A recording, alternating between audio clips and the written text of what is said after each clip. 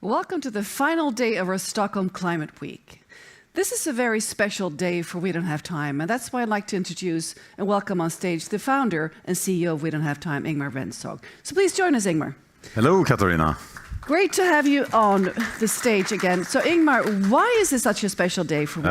This is a very special day because 5 years ago, at this exact moment, we hosted the very first no-fly climate conference on Earth Day 2018. And that's where the moment where We Don't Have Time was born as a global movement, because we get out to the world. Reflecting on that, we have doing those conferences every year now on Earth Day and many other occasions as well. We had 10,000 viewers 2018. This week we already have had about 15 million viewers. So reflecting on this, it's so much that have happened. 5 years ago, we were not in mainstream media talking about the climate crisis. We're talking about global warming as a distant problem in the long, distant future. And so much things have actually happened. And what we have seen during this week is how exponential growth are happening. You don't see so much in the beginning of the curve, but everything at the end of the curve when things going super fast will not happen if you don't have the beginning of the curve. And I think those 5 years, not because of us, of course, but because of what's happening in the world, and have been in the beginning of this curve. So that's very positive, even though we have very short amount of time doing things on. But that's never an excuse to not do everything we can. What I also would like to acknowledge is, our own exponential curve. We were really small when we started. I think we were like 5 people managing that conference. Today we are a lot more. But what's so great is that it's the same team that has been involved since the day one.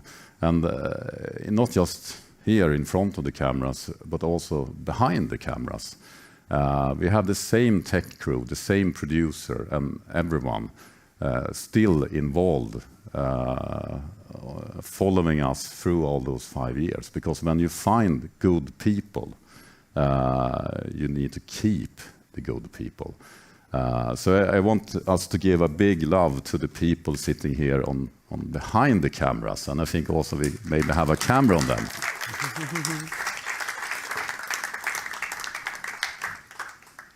So another thing that is very special is that you two, Katarina and Nick, you were not on stage 5 years ago, but I know that you were in the audience, the online audience.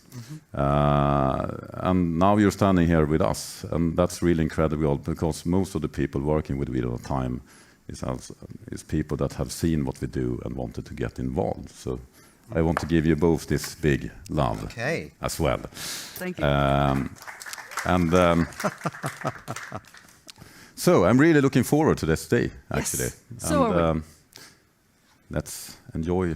Well, I would also like to say, I think that, Ingmar, you deserve a big hand, because actually we wouldn't be here today. This wonderful audience wouldn't be here live and also physically, but also virtually, if it hadn't been your dream to create this platform and these broadcasts. And yeah, you've done an incredible job. In 5 years, it's absolutely amazing what you've achieved. Yeah, big hand for Ingmar.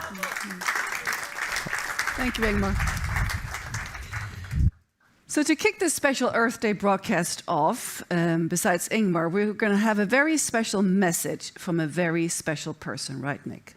In the summer of 1960, at the age of 26, she traveled from England to what is now known today as Tanzania, and ventured into the little-known world of wild chimpanzees. She has devoted her life since then to the protection of nature, and she has a very important message for us all. I'd like to give you Dr. Jane Goodall. Hello, this is Jane Goodall. First, let me thank you for the opportunity to say a few words at this important gathering. As we all know, our planet is going through dark times, politically, socially, and environmentally. And the thing is, these are all interconnected.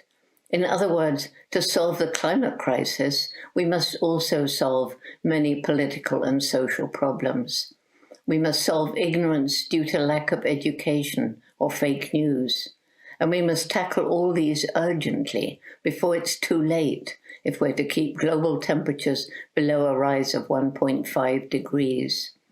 Even those who are strident climate change deniers are now forced to admit that there are changing weather patterns.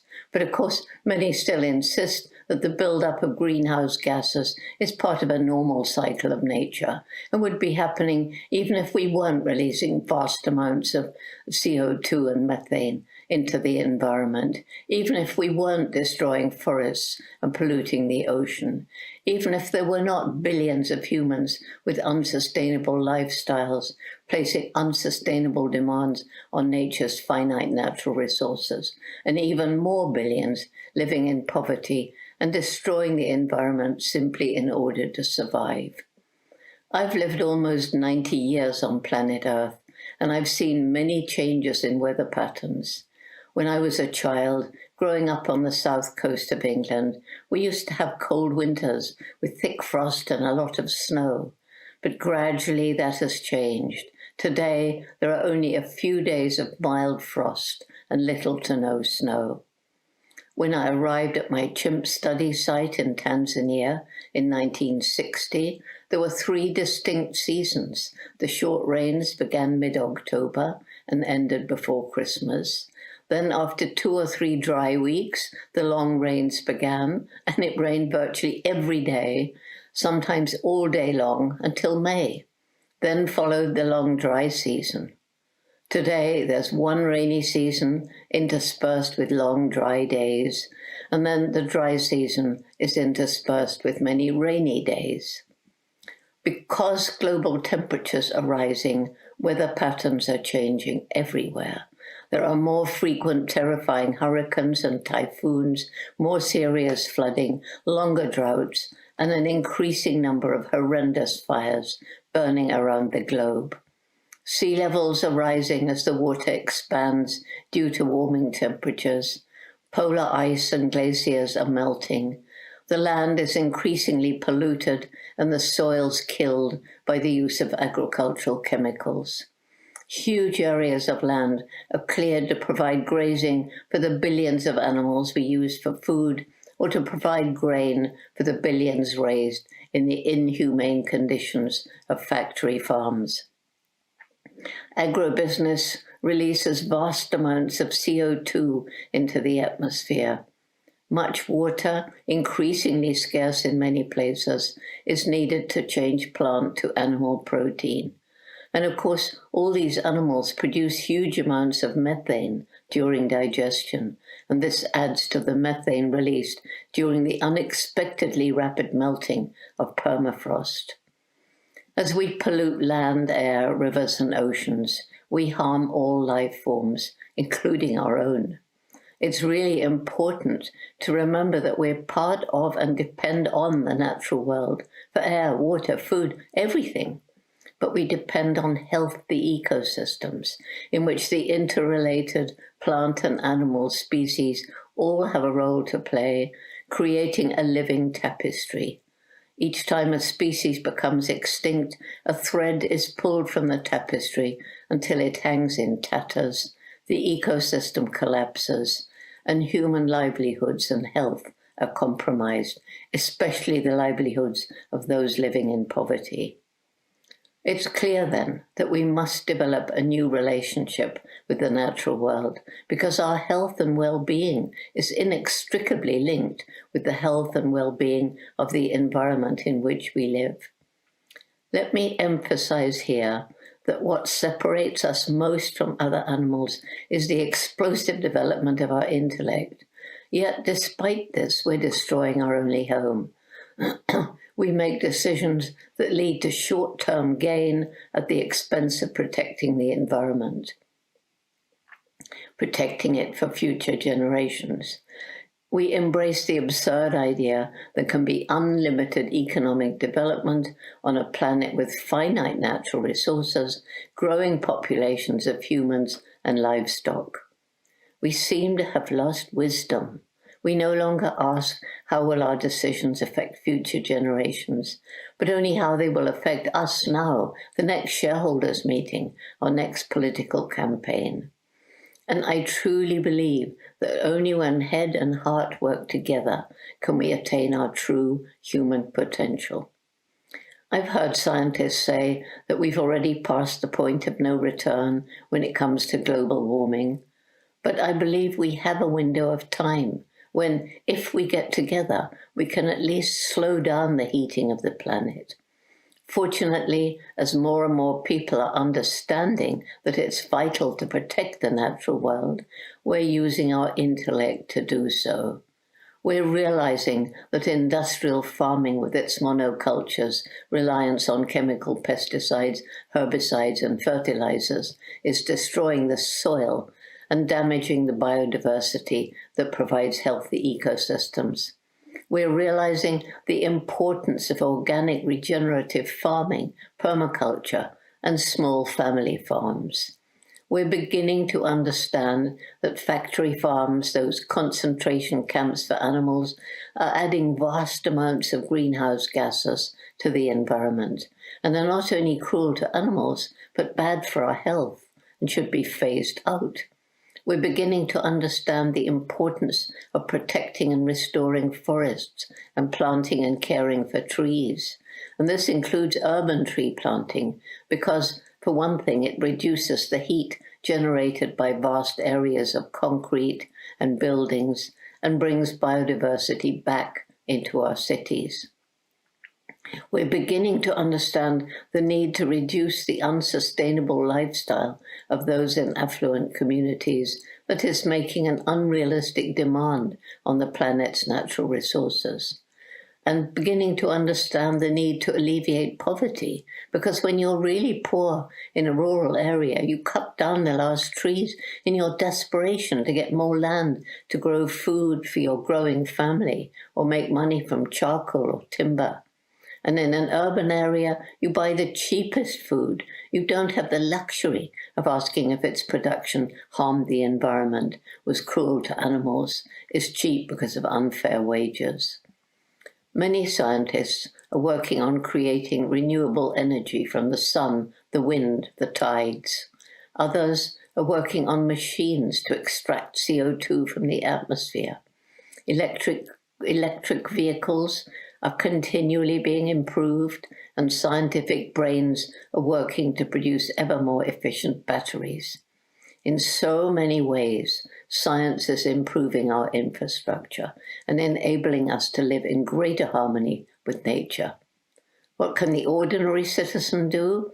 Well, we can move towards a plant-based diet and think about ways of reducing the enormous amount of waste that we create.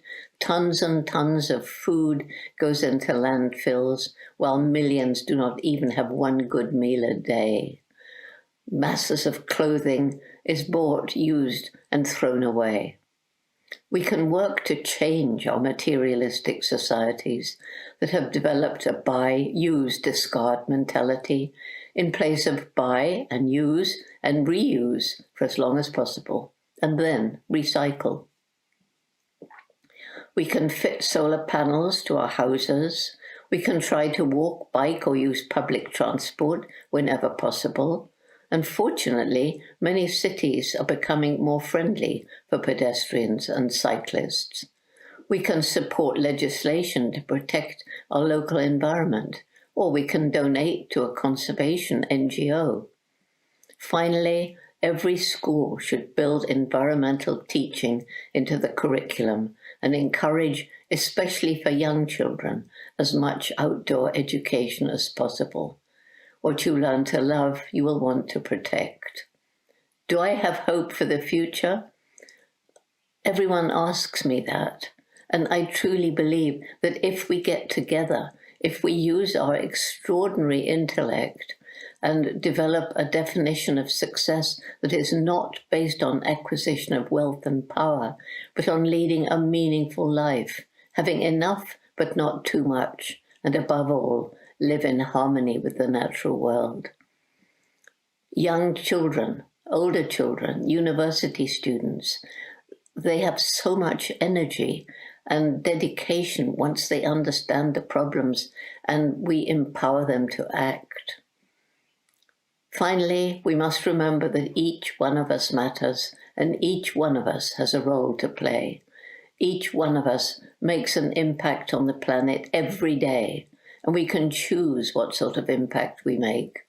Millions of small ethical choices in how we live, made by millions of people around the globe, moves us towards a better world.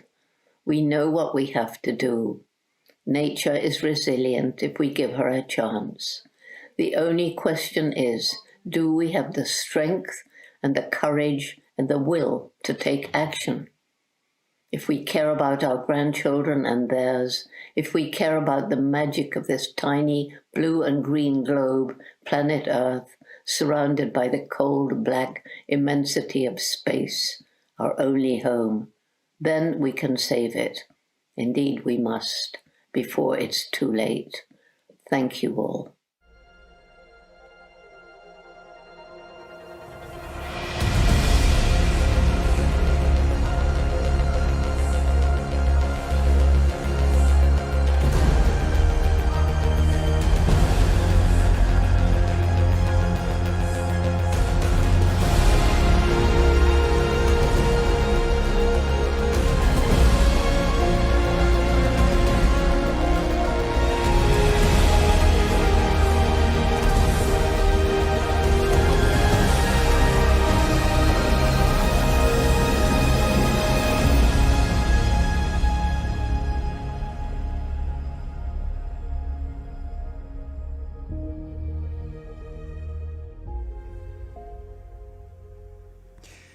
I'd now like to introduce Lewis Pugh, who is the United Nations Patron of the Oceans.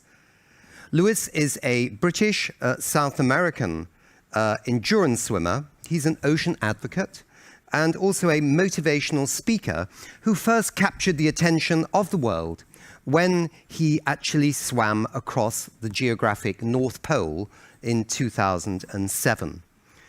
In 2013, he was appointed the UN Environment Programme's UN Patron of the Oceans. And we celebrate today his 10-year anniversary in this role. Do we have Lewis with us? Yes, we do. Lewis. Good morning, Nick. Nick, you said that I'm from South America. Did I say that? Do you know why? Because I actually hadn't put my glasses on. So I think you're actually from South Africa. Yes, you'll hear from me. Sorry about that. You can be from South America as well, but not yet. Absolutely. No, I spent some of my formative years in South Africa. That's fantastic. Lewis, it's great to see you indeed. Lewis, can you tell us a little bit how this journey began? What inspired a young Lewis to campaign for the seas and the oceans? And what in your early life led you to become an environmental activist and express this through swimming?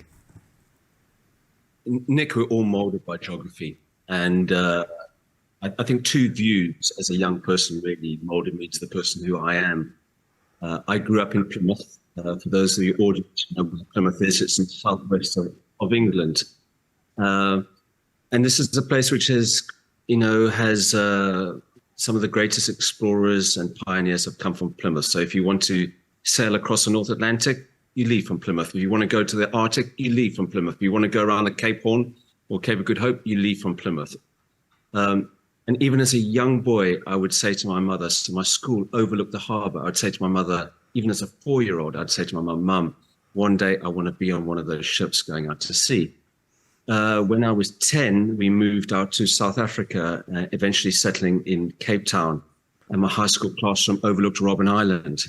And as a young boy, I said to myself, one day I want to swim there. And so then I went and I became a maritime lawyer. I studied at the University of Cape Town. On my second day, Nelson Mandela was released, or the announcement that Nelson Mandela would be released took place.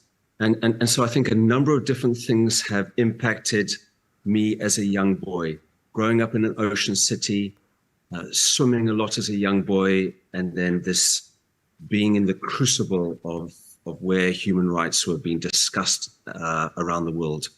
Put all those things together, that's where you get me. And your father was connected with the ocean, wasn't he?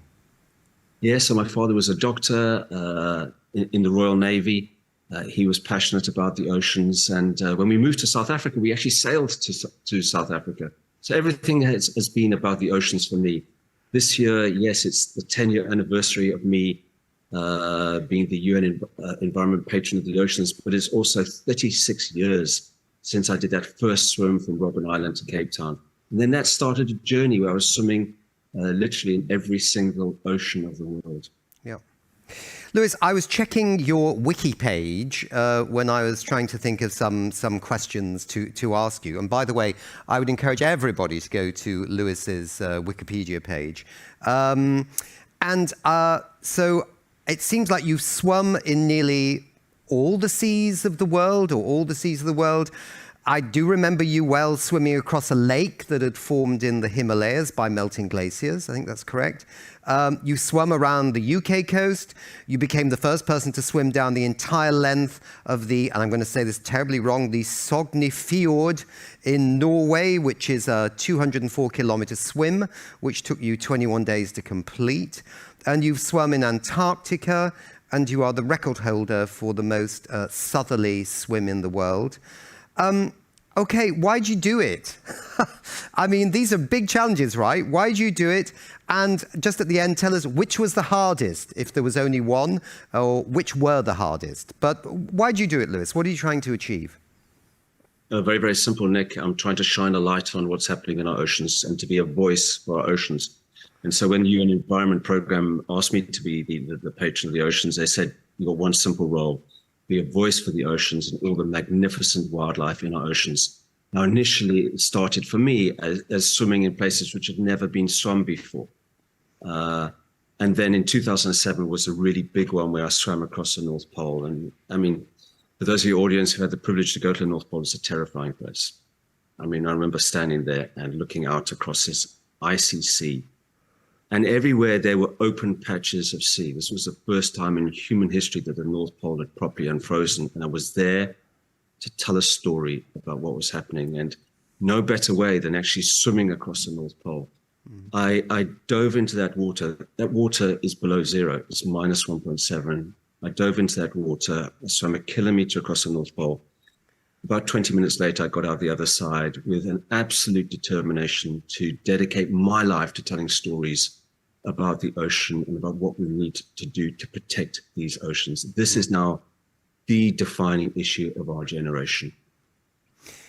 I think anybody who saw that video, that film of you, when you come out of the water after you've swum over the geographic North Pole, and your goggles are frozen on your face, yeah? And I remember there was a fact that came out of that story, which absolutely was one of those facts that you hear and you think, oh, wow, I didn't realize that the people who died in the Titanic, the water temperature was actually warmer than the water temperature you swam in over the geographic North Pole. Is that correct? Oh, yeah, no, considerably warmer. So, the North Atlantic, which is where the Titanic tragically sank, was in the middle of winter, it's about 5 degrees centigrade at most. Right. Water at the North Pole is minus 1.7, so it's even below zero. And when you get into that water, it's a very, very high consequence environment. Yeah. And nobody had ever swum in it before. And that's what makes it so terrifying, because you don't know what's going to happen to you. And as I was about to go to the water, Nick, I remember thinking to myself, if things go horribly wrong now, how long will it take for my frozen corpse to sink all the way to the bottom of the ocean, which is the worst thing to think about. Yeah. That really concentrates the mind, yeah. Is there something about your physiology that makes it possible for you to swim in these really cold waters? There was some information I'd read that some doctor had said you must have a special physiology. Do you think that's correct, Lewis? I mean, or can anybody do this if they train in the correct way? Well, I mean, let's just put this in perspective. I've been swimming for 36 years. The last 20 years have been in the polar regions. There is no person who's been colder in the world than me. You know, I've been doing swims up in the northern parts of Canada with boat drivers who are Inuit, who live in the cold all the time. And when they see me go into the cold, they just want hands over their face, because for them, they don't want to get cold. So there's been an awful lot of training, and every single year we get a little bit better, But here's the rub. It's the only sport in the whole world where the more experience you have, the more difficult it becomes. And that's the reason for that, is because when you've been really, really, really cold, you never quite warm up. It's deep in your bones. And so every single subsequent swim takes a huge amount of preparation, and you just got to get your mind right. So am I physiologically different to anyone else? Well, I'm much more adapted, but every swim is incredibly difficult. Wasn't there one swim you did where it was it a bit warmer or something, and that was more challenging? Wasn't there one? Yeah, well, I mean, last year I swam across the Red Sea. Now that's on the opposite end of the spectrum. Yeah. So I see coral reefs and polar regions as the two ground zeros of the climate crisis. This is where we're seeing it so much. You know, and so you imagine now I'm swimming across the Red Sea where the water is nearly 30 degrees centigrade.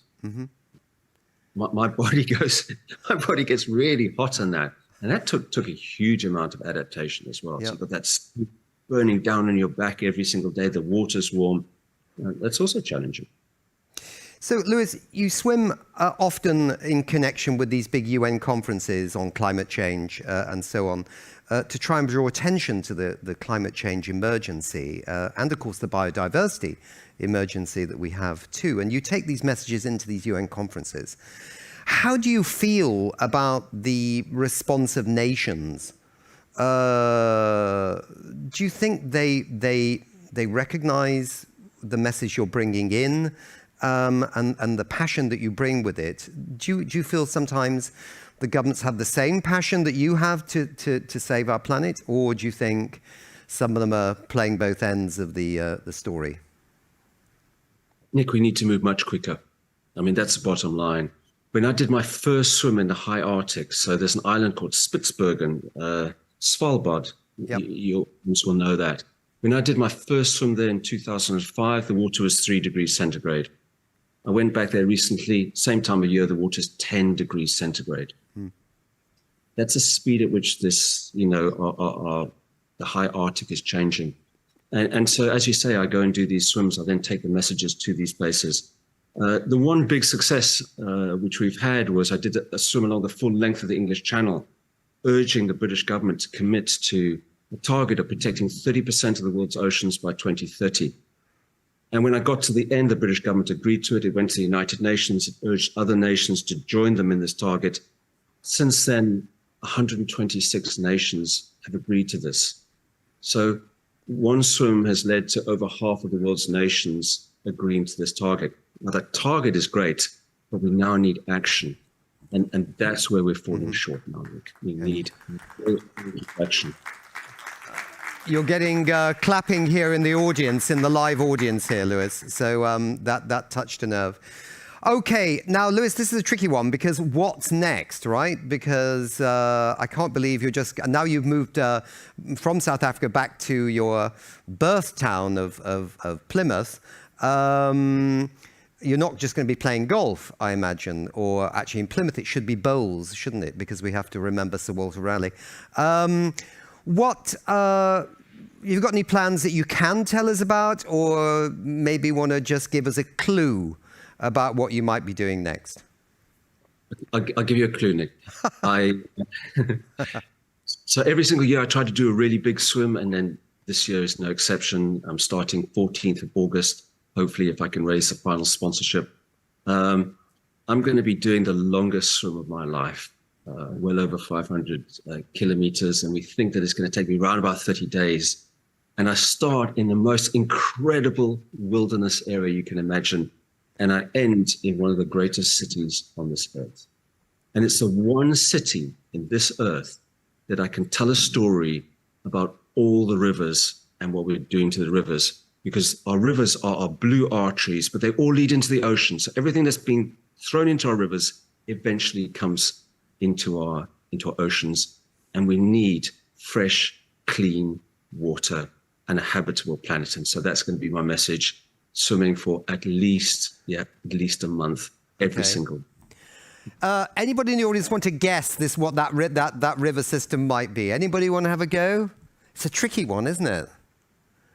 There's blank looks in the audience there. You really foxed them there. Well done, Lewis. But anybody that's watching the show here in the studio or outside, they should be looking for some kind of announcement, around about the 14th of August. Absolutely. Thank you. Okay. Lewis, it's been a great pleasure to have us with you. I hope there's going to be another 10 years of you being the United Nations patron of the oceans. You're doing a fantastic job to raise awareness. And as you say, it can have impact too in terms of changing the political dynamics. So congratulations, and we look forward to seeing you again. Thank you so much, Nick. Thank you.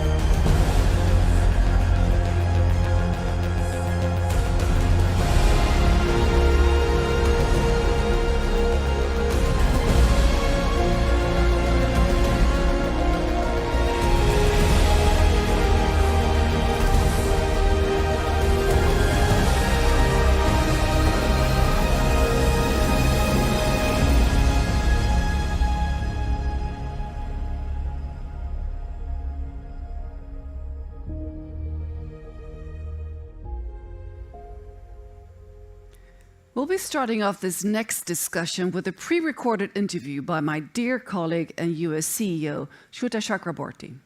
She sat down with Adam Met, the A in the world's most famous band, well, one of the world's most famous bands, AJR. So after this interview, we'll then play a song, so just stay put.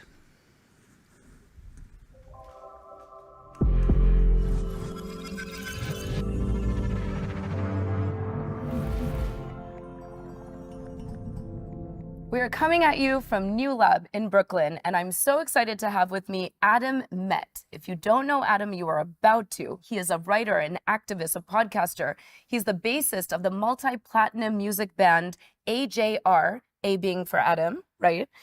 And also just happens to have a PhD in human rights and sustainable development. You don't always find that combination of rock star and doctor, so I'll call you Dr. Rockstar maybe from here on out. Sure, but also please don't do that. Okay, I will not do that.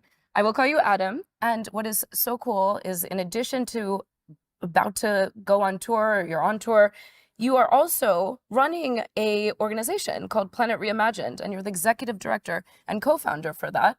How do you do all of this? This is so many things, which a viewer would think might not be connected, but actually it's very connected. Tell us about it. Yeah, everything I do is kind of part of this same universe that I live in. You might not think that being a musician feels the same as running a nonprofit or doing policy work or doing my PhD, but in my mind, they're all one. Because in the music group, yes, I perform on stage, but I also focus on the campaigns, building the campaigns, how an album rolls out, how a tour rolls out, the kinds of cities that we're going to, how we're marketing albums, things like that. And all of those strategies are the same ways that you would develop a campaign around climate. And that's what we do for Planet Reimagined. That's what I did for my PhD, working on large-scale energy projects and how they incorporate human rights. And we can get more into that in a little bit. But I don't see them as different things. And I know to the outside world, performing on stage looks very different from being in the halls of Congress and working on energy policy. But to me, it's all one. Wow. And it's so great that you are bridging those gaps between what would be perceived as siloed sectors, right? Policy, academia, creative industries. And so how has it been? Do you feel a responsibility and a burden for being on the forefront of actually making those connections between those who wouldn't necessarily talk to each other? Well, I definitely see it as a responsibility. I wouldn't say as much a burden. I think the responsibility for me is, as somebody who has a toe in all of these different places, it's kind of bringing all of them together. And that's how Planet Reimagined, the organization, was born, because I spent so much time in academia and I saw so much amazing research being done that ended up just sitting on a shelf. And then I spend so much time in advocacy, and so much advocacy work is amazing, Right. whether it's policy or marching in the streets or developing new technologies. But a lot of that advocacy work is in its own silo. And so what we did with this organization is we brought the two together. So we can talk more about that as we go forward, but to be able to bridge research and advocacy together, bringing those worlds together, is the responsibility that I feel. And kind of the third piece of that is what I've learned from music. It's how to do kind of these broad awareness campaigns to amplify voices that don't necessarily get to see the light normally, and figure out creative and fun ways to communicate these ideas. Because climate, which is what we're all talking about, is not doom and gloom. And there have been a lot of articles recently about how doomerism is the new, anti-climate. But that's not really true, because yes, you can convince a certain amount of people with fear. That will work, and we've created a youth movement that's built on fear and anger, and that's great, but you're never going to reach that tipping point to the population unless you approach it with a variety of different emotional capacities. You want to be able to engage people around fun, around hope, around all of these different areas of emotion. And that's what we try and do, reach that whole emotional spectrum. So you have this kind of creative approach, you have the research approach, and you have the advocacy approach, and I see my responsibility as being in the center to bring all of them together. Wow.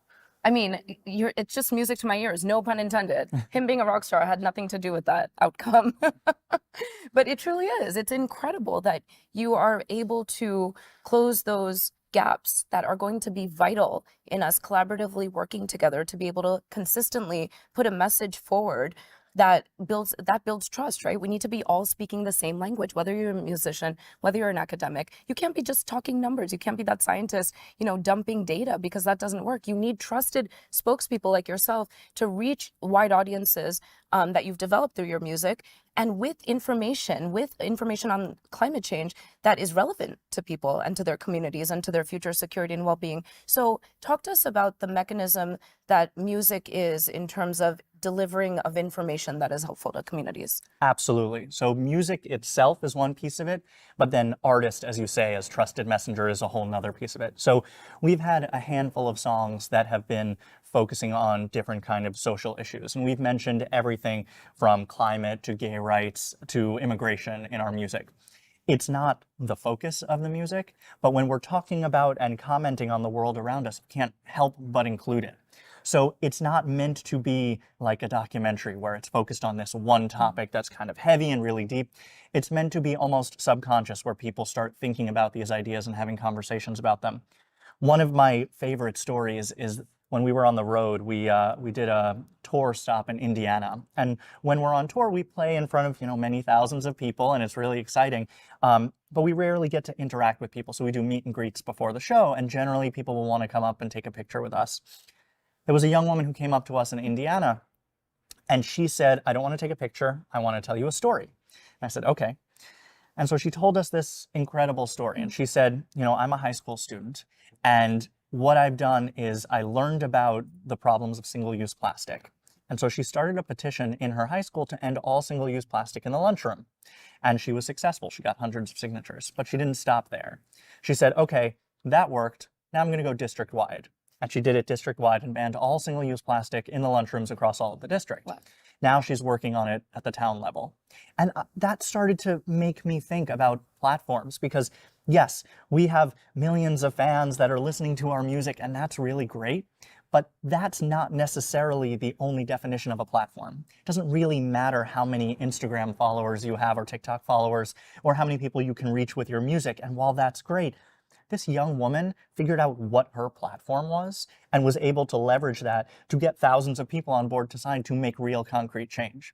So anybody, if they take the time and sit down and think about what their platform is, that's key. And that's one of the messages that I want to make sure that we're conveying in music, that these trusted messengers of people, it's not about telling people to switch to, paper straws away from plastic straws. Right.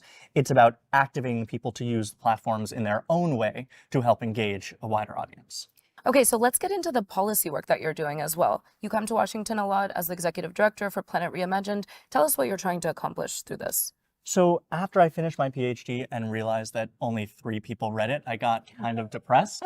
So I wanted to figure out a way to actually make it useful to people. So I started to develop this policy idea with Planet Reimagined, and now we're starting to engage our fellows around it. But the idea is something called co-location.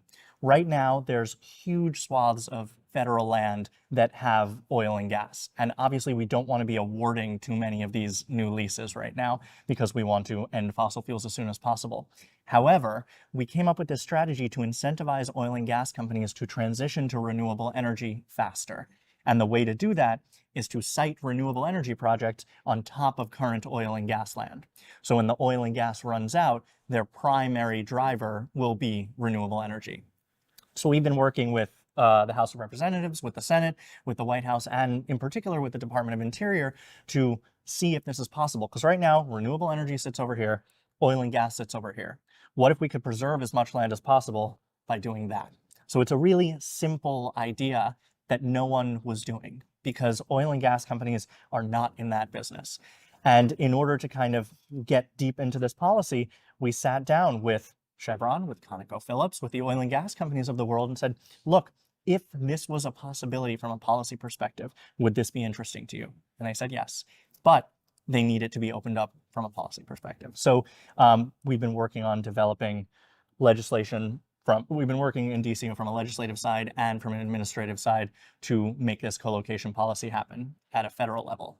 Then the next step is our fellows are going to be working on it this summer from a state level. So we're working with a bunch of different state governments, state land, to be able to co-locate renewable energy projects on top of oil and gas.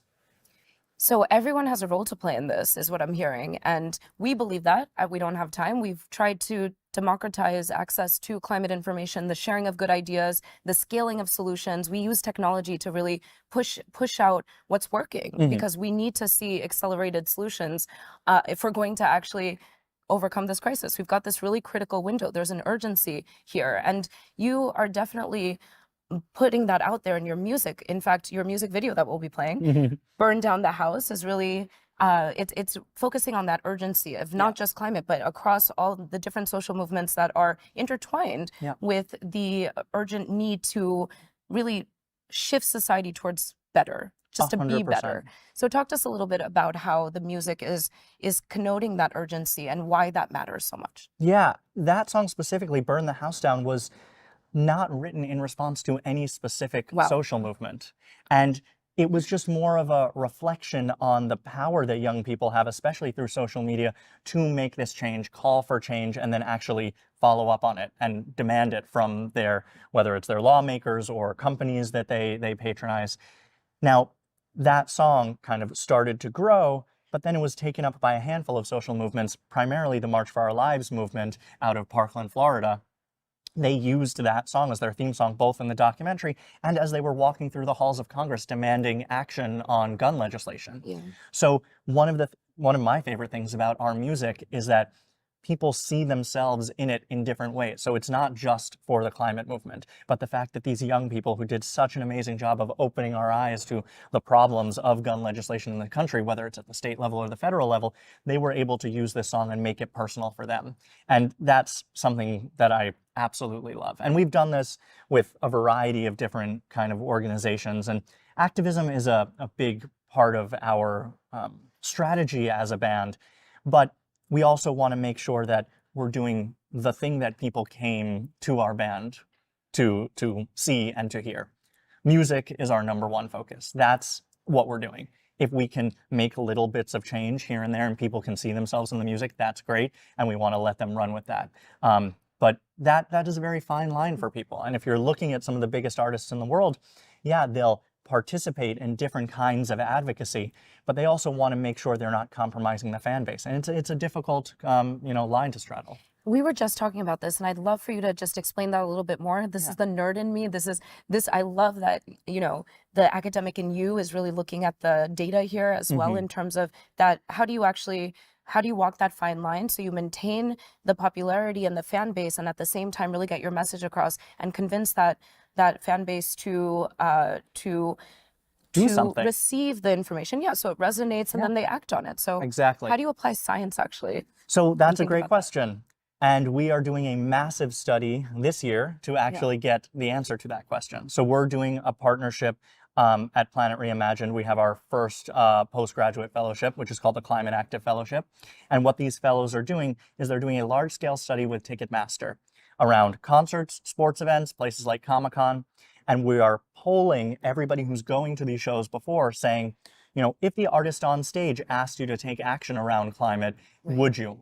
Have you taken any actions before? If there were options on site for you to volunteer for local organizations, would you? And then the whole point is we're following up after to see if they actually did it. Because on-ramps to activism are what we need right now. Yes, we have a lot of investment going into clean tech, and that's incredible. But if we're not getting these young people who are fighting the fight with these local organizations, because you know how important these local organizations are, if we're not creating more of these on-ramps, then it's not really going to be incredibly effective. So this use of data over this next year, we're doing this study, and we're going to be publishing free and open source like we do everything at Planet Reimagined, so everyone can use it as much as possible. Okay, seriously, Dr. Rockstar. Has anyone called you that? No, you're the first. I came up with it. We've literally got a PhD musician that is applying science to on-ramping the fans to climate action. And this is just music to my ears also as a behavioral scientist, because that's what we need. We need to see actual measurable impact, right? Ultimately, because music can be dismissed, and this is the worst way to look at it, dismissed as just something that is entertainment. But actually, that's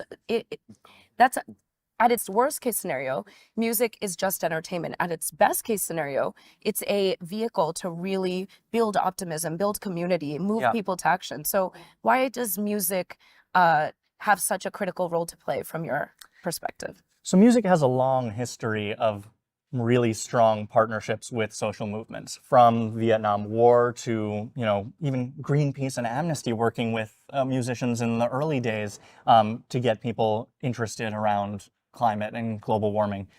Music has a way to connect emotionally to people that I think a lot of other art forms don't necessarily.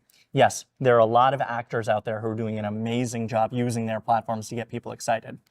But in general, when you see them, they're reading other people's lines.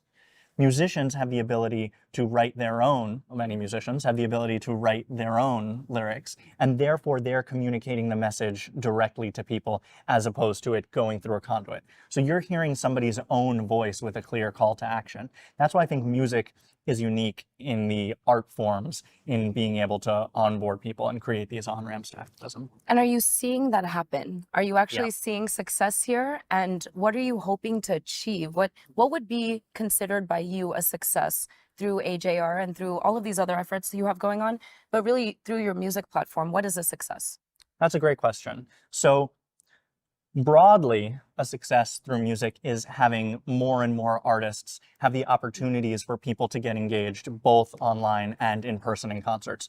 There's something about being in person where everyone is jumping and sweaty together and singing along, that group think idea, that if we can use that to get people on board for climate, I think that's a huge win. And from a scientific perspective, it's been studied that it takes about 3.5% of a population getting engaged in something to have actual political change happen. So if we have 3.5% of people in this country actually fighting for climate work, that's going to be the thing that gets the ball rolling. Now, if you think about the number of people that go out to shows, sports events, it's way more than the 3.5% of the population. So if we can get even a small percentage of those people working, that is a huge win to me. But for us personally, it's the same kind of thing that I was talking about before. How can I leverage the work that I've done as, you know, in my PhD with Planet Reimagined to help make this work more accessible for everyone else? And when I say accessible, it could be something as simple as the young woman in Indiana who used her own platform effectively to ban single-use plastic. That story being replicated in a million other schools around the country, that's real concrete change, and that's what looks like a win to me. I love that. And you're talking about optimism a lot. You're very positive. It's a very positive energy. The music is super upbeat. And you said in the beginning of this conversation that there's a lot of fear that was being used to bring young people together to really, cry out against really poor decisions that have been made or lack of decision that has been taken around adapting to climate, mitigating against climate. And that works. And from a behavioral science point of view, you do actually break through a very saturated information environment through fear. Yep. But to motivate action, to actually mobilize the masses, you need hope, you need inspiration, you need action steps. And you seem like you're in that, very much in that category of providing the solutions and the avenues towards action. What do you think about those who are still kind of harping on the negatives? I think that there are still many more people to bring into this climate tent through fear and anger. I think we shouldn't be leaving fear and anger behind. I think they're both really important, but they're just one part of this larger story, as you say. Hope and optimism and a lot of other emotions, sadness, there's a lot of other ways to get people in. And it's the same way that I think about partnerships. I mean, what we do at Planet Reimagine with bringing people together for our fellowships, there's a reason why for our groups of 4, we'll always bring people together from 4 different backgrounds, 4 different countries, 4 different areas of expertise. For example, a few years ago, we did a project around carbon economy, a very broad topic. And we brought together an architect from India, a climate scientist from Germany, and a supply chain management student from New Jersey. And you would think, what is the overlap between their specialties? They spent a couple of weeks working on it, and they said urban rooftop farming, architecture, climate science, and supply chain management. And what they did is they developed a new approach to urban rooftop farming. They developed their white paper, which is great, of course. Then we partnered with iHeartRadio, and we ended up reaching 100 million people around the world with this story of a carrot. And a carrot generally travels more miles than the average American does in a year to get to your plate. And so they came up with this whole strategy of how to do urban rooftop farming by engaging local communities. It created new jobs. Then we implemented it at a music venue in Queens at Forest Hill Stadium. So it went from people who had no idea what they were going to be doing together into bringing all of these creative ideas together into something that 1 + 1 + 1 ended up equaling 10. And that's what I love seeing. And that's what I see in music too. Because whether it's in concrete research turning into advocacy or on the music side, when you have creativity injected into it, that's where you get a little bit of hope, a little bit of inspiration, a little bit of anger, a little bit of fear. And when you have all of those emotions coming together, that's when I see real concrete changes being made. Wow. If we could just replicate you, I asked Adam prior to the start of this interview whether he had a clone or not. We have the technology. I'm convinced there's a few clones out there. This might be one, but he actually is. He actually is all of these things as one person: an academic, a musician, a policy advocate, aligning policy to the science. You are all of these things, and you really operate at that nexus. And we need more. We do need to clone people with having the ability to work across silos, collaborate across sectors, and that's how we're going to accelerate solutions to the climate crisis and overcome it. Do you think we'll succeed? I do think we'll succeed. I absolutely think we'll succeed, because the hockey stick graph of emissions, I think there's a very similar hockey stick graph that we are seeing right now with people getting engaged. And everyone is starting to see that every sector has climate jobs, whether it's people working in tech or manufacturing or agriculture. Every job is a climate job. So we're starting to see that hockey stick approach of all of these jobs reacting to emissions. And if we can have one map perfectly over the other, then we are going to be successful. Awesome. And okay, so before we close out, tell our audience about your music, where they can find out more about you, where they can listen to you. We know you have an incredible platform already, and the number of listens is like... It's a lot. That's amazing. Yeah, I think we have somewhere around 8 billion streams now on our music. So that's pretty exciting. But the band is called AJR, and if you put that into your favorite search engine or social media platform, you will find us, I promise. And they can find you somewhere live too. Oh, yes. We will be going on tour. We have all of our tour dates listed on our website. That's ajrbrothers.com. And hopefully we are coming to a city near you soon. Awesome. Check out AJR. And thank you so much, Adam Met, for being here and speaking with me today. Appreciate it. This was great.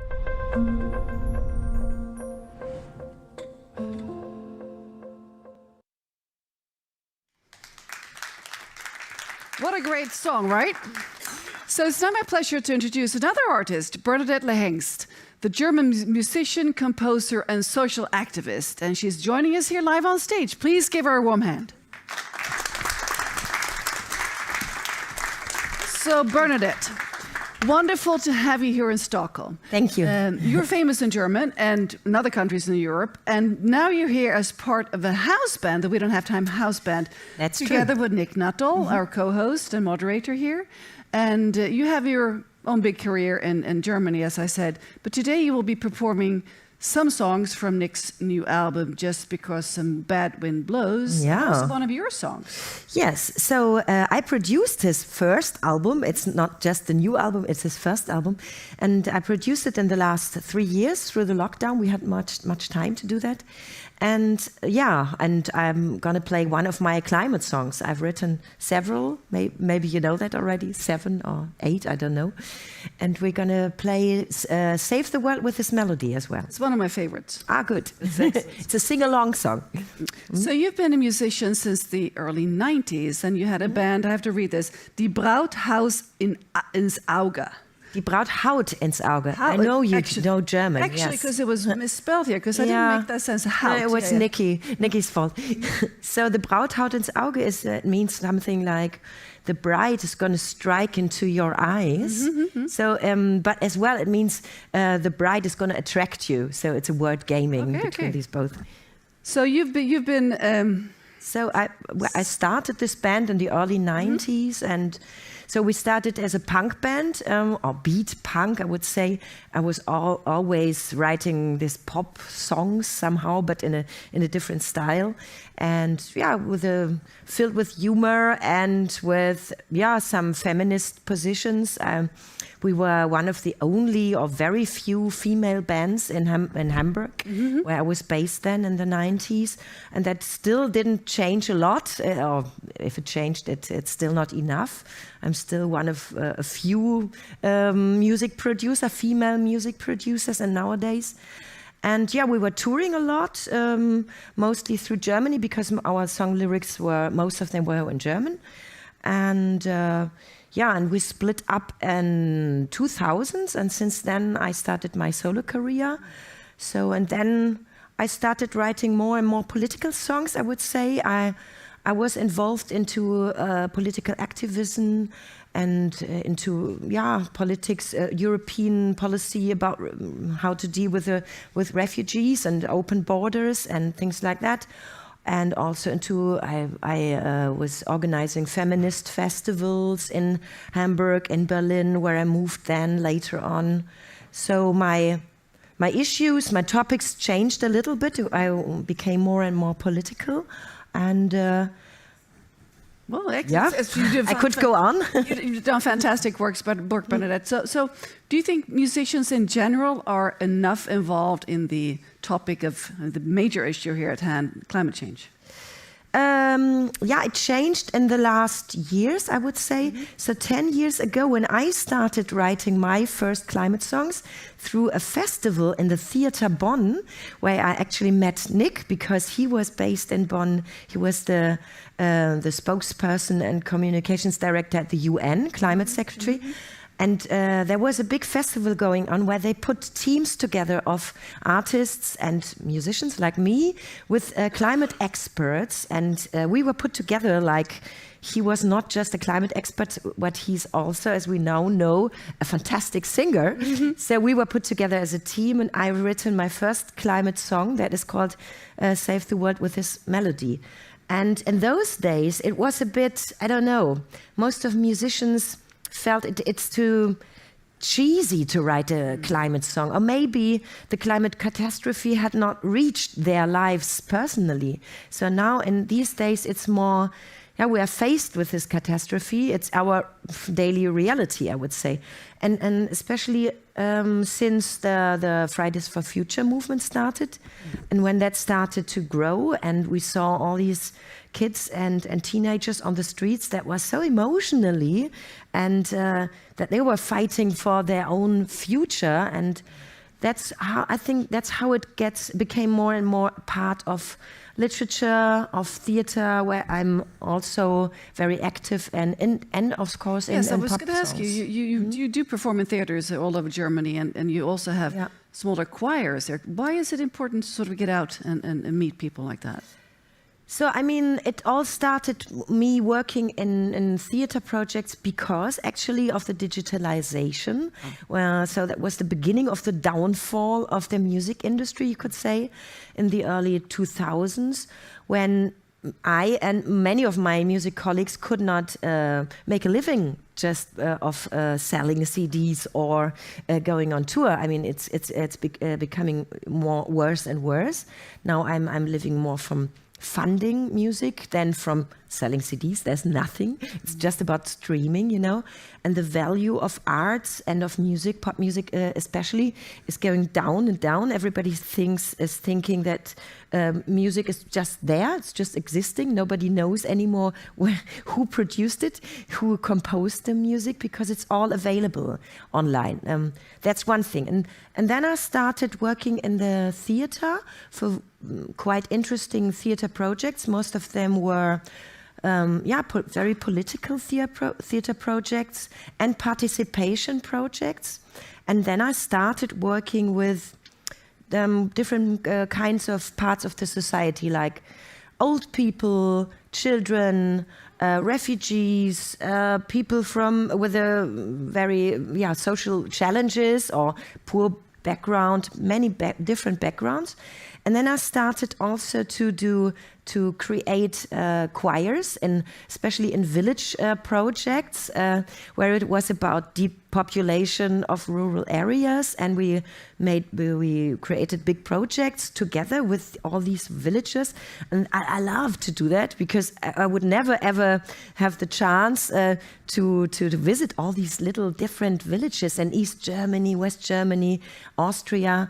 And the special thing about this is that we're not just singing songs together, but writing songs together. So I always ask these people about either their complaints about their daily life or about politics, or to write visions about their future as a village, as a community. And it creates a strong community. And I think also, I call myself unconditional choir conductor. That's fantastic. And so it's in Germany, you say the unconditional basic income granted. So it's called bedingungsloses Grundeinkommen. And I call myself bedingungslose Chorleiterin of the bedingungslose Grundeinsingen, the unconditional singing. And that means there's no condition, but the passion for singing. Fantastic, Bernadette. So we'll be listening to you during the day. Yeah, good. And we're really looking forward to it. it. And it's just so impressive, the power of what you do and the music. It's we can really make a change here, and you're a big part of this. Thank you. So thank you so much. I'll see you back soon. Yes, there's the guitar. There's the guitar. Waiting for me. Bye-bye. Bye-bye.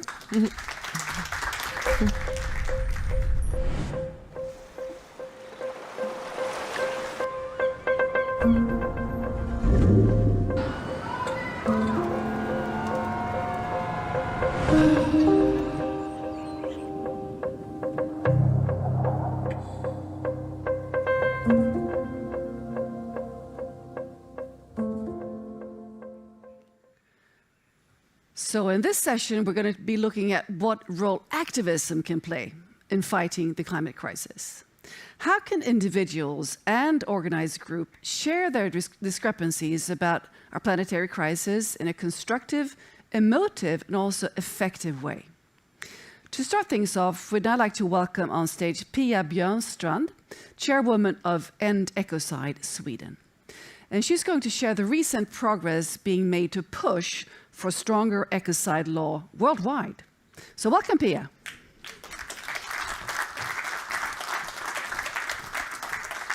Great to have you here.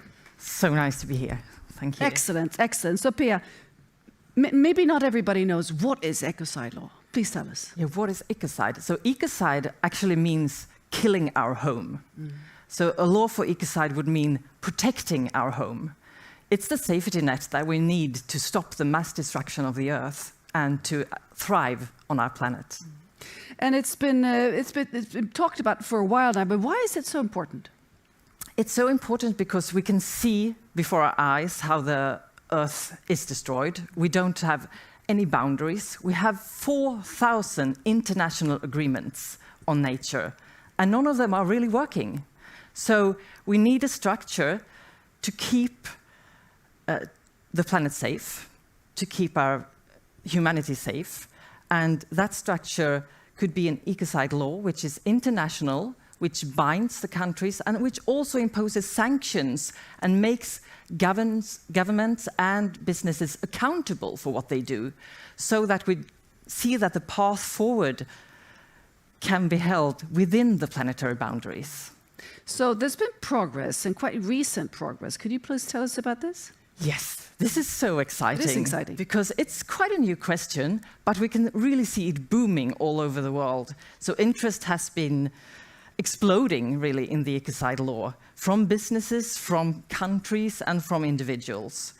So we've seen a lot of countries stand behind this proposal to amend the international agreement. What is proposed is that the International Criminal Court of Hague will have this law and be able to enforce it, so that they can impose sanctions and make governments and businesses accountable for stepping over these rules. As we do already in genocide with war crimes and war aggressions and so on. So there's already 4 crimes against humanity, and this is proposed to be the 5th crime. It has been proposed before, but then it wasn't accepted. But now we can see a big movement.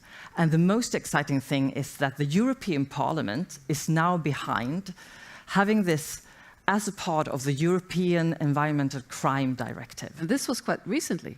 This was recent. That was just a few weeks ago. So very exciting. So what could the impact be globally if we put this in place? Well, I see it as a game changer, really. This would mean that businesses and governments would have to address the questions before it arises. So they can't keep on destroying as they do. The business plans would have to be changed. We'll see a different kind of too policies. much risk if they make the bad decisions early on. Exactly. There would be a big risk, and businesses would see that this could make them pay huge damages. So the biggest part, I think, is to change the view of how we treat this world, both for governments, businesses, and individuals. As now, genocide is, of course, unacceptable, and the world has taken a big step forward in that, and this will be a big step forward in protecting our nature. So just keep pushing, and there's many ways of supporting you, of course. You can tell us. Yes. So we can see many businesses supporting this, and right now we have a campaign. It's on the web page, Nature, well, let me see, because now I just forgot. Nature for Earth. No, sorry. That's okay. There's a way of signing. Yes, there's a way of signing a campaign for businesses, and this is to make for the businesses to have safe and fair and predictable rules. And so you could join the lawfornature.earth. Lawfornature.earth. Exactly. And we'll post it on the We Don't Have Time post. And there's information, and for individuals, you have the Stop Ecocide for Earth, where there's an international campaign. So there, and if you can't find it, you just look on the We Don't Have Time app, because we will be posting it, of course, after this. So thank you very much for your fantastic work, Pia Björnstrand. Thank you so much. Thank you.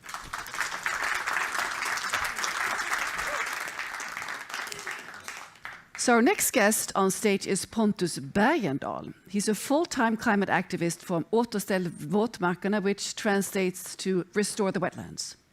And Pontus is going to share more about his topic here, so please give him a warm hand. Hello. Welcome, Pontus. Hello, thank you. So the emissions from the wetlands are a big contributor to the CO2 emissions here. So why are you pushing and how are you working with this and this organization that you're frontlining here? We targeted preserve wetlands and the top industry because that is the easiest and cheapest and most effective way to cut carbon emissions in Sweden. But that is just a tactical goal. We have a strategic goal, long-time goal, that is basically about making and creating a peaceful democratic revolution, because we think that it's only a revolution that can save us right now from this disaster we are in. So Pontus, please tell the audience a bit about what you have done so far. Yeah, I've been in preserved wetlands, or återställd våtmarker, as it says in Swedish, for almost a year. And I've been out on the freeways. I've been working. We are having a campaign right now. We are in Stockholm right now, this 2 weeks, and we are out every single day demonstrating and obstructing the traffic. And we are also in the government building and raising our voice for stopping peat industry and preserving wetlands. And the reason for this is to reveal the incompetence in the government, because if they can't even preserve or restore the wetlands, they can't do anything. And that's why we're doing it. So the government has put money aside to restore the wetlands, but you know that the percentage of how much has happened and how much of the wetlands that are preserved is minuscule, right? Exactly. It's not enough at all. And that's typical for the Swedish government. Both this government and the previous government, they can't handle the situation. And that's obvious. And I think that we are in a situation right now that every citizen in Sweden needs to think about what has to be done to save us from this disaster. What can we do to be in line with this social collapse we are facing? And that is to be out on the streets and doing a rebellion and raise up. So that's what the preserved wetlands is all about. And I can also say that we are a part of a bigger network, the A22 network. And some other campaigns that also part of that is, for example, Just Stop Oil, that we have seen in Britain, and Letzte Generation. And Excellent, Pontus. Please take a seat in the sofa and we'll get back to you with more questions. Okay, thank you. Thank you. So we're now going to press on with another Q&A, and this time we're meeting with Cohen Lemaire from Scientists Rebellion. So please give him a warm hand. So Cohen, could you please tell us about Extinction Rebellion's action against the major European airport Schiphol in Amsterdam and what effect it had? Sure. I presented a little talk, so I'll just do the talk, because I think some of the questions you are addressing me are addressed in the talk. Absolutely. Go ahead. Yeah. So, I'm Koen Lemaire from Scientists Rebellion in the Netherlands. And we targeted,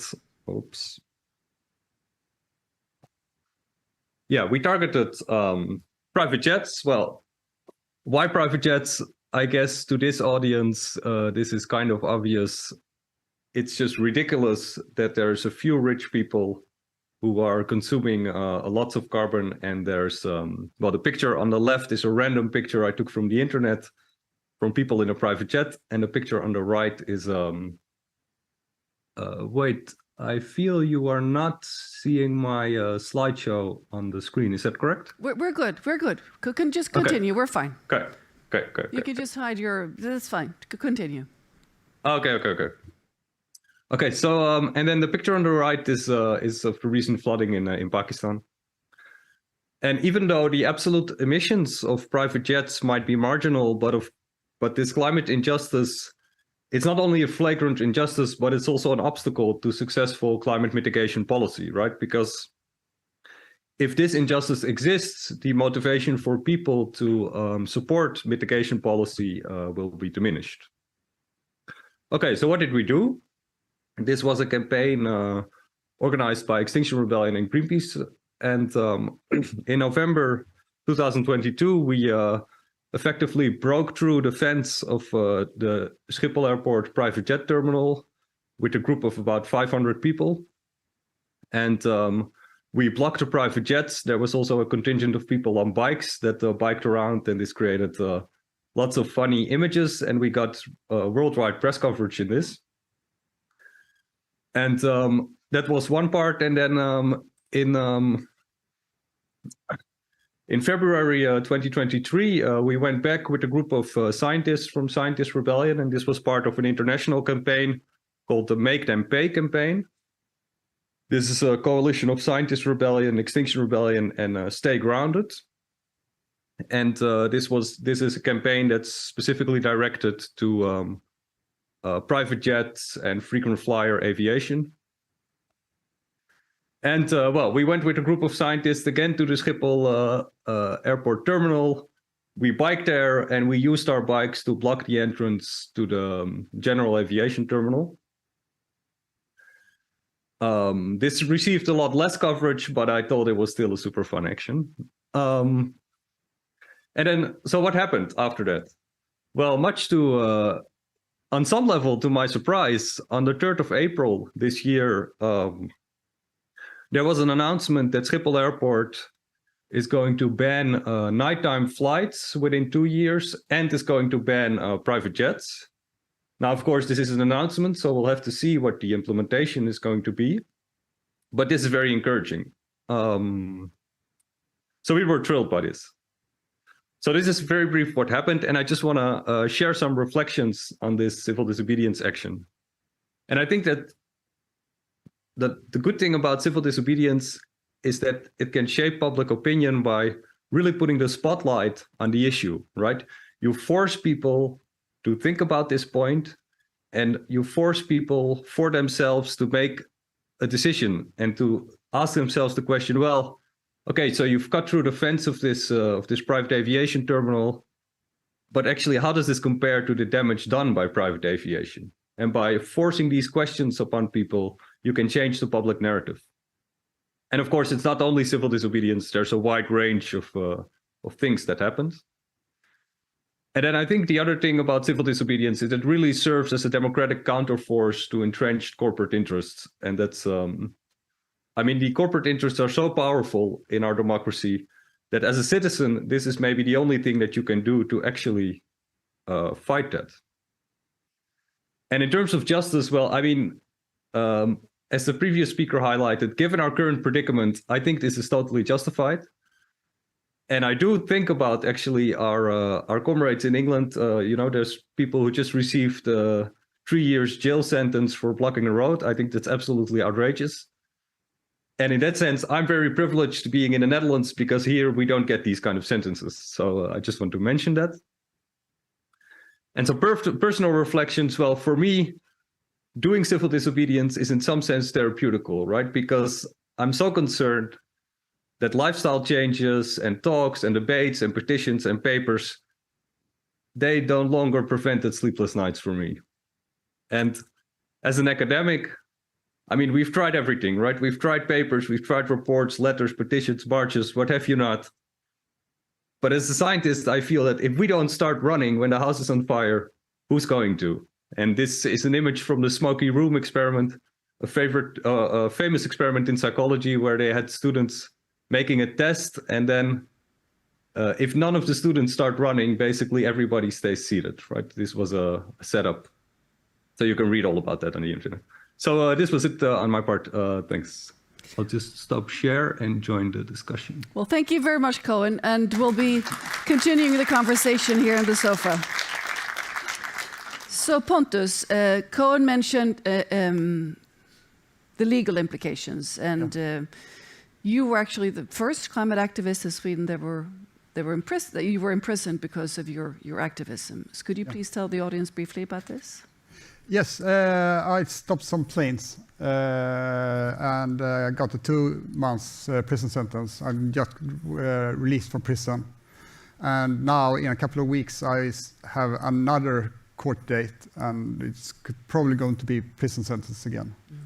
And I think this is very important. I think that we are in an acute situation that we need to have people sacrifice. We need to sacrifice our social network. We need to sacrifice our economy. We need to sacrifice our freedom, because otherwise we can't win this battle. It's so severe. And how about the importance of, you left your well-paid job in the business community, and you have a family, and you're sort of maybe not the classical activist. And what do you think the importance is of you in this position, actually ending up in jail and sort of talking about this? I think my position as before I went to become a climate activist, I was just a normal manager, R&D manager, entrepreneur, and I have 3 lovely daughters, and just normal. And I'm doing these spectacular things and go to prison. Maybe someone thinks, why is he doing this? What's it all about? And maybe they can be inspired and do the same thing themselves. That's what I'm hoping for. Indeed. So going back to the topic at hand from you right now, the wetlands. I mean, that's not the only thing you're doing, obviously, but how are you getting people to understand the aspect of protecting or restoring the wetlands? By obstruction, disturbing the business as usual society as much as possible. And the interesting thing here is that we got a lot of hatred when we blocked the highways around Stockholm. But we did a survey, and we saw that we created a public opinion that was 75% of Swedish population were behind our demands about restoring the wetlands. So we don't care if they dislike us, as long as they agree with our goals. And that's a very important thing to remember. And that's what exactly the same thing Martin Luther King said from the Birmingham prison. Thank you so much, Pontus. Thank you. Yes. So Cohen, the private jet intervention here that actually ended up with such a strong impact. Did you expect this? I mean, when you planned this action, that this would actually get such strong implications, and do you think this might be happening on other airports in the world, banning private jets? I mean, we certainly hoped it, and I certainly hope it will happen at other airports. Now, I have to make a nuancing remark. The motivation of the airport to ban the private jets was to prevent sound hinder to the people living around the airport, because they were sued for people who couldn't sleep because of the sound of the airplanes, and that's the reason why they banned private jets. So it wasn't actually an environmental reason. To this day, they don't really admit that there's such a bad environmental impact. Well, it probably, so that's somewhat disappointed. I mean, probably played in, I would say, in the public opinion. So, what have you learned from this action, Cohen, as a scientist?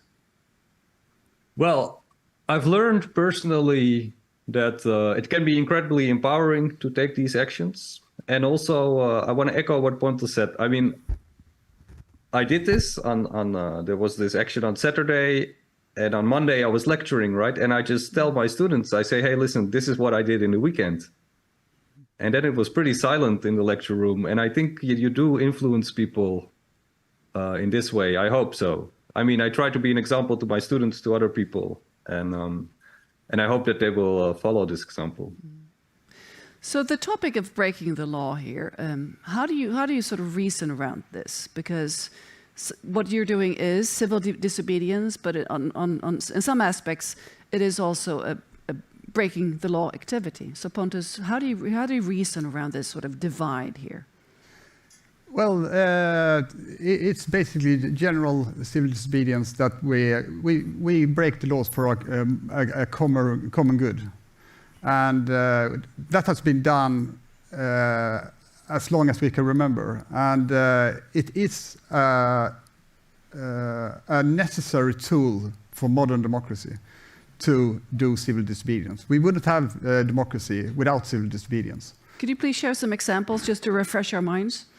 Yeah, for example, we could take the suffragettes from the start. We wouldn't have a right to vote without civil disobedience. And we can look at the civil rights movement in America and Rosa Parks. Yeah, exactly. Sitting in the bus. Yeah, exactly. So this is just a part of a long history of evolving in democracy. And I think that if the modern democracy today is locked, we see, besides the climate catastrophe, we see a political disaster because the politics can't make the decisions. And then we need to help them by doing civil disobedience, among other things. But it's so important because we can't trust the politics anymore. They can't fix this themselves. Thank you, Pontus. Reflections for you, Cohen? Well, I want to echo what Pontus said, and I want to add also that, I mean, the legitimacy of the state is contingent upon them taking care of us, right? And the moment that the state wittingly, knowingly ignores this climate problem, and I think we can say that, I mean, this has been known for 40 years, maybe 50 years. In case of the oil companies, they knew this for 50 years, right? And in the general scientific community, this is known for at least 30 to 40 years that we should do something. And they just didn't do it. And to me, they've broken the social contract and they have, in some sense, lost their legitimacy in this way. And then I think it is justified to engage in civil disobedience. Yeah, I totally agree. And I also think that one can look at it and say, is it proportional, for example, to storm an airport? Yeah. Of course it is. Of course it is. Proportional to the risks that will happen if we don't exactly. take action. Yeah, yes. exactly. So what is important to keep in mind when you act on, when you use civil disobedience? What do you have to keep in mind? Well, there are some rules. We have to be peaceful.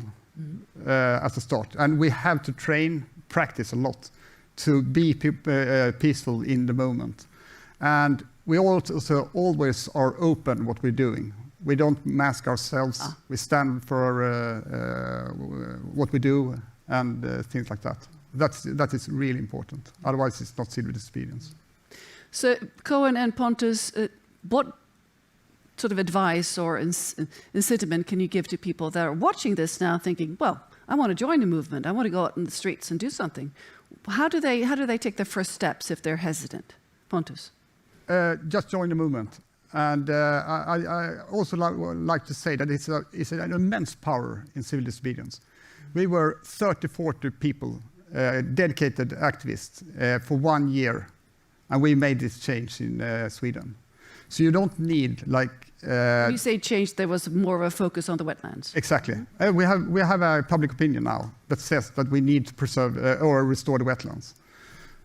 So we don't need several percent of the population. We just need a couple of thousand people on the street to change the whole Swedish society. I'm totally convinced of that. So Pontus, what do you say to the people who said, well, I don't want to block the streets because people get annoyed and don't really understand it? So what would you say to them? It doesn't matter what you think about the activists. The only thing that matters is to cut carbon and make a change. So the goals is what we're focusing on. It's not a popularity contest. Thank you, Pontus. And it might even render you a jail sentence, and it's still worth it. That's really impressive. So, Cohen, final words from you. What do you say to the people that are inspired by this and might want to take action? And they might not want to be on the streets, but if they're not that brave, what can they do? Well, there's of course many things you can do. You can go sign petitions. You can make lifestyle changes yourself. But I want to make one more remark regarding what Pontus said. So how do you join the movement? I'm myself a very law-abiding citizen. I'm an academic. It was totally out of my comfort zone to do civil disobedience, to get arrested and to go to jail.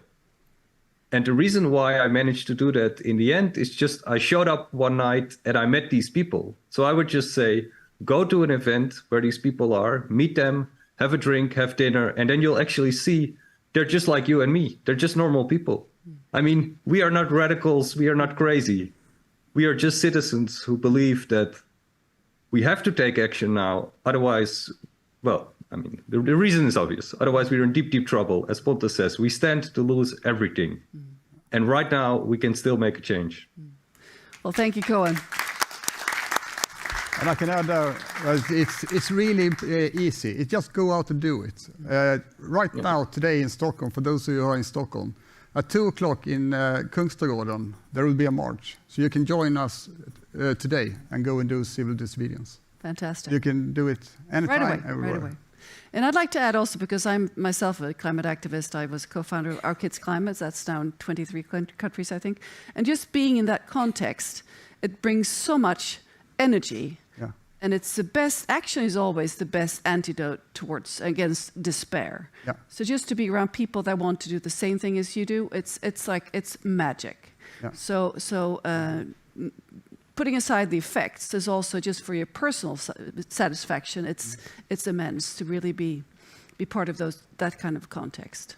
Yeah. And of course, we can make a difference. And so you can tell that it's possible. So thank you so much, Cohen. Thank you so much, Pontus, for your fantastic work. Thank you very much. Thank you. Thank you.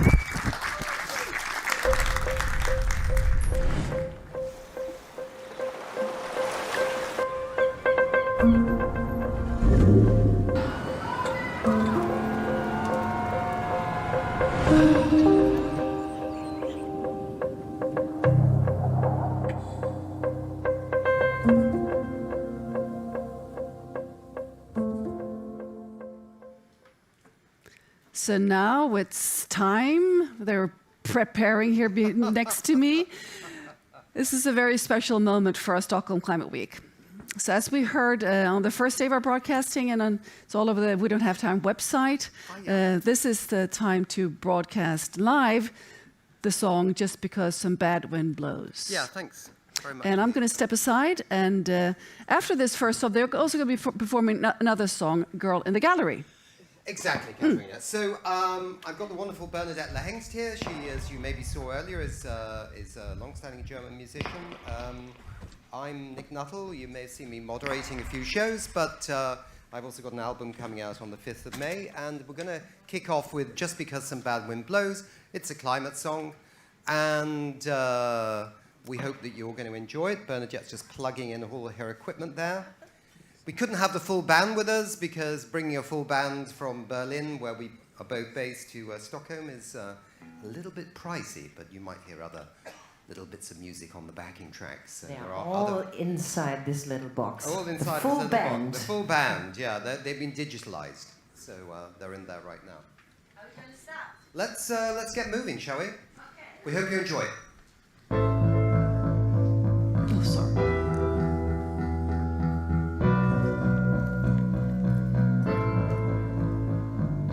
Where did it go wrong? Please tell me, who do I blame? Just name them, what do we do in this moment? Take to the streets, they're empty, storm the parliaments. They're shut down, no one in charge but the rodents. But we're not going to let this thing get out of hand. You know, we've got a plan, you know, 'cause we're not gonna lose the best things we ever knew just because some bad wind blows.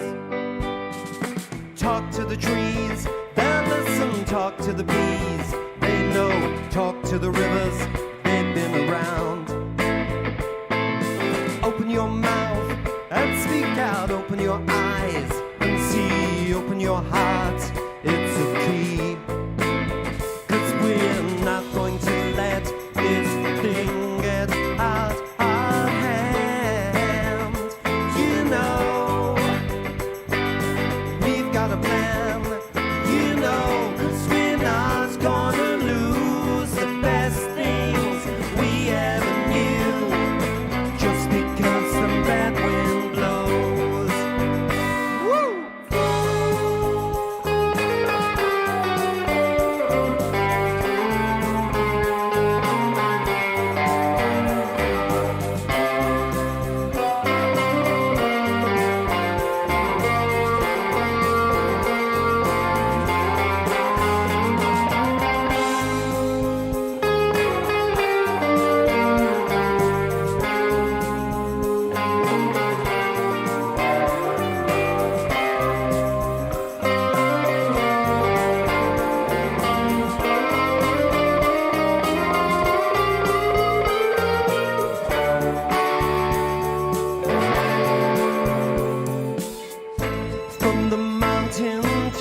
to the seas. The swallows will swoop to the breeze. If we just fly from our greed, only take what we need. No one's gonna be left behind. This is our moment to shine. If we break down the walls in our minds, we will find we hold on to the best things we ever knew. 'Cause we chose to, that we hold on to the best things we ever knew. 'Cause we chose to, that we hold on to the best things we ever knew. 'Cause we chose to, and now we're going to get back our snow.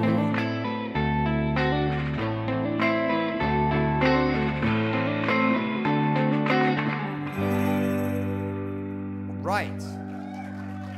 Woo! Thanks very much. Thanks very much indeed.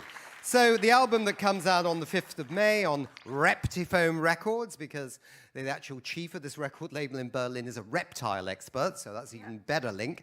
That's Heiko, isn't it? Yeah. Who's a great guy. The album's not just all about climate change songs, but this one is about love, a very unusual love story. I had a cousin that lived in the north of England. I'm from the north of England, from Lancashire. I should be talking like there shouldn't be a Lancashire accent, but anyway. And I had a cousin, he lived in Blackpool, which was a seaside town on the west side of the north of England, which once had more railway tracks and more railway platforms than any other town in the world or city, because it was where all the working class went for their holidays.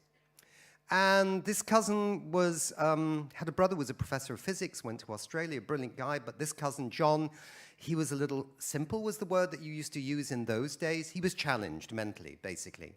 And he never had any woman in his life, apart from his mother. And then just before he died, we found out that he had a girlfriend. And we were like, wow, he's got a girlfriend. Can't believe it. And he said, yes, I see her every Saturday. I take the bus and I go and see her. It was like, where does he go? He took the bus to another northern England town called Bolton. And actually, his love, the only love of his life, was a painting in a gallery. And when nobody was looking, he'd give her a quick kiss, and then he'd go back home on the bus. So it's just such a good story for a song, right? So this song is called Girl in the Gallery.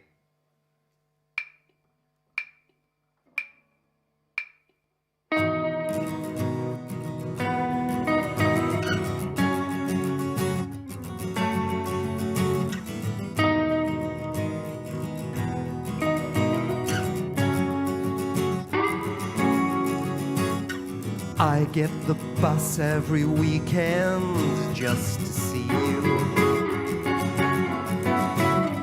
I find you in room 3, all alone. Dressed in green, you're the dream that lights up my longing. I'm in love with you. We've only fleeting moments to spend together. I hold my breath as the others look away. I put my lips to yours for a second. On my wild away day, I can tell no one about you. They'd only laugh and smile if they knew.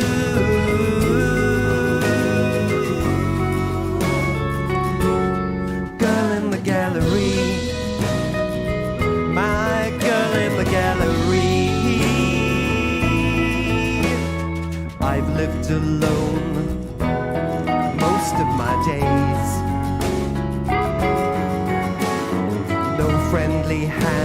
just touch my heart, touch my face. But you give me the gift of imagining. You've made me new. I can tell no one about us. They say, John, you're just so crazy enough to be in love with a painting. Girl in the gallery, you're so real to me. Girl in the gallery, you're just everything to me. I can tell no one about us. They'd only say, John, you're just crazy enough to be in love with a painting. Girl in the gallery, you're just everything to me. Girl in the gallery, you're so real to me. Girl in the gallery.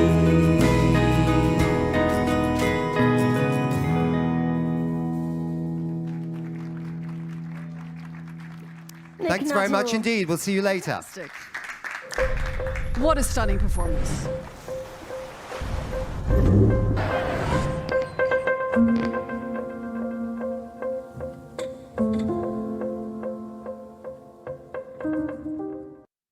So that was great. It was wonderful. Thanks so much, Bernadette and Nick. Really, really lovely. So we're now going to get a lunch break where we have a recording of a climate conversation on how to fight climate disaster with great guests. We have Mitzi Jonel-Tan, climate justice activist and also best-selling author of the climate novel Ministry for the Future. We have with us also Kim Stanley Robinson, and last but not least, Sir David King, founder and chair at Center for Climate Repair in Cambridge. So those of you present here, there's lunch for you to pick up in the club studio back behind here, and you can bring it back out in the audience and eat and watch the fantastic interviews. I'll see you back again after the break.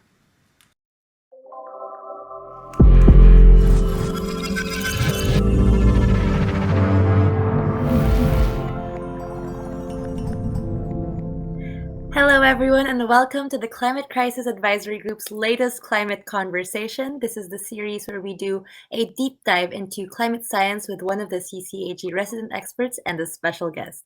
Today, it's my absolute pleasure to be joined in conversation by Sir David King, the UK's former Chief Scientific Advisor and Chief Negotiator for the Paris Agreement, as well as founder and chair of the Climate Crisis Advisory Group, and Kim Stanley Robinson, author of numerous award-winning books, including his visionary novel of the near future, The Ministry for the Future. Or for the rest of this conversation, Dave and Stan. My name is Mitzi Jonel-Tan, and I'm a climate justice activist and leader from the Philippines. And firstly, I would like to thank you both so much for joining me today. I should start by saying that so many people have recommended the Ministry for the Future to me, so I was really excited when I was asked to join this conversation. And as we kick off this conversation, I thought I would take a moment to frame things. After all, what brings a scientist, a sci-fi author, and an activist together? It's that CCAG thinks that we all have critical roles to play in the fight against the climate crisis, the climate disaster, and I hope today we can explore this intersection and why the three of us all agree that it is so important. So let me kick things off. Stan, your book Ministry for the Future opens with an ominous line, "It was getting hotter." As we consider the current geopolitical context, I can't help feeling that this phrase perfectly captures our current situation. If I come to you first, Stan, as part of the climate community desperately looking to create the change in the system needed in the world to avoid further climate disaster, what is the thing that gives you most hope today? I am convinced that the situation worldwide is better than when I wrote Ministry for the Future in 2019. That was a darker time. Since then, the shock of the pandemic has given everybody a sense of the reality of how bad things can get if the biosphere becomes unfriendly to us. And now climate change is being taken more seriously than before, and the pace of work on it between fear and action has accelerated. So they talk about the great acceleration since World War II. Everything that can be measured has accelerated, but there are accelerations within that acceleration. And in the last 4 years, I think I've definitely seen that. I think everybody's seen it. So for what it's worth, the sense of crisis has increased in ways that are perhaps productive. Thank you. And Dave, undoubtedly a healthy dose of hope today comes from climate science. So perhaps you can tell us about some of the science that is making you most hopeful. Mitzi, I think the scientific developments that are badly needed and have only just begun to be investigated are into how we stop tipping points from tipping. And here my best example is what's happening in the Arctic Circle region, where the rate of loss of Arctic ice over the Arctic Sea around the North Pole has been accelerating. And now we know that the ice on Greenland is melting, possibly irreversibly, leading to a 23-foot sea level rise globally on average. And not only sea level rises, but temperatures could rise rapidly as well as we lose methane from the permafrost. So what we need to do is learn how to refreeze the Arctic, keep it colder. And there are significant groups now beginning to work on this, and we've got to move quickly. So there are some really important things happening. I am not quite so sanguine, as I've just heard Stan saying that he feels things are moving in the right direction. I think for the first time ever, we now have people in the United States beginning to understand the nature of the challenge, whereas I would say in Europe and Britain, that has been understood for perhaps 25 years on a broad level. I would say perhaps in the Philippines as well. So what I fear is that we haven't moved quickly enough. We have wasted an awful lot of time. Now, you asked me about what makes me optimistic. What makes me optimistic is that humanity is forever inventive. We look at people who live on the permafrost up in the Arctic Circle region. We look at people who live in the deserts of the Kalahari, for example, the Khoisan people who've been living there for thousands and thousands of years and still do. We see people living under extreme conditions and managing that. This ingenuity has been thrown up in science in a remarkable way, but we need that ingenuity to be much more focused. I'm going to be much happier when I see that degree of focus. Thank you both. It's interesting to always hear how people answer this question, because I actually personally used to hate getting the question, what gives you hope? Because I felt like I had to give this perfectly positive outlook of the future. And the way you both answered it was very realistic, where, you know, hope isn't always this perfect thing. It is something that actually kind of looks pretty ugly sometimes. Like I feel like hope is, there's a poem that goes, hope is a sewer rat. It's the thing that survives when everything else seems like at its darkest, at its worst time. And it really is something that's scary, and that actually leads on perfectly to something I'd like to ask you both about, which is geoengineering, something you both have a lot of thoughts about. Dave, you were already talking about it a little bit. Sticking with you here and what you were saying about focusing that ingenuity, can I ask you to share your thoughts on geoengineering as a concept? And I've heard you talk previously about biomimicry, so perhaps you could share with us what you see as a difference and the role of both. So what I'm in favor of and working on in a number of different ways is what we call biomimicry, imitating natural processes and just repeating them at scale so that we get the products more clearly. I've already mentioned the business of refreezing the Arctic, so let me talk about how we might repopulate the oceans with the level of fish and mammals that existed 400 years ago before we started removing whales. Whales were removed from the oceans in the first discovery of oil, because these large baleen whales have a large amount of blubber, and so we sent ships around the world to catch every baleen whale we could, and we weren't catching them for their meat, we were catching them for their blubber. So before we found oil under the ground, we found oil in whales. The blue whale population is now less than 1% of what it was estimated at 400 years ago, and they performed a critically important function, eating krill 300 to 500 meters below sea level, and then coming up to the surface to breathe. We all knew that because of the amount of air they expelled from their lungs, but also to defecate, because when they're 300 meters below sea level, like every mammal, their orifices are jammed shut by the high pressure.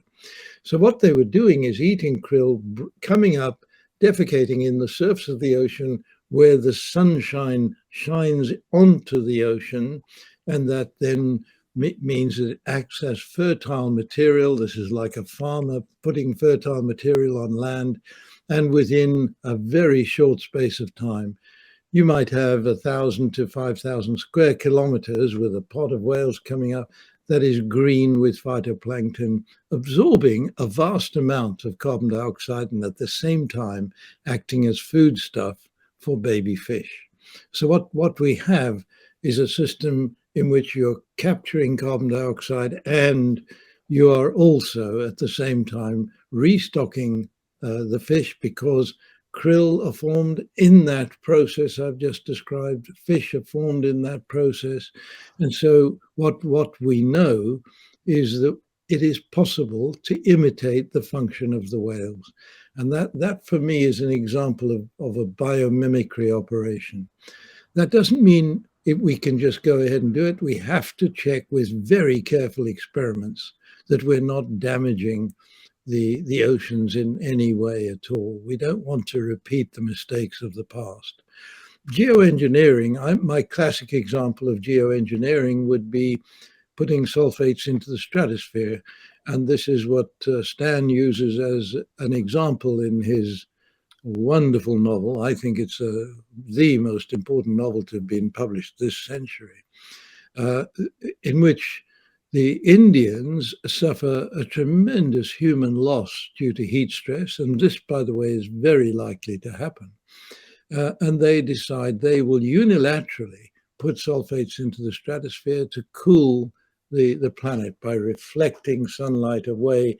Put it up in the stratosphere, you reflect sunlight away and keep the planet down below a little cooler.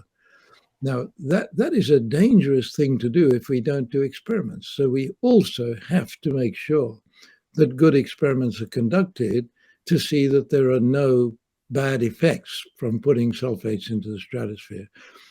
That is, in a way, also biomimicry, because when there's a volcanic eruption, these sulfates go up into the stratosphere. But you need also engineering projects to put the sulfates up into the stratosphere artificially. So I'm happy to call that one geoengineering. Oh, yes. Thank you, Dave. Go ahead, Stan. You talk about imagining geoengineering and the possible pitfalls in a compelling way. Dave already mentioned it a little bit, but could you share a bit more on your views? Yes, thank you. And I've been inspired by talking to Dave on his, as part of his program at Cambridge. This was maybe even 2 years ago rather than one.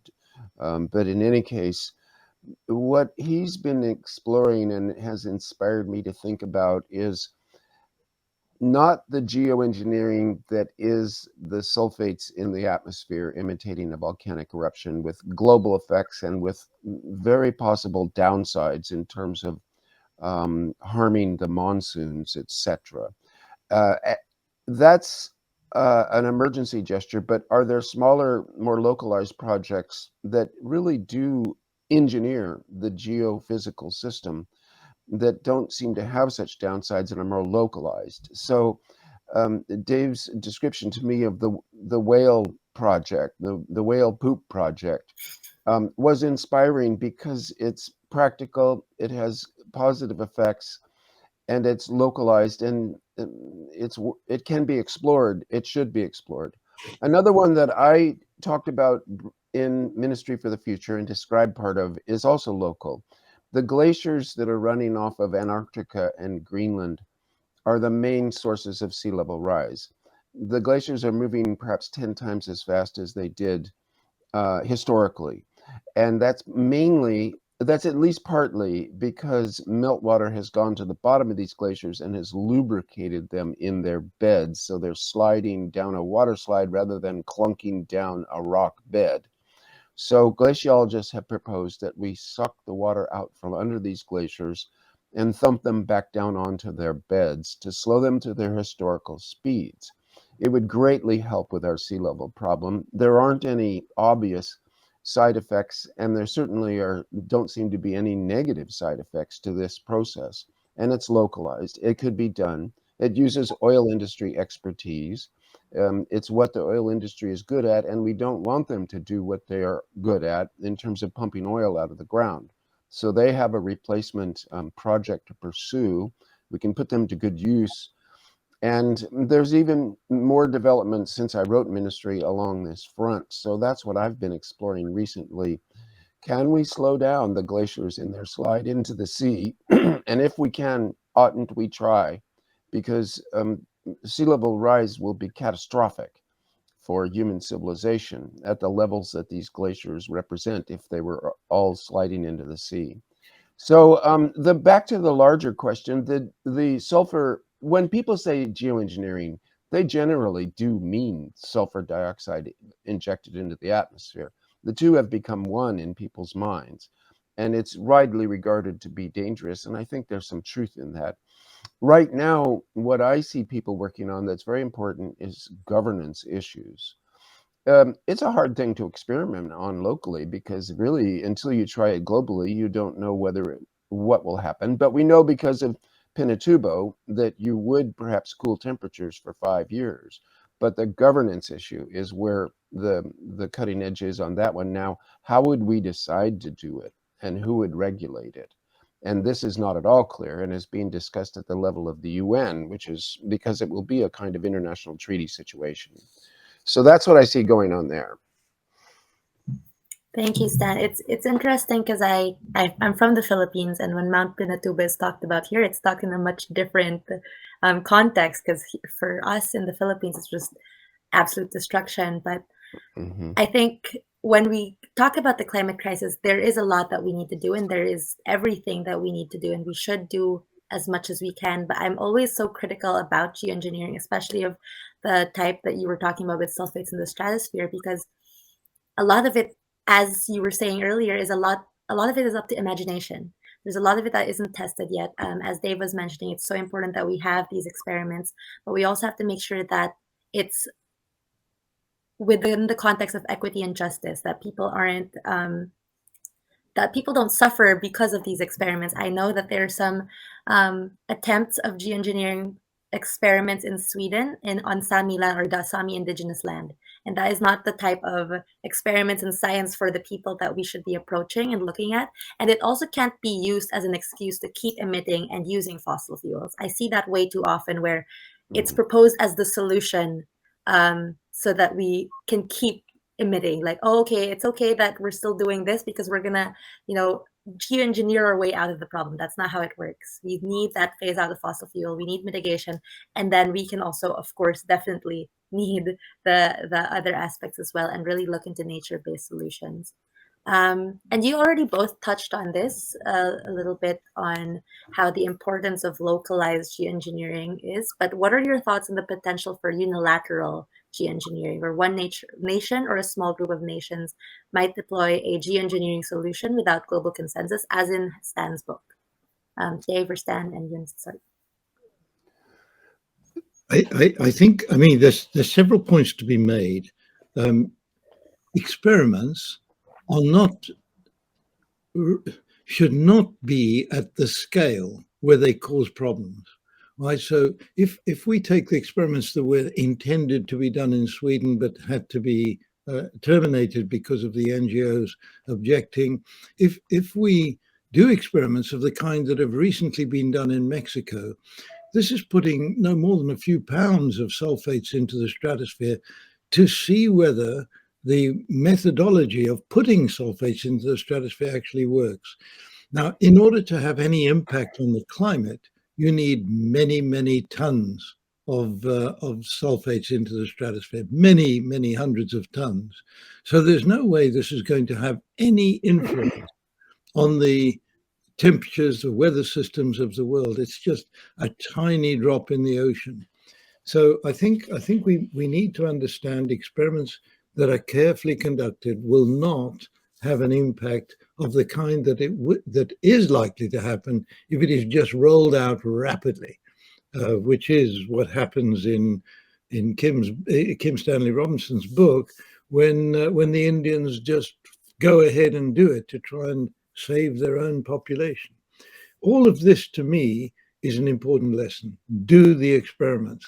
You have to do the experiments. Make sure that there are no negative consequences. And if we do the experiments now, then when we hit desperate situations such as that described in India, then we can operate the system with some sense of confidence that we're not going to cause disruption. But I think you asked a different question. Maybe you could pass over to Stan to answer your question. Well, I would just want to suggest that geoengineering, as defined as this solar radiation management, sulfates in the atmosphere proposal, isn't a kind of a red herring, a false issue. It's an emergency gesture. If people start dying by the millions because wet bulb temperatures are being regularly reached, the global community knows they can imitate a volcanic eruption and cool the planet for 5 years. It's like a break glass in emergency, drastic step.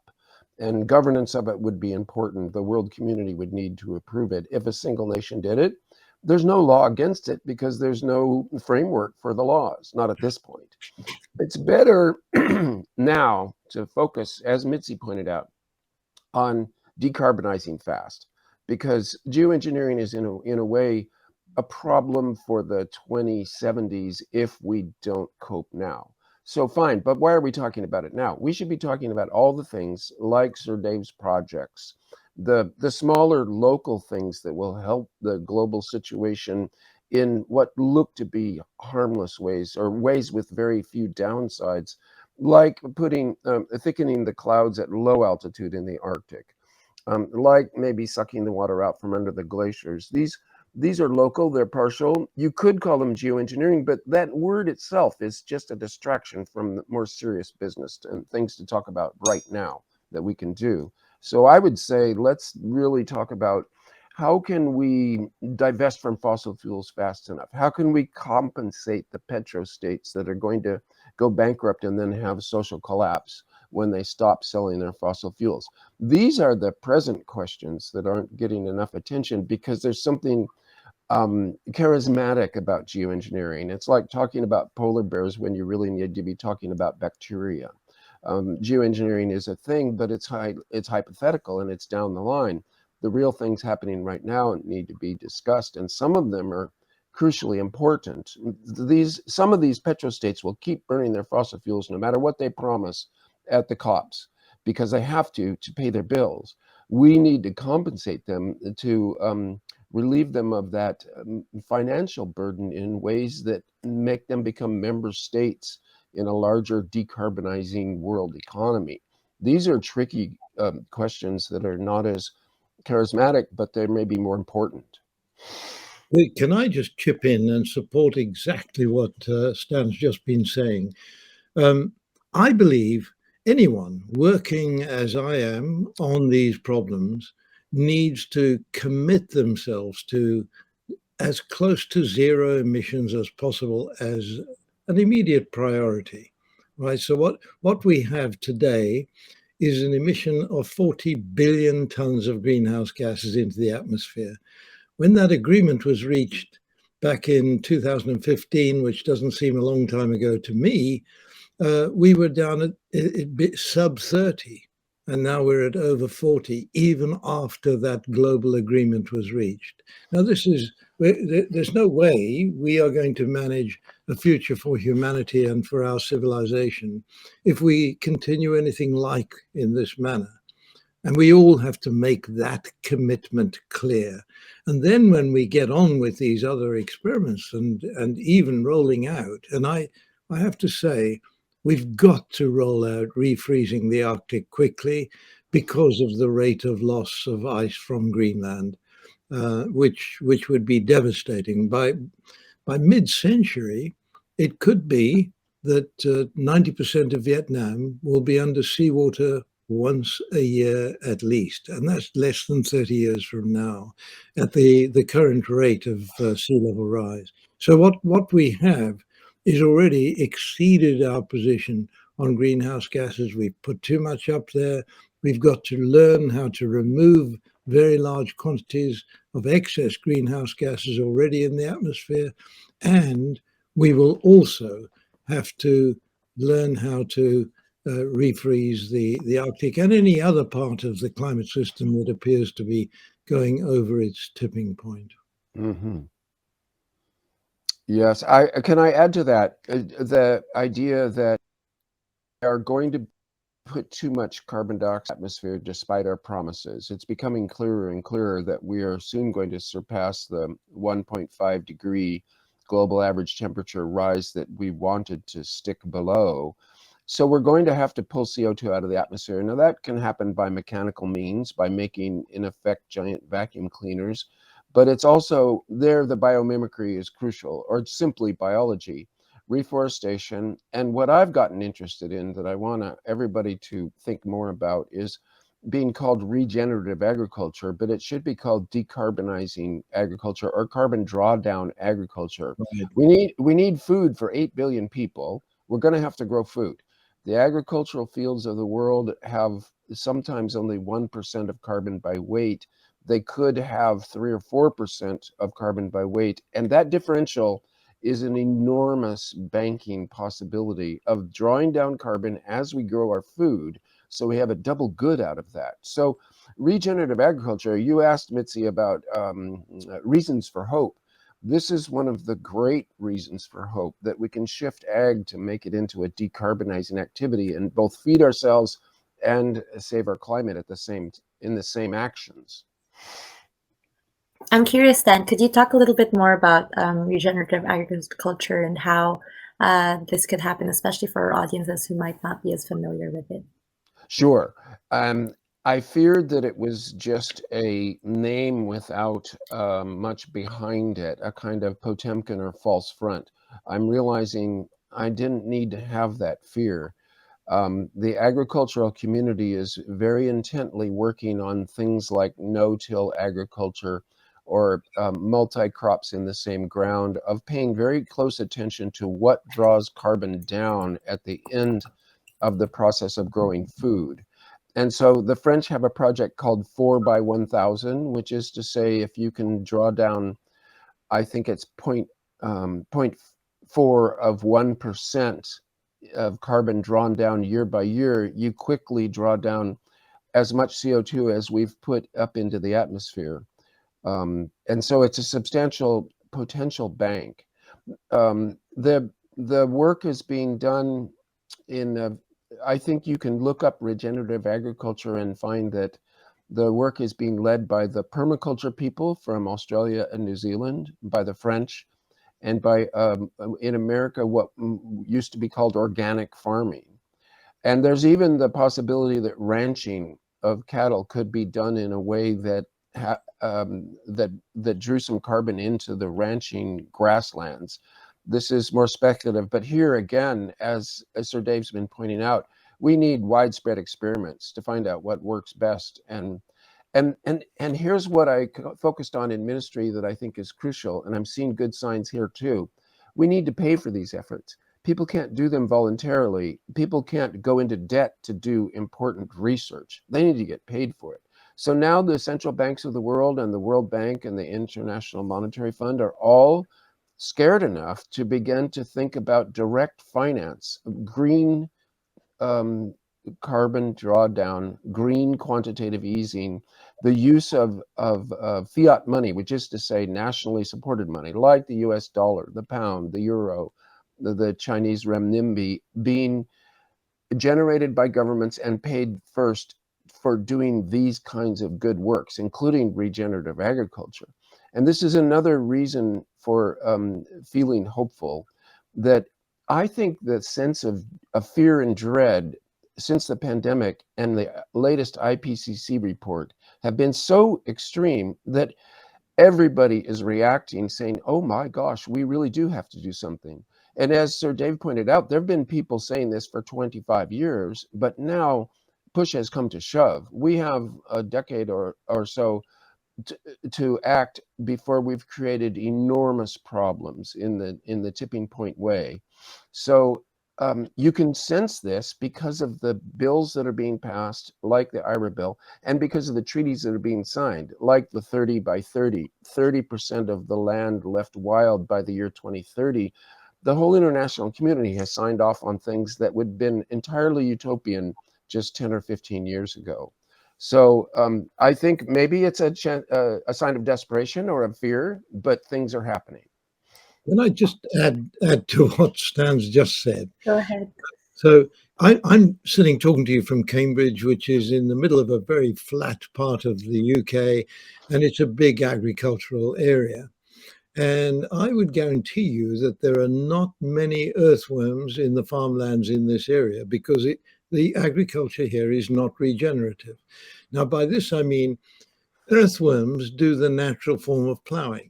So if you leave leafy material on the surface of the land, if you leave compost on the surface of the land, earthworms would come up and pull it down into the earth.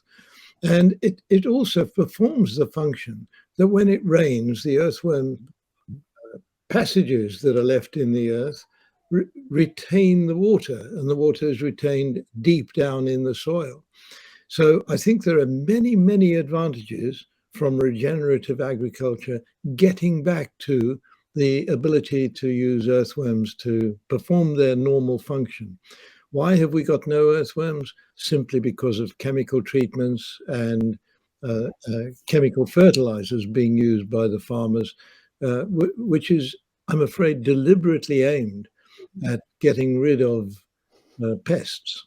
And there's the problem. It's going to take quite a while, Stan, to persuade the agricultural community to switch over. Yes, I really hope they do, though.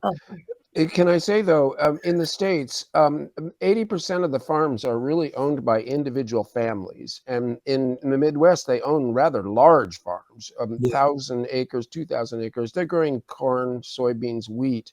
They don't want to be beholden to Monsanto. And the pesticide companies in general, they are signing contracts that make them the servants of corporate power. They would rather be free of that. The interest amongst farmers who you think of as being conservative and set in their ways, with a little financial help to make the transition, they are intensely interested in freeing themselves from corporate power and also making their land healthy for future generations, which is to say their soil. So amongst the farmers, there's a quick uptake in interest in regenerative ag. It's very encouraging to see. Wonderful.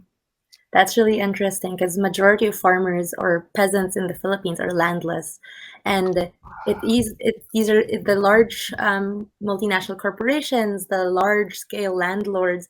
They really control a lot of the monocrop plantations, which is causing soil degradation. Signing on to getting rid of all those pests. But I have had the opportunity to work with small farming communities that have taken back their land, and there you see that the land is thriving and they're planting the way that makes sense for the community, for the people, and for the planet. I feel like we all have so much to say about all these wonderful topics. But I wanted to touch on quickly about something you both mentioned earlier about the importance of financing both the science and experiments, but also now helping farmers and agriculture and really all systems transition. And climate finance is something that we talk about a lot in the climate summits or COP28. And Stan, in your book, it depicts an international ministry working to combat climate change, but with a sense of frustration that its hands are tied.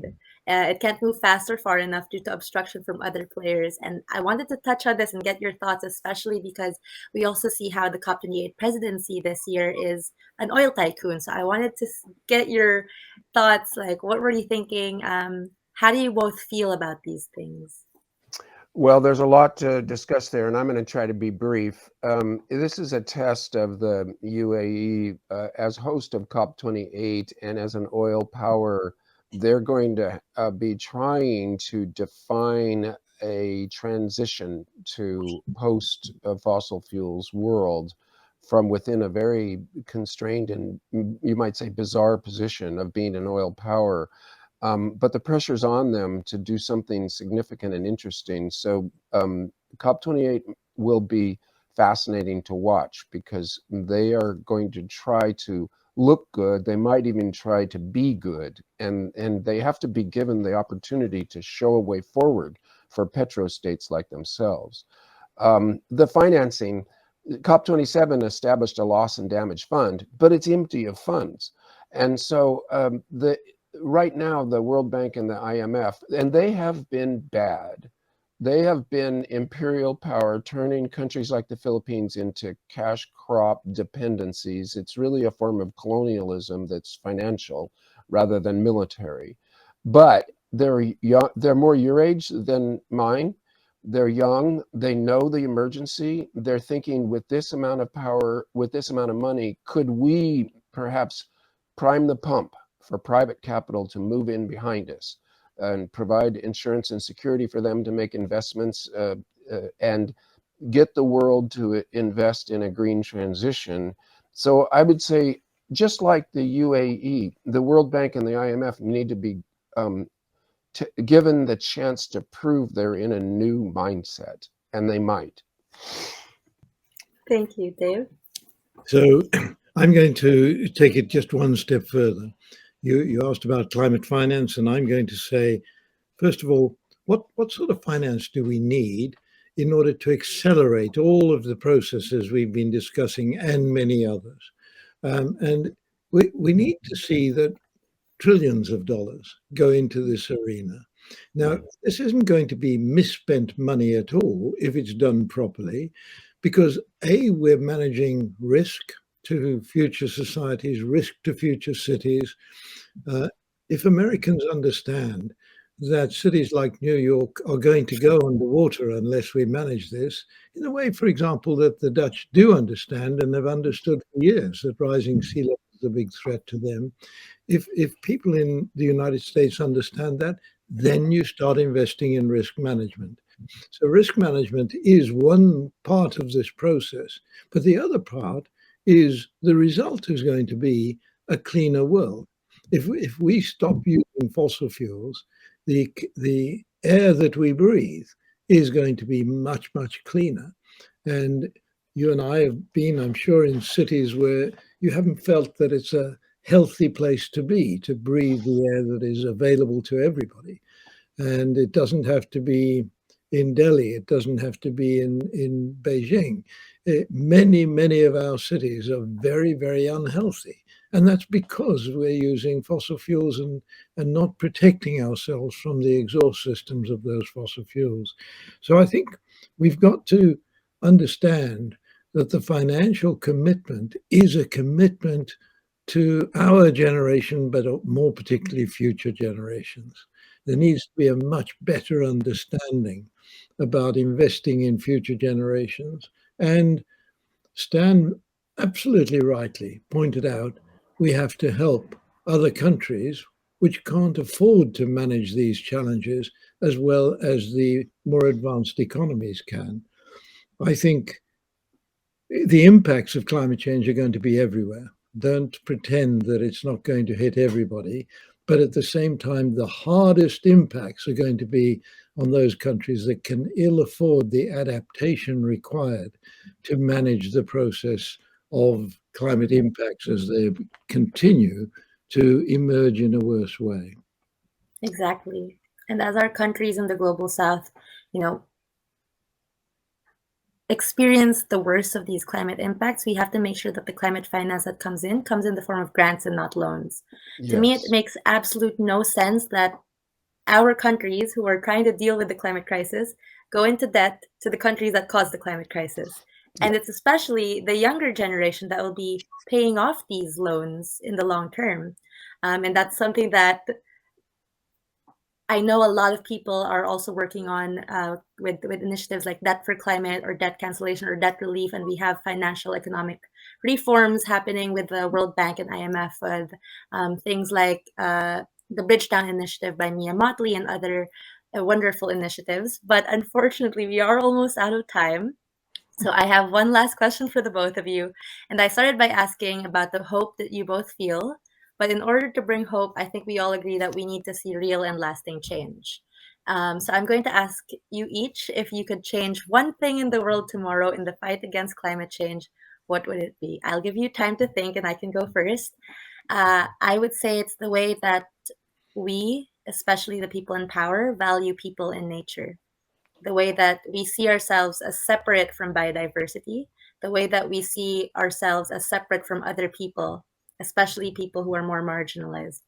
We need to change the system from a profit-oriented system to a needs-based one.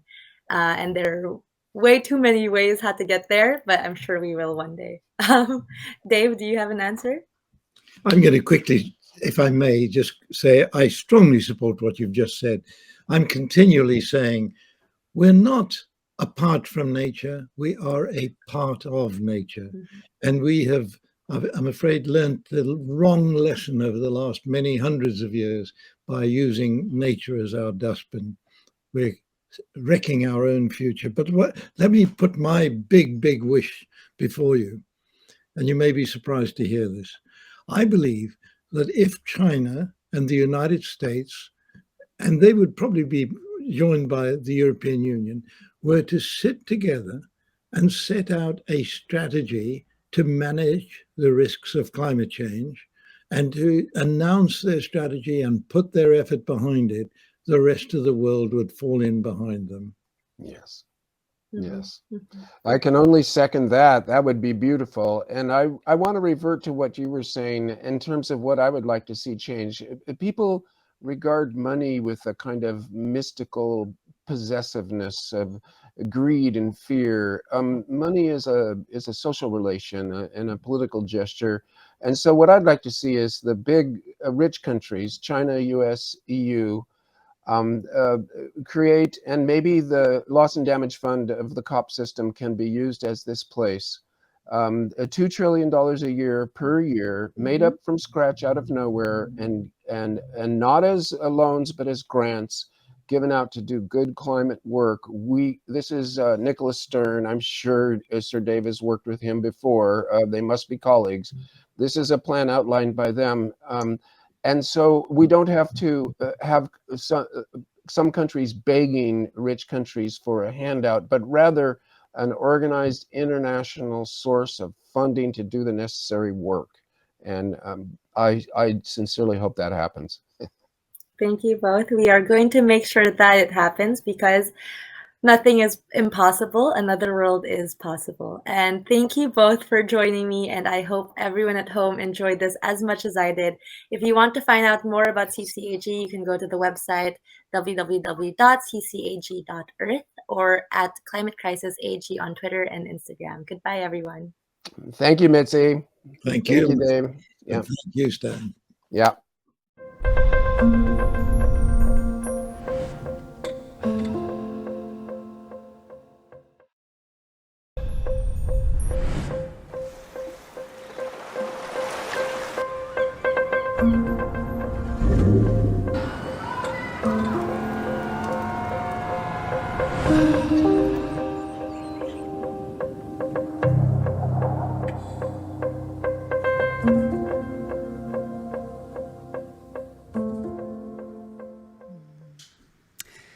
So great to have you back here. And as you noticed, we had to cut the interviews a bit short in order for us to stay on schedule with the broadcast. But you can watch all of these fantastic interviews on the Stockholm Climate Week webpage. So no worries at all. So we all have a part to play in solving the climate crisis. And choosing what energy we use and what food we eat, and also how we transport ourselves. Of course, this can all lead to a more sustainable lifestyle and influence the system that we're all part of. In this session, we listen to We Don't Have Time's partners who work in these sectors, and we learn more about how to be a sustainable planetary citizen and also contribute to solving the climate crisis. So it's now my pleasure to introduce two trailblazers to the stage. We have with us Eva Karlsson and Vanessa Butani.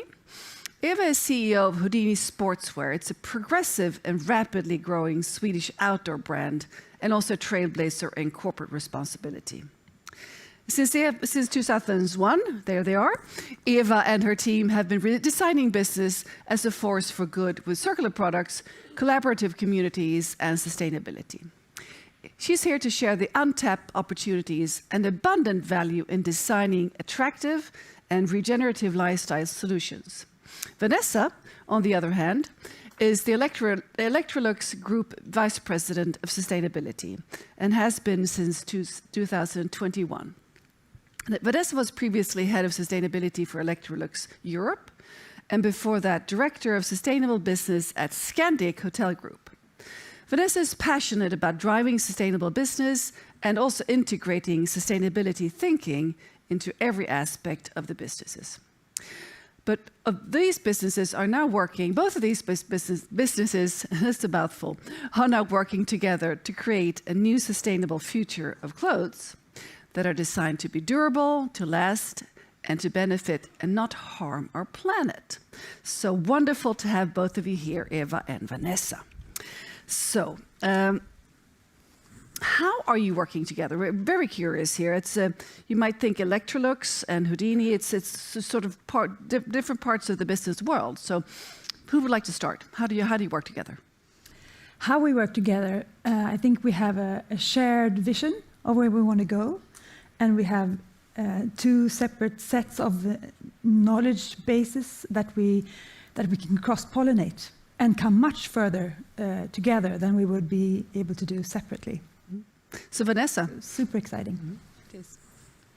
Continue, please. I mean, go into more, how does it work? Sure, I think for sure, I agree with Eva. The important thing is really the shared vision that we want to achieve, and we realize we can't do it by ourselves, right? So how do we connect? Well, obviously you make fantastic outdoor gear, and we can help take care of that gear, right? We need to try and make these things last longer. So we're for sure looking at how we can change consumer behavior, because that's a really important one, getting people to understand what they can do and really value their clothes more. So really for example, in the Houdini store here in Stockholm on Kungsgatan, we have our washing machines installed and showing people how to take care of their clothes and doing so. But then there's also the exciting part really with our joint R&D about you looking at kind of new textiles, new technologies that you have, and us seeing, okay, so how do we help to take care of these in the best way so we really can extend the life of our clothes, right? Because that's what we need to do. So Vanessa, please give the audience a few pointers on how to take care of your clothes more sustainably. Sure. The key ones that I always like to bring are, turn the temperature down. We wash way too hot. Normally in the Nordics, 40 degrees is our go-to. Go to 30, right? And then coupled with that is dose with the right amount of detergent. And that's really difficult, I know. So try and look on the bottle, and we've got to get better at showing people how to do that. We have different types of water depending on what Exactly. But that combination of turning the temperature down, having the right amount of detergent, and then filling up the washing machine as much as you can, right? That's how you really get the benefit out of it. And if you go further than that and really choose the right program, there are programs, and we normally always go to, okay, I always do Cotton's 40, right? That's like my finger just goes there. Stop and think about it for a moment, because that really can make an impact for the first thing on your clothes, taking care of them better, keeping your favorites looking like new for much longer, And then, of course, the impact on the environment is great with the reduction of energy that you use. And also, sometimes you don't even need to wash it right away. You can air it, right? You can air it, and another thing you can actually do is if airing perhaps isn't quite enough is we have steam cycles on very many of our washing machines, and most people don't know about that. You might think about steam when you're baking or something, but when you use steam in your washing machine, A steam cycle that refreshes your clothes, right? Helps get some wrinkle out, helps get some of that smell out, really gives you a nice refresh and uses 90% less water. So that's pretty fantastic. Terrific, Vanessa. So Eva, a bit more about your clothes and how this sort of plays into the collaboration here. Yeah, so we design products for circularity, meaning monomaterials and so forth, and products that are designed to last, not only in terms of quality, but also in terms of style. And many times we're exploring new technologies, getting rid of a lot of toxic chemicals that have been a given for the textile industry to use for many decades now, which are unacceptable to us. And all that means that we create great products that are performing well and so forth, and many times they last long in terms of quality. But when it comes to future materials, we can see that there's work to do in order to figure out maybe even more new detergents, but at least clear wash cycles, so that also the new materials for the future last as long. And there's we know that our customers and users actually extend product lifetime as it is already, and we are proof that a garment can be used not 10 times as is the average. That's the average. It's insane. But more than 1,000 times, which is our average for a few of our styles that have been around. 1,000 times compared to 10. Yes. I think the global average is 160 or something like that. So with only the current qualities and technologies, it's absolutely possible if we design products right. But then, with the future technologies and so forth, it's exploration together. And then circular design needs to also move into circular ways of use. And that is why we engage not only experiment and collaborate with you, but also engage our users into this. Because a user who used to be a consumer, having garments that they wore for a while and then discarded. Now users and our customers are really engaged in how they can create smart, small wardrobes that does a lot for them, rather than having heap loads of products laying around, and then caring for them. They see that as an asset of theirs. They might want to sell it secondhand later on. At least they want to have it for many years of adventures. And also, you teach the consumers to repair, right? Yes, and they can rent if they want to. And then we have the washing machines so that we can loop those products with different users frequently. So tell us a bit more about the R&D here. And we might not want to disclose everything, but what's going on? You go ahead. Yeah, what's going on? I think one of the more hands-on things is to create the washing part of daily life, of daily life, into something more maybe ceremonial, something that you enjoy, rather than having it as something you just need to do, but it's also always messy and you don't know exactly how to do it right. We have so many customers asking us how much detergent, which detergent, and so forth. So that is, how do we get the information across in an easy, accessible way? We're exploring digital together, IoT. But then when it comes to those new fibers, what wash cycles, steaming, all of this interesting new stuff that we can explore together. And then it's great to have the knowledge base and labs on your side, and the knowledge base and labs on our side, and cross-pollinate the two. And I think that's the key thing there is, I mean, we both want to change consumer behavior, right? And when we do that together, it becomes so much more powerful. And when we can look at the entire life cycle also of of the garment, right? So it's really exciting to see, like you're saying, what are you looking at in your labs? What are we looking at in ours? And you learn so much just by getting together, you know, in the first place. And the other part that's cool is now we see that consumers are really starting to be ripe for this and interested. Like you said, they're asking you how to take care of the garments properly. We see that 83% of our consumers are looking really at energy now when they're considering their next appliance and really interested in energy efficiency. Of course, that's the climate that we're in right now as well, but it has a great benefit. So it's really good when we can have two sort of be trusted partners, and a partnership takes a while to build up. You have to kind of open up and dare to share and dare to fail together. And then really then when you can talk to a consumer in that way, you can really make an impact as well, because you can be very credible together. I'd say, because if you sort of put this forward together, it is credible, because you know your stuff and you know your stuff, right? So what learnings can be drawn from your perspective here and this collaboration when it comes to other companies that might sort of look for partnerships and R&D and moving forward when it comes to sustainability?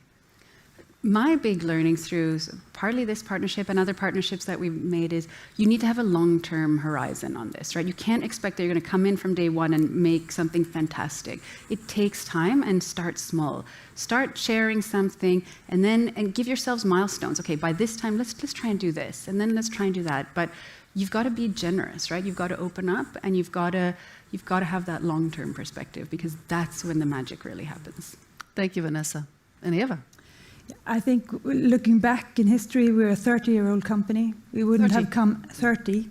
We wouldn't have come anywhere without collaboration and cross-pollination with other sectors, academia, research, and so forth. And in this example, I think we're a fairly small company, global but small, and you're a huge company. We're based in Sweden. I think there's a lot of maybe cultural connections in terms of how we are transparent and open, hence being able to collaborate quite fast in learning from each other, and not being slowed down by policies and being secret or worried about sharing ideas, but rather the opposite. And like you said from the beginning, it's the shared vision, right? When you keep that in mind, then you're moving towards the same thing. And we've come to learn to know each other. Yeah, exactly. So cultivating trust along the way is, of course, essential. And also, then being curious and you have some fun too, because yes, I mean, creating good and creating sustainable solutions, that is fun. Yeah, and important, of course. It is fun. It can be an adventure if you have the right mindset. Exactly. And I think we both do. Exactly. Well, thank you so much for sharing your story here and sharing the insights from your collaboration. And it's been exciting listening to you. Thank you so much. Thank you. Thank you.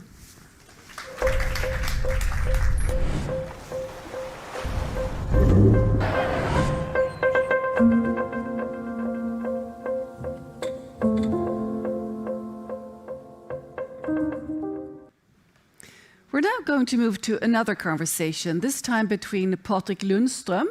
He is CEO of Renewcell, and also Felicia Reuterswärd. She's sustainability manager at H&M Sweden. And Renewcell is a path-breaking textile-to-textile recycling business aiming to make fashion circular globally. And Patrik has led the scale-up of Renewcell's operations from demo to industrial scale, with the opening of the world's first commercial-scale textile-to-textile chemical recycling plant, Renewcell 1, in 2022. And H&M are a world-famous clothing brand.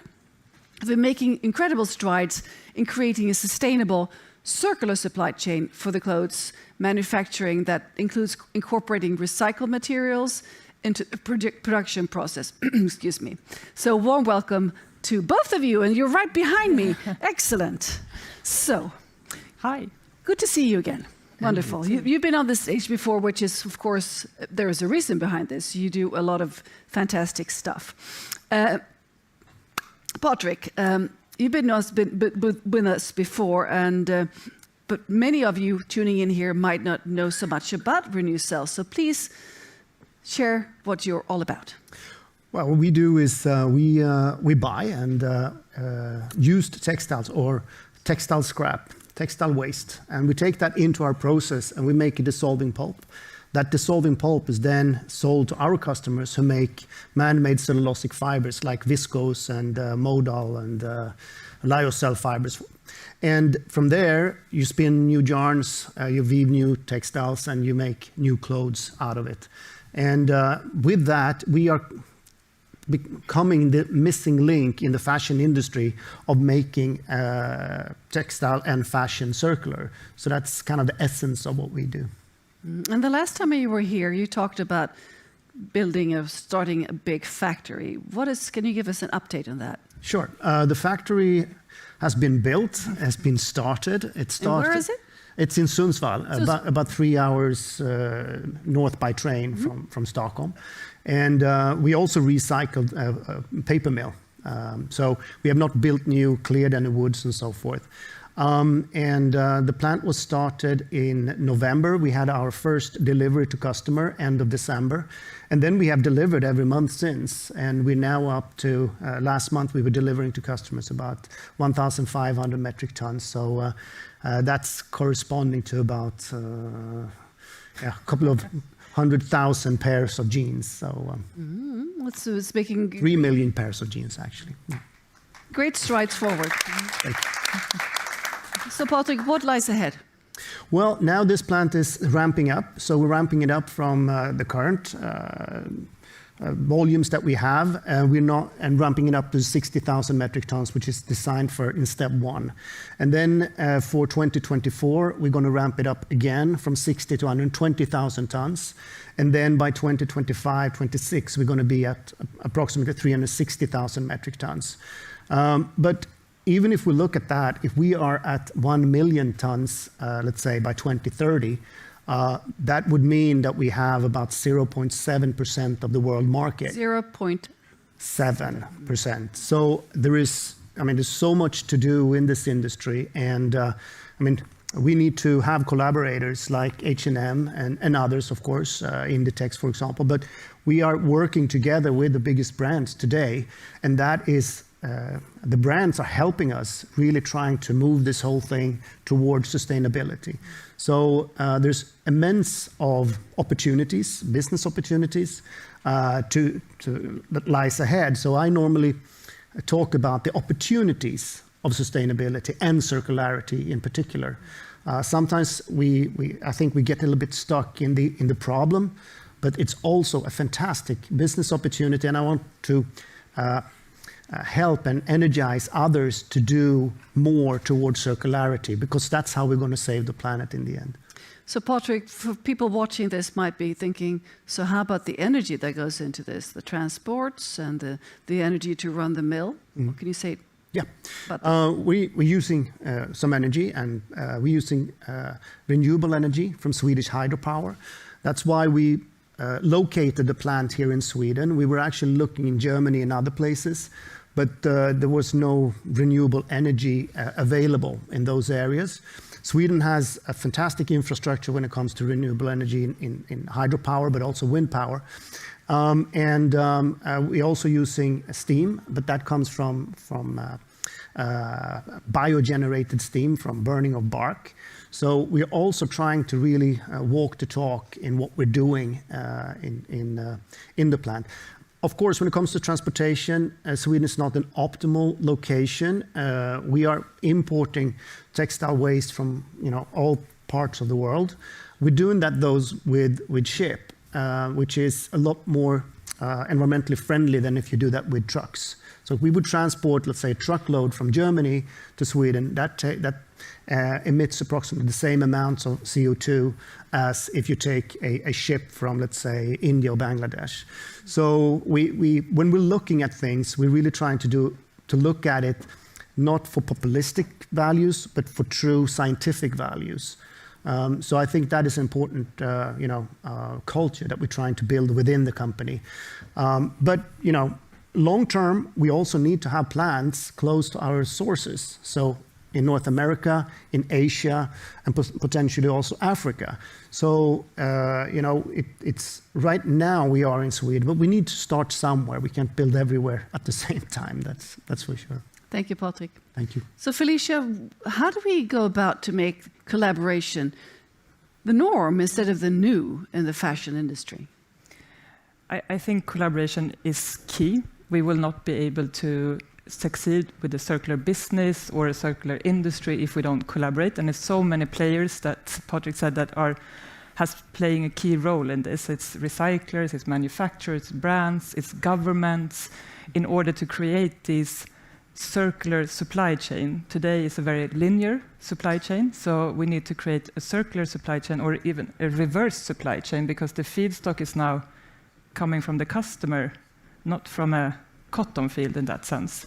So that's one part where we are really active together. So where Renewcell is one part of the puzzle. So we have created a function in H&M Group called reversed supply chain, and where we're looking at how can we get the feedstock to the right source or right recycler, if you want to say that way, and also not send it all around the world. So you can have more hubs where you collect, sort the feedstock, and Renewcell has certain requirements, and that they can get this feedstock and recycle it, and it comes back into our garments, hopefully. I think we have a bit of a hard time now to see how many collections we have actually. Yeah, I think it's about 30 to 50 collections that have been launched. And to be honest, I'm losing track. Because this is also really important for reaching our recycled material goal of 30% by 2025. This is a key player for us to do that, but we also need to get the feedstock to the right places.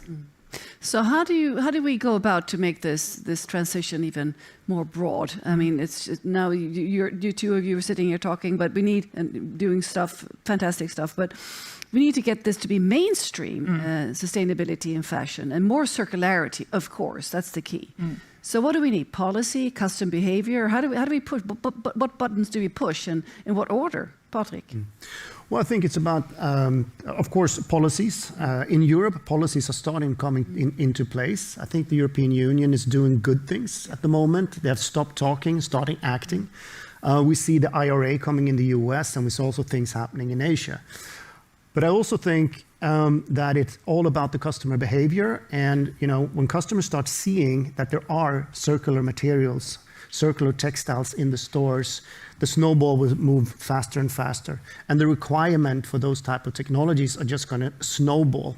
So with that, we also need to be able to answering from our industries with building plants, with having the styles available, also showing the customers that this is recycled and this is recyclable without greenwashing. The greenwashing is the poison here. And we don't want to become like the food industry where people are not, trusting what's on the labels anymore. We need to make sure that that happens. And we have now tracking systems. So we have Bitcoin tracking systems, which is kind of a digital coin. But we're also looking at physical trackers so that when the textiles are in the stores, the customers should feel certain that this is recycled, this is circulose in these materials. And we will do some testings on that eventually. Felicia? Yeah, and I believe the EU regulations, upcoming regulations, are really going to help and create more of a level playing field as well. I also believe that for textile waste, if you like the end of the life of textile, the EPR, the producer responsibility for textile waste or collect textile waste, will help to get the feedstock and stay in Europe. It would make it easier. But I also want to take it one step higher to talk about the customer. We need to create circular customer journeys so they can have like this. I swapped with my friend. So you can do swapping, you can do resell like Sellpy as a platform before it becomes textile waste. Once it becomes textile waste, here we have the part of that puzzle, but it needs to be kept in its highest value as long as possible. And once that circle is finished, we need to make sure that then the waste comes to the right recycler, if it's chemical or mechanical and so forth. From my point of view, there is a problem. It's not always easy to find places where you can actually take your pieces of clothing that are beyond repair. Because just as you said, there are many steps before really sort of discarding the material per se. So how do we facilitate this?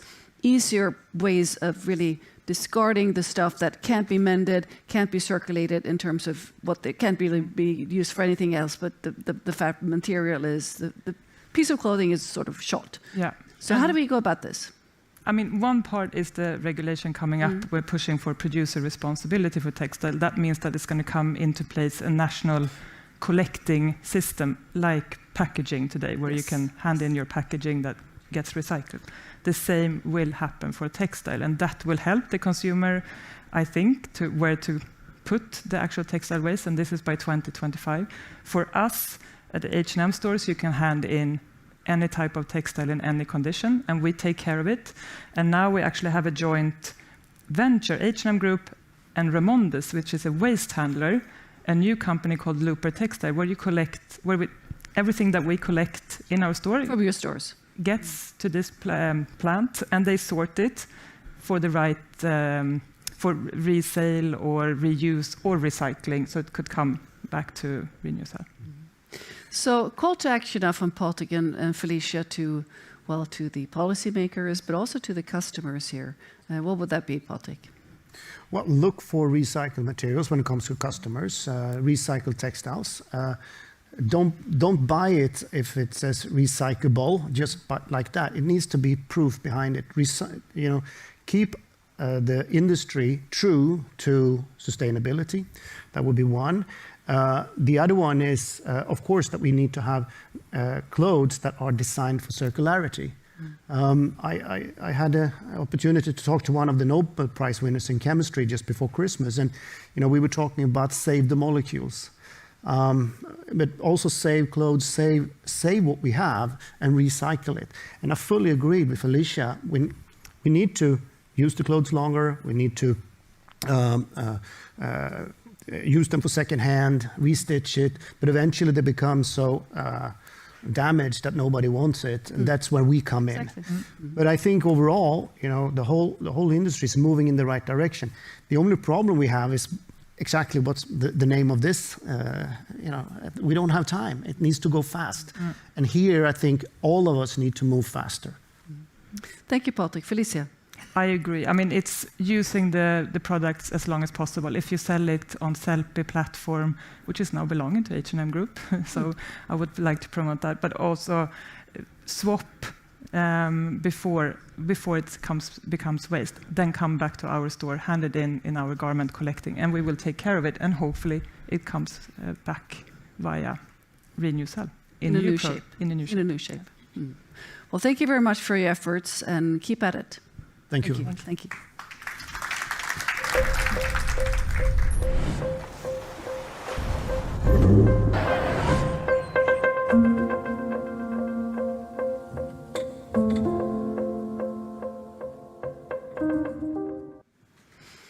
So let's move on to our next conversation with Erik Eklund, Chief Revenue Officer, Professional Vessels at Candela Technology, and Gustav Hemming from the Climate Region Council for Stockholm.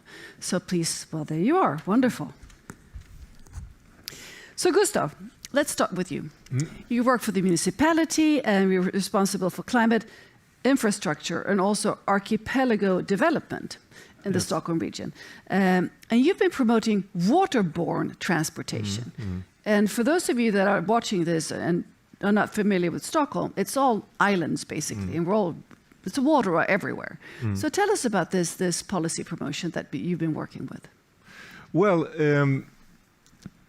we think that waterbound transport is not only a way to travel between the islands in the archipelago, but we would like to have much more of the public transportation also within the city center and in the more central parts of the Stockholm region, between different townships and residential areas and the city center, to go by waterbound transport. And that is because we have a lot of congestion. We have a climate threat, a need to decrease climate congestions, but it is also a way to really make public transport cool, attractive. People love the water. So we think this is really a good thing also to make the Stockholm region more attractive and make the public transport more attractive. It's rather be in a boat than underground. Yeah, I think there is very few people that don't really like to go by boat. So Gustav, how does this play into Stockholm reaching your climate targets? We have very tough climate goals. Of course, today, waterbound public transport are a little segment in our public transport. We have it mostly in the archipelago outside the Stockholm region, which is virtually countryside, small islands with rather small population, but who needs boats to travel. And of course, that is very important.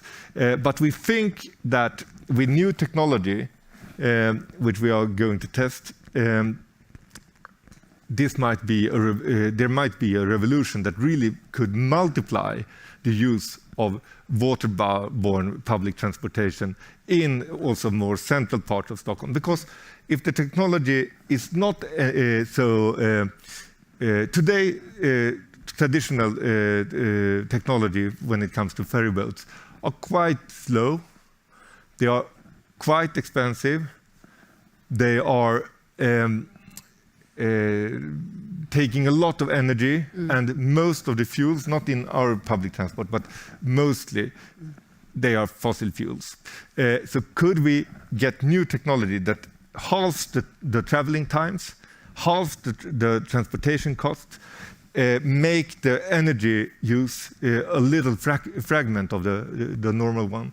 Well, then there is, of course, a plurality, a lot of new relations where the public transport on water could be competitive and really faster than buses or subways. And not just in Stockholm, but also in other cities, of course. Yes, of course, but Stockholm is the Venice of the North, so we really, I hope we will really be the best ones on waterborne public transport. But of course, we would like everyone to use the best solutions for the climate. And that's where you play in. So tell the audience about your company and what you're aiming to do. Yeah, so we started with the leisure boats and with the electric hydrofoiling vessels, just as Gustav said, to reduce the energy consumption. We can reduce it up to 80 to 90% compared to traditional boat, and that's where we can put the batteries into play. Otherwise, it's not possible. And with this solution, we can unlock the potential of the waterways. We are going now for the third generation of technology. We have 2 different generations. So we are mature to go into the public transport systems in this area. So what we are trying now together with the region of Stockholm is a ferry line from a suburb into the Stockholm city center. It will come, maybe. Yes, I was just going to point. We can actually have the film rolling now. Yeah. I think that's a good idea, because we'll understand more while you talk if we can see what it actually looks like. So Good. roll the film, please. So with this possibility to reduce the energy cost or the energy consumption, it gives also, of course, the reduction of energy cost. But this is not just to electrify something that's already there. It's not like taking a normal combustion engine car to make it electrified. We are doing that, but we're also making the leap or the big change to put the boat up in the air. And that's where the benefits will come. So we have now a large portfolio of different professional boats. The largest one is the passenger vessel for 30 passengers that we start with there. And we have also water taxis with the same concept. So the studio man here tells me that unfortunately the film is not going to be available. So you need to tell us, sort of visually paint the picture of the boats. Yeah, so what we actually are doing is, when it's slow, it's like any other boat. It's just on the water. On the water. And then at a certain speed, we make a takeoff like an aircraft. So we are actually, the full vessel is up in the air. And then it's just the foil below there. So foil, people might not understand. It's like a wing, as an aircraft. So you have it, if it's very similar to air technology or aircrafts, because you have a large wing in the front, as you have on the aircraft, and a smaller in the aft. This looks similar, but it's much more tiny because the water density is much higher. So when we're up there, you reduce the consumption, but you also got rid of the noise. The noise is not only from the motor or the combustion engine, it's also from waves to the hull. So when you're up in the air, it's almost completely silent. And the ride, you're not smashing into the water, so the ride is smooth. So you will get all the beneficial from reducing noise above and underwater, reduce the fossil impact, of course, but also the wake for erosion on shore or other parts. Of course. So how is this suitable for public transportation in terms of sizes of the boats and also, of course, the speed? Yeah, so what we have done in our studies is to try to find some kind of optimum size, of course, and that is fairly small compared to today's system. And the reason for it is to make higher frequency departures. That is what people would like to have, but at the same time to a lower cost. So if you can get a good business case, then it should be no barriers to shift into this new technology. So it's almost like having your own boat and go back and forth because they're going to be that frequent? Not maybe your own boat, but you can foresee if you do. We have done some studies that you actually can have on-demand services. On demand, yeah. Yes. That's what I meant. Yeah, within some limits, yes. Great. So Gustav, you signaled, you wanted to say something. Yeah, I think that when people first hear that those ferries will take fewer passengers per tour, they think this is a disadvantage, but in fact it is an advantage, because that means if the vessels are going with the double speed, or more than that even. More than double. Yeah, then they will make two departures at each departure with an older ferry. So, and exactly as Erik is telling us here, the frequency of the departures is really important to make the public transport attractive. So I think this is an advantage and not a disadvantage. Here we go. Yeah, here we have them. So it looks unreal almost, but it's a fact.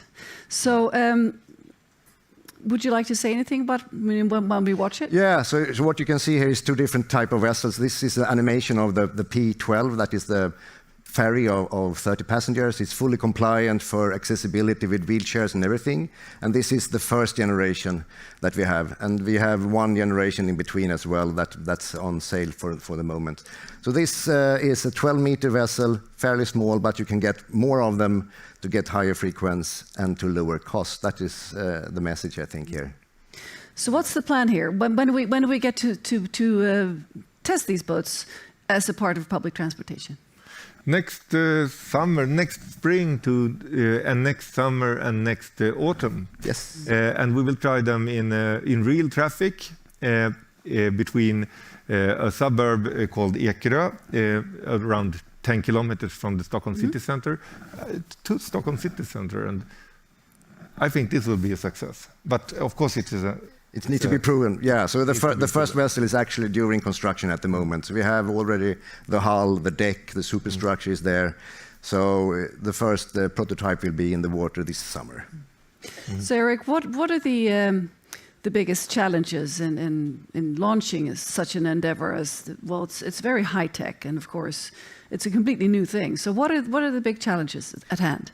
Yeah, of course, the technology-wise, but that we have experience also, that we will manage. So for us is to shift the mindset of the people who actually make the decisions, because it's so easy. Managed with Gustav. Yeah, he has already done it. But for all the rest of the world, it's more safe to just take the same size of the vessel that you have today and replace it, instead of thinking as a new system, the possibility of a new system. That is actually a barrier that we see that we need to discuss a lot of, to make it more but smaller. And that gives the flexibility of the capacity as well.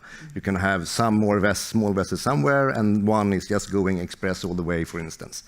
So that is part of the toughest job for us at the moment, to convince or to just showcase how it can be with this type of vessel. But I can tell that as a politician, I have the same problem, but from the other way.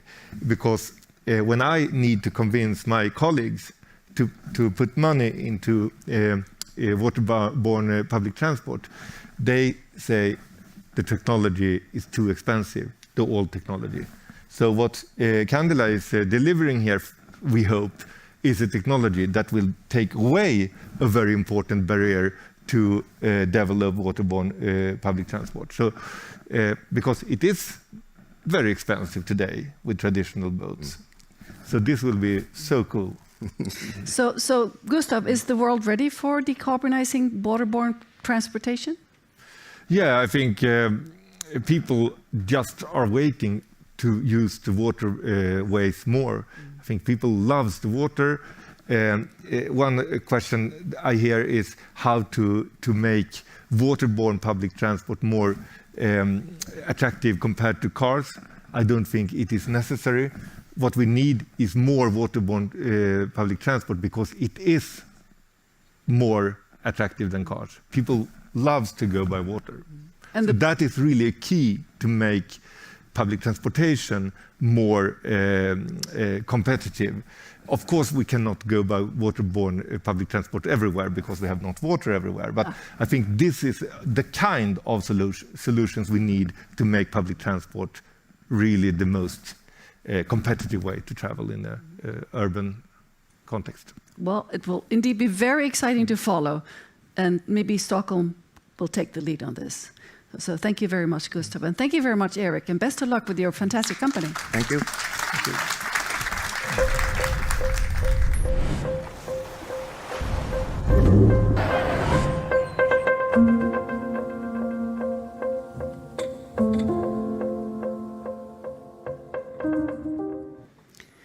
Let's now turn to some keynotes and presentations from exciting new innovations in the lifestyle sector. Starting us off is Jan Sköldhammer. He's CEO and founder of Novige AB and Novi Ocean. Jan's company is a wave energy startup. He's going to be presenting their wave energy solution and talking about how it can complement a renewable energy world. So Jan, I'll let you start off with your presentation. Please join me. And you bring props. Excellent. I do. Give him a warm hand. I think I'll leave it over here. You can put it up on top of the heart here. Yes, I do. Top of the climate heart. So we'll see what it is. Excellent. Well, you have our attention. Thank you. Good to meet you all, both here in the room and virtually. We'll be talking about the new energy which is coming out very soon, which is needed. And consumption versus generation is of importance. You need energy to consume. And electricity is nowadays 20% of the world's energy consumption. In the future, it will be the backbone of the entire energy system. And by 2050, it's estimated that we'll need 2 to 4 times more electricity than today. And 3 times as much transmission capacity, which is difficult coming from the mountains, going to urban areas, but coming from the seaside, it's much more easy. And 40% of the hours of the month, there's minimum wind and no sun, powered by fossils nowadays. And if you 10-double the amount of wind plus solar, we'll still have 40% powered by fossils mainly. And if we're now doubling the amount of electricity, then we are also doubling the amount of fossils, aren't we? If we don't solve this problem. And I'm happy to say that me and my team, we can work every day on solving this huge problem. By Novi Ocean, our concept is the hydropower plant at sea. We install the hydropower plant from up in the mountains, put it down on the float, coupled to a hydraulic cylinder. 3 parts, very simple. And our mission is saving the climate with profitable wave power. You see it up to the right, out to sea in Stockholm for 5 months of testing, successful testing last year, and below that with students from the universities 3 years before. Our goals is to deliver stable energy from the oceans at a lower price than offshore wind. Big challenge. and to globally deploy thousands of units over the coming decades, and to play a vital role in mitigating the climate crisis on the huge global market. And this will be done due to our essentials, and those are weight to power ratio is 1/2 versus floating offshore wind. And of course, less metal, you save money and you have less emissions. Number of parts is 1/2 versus offshore wind, means it's simpler, have a lower capex and lower opex. Sea area used is also 1/2 versus offshore wind. You get double the amount of power per sea area, and of course, if you combine it with wind power, it's even better. And the LCOE, the cost per megawatt hour, is 1/3 versus start of offshore wind and sun power, meaning you're rapidly approaching their cost and then possibly going below. And why is that important? Because it's much more stable. The base load, the lowest you get per month, is up to 3 times higher than wind power. It's a better energy source. And if you combine those two, wind power and wave power can have a 5 times higher base load. Essential. Why? Because you can use less fossils and less storage, because it's much more stable. Alrighty, how it works. So here a 38-meter float, later on 60 meters long, coupled to a hydraulic cylinder filled with water, and on top the hydropower plant. Very simple. All right, we'll start it up. Floats first like a surfboard, and here it goes. Water is rising on the side, it's locked hydraulically, and there it stops. Now you can see we have a high pressure in the lower end of the cylinder, and then if Stefan, maybe I can start it here. Ah, shit, sorry. Let's see, do it one more time. Now, I think you have to help me, Stefan. Start it. So here it goes upwards, pressurizing 600 tons of water, and there you have 1,500 liters of water hitting that turbine with up to 300 kilometers per hour, bang, every second, creating 5 megawatts in the lifting phase. Very simple, and it's very unique in comparison to anything else out there. And then it goes down in the wave again and repeats that cycle 10,000 times per day. All right, wind and waves are off-phased, very important. Up left, you can see outside Ireland for 2 weeks with wind power. And you can see that it's very often down to just 10% for 10 days a month, meaning that all the white area is today mainly powered by fossils. That's what we're fighting against, aren't we? But below, you can see wave power in the same location for the same period. It's much more stable. It is, if I may say so, a better energy source than wind power. But we need to work together. I'll show you why. In this one, you can see that you have low wind power and high wave power at the same time. They're complementary. And in the lowest graph, you can see that the white area is a much less percentage than in the top left graph. So if you combine those two sources, it's the best for the grids and for the users. We have a hybrid solution. It is 500 kilowatt of wave power and 120 kilowatt of solar, 2.7 gigawatt hours per year. And we call it HPAS concept, hydropower plant at sea, as mentioned. 3 patents. It has few, light, simple, and well-proven components. And we can offer then PV panels on top, going also out to the side, 700 square meters. Also have storage on board, plus H2 production later on. And other floating solar solutions, they have 75% the cost for only the structure, the cable, and the system. Well, we already have that on board, so we don't need that. So the hybrid puts together this thing in a much more economical way than just having floating solar by itself. We say the proof is in the pudding. We have the numbers, and we show them. This is offshore testing last year, outside of Stockholm, actually. The numbers show basically all the performance data and the simulations, and they match perfectly well. We have proven that the simulations are correct. And then when we extrapolate those simulations to the full scale, you can see lower right is 1 megawatt of power. No one else in the sector shows something similar. So we are validated, it will work in full scale where we're going. Gives you some hope, I hope. And then the cost, what is it? On the left side, you will see 200 euros per megawatt hour, or 20 cents per kilowatt hour, directly from start.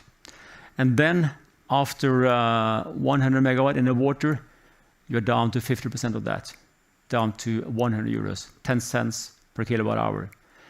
And you get paid about 250 from Canada, UK, and Taiwan so far. More countries are coming in, plus 2,000 islands globally running on diesel. They have a higher cost than this.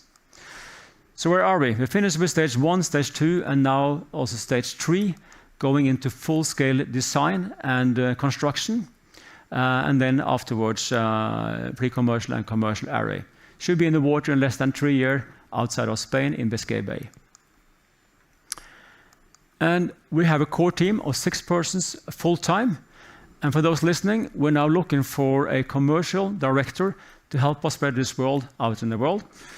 And of course, anyone else that wants to help or work with something sensible and important, welcome to send me your CVs for the future. And then we're looking for some more. We have 3 million funded so far by grants. We will apply for 2 more this summer. We're looking for 10 million to put this thing into production, the first unit, and to order the components. And we ask then large partners, utility companies, oil and gas companies, industrial companies, shipyards to come on board. And why should they not just wait on the sideline as they normally do? Well, if they wait on the sidelines, we will have 1 or 2 partners, and those partners will have exclusivity for regions over their operations for 15 years. So if you wait, you might not be able to get what we have, and we cannot produce for anyone so far. So come on board, Enel, EDP, Engie, EDF, Shell, BP, Equinor, Damon, and Aker. Give me a call, and we can talk about this. Also, investors are applicable here. And then finally, go to our homepage. You can see videos, podcast, me saying something more than just here. And you can download documents and see what we're doing. So finally, I think you'll learn something now about wave power and ocean energy, and about Novi Ocean, the hydropower plant at sea, and our mission, saving the climate with profitable wave power. Thank you. Thank you so much, John. Thank you. And best of luck. I'd Thank love you. to see these oil companies shift, and shift quick. So You hope so. keep at it. Thank you. So let's move on. Up next we have a keynote from Monica Martinsson. And she's with us here in the studio, and she's co-founder of a company called CPO. And Monica will talk about a new digital solution that aims to enable the shift to a sustainable lifestyle. And Monica, you have the floor, and give her a warm hand. Lots of energy here. Thank you. Wonderful. Yes, I do. Thank you. Wonderful. Go Thank ahead. you. Hello. Hello. Yes, so yet another climate solution for you here today. This one is a tech solution where we're targeting behavioral change and social norms. So quite delicate topics. My name is Monica Martinsson. I'm one of the co-founders of Deedster. We started Deedster in 2016, and we did that with a mission to enable the shift to sustainable lifestyles. And we thought it important then to make climate action easy and fun. That's how we do it.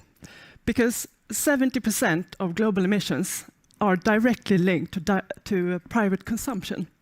So this is a really important area to focus on, but behavioral change and social norms is quite delicate topics.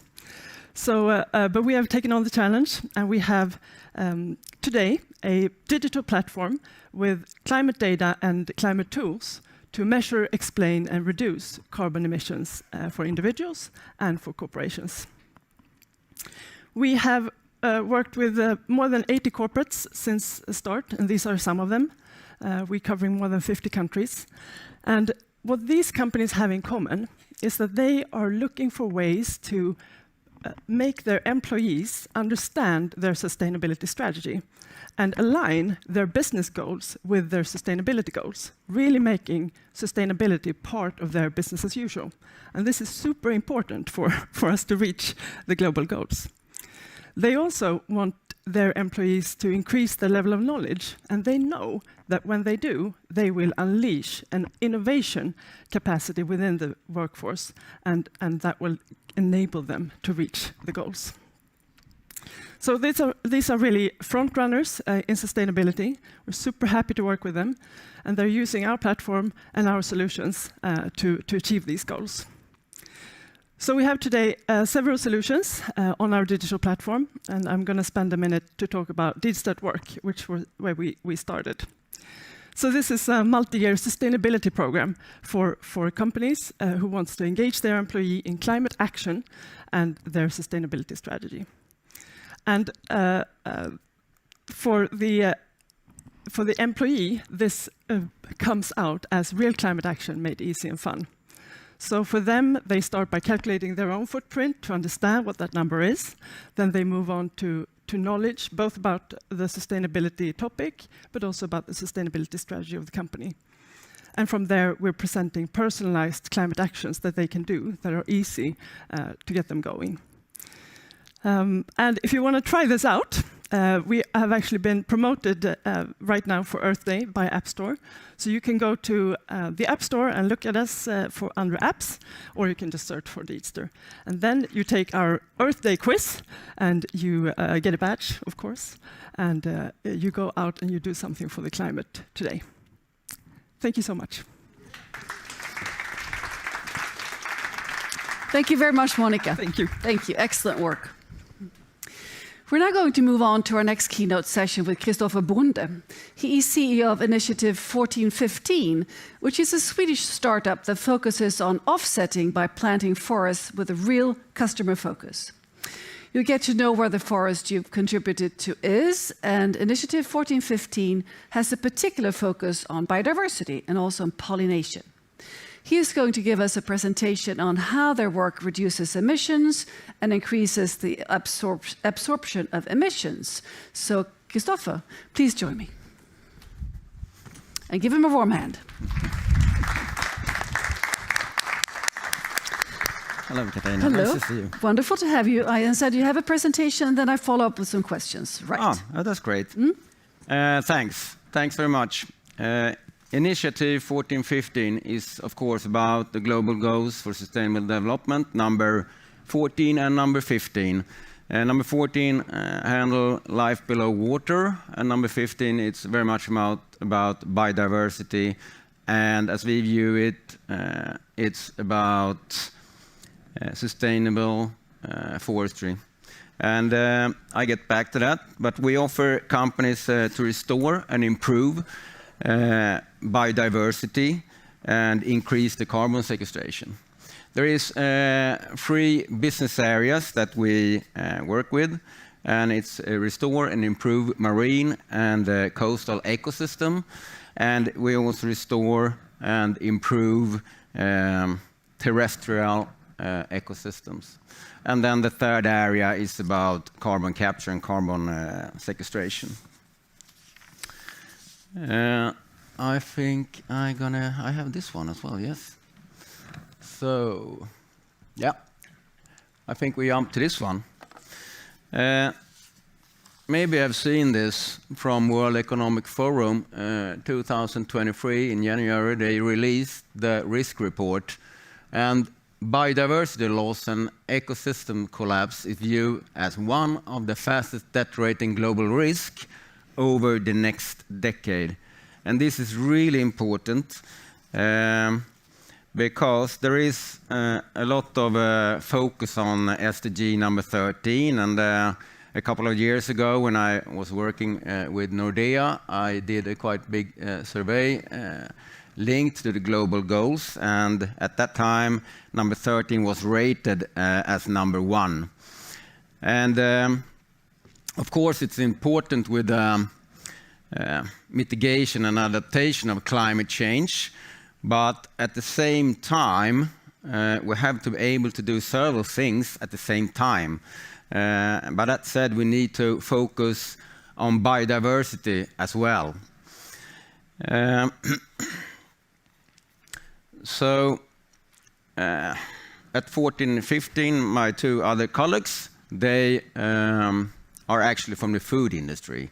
So they have seen this loss of biodiversity linked to pollinators for a quite long time. And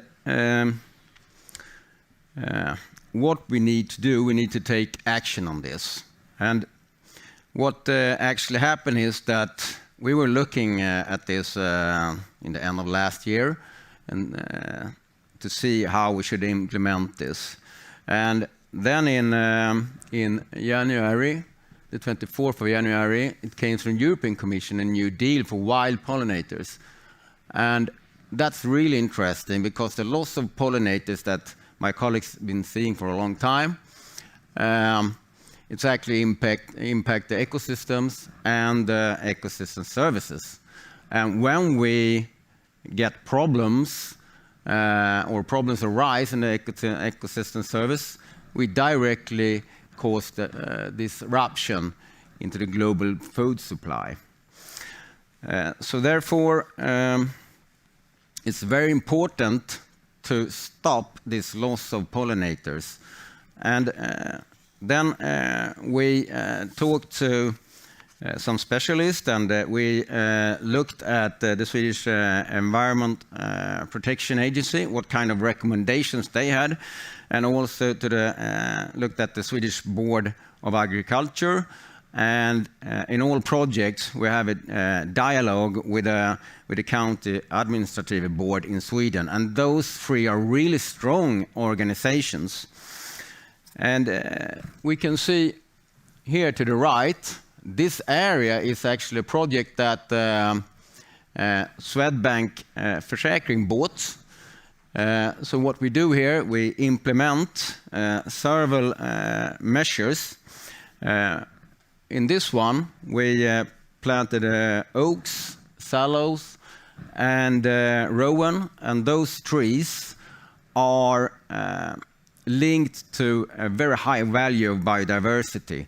They deliver pollen and nectar in, I think they have the highest values, those trees, for this, and that's very good for the pollinators. And then we establish, on the red dots here, we establish sandbeds, and then at the yellow dots, it's straw bales, and in those, the bees build nests. So it's we're creating a habitat that is very strong for them. And then also in the blue area, it's a small wetland. And then we also expose rock slabs, because when the sun are heating those, we get some warm surfaces, and the pollinators like that. In this area, it's also include dead woods, and in the middle, we create a traditional flower meadows. So all these measures help the pollinators to get a better living, to get a better habitat. And let's see what we shall more talk about.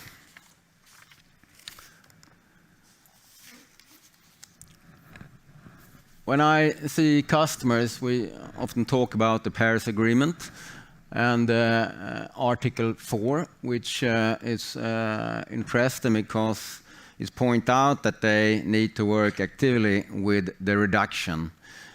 First, they produced a climate report to see how the carbon footprint is from this specific business, and then they need to work by reducing the emissions they have. They need to have a reduction plan, and they need to have a reduction goal. But there is still carbon footprints that they can't take away today, and therefore they need to compensate those. Otherwise, they have a net emission to the atmosphere, which they need to handle. It's their responsibility to handle that. And therefore, they need to go into Article 5 in the Paris Agreement, where you can read that it's about increase the carbon sink, to accelerate the carbon sink and the carbon sequestration. And when they're working with this, they get to net zero. But there is one other thing here, because it's not only two things we need to work with, or two tools, it's 4 tools, because at the same time here, we need to stop the loss of biodiversity. Exactly the same thinking, and you need to increase the biodiversity to the left. It's as World Economic Forum says that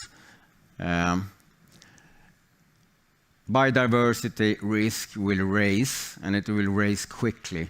So we need to focus. We need to be able to focus on that part as well as the climate change part. All right, and then we have all these trees. That it's a part of the European biodiversity strategy to 2030. And we establish a new forest that increase the carbon sink. And planting forests it's a very effective way to increase the carbon sink in the long term. And then we actually link that back to Paris Agreement, Article 5. And as you can see here in the green circle, 2030, it feels like a long time, but it's not. That's what is done so far among all these trees that need to be planted. And there's also another thing we need to think of, because 3 billion trees to be planted, that's a lot. And that's about 1.5 million hectares. And we plant about 2,000 trees per hectare. And in Sweden, we have about 140,000 hectares available. And I believe that maybe half of that will be easy. But it will, of course, take some time. But it's also that we don't want to create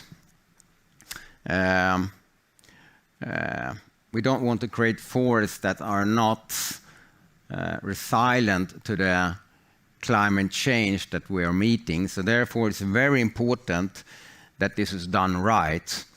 So we must contribute to biodiversity and create resilient forests. And therefore, we need to plant mixed forests. We need to have deciduous tree in bold very much more when we plant. And there is a long time until those trees start to bind carbon, because the peak for a tree planted as average in Sweden, that's about 25, 30 years. That's the peak of the tree in terms of carbon sequestration. And then it falls off, and then about 70, 80 years, then it's flattening out, and it's not bind much more carbon. It's stored there, but it doesn't bind more carbon. So what we view at that time, this tree, we need to be active. We need to have an active forest management. So we need to take this tree out and we get it into substitution effect, building houses and so on, and then we plant a new tree. And the thing is with this is in the production areas. The thing is with this is that we keep a high growth, because a high growth is really important as average, because if we have a high growth on average, we have a high average carbon sequestration. And at the same time, we secure that we have a wood supply to phase out fossil fuels. But it's still about manage the forest in the correct way, sustainable forest management. And I believe not regulations in this part, because landowners and forest owners in Sweden, they want to do this. They want to participate. So I think with the economic incitament, we have the solution. But regulation, I don't think is the correct way. And as I said, the recommendations that 1415 follows, it's about the recommendations from the Swedish Environmental Protection Agency, and also very important is the County Administrative Board. I think I'm done there, Katarina. Excellent, thank you. Thank you so much, Christopher. And you've started in Sweden, so how do you see this spreading to other countries? First, Norway and Finland. We have cooperations there initiated. And then I got a call yesterday from a couple of Danes. So I think in the Nordic area, we will be first. Mm-hmm. And you're also aiming to raise capital for this, of course. So how does that work? It's working very well. The interest is high, very high. So that's very good. Excellent. So before I leave you, what has the feedback been from the customers here that you started a little bit? It's for example, this project that I just talked about. It's Swedbank Försäkring. They bought it because they believe that this is a really important thing to support. The pollinators is really important for the future food supply. So it's. But actually, you should ask Swedbank Försäkring about it a bit more. Well, thank you so much for the fabulous work you do. Thank you. Thanks a lot. Thank you. So,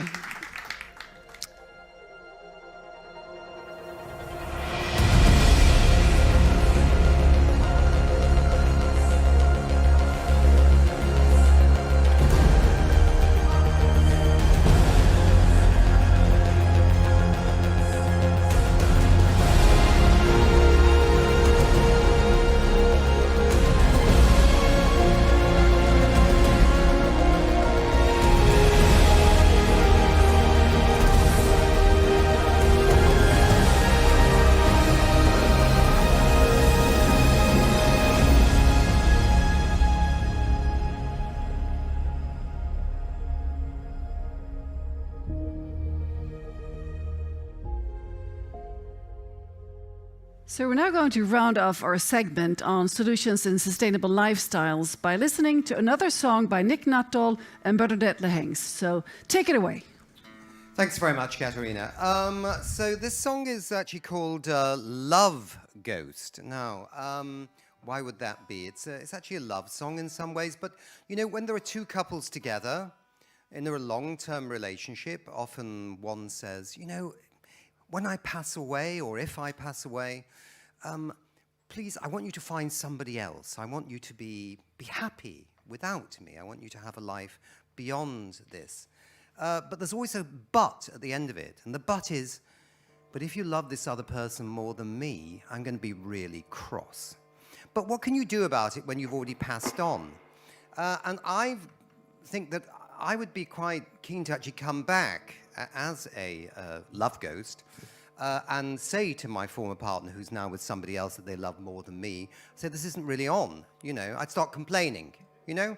A bit like when you were together, you didn't put the dog out or the cat out, or you didn't do the washing up. I would come back as a love ghost to my partner and say, it's just not on, it's not acceptable, you love somebody else more than me. So this is Love Ghost. Let's see.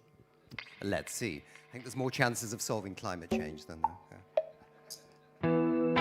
If I die, as I know I will, please don't cry and don't shed no tears. Just move on and embrace the years. And if you meet someone so new, I hope they take you to London, maybe Peru. Try to be natural too. But will break through all your floors. I will smash up all your doors if you love them more than me.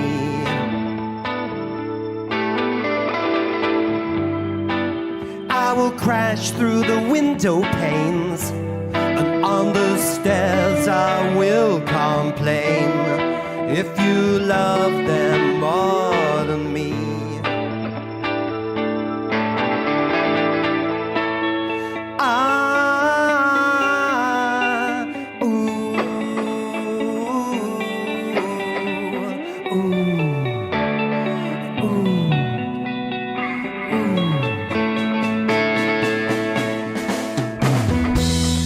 What we had is just grains of sand. The past is another place, another land, so far from the touch of hands. If you meet that cool guy or girl, please don't cry and please don't sigh. Just wave us goodbye. But I will break through all your floors. I will smash up all your toys if you love them more than me.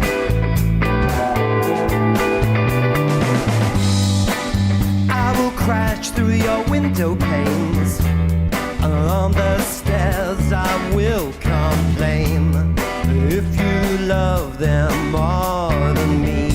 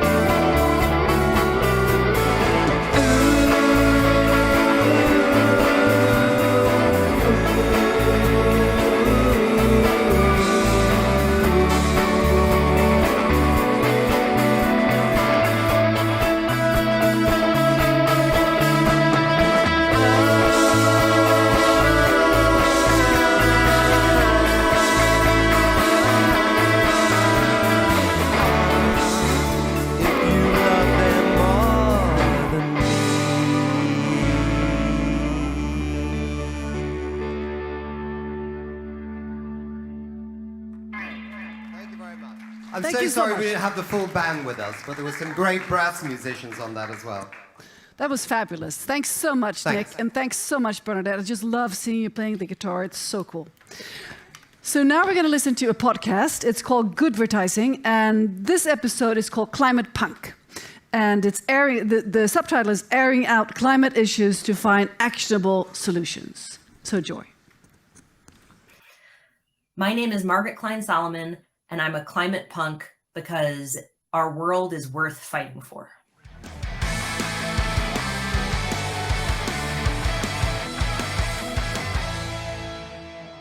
Hi, this is Climate Punk, and my name is Thomas Kolstra. I'm behind the microphone on an important mission to find radical new answers to the climate emergency. So no BS.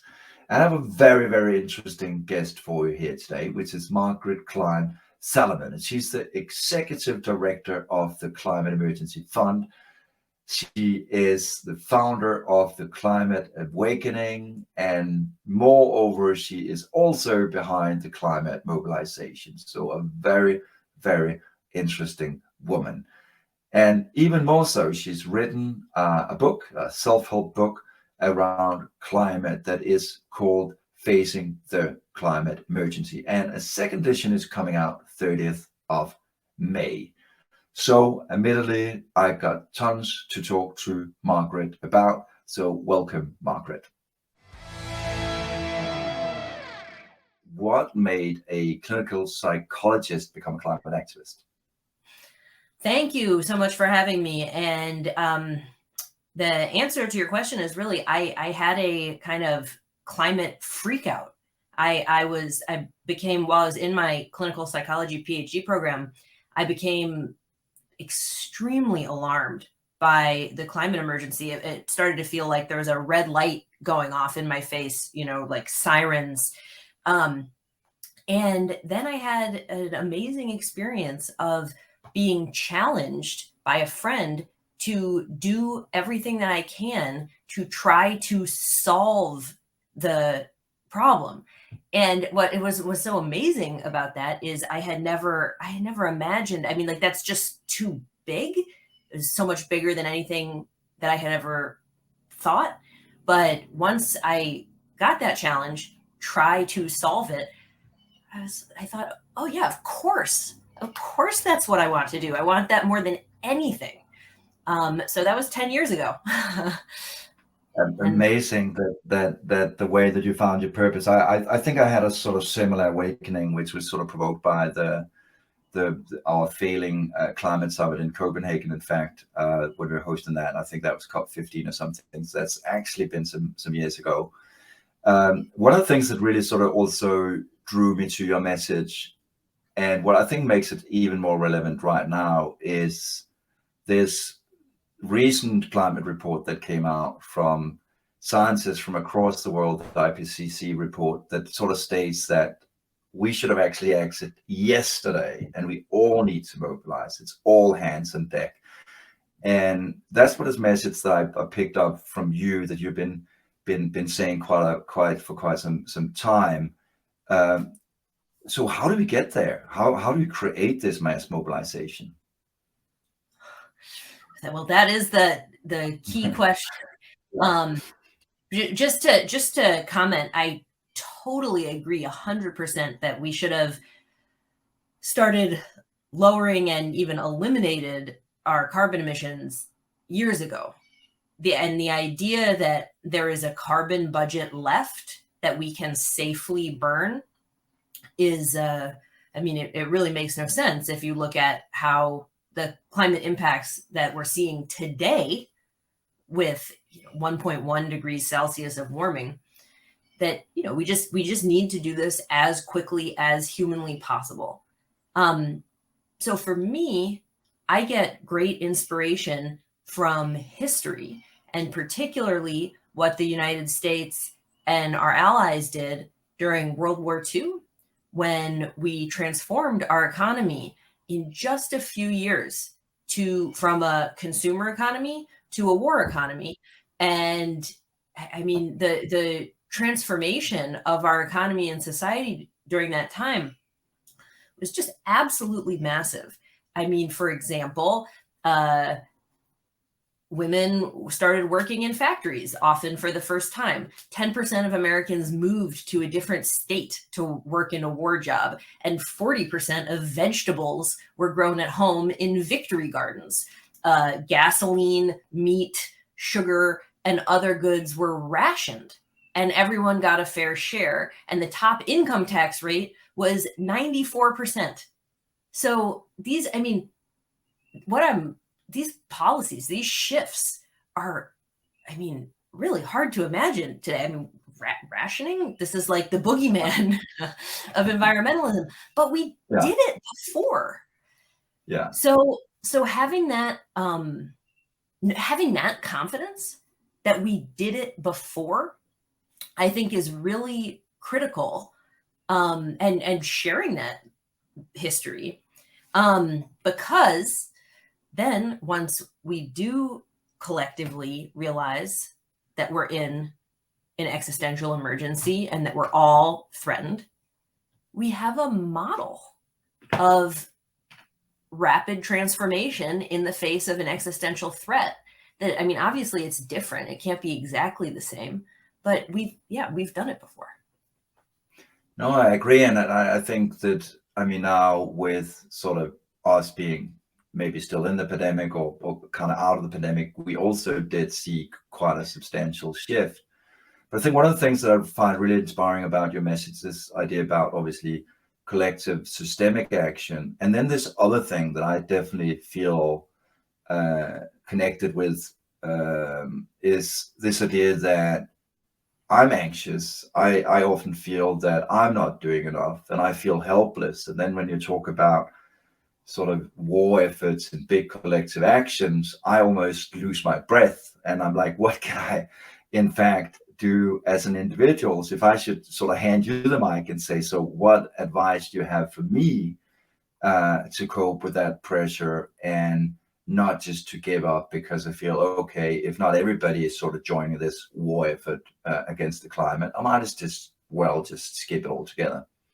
Okay, so first of all, the feelings of wanting to give up or feeling helpless and hopeless about the climate emergency are totally normal. And it's important to have compassion for yourself and for other people for feeling that way. And it's also critical to recognize the role that activism, particularly disruptive activism, can play in spurring rapid transformation. So at the Climate Emergency Fund, at which I'm the executive director, we raise money for and make grants to disruptive climate activists. So, for example, some of our grantees disrupt tapings of TV segments or meetings of banks and their investors, and throwing soup on paintings or disrupting sporting events. And these actions, I believe, are extremely high impact because we are in a collective delusion of normalcy, right? And we're going through the motions, acting as if things were normal. And when what we need to do is wake up and realize how incredibly dangerous the situation is, and transform, take these steps in our economy and society that are necessary for rapid decarbonization. And so to do that, we need to enter emergency mode. We need to treat the emergency like an emergency rather than, like I said, just this kind of inertia of normalcy, kind of like zombies or sleepwalking that we're doing now. So what these disruptive activists do is, it's like they're shaking us awake, right? They're saying, stop what you're doing. We need to get real. Yeah. And how, because I really love the way that you frame this around disruptive activism. And I think activism, if we look at activism in a historic perspective, have obviously created massive shifts and also normalized things that weren't normal before. But there's also a lot of criticism around activism in recent years, where there is this, for example, the Climate Extinction Rebellion in the UK, where people are criticizing the activism for, stopping regular people going to work, for, disrupting the normal sort of working of society. So I'm curious to know sort of your thoughts about where sort of does activism stop and begin? So what's sort of the lines of activism, and how can we use activism in a progressive and positive way? So the first thing to keep in mind is that activism is never popular. By definition, we're talking about a small group of people telling a much larger group of people that we need to change. And, you know, that just always meets with resistance from the status quo. So, you know, Martin Luther King Jr., when he was alive, was, you know, had a very low approval rating. He was not supported and viewed as a hero by the broad society during that time. It's only after the social movements that we look back and realize, oh, wow, they really had a point. They were really contributing something incredibly meaningful to our society. And in fact, maybe we needed to be disrupted. So, I mean, the same thing with the suffragettes. It's, you know, they were, especially in the United Kingdom, I mean, they were very disruptive. And yeah, now who's going to look back into history and say, they should have been more polite and better behaved? You know, so, but we do that to the activists that are, you know, just trying to protect all of us. And so what does great activism look like in your eyes? And also, do you feel activism has changed? I think now with the digital, I think we see a lot of sort of digital activism. So those two components. So what does great activism look like in your eyes, and sort of where's the activism heading, and has the sort of digital space changed activism today? So the most important thing is that activism maintains strict nonviolent discipline. It's really important for the success of the movement to do that. If the movement becomes violent, it is just so easy to be totally dismissed, and also bring down, you know, a violent reaction. So that's, I mean, but within that space of nonviolent disruptive activism, there's just a huge range of things that you can do, and the activists are incredibly creative. That's it's one thing I just love is seeing what they do, and I'm like, wow, I would have never thought of that.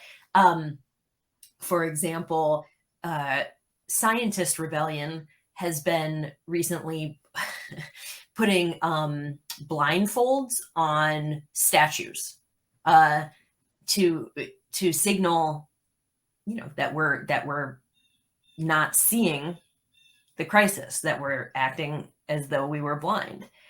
And so what I like about that action is the creativity and the symbolism. Another action or that's happened many times that I think is outstanding is the blockading of private airports. So this is also extremely symbolic. It tells a very clear story that we're talking about the richest people in the world who fly on private planes, who pollute just an incredible amount. It's so unjust. And so, in Amsterdam, where after months of protest, the airport announced that it's going to stop allowing private planes, they had these wonderful actions where they were bicycling on the airport tarmac, preventing any plane from taking off or landing. But so this contrast between the bikes and the planes, the private planes, was really, really strong. So I guess in summary, good action is nonviolent, it's disruptive, and it tells a story. I love the storytelling part, and it's almost like the little artist statue trick is almost like a little art piece in itself in so many ways. And where do you think, in the second part of the question, in terms of digital, what sort of digital activism out there is inspiring you at the moment, and where do you see the sort of creativity and heart in digital activism? I don't know as much about digital activism, but I do think there is inherent and important political value in talking about climate and talking about it in a personal and emotional and authentic way. Not just sharing statistics or articles, but saying, you know, is anyone else out there feeling this way? Is anyone else, you know, how do I plan my future when this is coming down? That there's what Yale Climate Communications Program calls the spiral of silence, that people don't talk about climate because other people don't talk about climate, and it feels awkward to do. So I think the digital and social media space is a really good opportunity to break the silence and start raising this conversation with your friends and family and network. And so those two disciplines, because now we sort of talked about the anxiety and activism sort of as an outlet for that anxiety. So if any of our viewers here today sort of wants to embrace the activist within themselves, do you have any good advice? Anything you learned along the way? I wrote a book about this, which is called Facing the Climate Emergency: How to Transform Yourself with Climate Truth, which is a self-help book, really on this topic, that the first step is to really look at the crisis, you know, with clear eyes, trying to not totally freak out to the point that you shut down, but really try to understand what's going on. The second step is to process your fear, grief, and other painful feelings that are inevitable and cannot be skipped. The third step is to rethink your life story. So what if what you've been through so far in your life has been preparing you for this moment? What if it's not a coincidence that you're alive during this time of incredible consequence? And so to try to rethink your identity in light of what's going on. And the fourth step is to enter emergency mode, which we've been talking about, the understanding that these are not normal times and that we're in danger and that we need to act with everything that we've got, both as a country and as a global community, but also as individuals. So then step 5 is to actually go join the disruptive climate movement. You have to go through that kind of emotional journey of self-discovery to get ready. And so once you're ready to do that, once it's okay, what can I do? I'm ready. It's still not an easy answer because, like, where do I fit in? What group should I join? But some important things to keep in mind with that is there's climate groups all over the world. I just learned today that in Philadelphia, my niece is helping to lead a school strike at her school. So there's I know, I'm so proud. So school strikes, the Sunrise Movement, Extinction Rebellion, these are groups that have chapters. So you can join or you could create one. So yeah, looking for a group to join, that's one part of it, but also thinking like, where do I fit in with my particular skills and experiences and resources and availability, right? So some people go and do the actions, but there's plenty of people who contribute in other ways, such as, I mean, cooking for activists, picking up activists if they've been arrested, taking notes at the meeting, and then emailing everyone to remind them of the action points. It's really a huge amount that goes into these movements. And so what I recommend is to, really get started with a kind of attitude of exploration.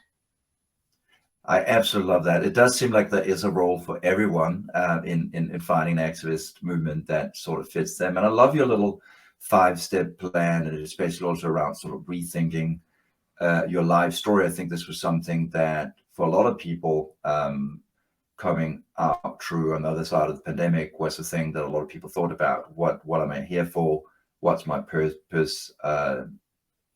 What am I doing at work? So Margaret, for those folks who might not feel that running around in the streets with a sign in their hand, or they might not have time, but really want to do their utmost to push forward and respond to the climate emergency, do you have anything that they could do that's more of an easy little action?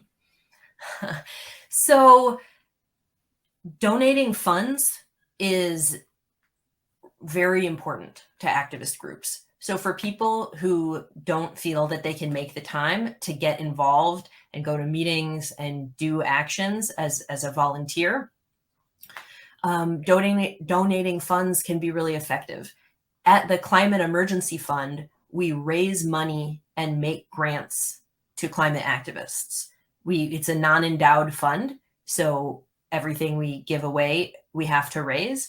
And so from this vantage point, I really get to see how far the activists can take a small grant, that because they're volunteer powered, because they're so passionate, the money's just facilitating what these volunteers want to accomplish. So donating to activist groups or to the Climate Emergency Fund, which then distributes that money, is a great way to support.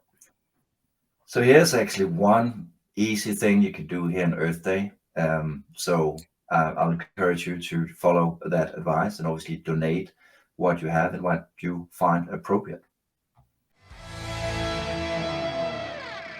So obviously it is Earth Day, so we are obviously celebrating everything from the Amazon forest to our oceans to the beautiful animals within it. And we haven't been the best guests of our beautiful little blue planet, to say the least, since the 1970s, where the first Earth Day was celebrated.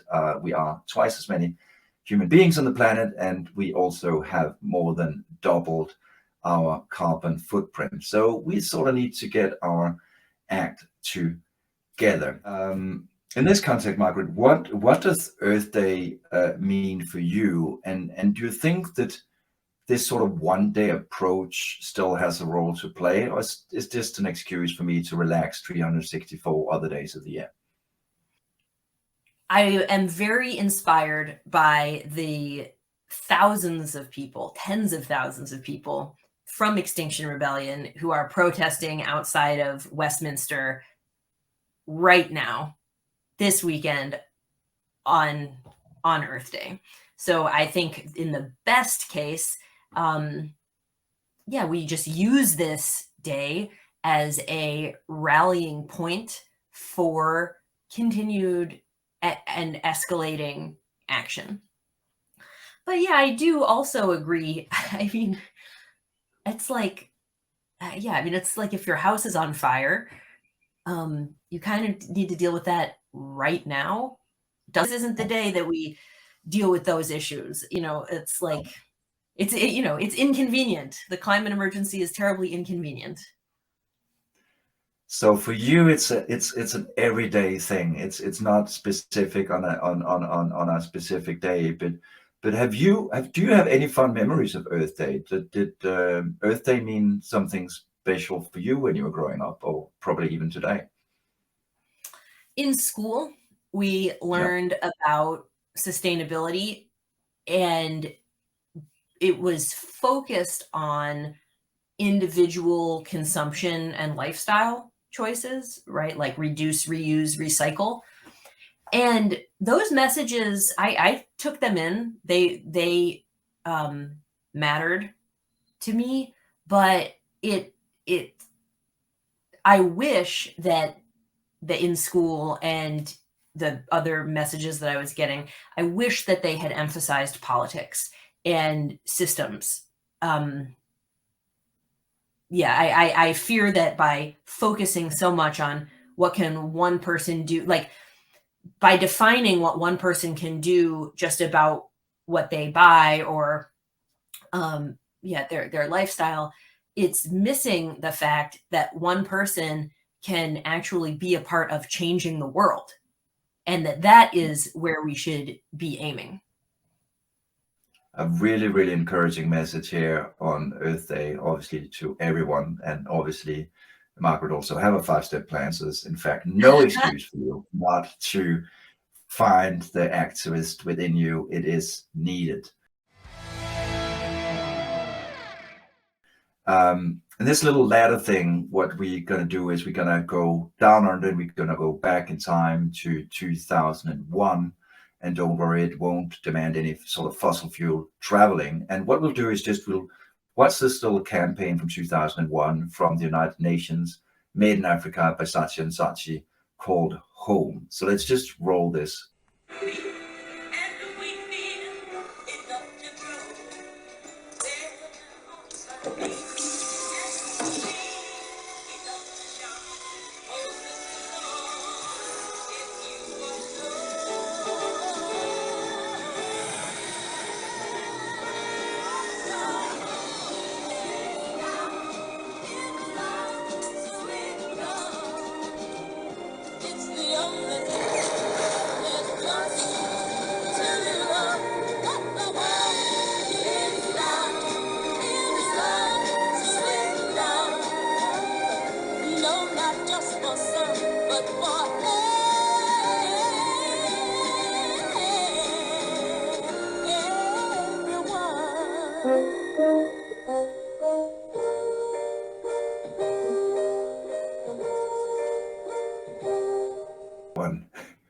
That was really interesting.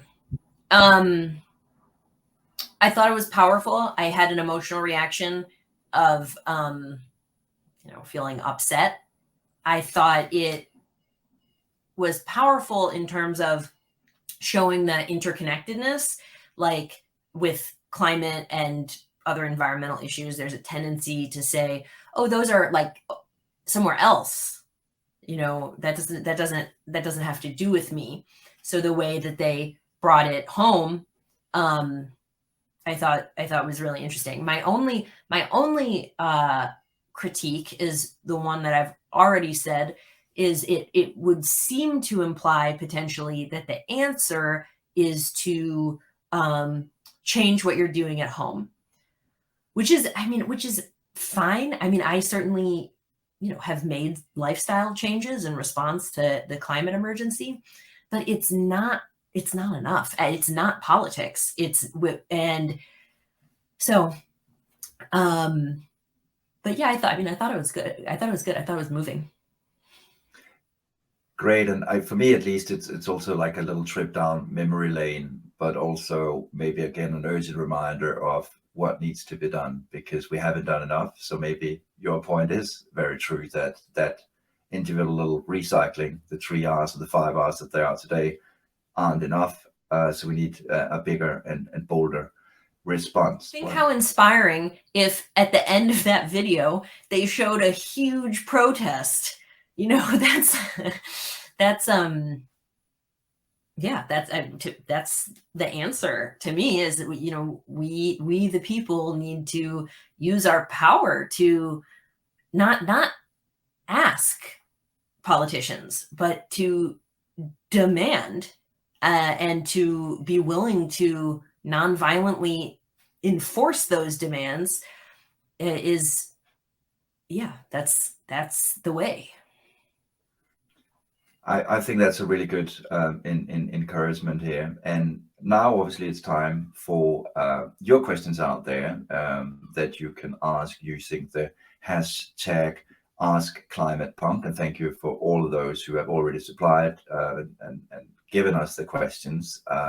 And obviously, also remember to ask your questions to our next guest coming up using the hashtag #AskClimatePunk. How can I have a conversation around climate and the climate emergency with my children without scaring them? The most important thing is to honestly be able to tell your children that you are doing everything that you can to fight this crisis, and that in fact, this is something that you can do together as a family. Great, lovely, good answer there. We have another one, a short one. Maybe you don't, maybe you have. Who's your favorite activist and why? That's impossible, but I will point to one activist group that I think is particularly cool. But there's so many. But just want to give a shout out to Scientist Rebellion, scientists taking direct action, getting arrested. It communicates so clearly, much more clearly than another scientific report, just how serious this emergency is. And were these, this is actually my follow-up question here, were those the same people who did those blindfolded statues? Yes, and also some of the airport blockades. Good. I think we definitely have a close to a favorite there from your side. So apparently a more personal question here. So what has been the biggest breakthrough on your journey so far? For years, the organization that I founded, the Climate Mobilization, was campaigning for climate emergency declarations, that as a way for governments and other institutions to make a clear statement about the scale of the problem and what was necessary. And so we campaigned for like the first 10 US cities to declare a climate emergency. And then it spread all over the world and became Oxford English Dictionary's word of the year, climate emergency, in 2019. So it was a campaign that successfully broke through in terms of language, that now it's very normal to talk about the climate emergency. But of course, there's also limitations to that. It's so anyway, but it was a breakthrough, a communications breakthrough. Amazing, and definitely a very, very good answer to that question. That's a wrap for this episode. Thank you so much, Margaret. And don't forget, all of you, to get your hands on Margaret's book, Facing the Climate Emergency, 2nd edition. Be the best climate punk you can be. Follow our mission on social, and you don't want to miss our next episode. We got a really exciting guest for you, and you can participate by asking your questions to our guest using the hashtag #AskClimatePunk. See you soon.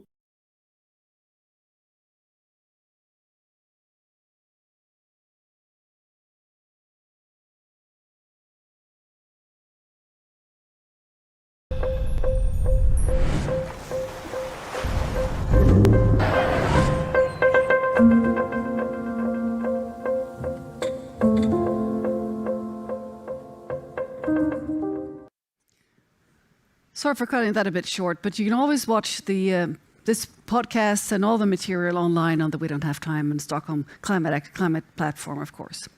So we're now going for a coffee break while we sit down to enjoy a screening of the film Beyond Crisis. It's a Canadian documentary that explores the impacts of climate change and how communities can come together to create a sustainable future. The film highlights inspiring stories of individuals and also organizations taking action to address the crisis. So we're sitting down with the filmmakers after the break, so stay tuned.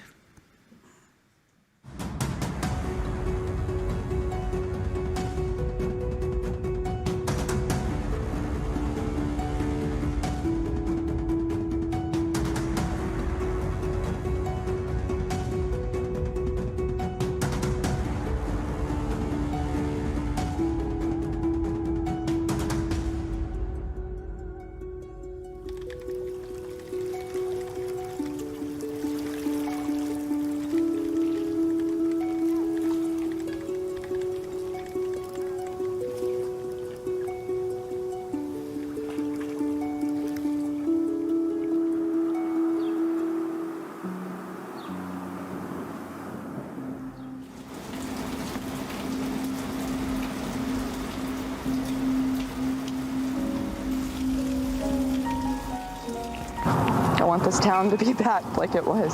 I grew up here. My house is gone. It's in half. There's nothing, all my kids' stuff is gone. Everything's gone. We need to recognize it's going to be a new normal. It'll be a new and different normal for this entire region.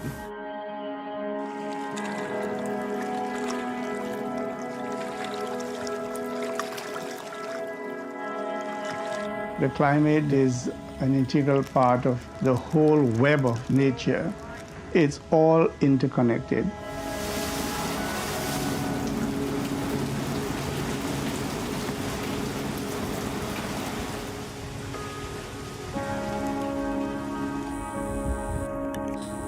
That question, just kind of what's going on, that there's this sea of denial. One of the big answers to that is the feeling of helplessness that people feel like, and really kind of rightly in many regards, that their actions will not make a difference, especially actions like bike rather than drive, turn off your light bulbs, whatever. People know that that's not gonna solve climate change.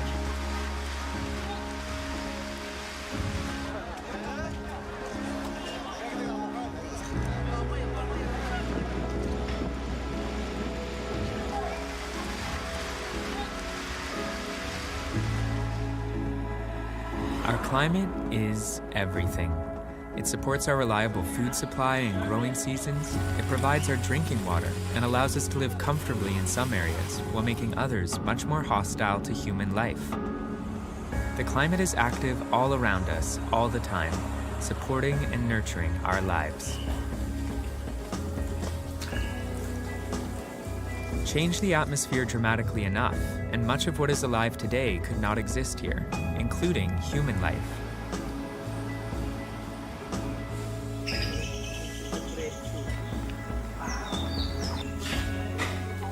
Yet by adding vast quantities of heat-trapping gases to the atmosphere each day, that is exactly what we're doing. We're changing the basic chemistry of our planet. My college time, we used to go walking from Asagaon to Mapsa. But today, from A to B, if you tell a small little kid also now want a scooter to go there. Walking is completely out. Go more pollution is adding it. I think that there'll be little change here. It'll go up, it'll get a little cooler, it'll get a little warmer like it always has for millions of years. It'll get cooler, it'll get warmer. It's called weather. Well, I thought there was a chance that he would come to his senses and stay in the Paris Agreement, but I was wrong. Combat climate change and have good, solid jobs. Worldwide, this summer was the hottest ever recorded, with global carbon emissions still on the rise. The alarm bells keep ringing. Our citizens keep marching. We cannot pretend we do not hear them. We have to answer the call. As an actor, I pretend for a living. I play fictitious characters, often solving fictitious problems. I believe that mankind has looked at climate change in that same way, as if it were a fiction. As if pretending that climate change wasn't real would somehow make it go away. But I think we all know better than that now. Every week, we're seeing new and undeniable climate events, evidence that accelerated climate change is here right now.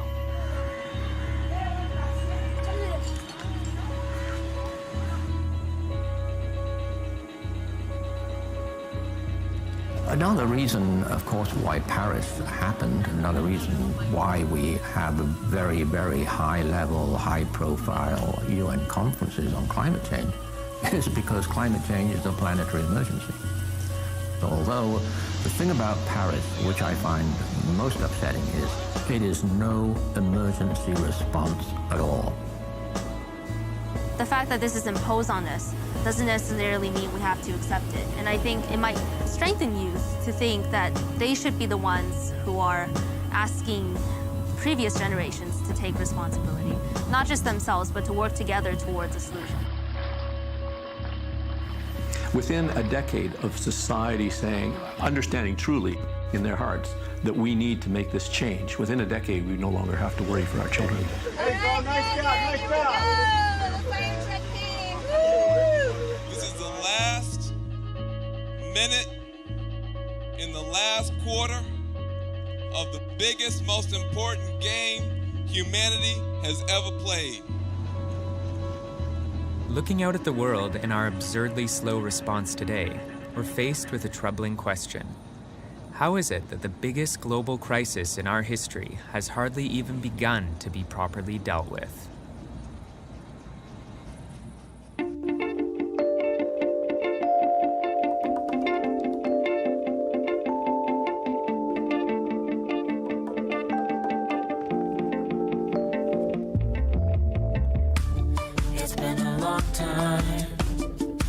Since we moved this way, stepping together, but it doesn't feel the same.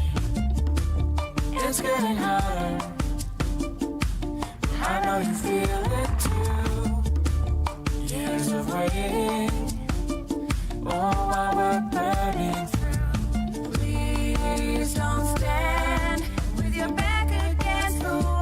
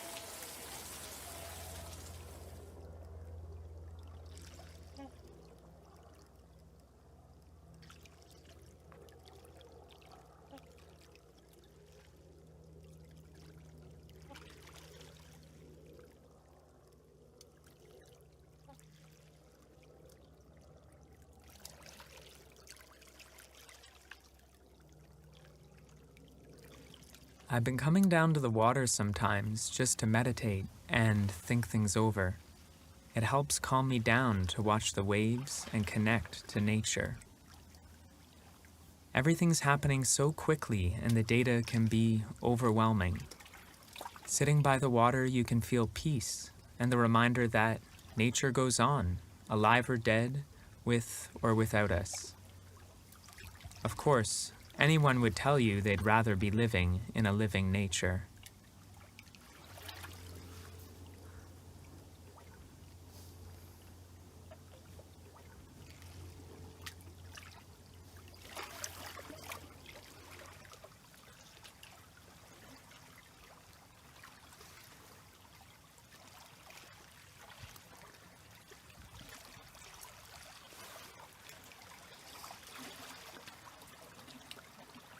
There's a lot of non-living mess in our world, and, not surprisingly, it seems the more mess we create, the harder it becomes for life to live. We need to clean up our mess.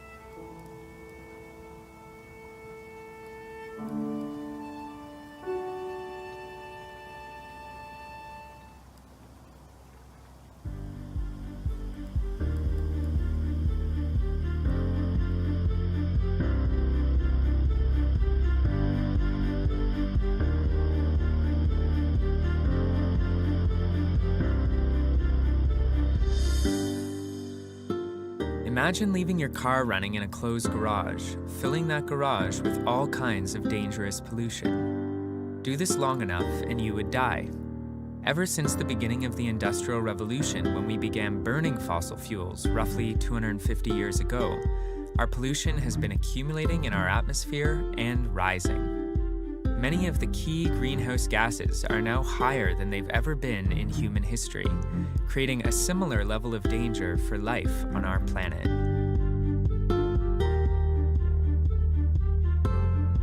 There is the crisis, and the crisis is real, and we're experiencing it more and more every year with the impacts of climate change.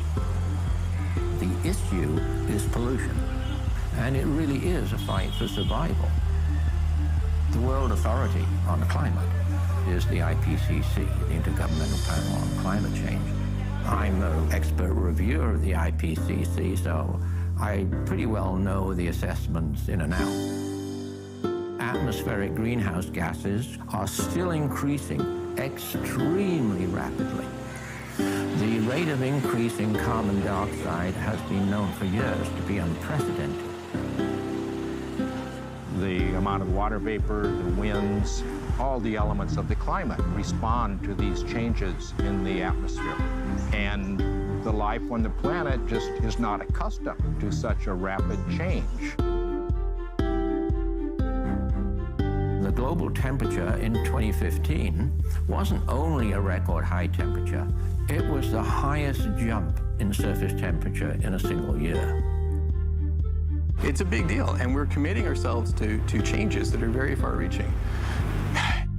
This is a very important time in the history of human beings, in our species, in the sense of how we are treating our Mother Earth. This is a horrendous year. They called me in a month early. I went to work in May, and May, June, and July, I flew as much as I do on a normal year. Fire season hasn't started. Food, farming, water, life. A stable climate is so fundamental to our existence on this planet, it's hard for us to even imagine what changing it could mean for civilization. Climate change is fairly complicated. I mean, it's our energy system, our economic system, our agricultural system, our transportation system. How do we make it digestible for people?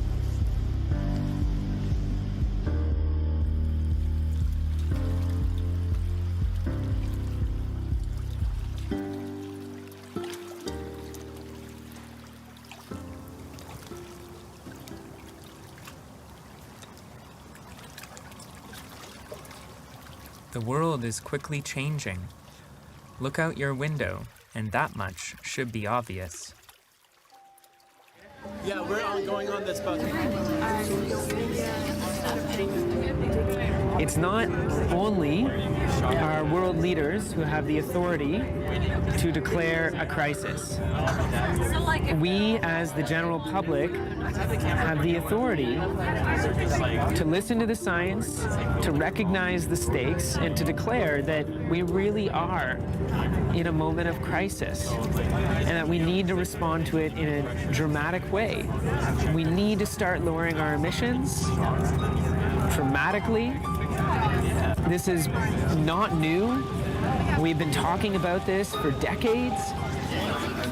What's astounding to me is that from the earliest warnings around climate change, several decades ago, our emissions have been rising globally. They just continue to rise.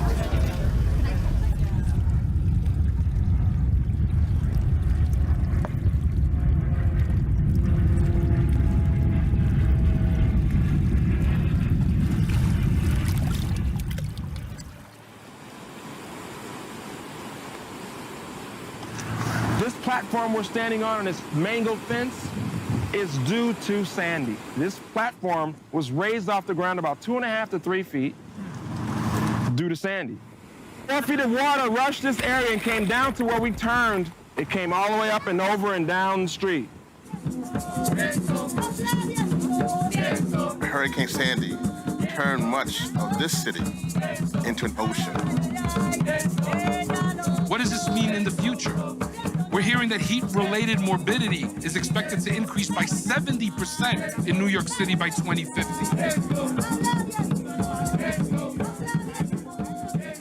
We've gotten fossil fuel power plants, waste transfer stations, thousands of diesel trucks coming through our community every day, and diesel-intensive distribution facilities. The cycle of dumping continues.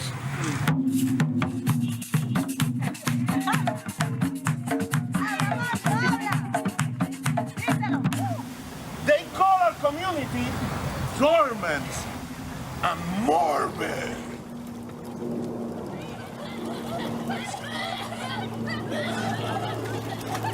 All they do is study our asthma and continue to fund what causes it.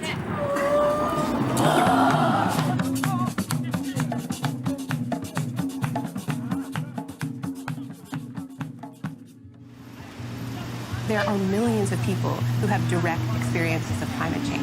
They may have it in their country of origin, the country where members of their family still live. Toronto has a huge Filipino population. It has a huge Caribbean population. It has a huge South Asian population. I mean, India is in the midst of a drought that's taken thousands of lives this year. So people actually know more than they're given credit for, and that experience needs to be valued.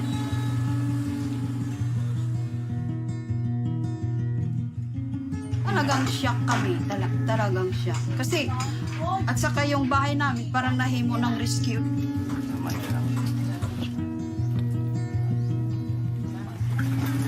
Ngayon, nasira na kuan, mga kamuting kahoy, wala na kami pagkain. Pagdating malakas ang bagyo, alas 4 hanggang alas 6. Tapos lumipat kami sa malaking bahay. Ministiblis. Pag ako sa kung mahirap ang daga, pangalawa na kami. Morning. We are now all vulnerable, including food security and health. We're already experiencing disastrous impacts. All civilization is based, of course, on agriculture and food security. We lose that, our civilization goes down. Already, global warming is raising sea level. Already, it's changing precipitation patterns. Already, it's creating signs of mega droughts and floods. A recent paper on the drought in California and the southwest of the United States, and this isn't the first paper to say this, said that that region is slipping in to a permanent state of mega drought. Can you imagine that? That's a huge area of the developed world.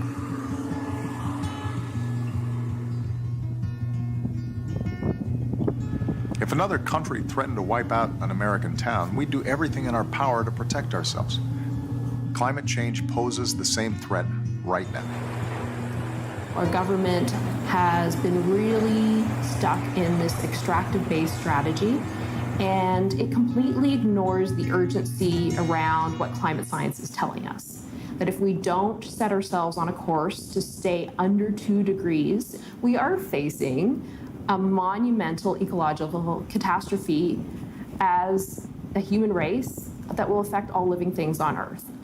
If that isn't enough to catalyze action in a different path, then I don't know what is.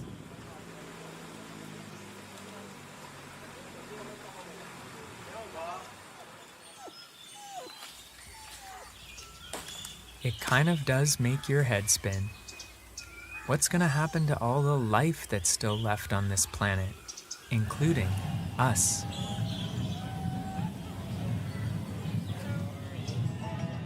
Continuing what we're doing, we'll have severe global food shortages by 2040, for example, and huge water shortages in large parts of the world. How do you adapt to a rapid rise in sea level that floods out your city, right? You have to move to a different city. You can only adapt so much. The climate system has destabilized. Society is going to completely change.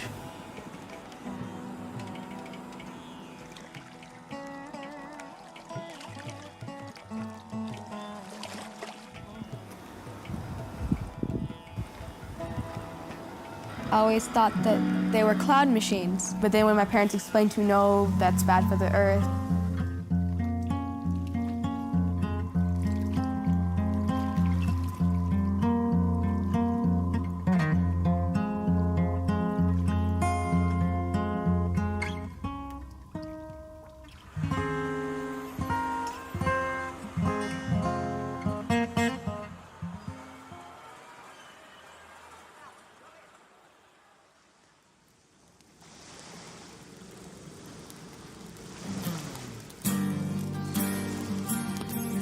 This is clearly an absolutely apocalyptic scene.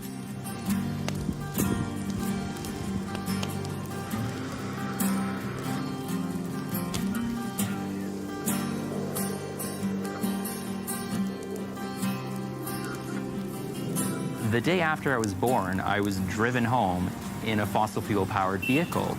It's all I've ever known, it's all we've collectively ever known. So it's this addiction that permeates through so much.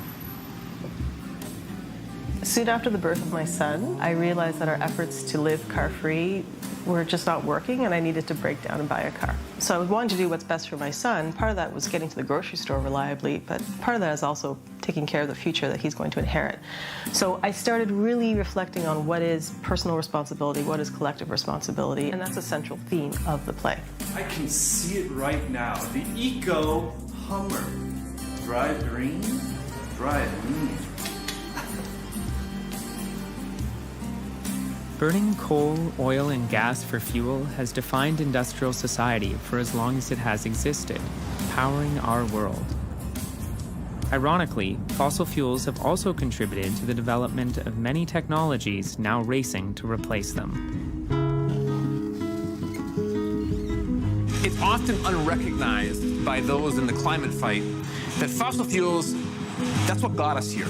We need to be honest about that. Fossil fuels are an energy-dense, mostly very inexpensive energy source. It built this modern world. Fossil fuels are easy to understand.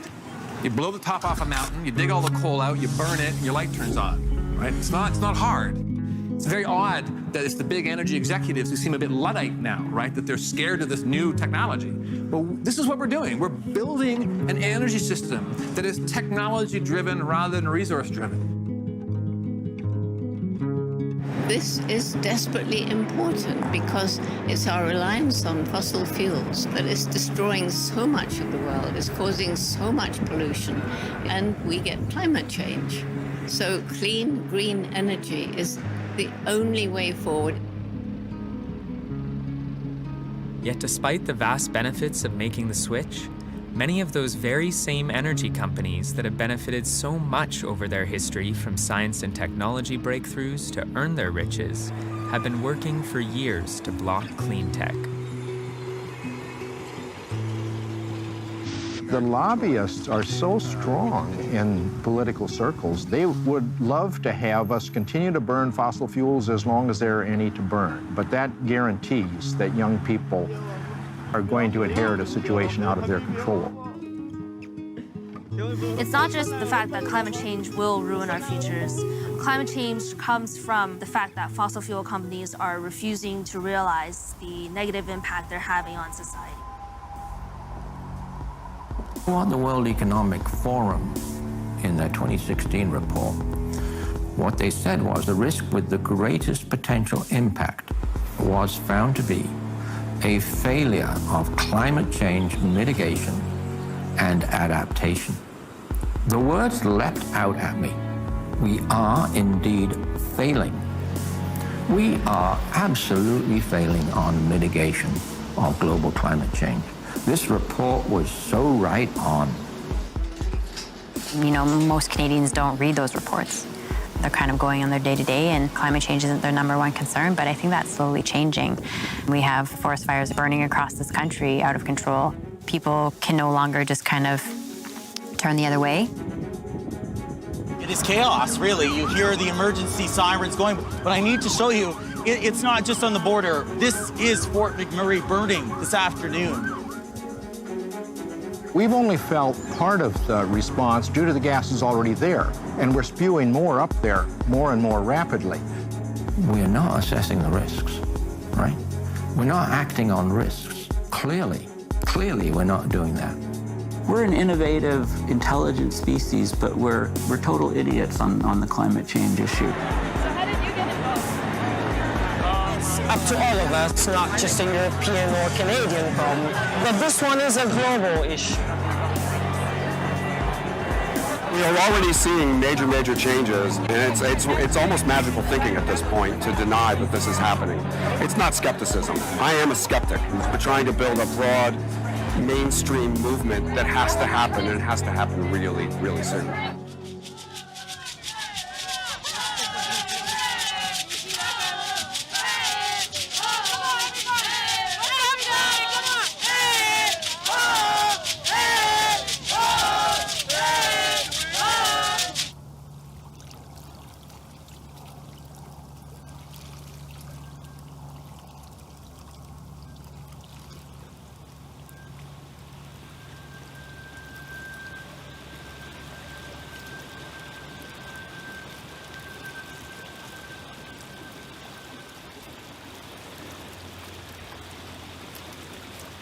Sometimes when I look out at the water, I wonder, what would real change really look like?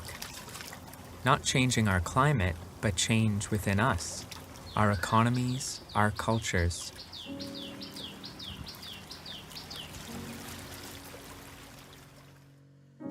Would change look like scientists, researchers, and all those who still live close to and understand nature, sharing their knowledge on how to best protect society and life on this planet? Would change look like political leaders and advisors in cities and countries far and wide, taking this information in hand to create laws based on our best shared wisdom? 3, we call on the U.S. government to enlist tens of millions of Americans in efforts to rapidly expand our carbon-neutral energy and agricultural system. Perhaps change would look like clean tech engineers and other eco-entrepreneurs, testing and dreaming up better ways to power and sustain our world with nearer and nearer to zero emissions. Or change would look like business leaders moving trillions of dollars in global investments into a climate-safe future, making sure this money helps sustain instead of damage our living planet. Or change would look like artists, writers, storytellers, and culture leaders, bearing witness to the current problems of the world while sharing exciting visions for a better future. Or change could look like anyone who cares enough about life on Earth to work together to protect our rare habitat, our living jewel, building a landslide of voices and actions that forms a real force of change, a true movement.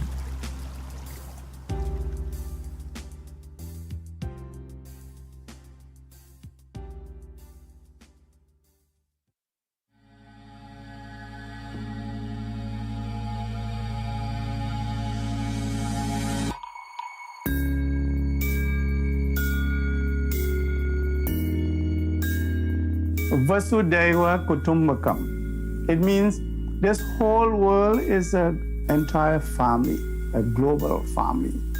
So we need to take care of each other. I think that it's really important that we've been using the language of climate justice because it really is a justice issue. If we look at the example of Jesus, his whole life was dedicated to being in solidarity with people who are suffering and people who are on the margins of society, whose voices were ignored. And that's one of the things that the Pope talked about in the encyclical, and that's echoed in this rabbinic call, is that there's not multiple crises. There's one crisis, and there's an environmental, social justice, and an economic dimension to it. So we need holistic action in order to make a difference. Laudato Si was the second encyclical of Pope Francis, published in May 2015. Devoted to the central theme of care for our common home, it calls for a broad cultural revolution to address the climate crisis. All other major world religions have now released similar documents, each citing a clear moral imperative to climate action and care for creation. What we really need to look to is how we can put justice at the core of the solutions that we're deploying. And particularly considering that there's such a huge disparity between the global north and the global south, with the south experiencing the brunt of climate change impacts and the global north being responsible for the greater proportion of greenhouse gas emissions. It's really important for us to take responsibility because we simply can't afford it. We want to build a society where we're not just struggling against poverty, but we're actually creating a society based on human solidarity that is really worth something. So you must obviously at the same time create a sustainable and viable relationship with nature and with the planet that you live on. Folks who are involved in the environmental movement and climate change can see that if we want people to be fighting alongside environmentalists, we have to deal with the issues of survival and decent work. We can't stay here. No anything. As more and more people are forced into difficult situations due to our changing world and climate, we'll need strong social structures and services to provide much-needed support. Come to Syria. Because there is bomb, fire, everything. To deal with that changing world takes a lot of creativity, it takes a lot of guts, and it takes a certain amount of play to go out there and think about how you're going to get people's attention to make these changes, how you're going to communicate the changes that have already happened.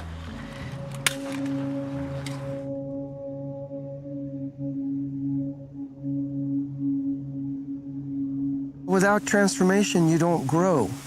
Without going through your life stages as a human being and transforming from a baby to a child to an adolescent, you don't grow.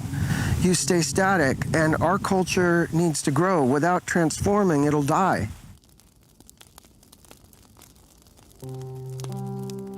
About the feeling of facing an awful future, I think I do feel that a lot sometimes as well. I've heard my friends say that sometimes. It's a reality that our parents or the generations before us, they did not have to deal with this. They had maybe other issues they had to deal with. I'm a psychologist. I earned my PhD in clinical psychology a year ago. And during my training, I started to get more and more alarmed about climate change and more involved in research and thinking about solutions. And my basic question was, what is happening in people's minds and in our kind of collective social life that this crisis is happening, this absolutely tremendous, horrific crisis is happening, but people are basically living their lives as normal. I mean, doing things like planning for retirement and living life, imagining a future that is totally unrelated to the actual future we're heading towards.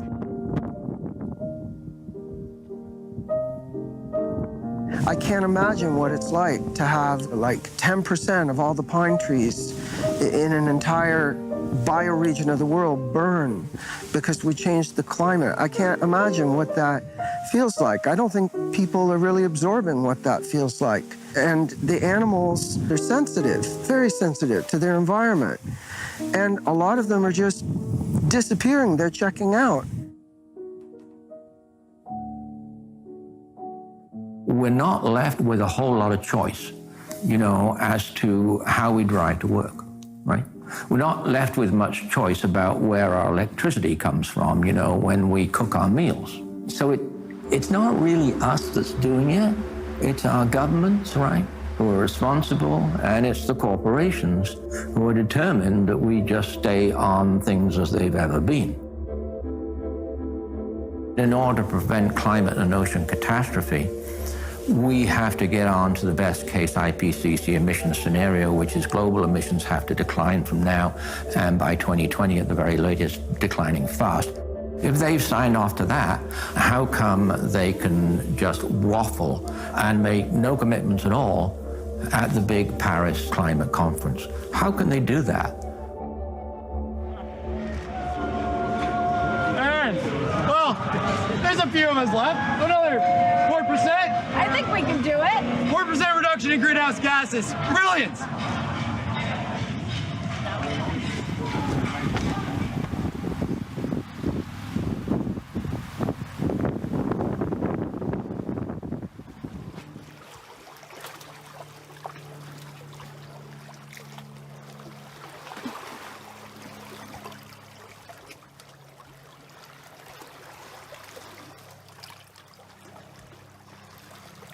What else is there to say?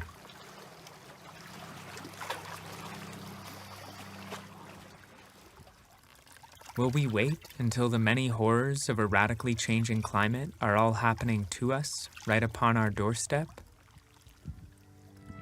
Will we wait until extreme drought dries out the world's farmland and flash floods wash crops away? Will we wait until there is no water, no food, and millions of people are forced on the move? Will we wait until the seas rise straight into office towers and homes all over the world's coastlines?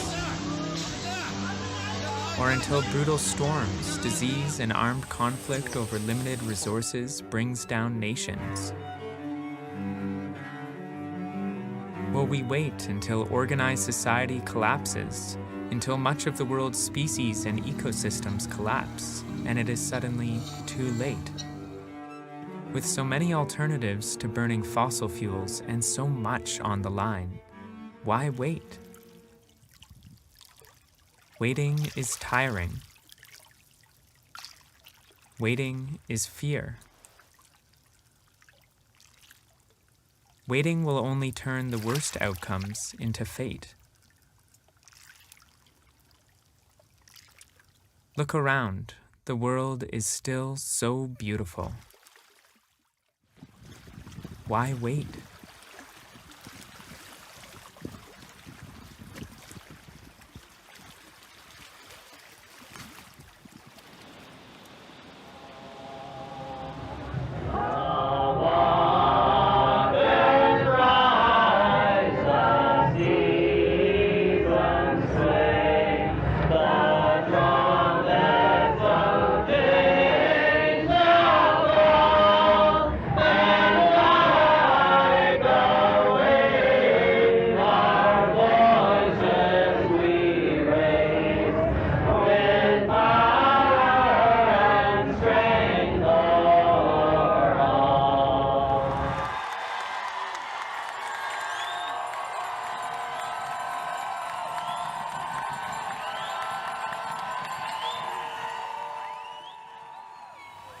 Just imagine, millions of people coming together to build a future for life.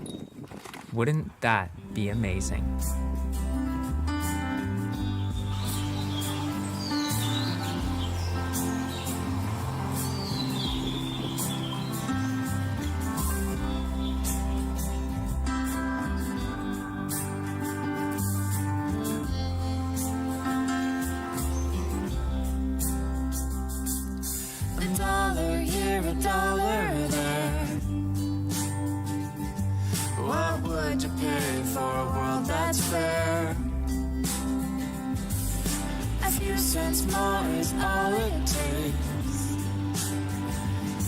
To save the treasure that's at stake, we can carry our weight by a dollar will carry. I've been working with solar panels since I was 10. I'm 23 years old now. It felt like magic to me as a child to be able to get energy from the sun, and how much easier could it get? I feel that day by day government should encourage about the solar power. Drop this carbon electricity and start with the solar. We have the technology to go to a renewable society. The prices of solar and wind and all of these things are plummeting as we hit the economies of scale that we're reaching, and the growth rates are enormous, but we could ramp those up much faster. The whole mode of energy and transportation that we've been using for the last 100 years is going to be obsolete within the next 10 to 15 years. That is the clean disruption.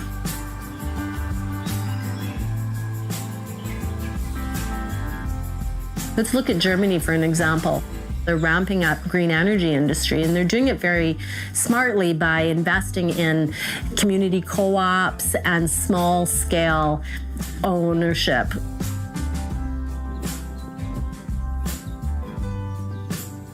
Something remarkable is happening around the world.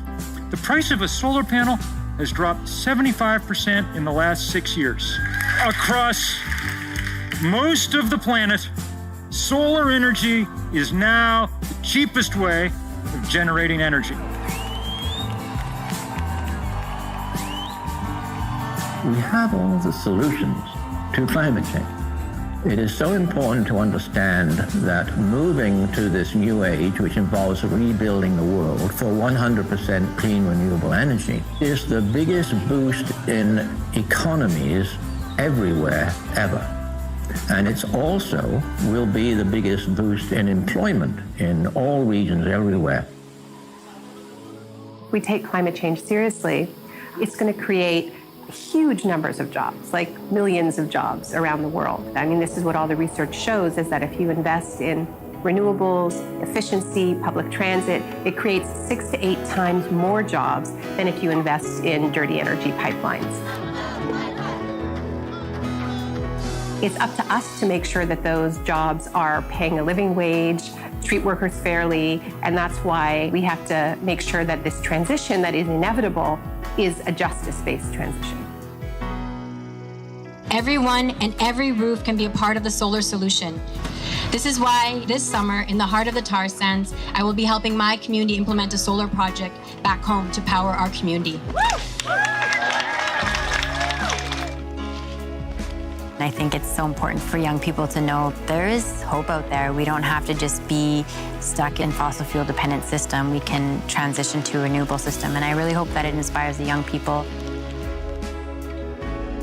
There are good reasons why, if we make the complete switch rapidly off fossil fuels onto renewable energies, that the future just gets better and better, because the amount of energy we have available to use, and that's for all populations everywhere, keeps increasing. At the same time, the price keeps decreasing. That is happening already.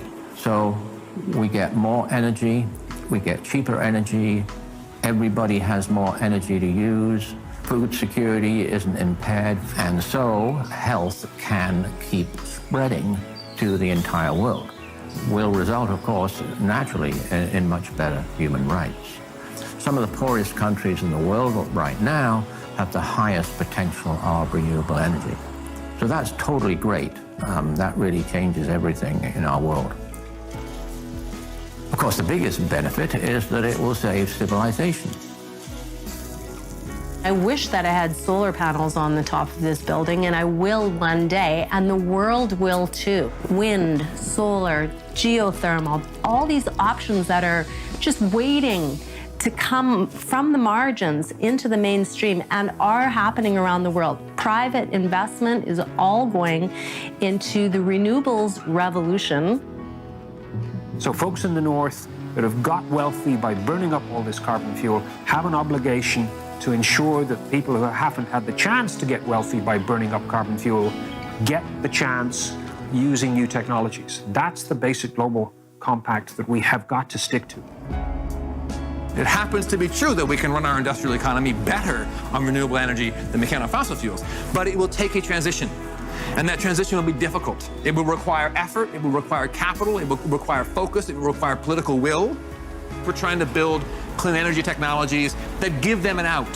There are low carbon energy assets for them to develop. We're coming up with them, we're inventing them, we're patenting them, we're taking the technical risk out of them. But to bring them to market at the $100 billion scale, we need those giant companies. So I view it not as us and them, but we're enabling a transition for those companies. So that's why it's so important to change the rules of the game. We need to price carbon, we need to regulate, and we need to essentially force the hand of the energy companies. Because unless we do that, they will continue to try to burn the reserves they have. It's on their balance sheet, it's reflected in their share price. Their shareholders expect that.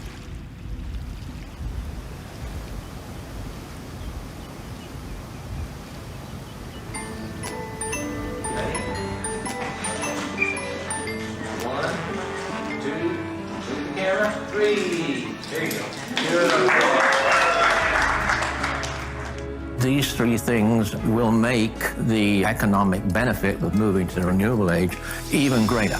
And they're obvious, we all know what they are.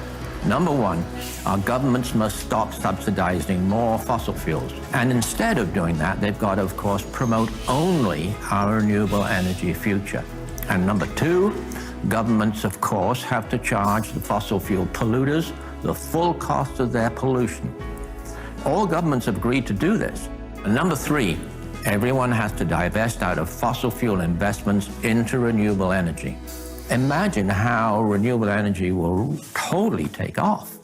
So that's something that we have to make our governments do.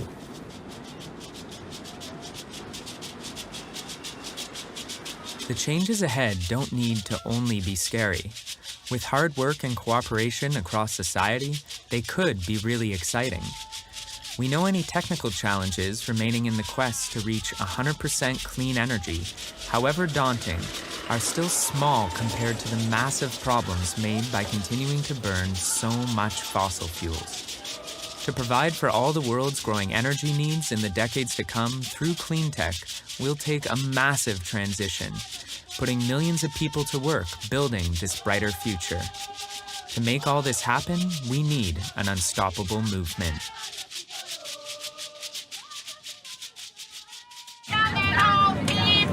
Young and old people, fighting for a change. Fighting for a change. We are the people. We are the people. Mighty people. Mighty, mighty people.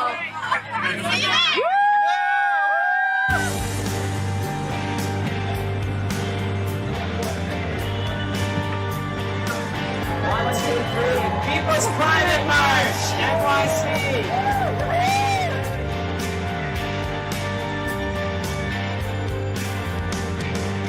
We can build a different kind of economy with clean energy and green jobs without compromising our families and our communities.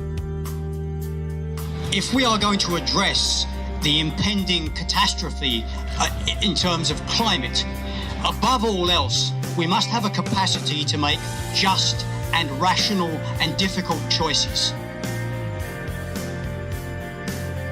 I know what my grandmother would say to me if she heard this talk, this is too hard a problem for us to solve.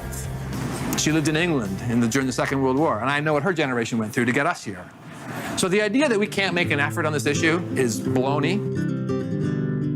When you use the lens of World War II, it becomes really easy to imagine how we could solve climate change, because you just have to get into this mindset of like total mobilization.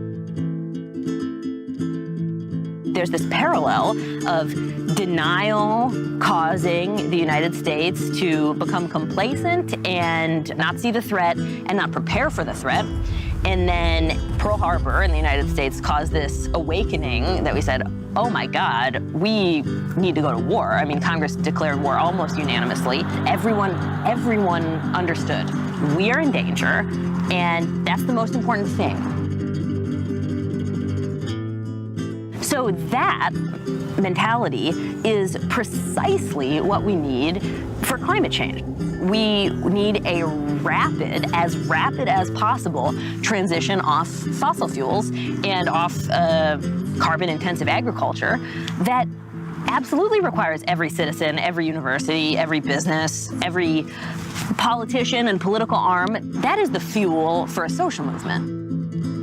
What is the United States Congress doing to address what the scientific community says is the greatest crisis facing our planet? And the answer is we have done a little, but not enough. As a nation, we may disagree about this approach or that approach, but if we don't get our act together and recognize the severity of this crisis, come up with ideas to solve it, the planet that we're going to leave our kids and our grandchildren will be much less habitable and much more dangerous than the planet we have today.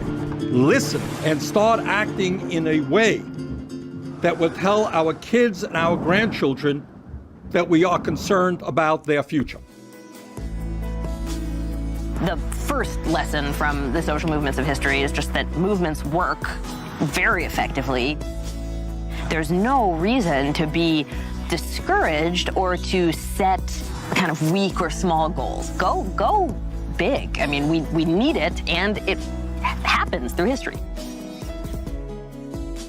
There's never been a bigger threat for all peoples, all world to unite under, because this is the only way we're going to beat this thing. One person at a time, everywhere. It's me, it's you, it's him, it's her. Another, I think, critical lesson from social movement history is about the value of truth and how truth is communicated. Gandhi Satyagraha campaign in India translates as truth force, meaning nonviolent civil disobedience is about exposing through action the truth. In that case, that colonialism was repressive and brutal. And in the civil rights movement, it was the same thing.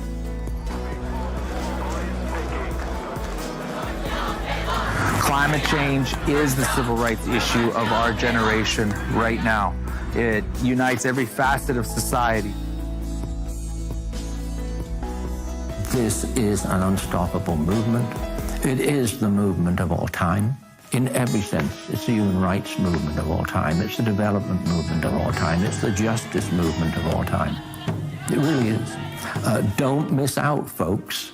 Don't miss out on this show. So many people here today, and it's amazing to see everyone turn out.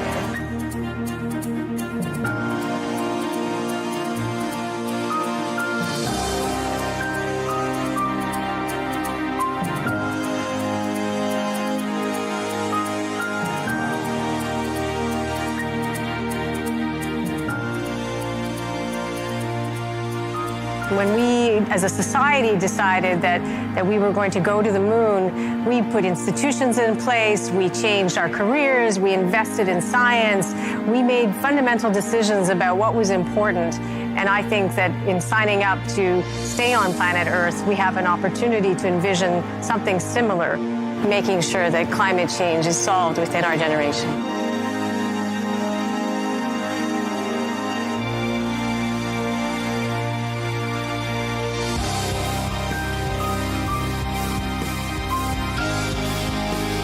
Organizers estimate as many as 400,000 people marched in New York Sunday in the largest climate protest in history.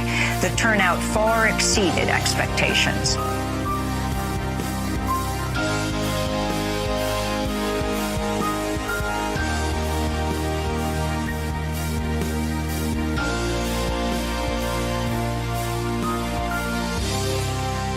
And we just went up to marchers and we said, can I talk to you about the climate mobilization? Can I talk to you about the climate mobilization?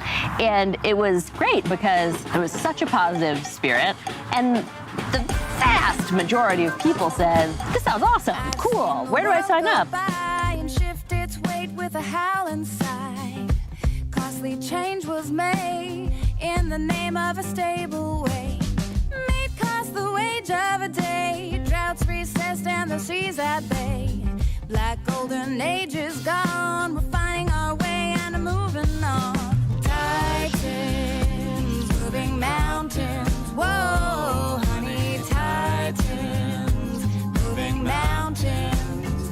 And all the people say, tell me about a time when the light will shine, when the light will shine.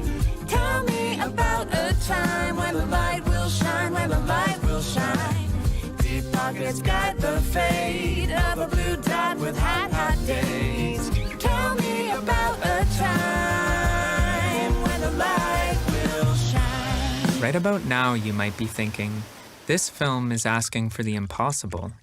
A society-wide climate and clean energy effort to protect civilization? On what planet is that going to happen? When you pause to look away from disaster, to me, there is hope everywhere. I see hope when I look into the face of a loved one and think, we wouldn't risk your future on this planet. I see hope when I see people working incredibly hard to solve climate change and save our future. L'esprit de fête aujourd'hui!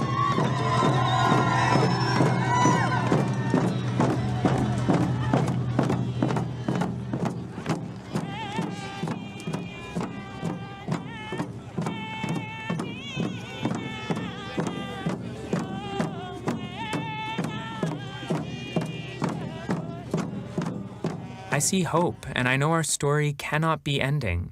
There's already so many people working together with good intentions to write a new story, to start a new beginning.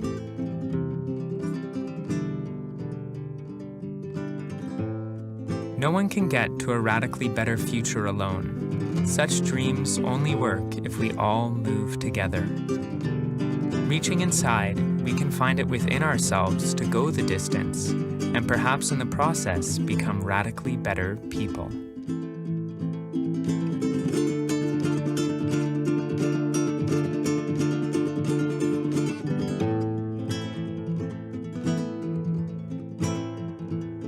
We need a big change here in Canada. Listen to the science, listen to the people, and do what needs to be done, what other countries have been doing for a long time.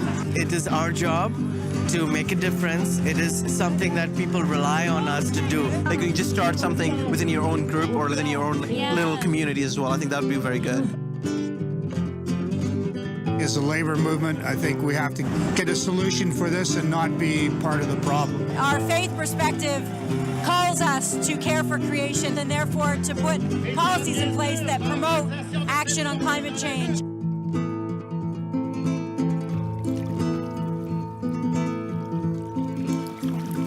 I know it's time for us to breathe new life into a dull, uninspiring future.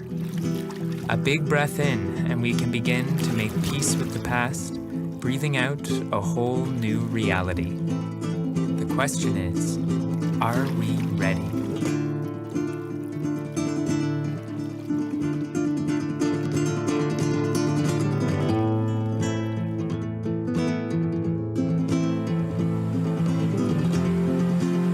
Canada, let's get smart on climate. Ensemble, dépassons la crise.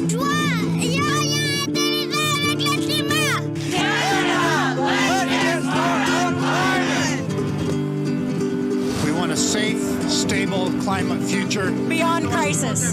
We want a safe, stable climate future. Beyond crisis.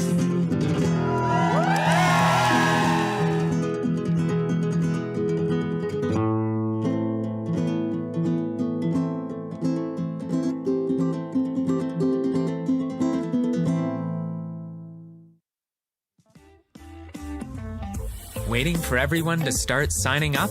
Many already are. Now we need you to help tip us into a climate and clean energy revolution. We come from all the lands to rally once again. Connected by all the dots of droughts melting and rain.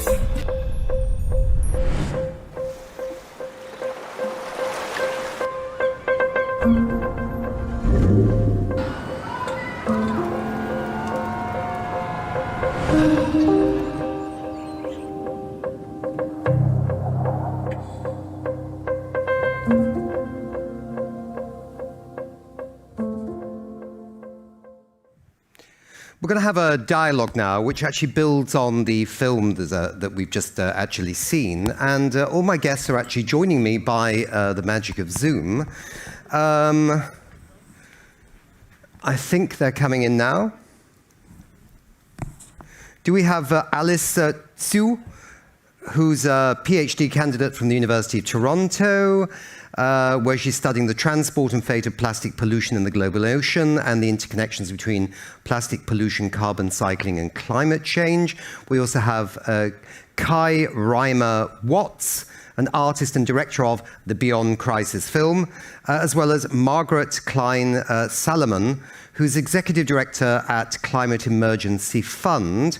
And finally, we've got Tom Rand, who's founding partner Arcturn Ventures. A warm welcome to all of you. Hi, great to see you. Let's start with you, Kai. How has this movie actually been received? Is Kai with us? Can Kai hear us?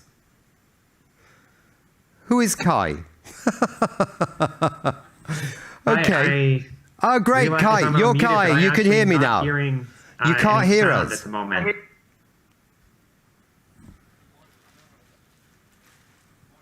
Right. We'll come back to you, Kai. Let's go to Tom. Tom, hi. Why did Arcturn Ventures decide to invest in this movie, and why is it important to fund projects like this?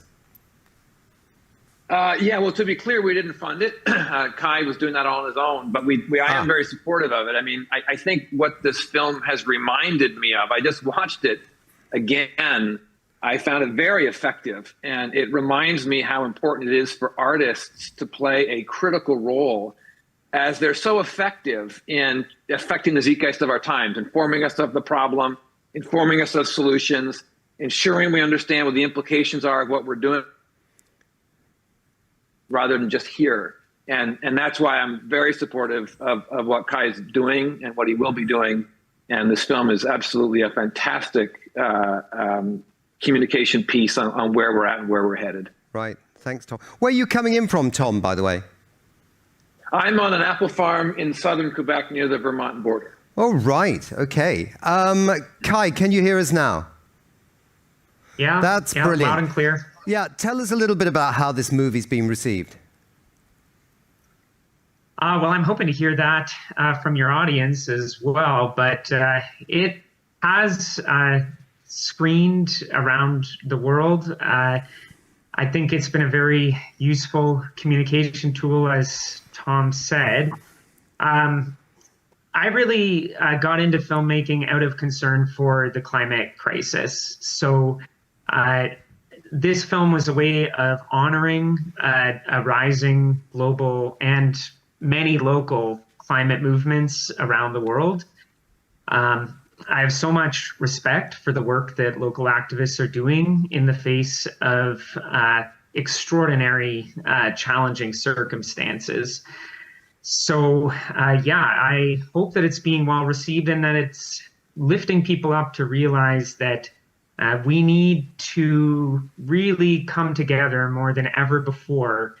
We can't do this in silos. We need to come together to push back against power and to push back against the fossil fuel industry if we are to win this and actually make a transition. And of course, that's a big challenge in Canada, isn't it? Because it's a country that some people talk about the curse of resources, don't they? That in a sense, Canada has had a rich supply of fossil fuels almost since its inception, and sort of one's fighting against some very powerful forces there. Yeah, I think that that's absolutely true. As I was following this week, I want to go back to the special advisor to the UN Secretary General who spoke earlier, who mentioned that all indicators on climate are going in the wrong direction. And so what I hear when I hear that is that our societies are going in the wrong direction. I mean, if we accelerate climate breakdown, we are looking at the collapse of human societies. And so we have to be absolutely clear that the old logic of just extracting at all costs needs to be transformed. I mean, again, the Secretary General himself said that the very business model of oil and gas is incompatible with human survival on this planet, and that this sector has to transform that business model or get out of business. So, I mean, this needs to be made very clear that we have to put human survival and well-being ahead of shareholder profits for a select few. There are many ways to make money. And if we are going to be accelerating an industry that is incompatible with our future at this point, that's not the way. That's not the way for us to chart a sustainable course. Yeah.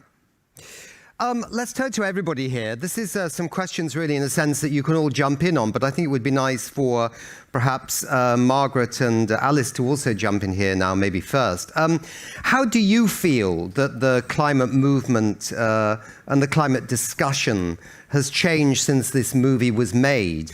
Do you get a sense that there is more engagement? Maybe you can come in here, Margaret, first.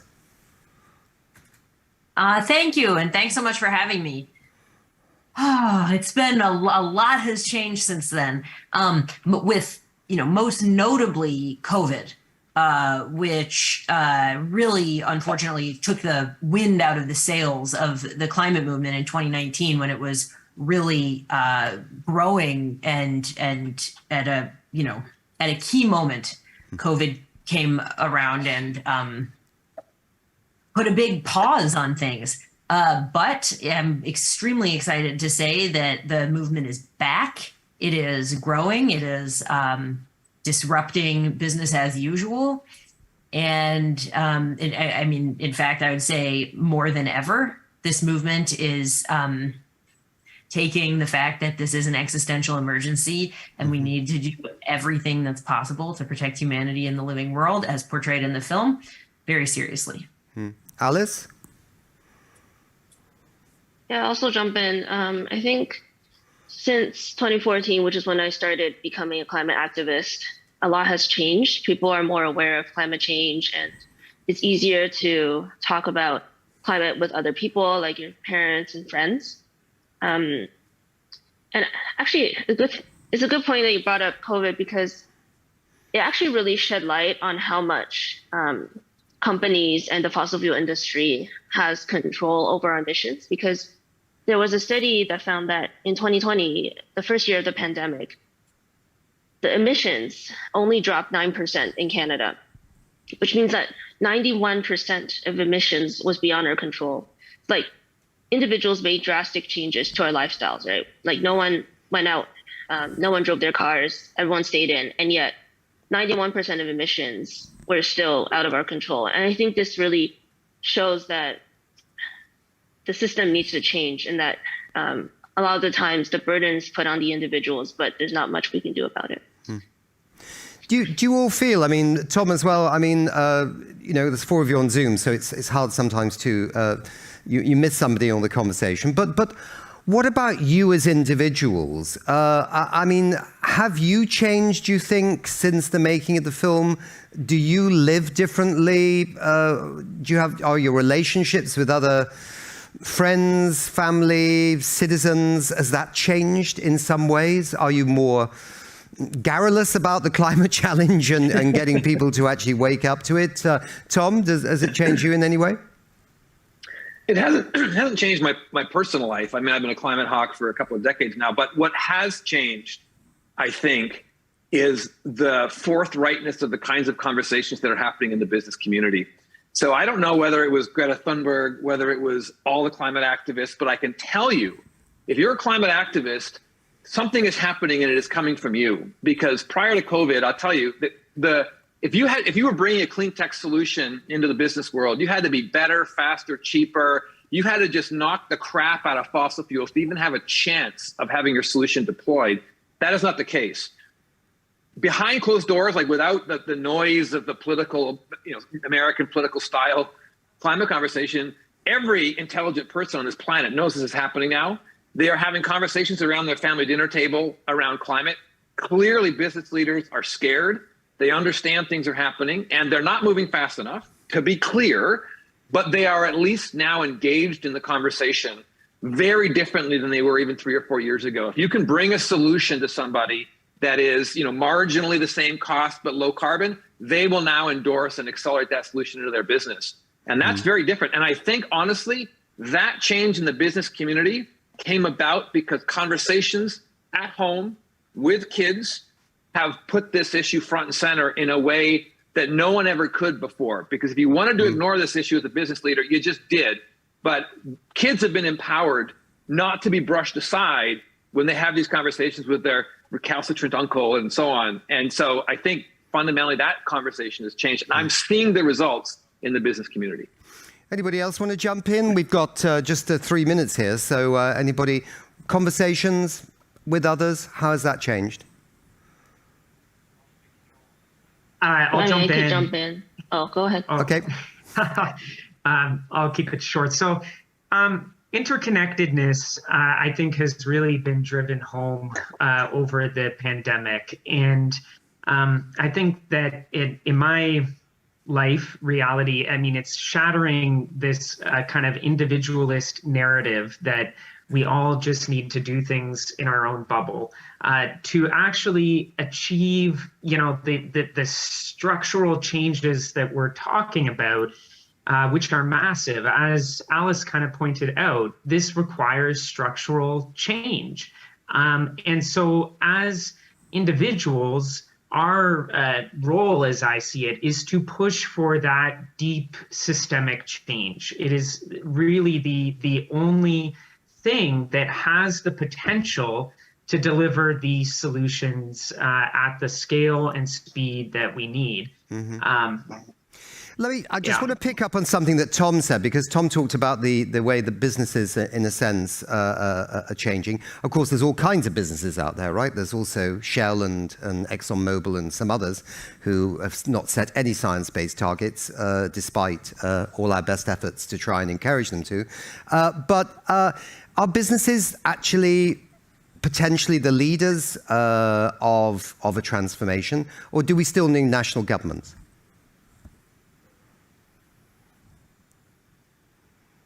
Okay. Well, I'm happy to talk. I don't want to take up all the airspace, though, so please go ahead. No, go ahead, Margaret.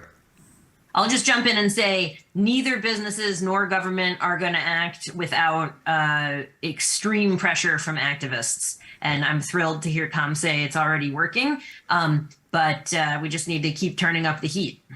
Yeah, I mean, I was quite interested to see that the G7, were just meeting recently, and they again said that they must do something about fossil fuel subsidies.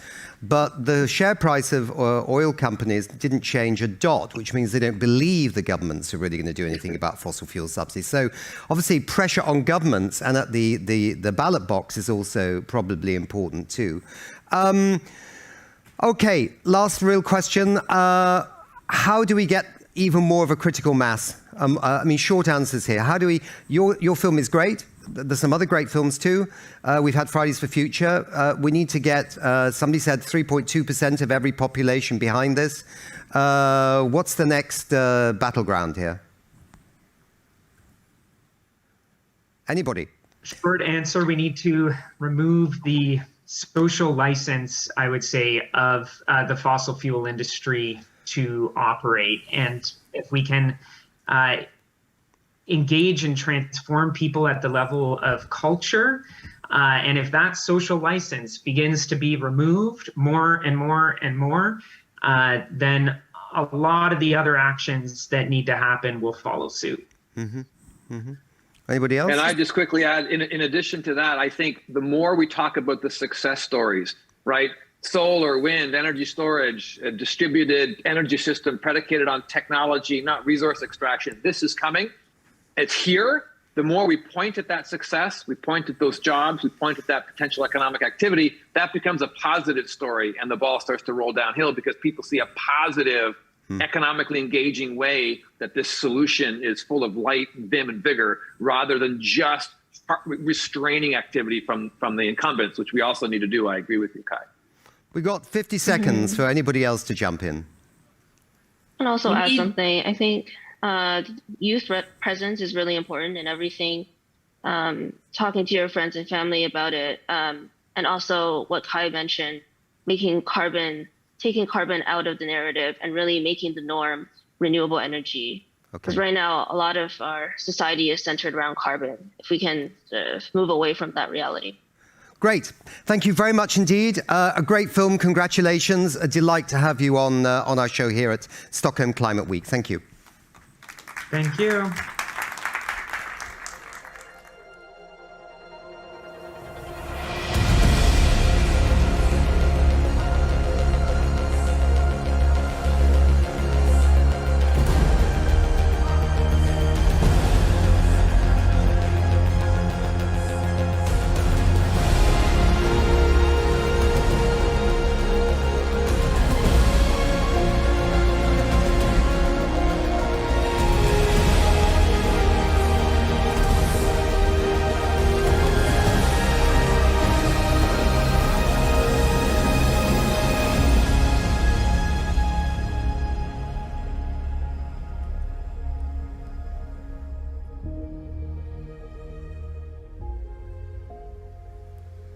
And now let's enjoy another song by Nick Nuttall and Bernard Lehengst, written by Nick Nuttall. It's called Hometown.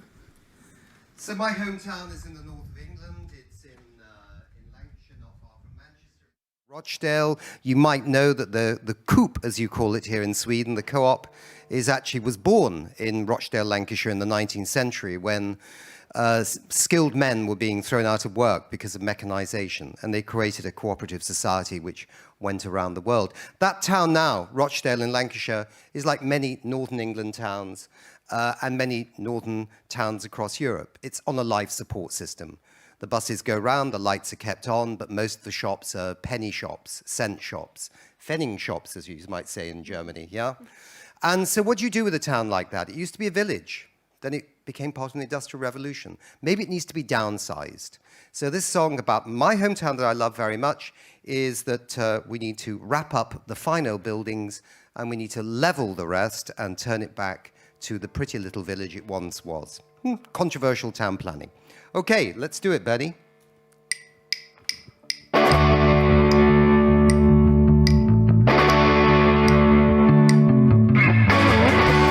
Flower boxes are free of soot.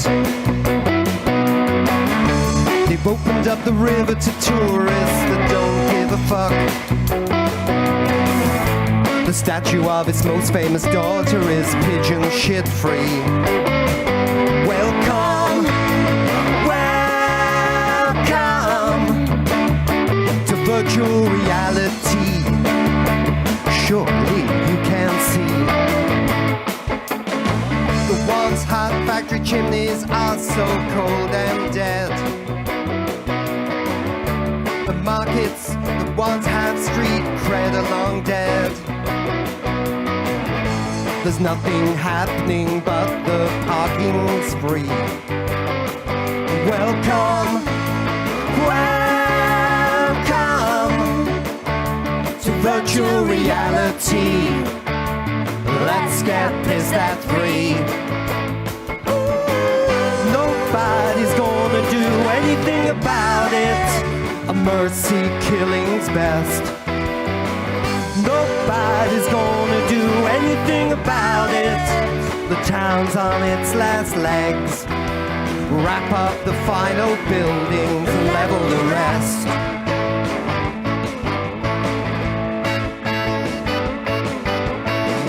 Once was a byword for productivity. Strong social movements help the poor in society. The tide of history has washed it all away. Welcome, welcome to virtual reality.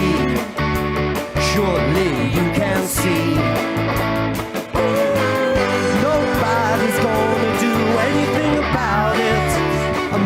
mercy killing's best. Nobody's gonna do anything about it. The town's on its last legs. Wrap up the final buildings and level the rest.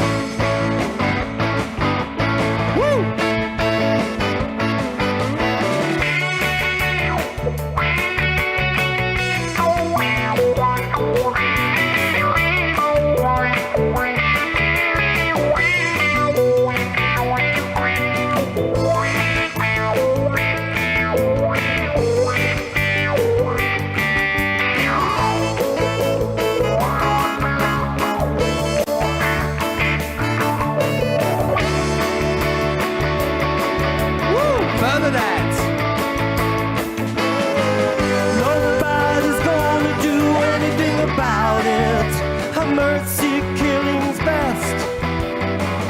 Nobody's gonna do anything about it. The town's on its last legs. Wrap up the final buildings and level the rest.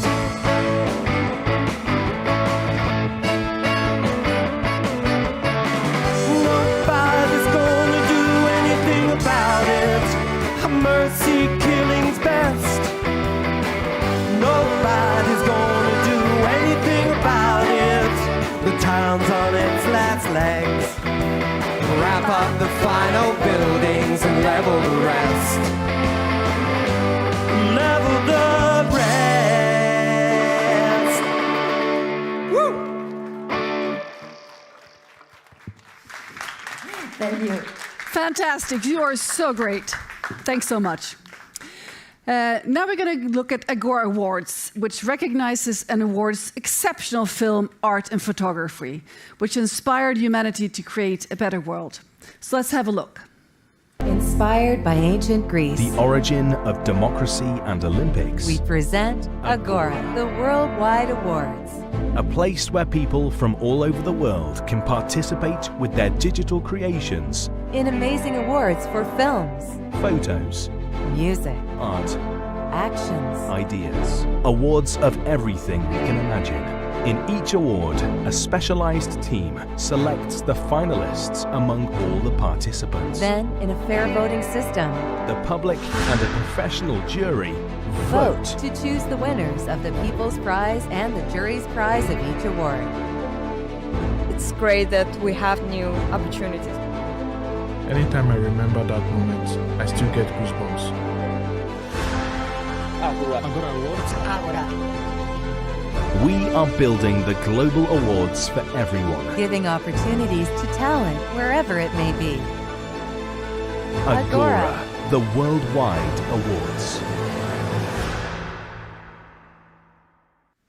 Terrific. And with us to tell us more about this, we have a guest in the studio and two guests on Zoom. So here with me next to me here is Andy Amadi Okorafor, your creative director at Agora. Yes. Wonderful to have you with us here. Thank you so and much. And on the Zoom, we have Octavio Arroyo, CEO and co-founder of Agora, and Martina Donlon, Chief Climate Section Department of Global Communications at United Nations. Terrific to have you join us. So Octavio, tell us about Agora Awards and what do you do to advance the sustainability and climate agenda, please? And now we need to hear you? You're muted. So I think you might be muted. Hello, hello. Hey. Now? Good, good. Good. Thank you for inviting me. First of all, Agora is the Worldwide Awards platform. It's a tool to give visibility to the best worldwide creations, ideas, and actions. Today we are in Stockholm, no? Where Alfred Nobel was born. And there is no doubt that how Nobel Prizes are helping humankind to be better. So Agora is the Worldwide Awards. It's a platform for everyone, where everyone can participate for free in an international awards to win recognition, visibility, and prizes for their unique talent. Each award has two prizes: the People Prize, so people worldwide is voting for the best, and the Jury Prize, where a selected team of professionals for each award, select the winner. So there is 2 prizes always. I mean, Agora is a system to create a better world with the most inspiring human activity. The finalists and the winners become famous in the worldwide media. And these creations inspire people around the world. So I love that. So we can change the world only showing to others the best creations, actions, and ideas by people worldwide. Nobel Prizes is a big example of it. Okay, so now we have a big dream. Today we are here to say that we want to create the Climate Awards. And Climate Awards are different awards, different topics. For example, my climate actions to save the planet, where people worldwide can participate with actions, small actions that they are doing to change, to save our planet. And imagine the best action, the finalists, the winners will be such a big inspiration for everyone. Climate solutions of small companies, startups, solutions for climate change. Climate Young Ideas Award, where young people can participate explaining their ideas for a better world. Climate Film Festival, films, short films, documentaries, fiction films that are talking to us how to save the planet. Sustainable fashion, how fashion could be sustainable.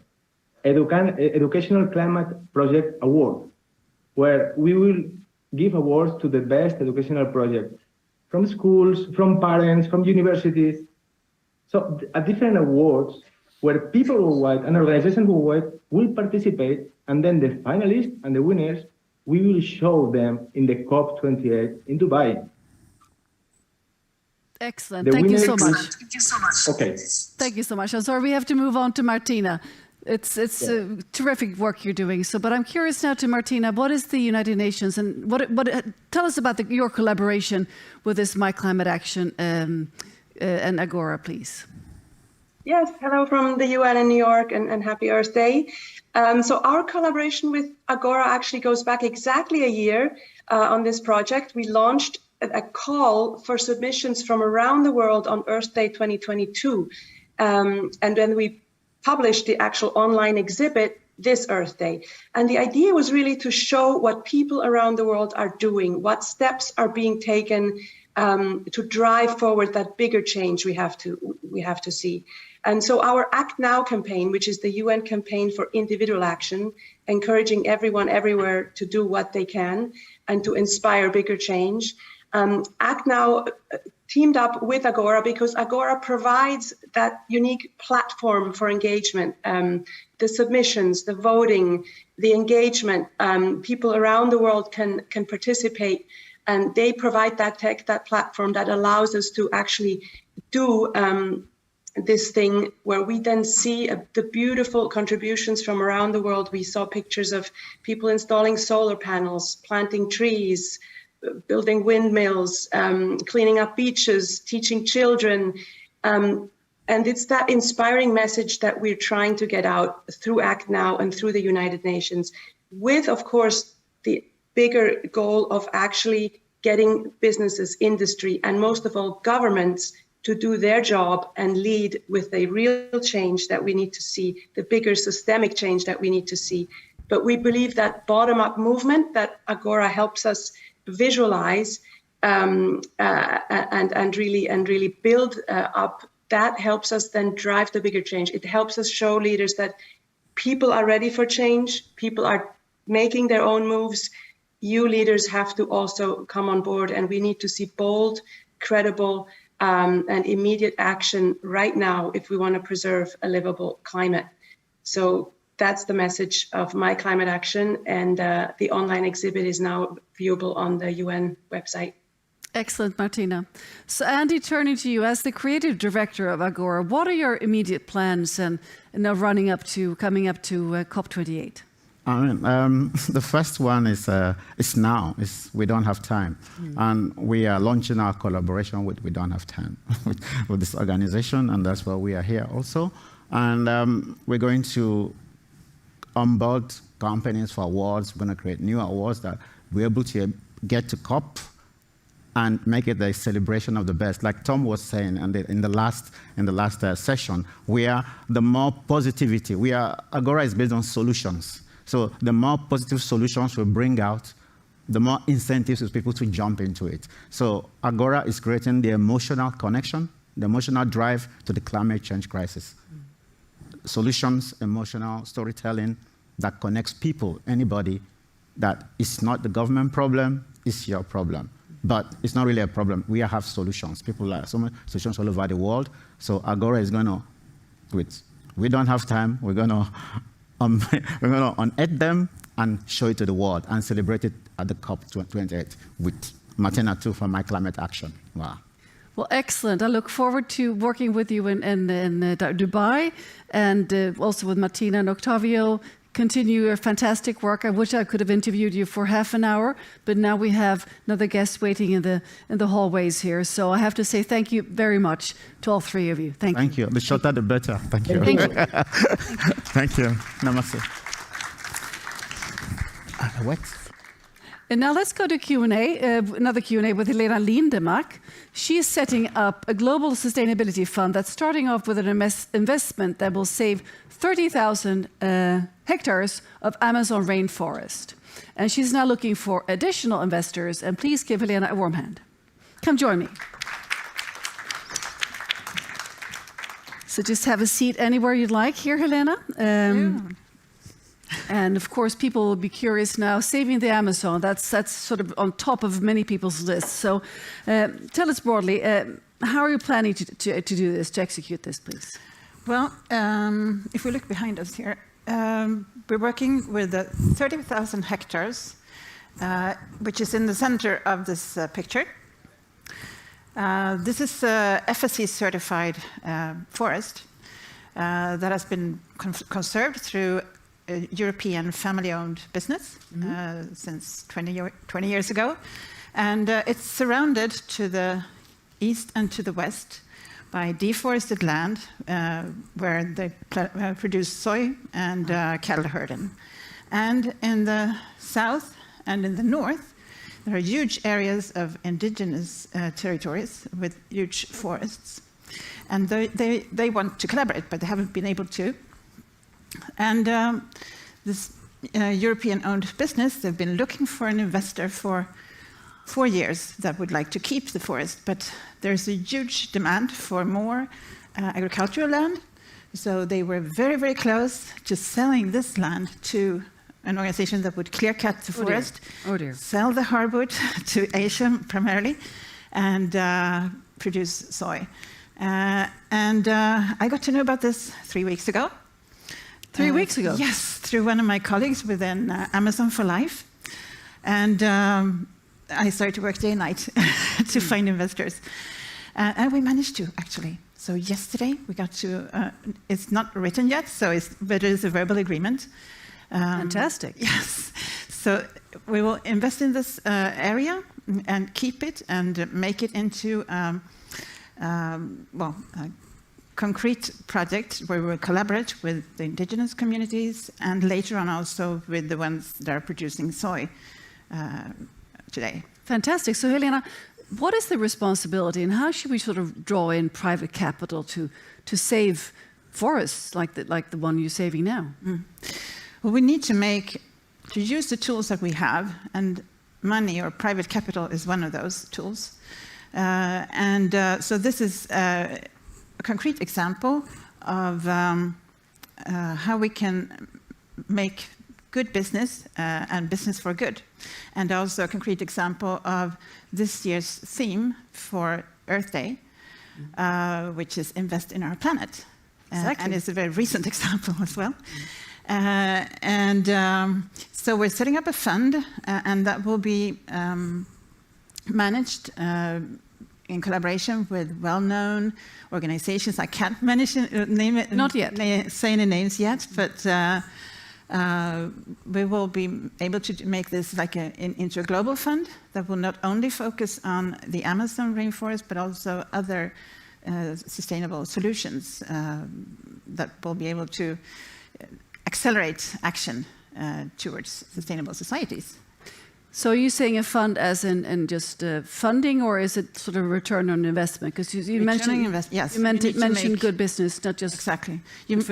We need to make the capital, the private capital, and all capital, by the way, work for good. So, so money can actually contribute to sustainable societies, the well-being of individuals, and to solve all the damage that we've done to nature. And that is actually the only way for us to make this, or one of the best, most efficient ways. So does this fund have a name yet? Amazon for Life is a preliminary name, and this area could also be seen as a corridor for life. It's the last one remaining between those two areas, or the areas that are deforested. And so we can really make this into a game changer. And the plan is to spread this into other areas of the Amazon region. Fantastic. To set a good example, showcase how we can work with the forest and live with the forest, and make it into a good investment with return on investment. Excellent, Helena. So for those watching that want to stay tuned for more information, how do they find more information? You'll be posting at the We Don't Have Time webpage? Not yet, but we will. So amazonforlife.com so far. There will be other as well, but please check out for that one. Thank you very much for your hard work, and best of luck. Thank you. Thank you. Thank you very much.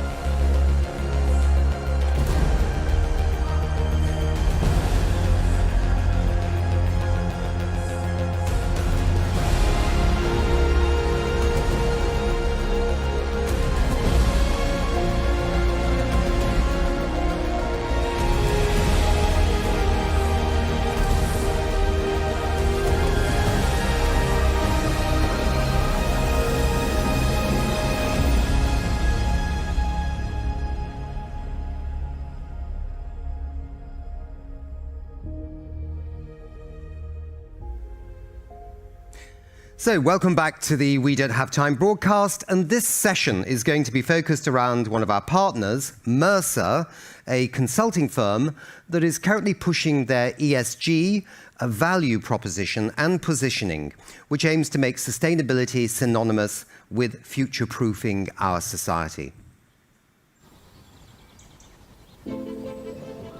Our world is incredibly beautiful, but it's fragile too. When it comes to protecting it, how you invest matters.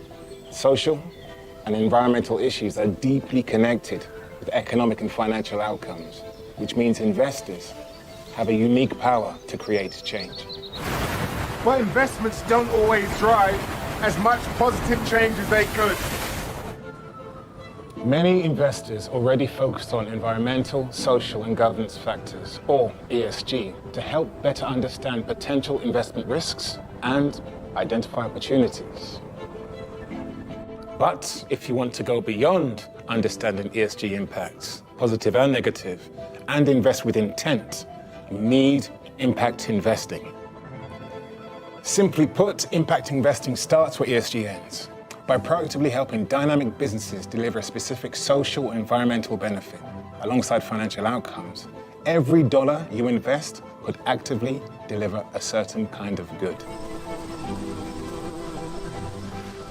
Where impact investing gets really exciting is within private markets. Private markets connect you with opportunities outside of traditional settings with a high potential to exert real influence. That's where we come in. We use our global reach, relationships, and solutions to offer clients access to investments with the potential to deliver the impact they want. Impact that creates real change at scale. Our private markets platform allows you to define your impact ambitions and identify opportunities aligned to your goals. We'll help you build a robust strategy, tailored according to your ambitions, source opportunities, and establish a diversified portfolio so that you can see crystal clear the change that you're creating. Want to make a bigger difference?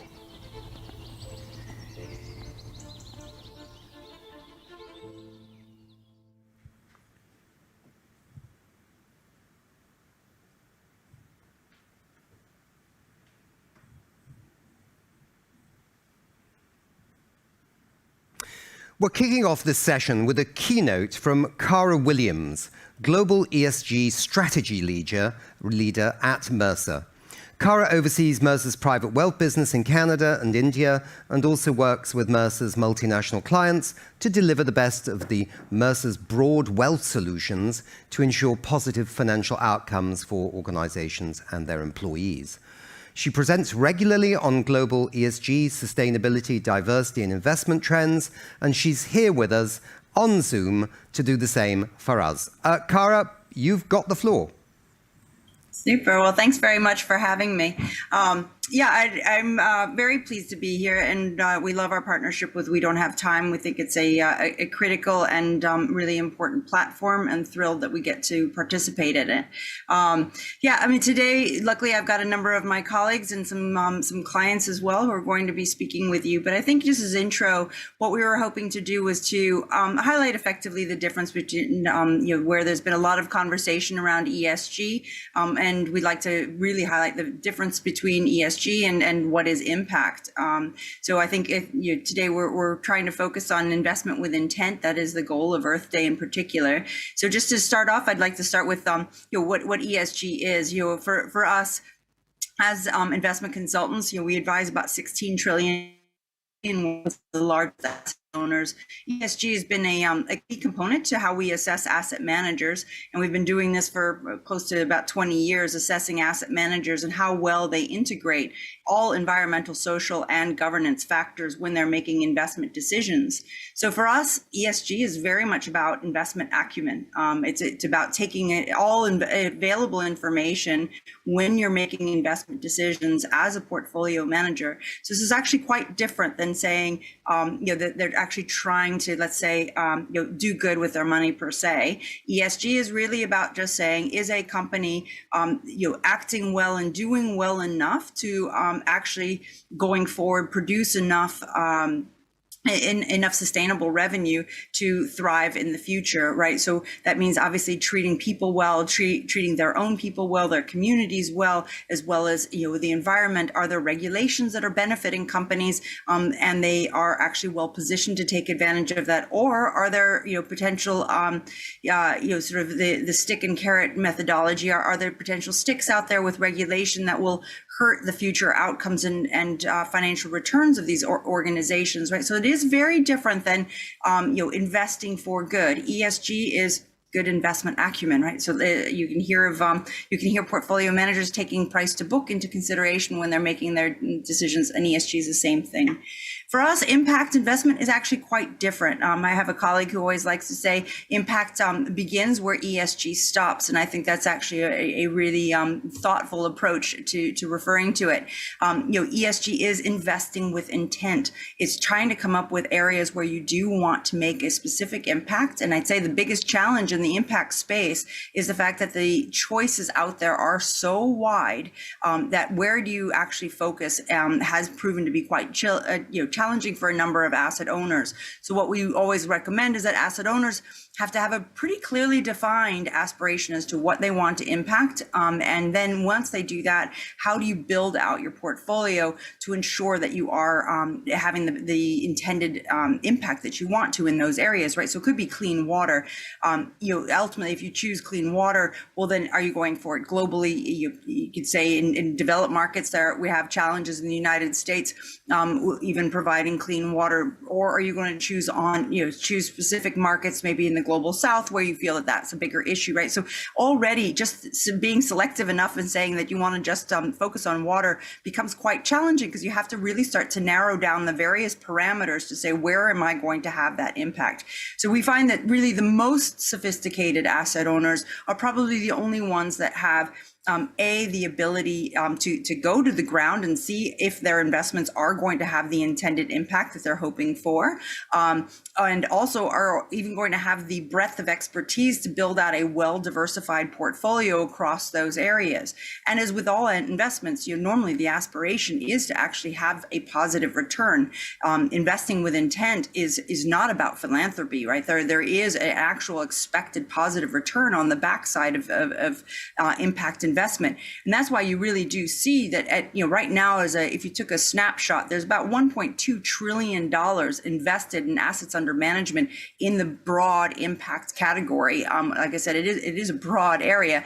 So capturing it, probably, the 1.2 trillion is significant. And my guess is it could even be bigger than that. About 34% of that is in private equity, and you've got about 39% in infrastructure. So you are seeing, most of the money that's going into these areas are in the private markets or the less liquid markets. And you had that guest on before, Helena, talking about making it accessible for the broader public.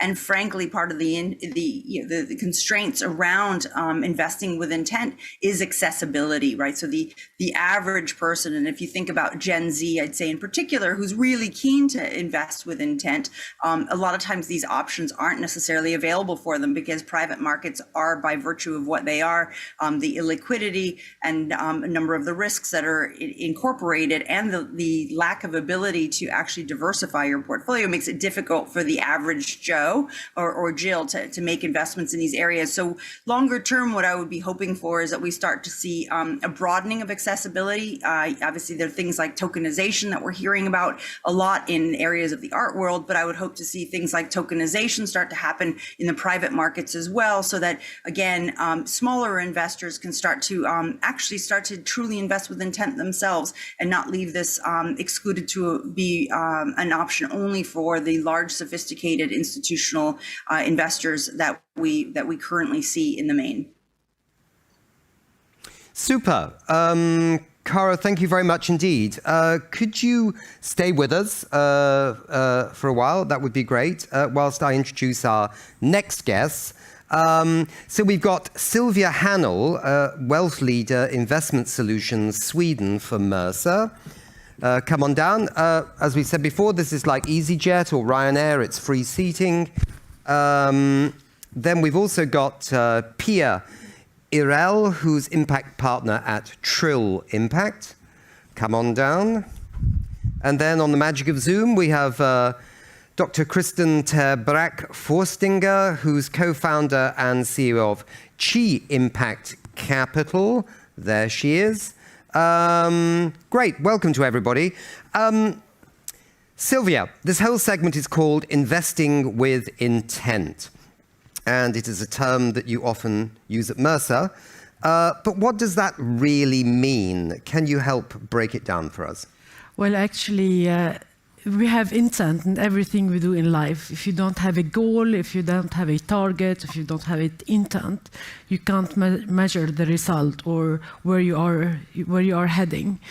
And it's very special when you are working on investing, but you have the passion for climate, and you are the activist in the asset management business, and you want to make sure that everyone understand where we are heading, because this is what the pensions are about. We are intending to have a pension when we are older. Everyone want to understand the expected return, the risk, and climate is also a risk.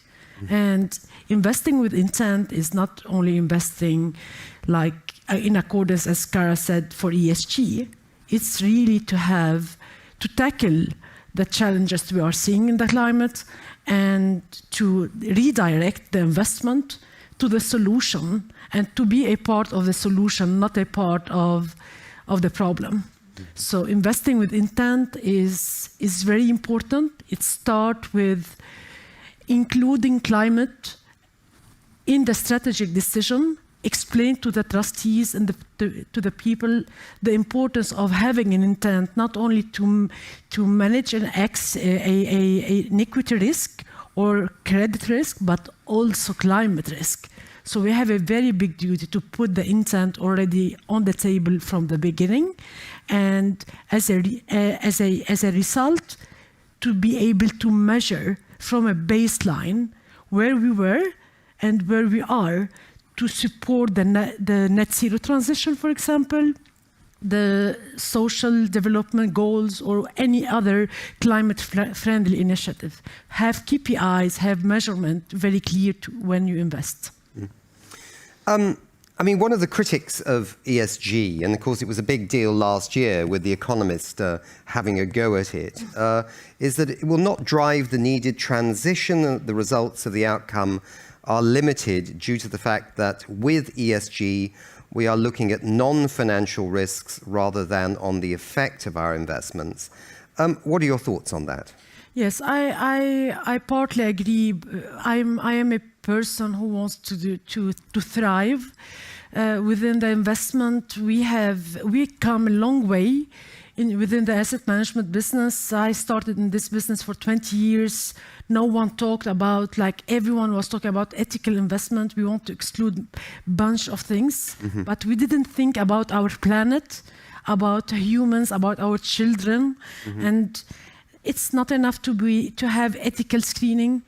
Or now, like we went into the ESG integration, and we all were happy that we are like looking into investing with having financial risk. Now we are like in the end of the ESG, or where, let's say, like ESG should stay here to integrate and to engage financial providers or investors to take it a step forward, which is really have the intention of helping solving the problem we are facing. We need to stabilize the temperature on Earth by 2030, 2050. We are in emergency mode, and everyone need to invest with intent and to have the impact, which is like really take down the gas emission or carbon emission by minimum 66%, and this is a very big numbers. Yeah. So impact investing should be our normal, everyday way of thinking.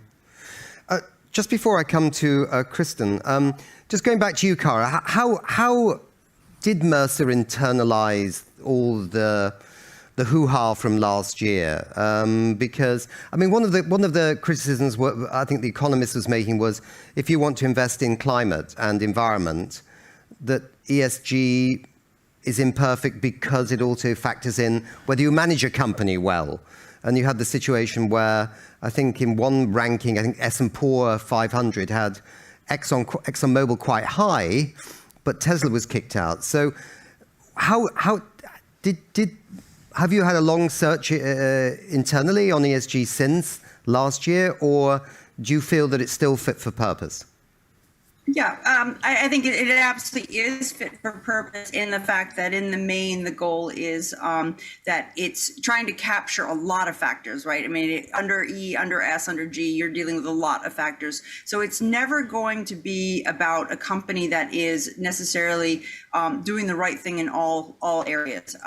You know, if you look at it, you highlighted Tesla, you know, they fell short on the S, on the social piece, right? So while they may be doing well on environmental, and I think you could probably poke holes as to whether or not you know, even that organization is doing perfectly on environmental impact, you know, your battery usage is going to be debatable as well, right? So I think the goal of ESG is really to, in the main, get a sense of whether or not corporations are taking into account their impact on the environment. And again, like I said in the beginning, it's really about, are there regulations that are benefiting or hurting a corporation and its ability to thrive financially going forward. So that I'd agree with The Economist in the fact that you don't invest with ESG on the assumption that you are going to necessarily be making a positive impact. It is a good, again, it's good management, right? If a firm can do well across environmental, social, and governance factors, that's a good organization that's being well run, and the organization is mindful as they possibly can across a lot of different operating factors. Right. So I think it's absolutely fit for purpose, but it's not. It is not impact. Right. That is not the goal of ESG. Right. Silva, let me come back to you with a final question just in this segment. So how can we drive the transition, i.e. the need for ESG plus impact? And how does Mercer measure impact or advise others to measure impact? Refer to impact, yeah.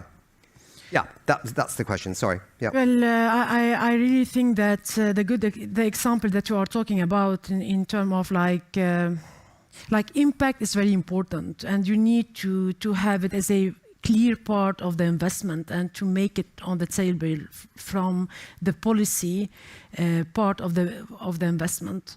The problem today that when you are investing only with impact, the whole portfolio, you cannot find enough good solution or innovative solution to invest. So you need to have something else.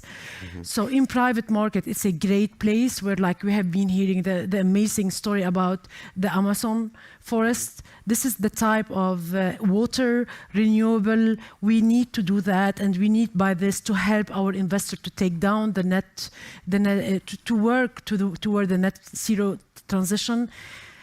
What ESG is very important to combine with impact, that in some area of the investment, you need to invest, for example, with energy company, but you have bad energy company who are not doing anything, and you take the example before, those should be excluded, for example, but you have other who have the know-how and the knowledge to help you transform to where we want to be and tackle the challenge. This is where you need to, for example, accept the ESG, the engagement and the baseline to measure where we are in 2030, 2050. So in the same time where you are going to invest for the impact and make it very clear and help the company to support human and planet, on the other, you need to also help old energy or any other type of sector industry to transform. And both are here, and we need to work more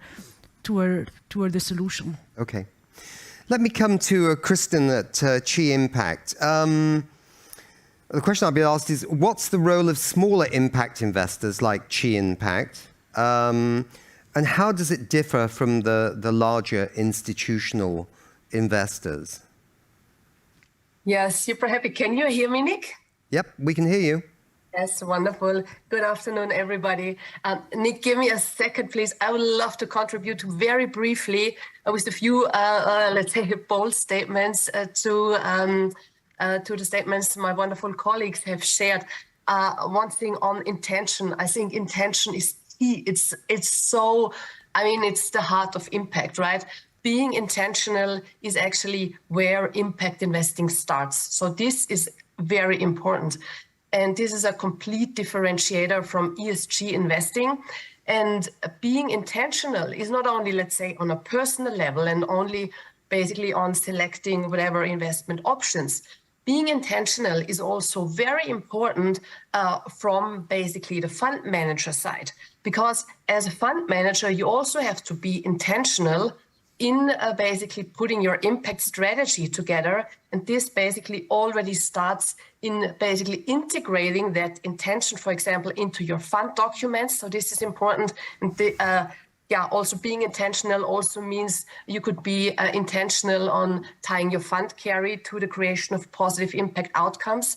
But also, I think what's important, and very briefly, to the differentiation between ESG and impact investing, because it's so essential.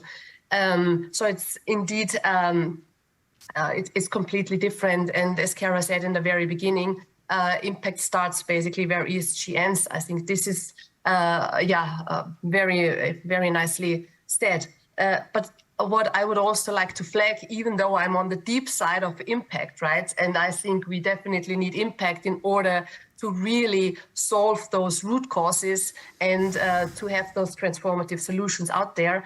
But I think also ESG, and that's the important message, is very much needed in order to achieve the 17 Sustainable Development Goals. That's also very important, even though it's much more passive. But I think this is an important message. So we need both pillars in order that we can basically, close this tremendous funding gap that we have. I'm super happy now to answer the quick question on basically what can basically smaller impact funds contribute that are more basically impact funds like us, for example, vis-a-vis large institutional funds. I think smaller funds like us, for example, we are backed by private investors. And the cool thing about it is these are usually very like-minded investors. In our case, absolutely like-minded investors who really want to be intentional. And I think as a, let's say, smaller fund, you definitely have to bring a dedicated USP to the, let's say, syndicate table, to the funding round. And there, smaller impact funds usually have to bring a very strong impact value creation package to the table. So in our case, our USP is really exactly this impact value creation package that we bring to the table to the companies where we are investing in. Mm-hmm. So impact is a very broad term, yeah? How do you actually go about comparing impact? So how do you value social impact, for example, versus climate impact? So the example somebody's written for me here is like not building a new power plant might be better for the climate, but worse for the local community. I mean, that's probably a very simplistic example, but one that maybe ordinary people can understand. How do you compare impact across different areas? Christine. Whom is the question addressed? Dear Nick, to me? Yeah, it's to you, actually, yeah. Yes. Okay, perfect. Yes. So I think actually, when we again look at those 17 SDGs, that are that we need to achieve actually by the inbuilt timeline until 2030. So the question I think is not so much is whatever, like the social side more relevant or the environmental side, because when we look at the burning issues, our fund is called Burning Issues Impact Fund. So when we look at the burning issues, so they are both on the social as well as on the environmental side, related to the SDGs.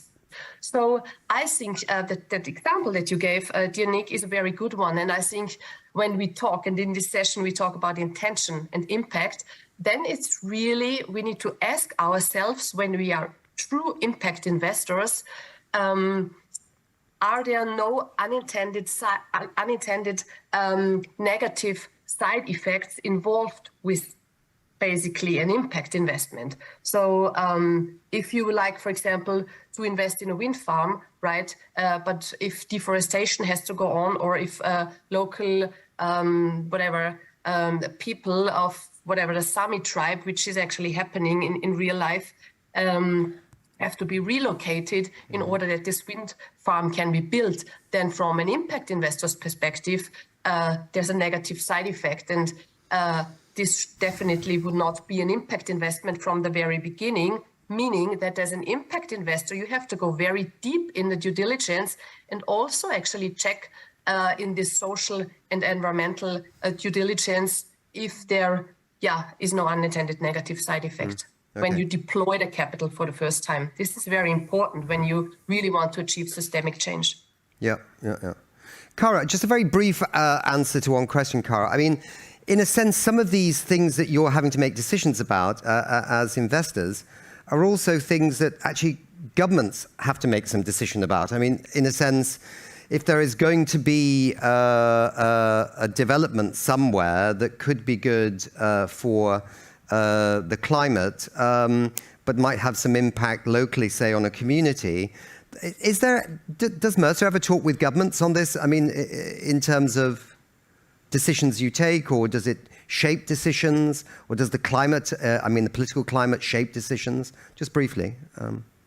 It's a great question. The impact in general is three-pronged, right? I mean, you need government involvement, you need investors to the private sector, and you also even need you need communities to be involved. So there is government engagement. You've got conferences like the COP that take place, which is very much about bringing together the private sector with government sector to have these conversations. Because you're right, there are these trade-offs. And unfortunately, trade-offs have to be made. There's almost no investment that is pure, clean, and easy to make. And there is, unfortunately, one thing usually does have to give in way of another. Hopefully at some point that's not the case. But so absolutely, long-winded way of saying, absolutely, we are involved in speaking with governments in some of the decisions. We certainly work with a lot of government asset owners as they're making their own decisions, and are usually, they have a lot of increased scrutiny on the way that they're investing and allocating. Right, thank you. Pia, let's turn to you. Trill Impact Ventures. So impact investing is all about creating positive returns and positive impact. Again, it's coming back to this tricky question. How do you balance those two things?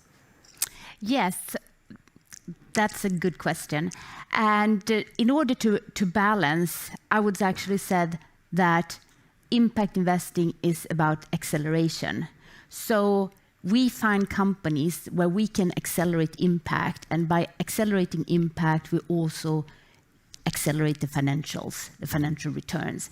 And to the discussion earlier around where do you find those companies? Where do you find the companies that are making impact? And we are actually using the 17 SDG goals, and they are so cleverly defined with all the goals. So you can, on a local market, define what is the unmet need on that specific country, that market, that region. And we believe that where there is a gap, there is also regulations coming, or there is a financial purpose to actually invest. So using that as a guidance, we see the linkage between impact and financial acceleration. And just to give a couple of examples of where you actually can invest, where this goes very well together. So anything of energy efficiency, like building automation, for example, like selling more energy reduction to your property owners, you actually avoid CO2 emission. Or we have, for example, a company in agriculture irrigation, which actually help reduce water usage on the field and also energy use, and at the same time increase the crop. So, and you can also have other examples on the social side, like educational companies or e-health companies, where selling more actually contribute to the society. And that is to what we discussed earlier. This is really like our impact thesis of every single investment. Like, how can we measure the impact along with the financial return in each specific? Where is the baseline? What is the target in 5 years? How do we get there? And then we model that actually together with the financial plans. And that is very separate for us versus the ESG matters, which is really responsible operations, hygiene factors. How do you treat your employees? How do you deal with your own supply chain? And how do you act in an ethical manner towards your suppliers? Let me come back to you again, Pia. One of your investment focus areas is microfinance. Yes. I'm thinking Schumacher University here, actually, which might not be something people traditionally think about when they think of VCs, venture capitals. How are you working with microfinancing, and how is that part of impact investing? Yeah, so Trill Impact was founded by a very visionary man with a private equity industrial background, Jan Ståhlberg. And from the very beginning, the idea was really to create an impact house.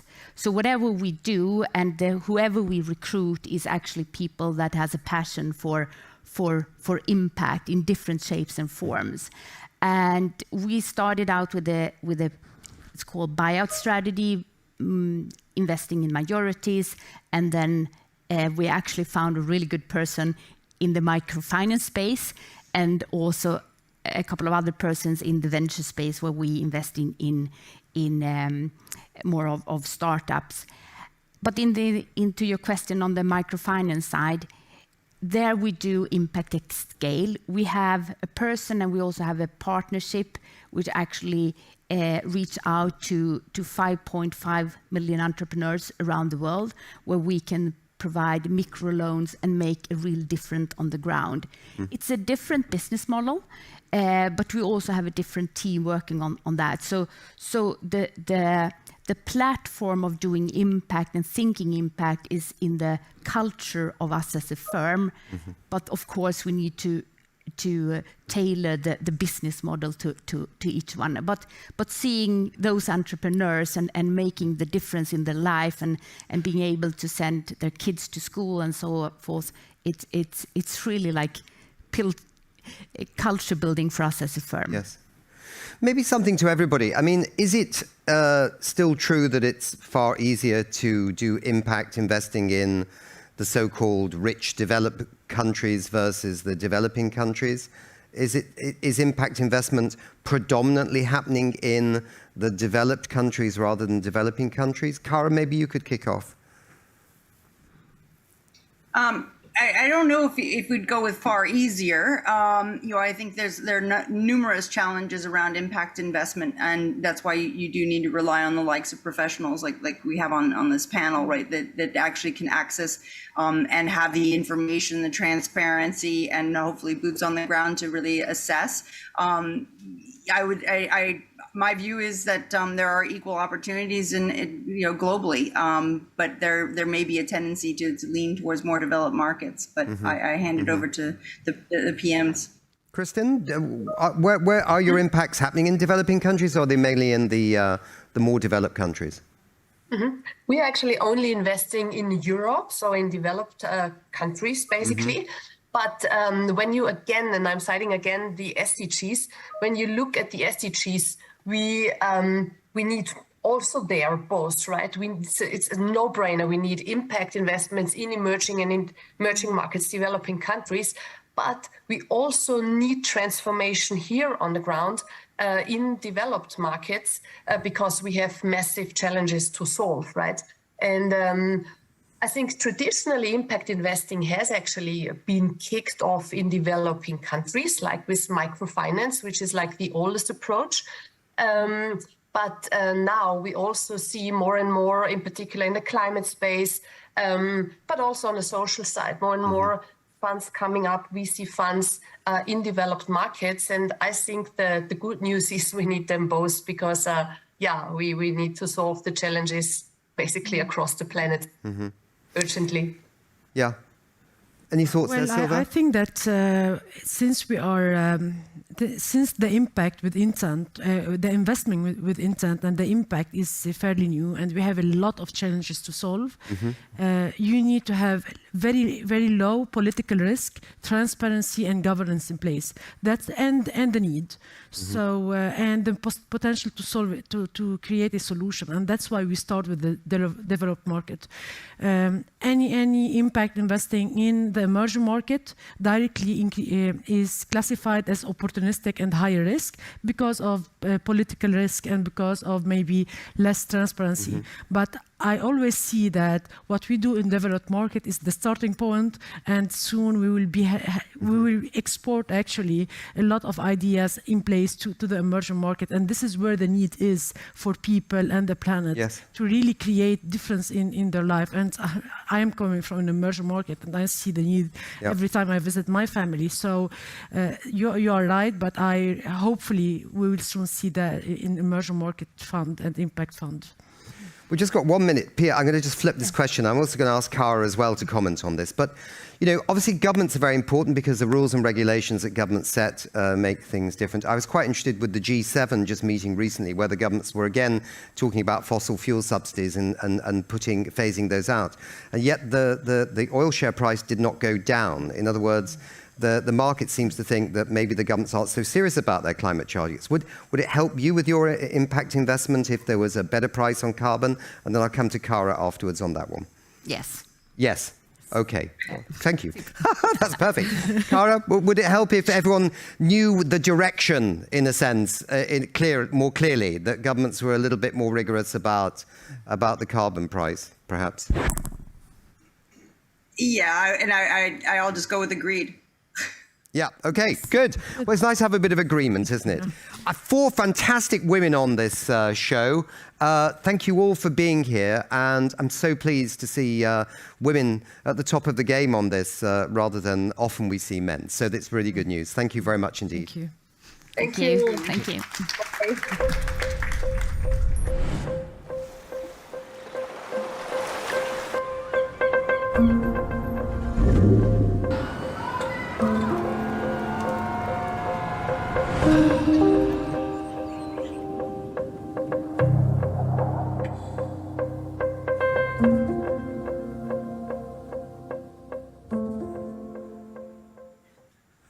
Right. Well, now we're going to allow a man on the show. We had 4 fantastic women just now, Max. We're going to have what they call a fireside chat. I never know what those are over Zoom, but anyway, we're having a fireside chat with Max Messervy, who's head of sustainable investment, America's Mercer.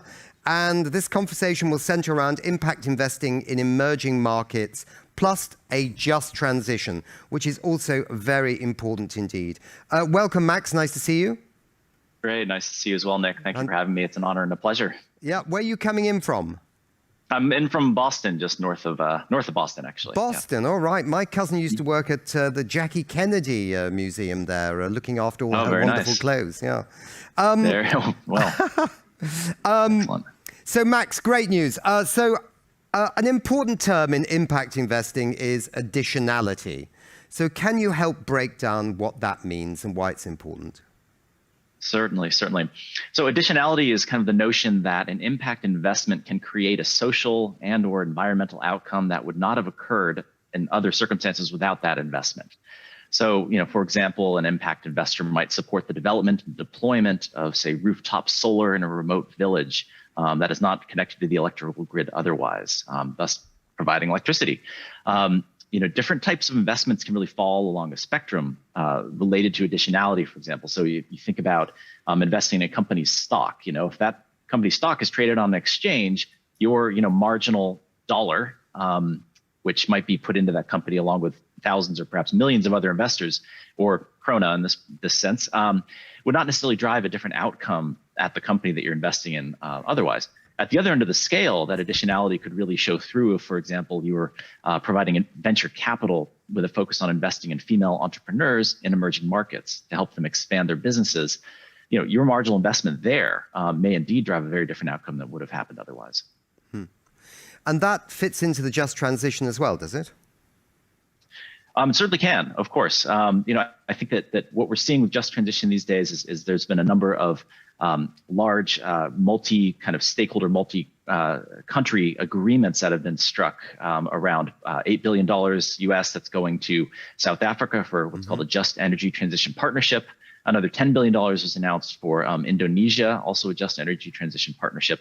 And that's going to pull together different pieces of capital, some public sector dollars, some private sector dollars, kind of guarantees, as they're called, to support investments by private sector actors from, say, development finance institutions or multilateral development banks.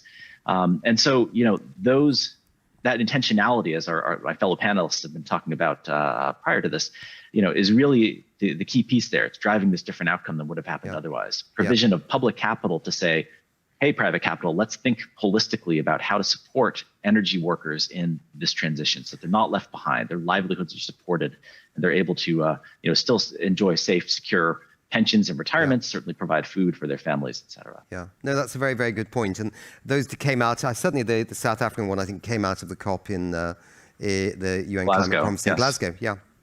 Indeed. Today's impact investors come in many shapes and sizes, from institutional investors and fund managers to development finance institutions, foundations, pension funds, and individual investors. And all these investors have different approaches. whether it's chasing market rate returns or investing patient capital, which has far longer time horizons and also prioritizes social impact over financial gain. Can you talk to us a little bit about this? It seems like a very complex landscape, Max, but talk us through it a little bit. Certainly, certainly. So, I mean, I would say there's a few different considerations that can drive what type of investor may engage in impact investing and the intention that they bring to those efforts.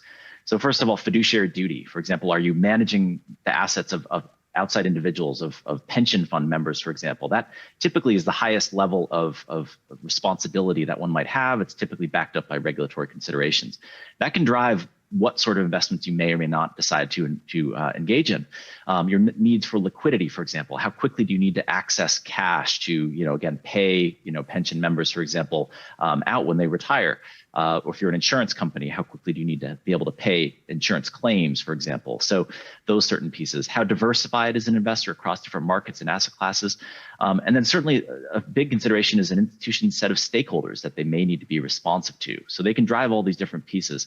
And so to bring this together, so there's a notion, for example, amongst, say, healthcare systems and universities that they represent, what are called anchor institutions in their communities. And therefore, they want to think more expansively about how to support the health and welfare of the communities that they're based in. How can those, their health outcomes, their educational outcomes, and thus their job opportunities, affect the institutions themselves. And so you might want to think about, healthcare institution, for example, supporting affordable housing development in their community, for example, because we've seen, thinking about social determinants of health, for example, that health outcomes, also potentially intergenerational wealth transfer, can be supported by people having access to stable housing. So that, thinking in that way, ultimately, of course, can benefit that healthcare system and having lower costs potentially for their patients coming into their system. Right. According to the United Nations, 83% of the world's, so precise is 83%, I can't believe it anyway, 83% of the world's population live in emerging markets. And this is where investments really can have a great impact. And many investors are also seeing the opportunity for greater returns on their investments from emerging markets. Can you talk to us about this? What sectors are investors focusing on? Absolutely. So certainly thinking about infrastructure, core infrastructure provision in developing economies that may not have built out water systems or road systems, the electrical grid, thinking about telecommunications investments as well. And then more on the social side of care and education, financial inclusion. Again, many of our panelists have already been noting these different considerations. Certainly important factors that many investors are thinking about these days. And so, for example, according to the United Nations, in more than 3/4 of African countries, half of the population has no access to clean and safely managed water. And in some developing nations, just 1 in 100 people have a broadband internet connection.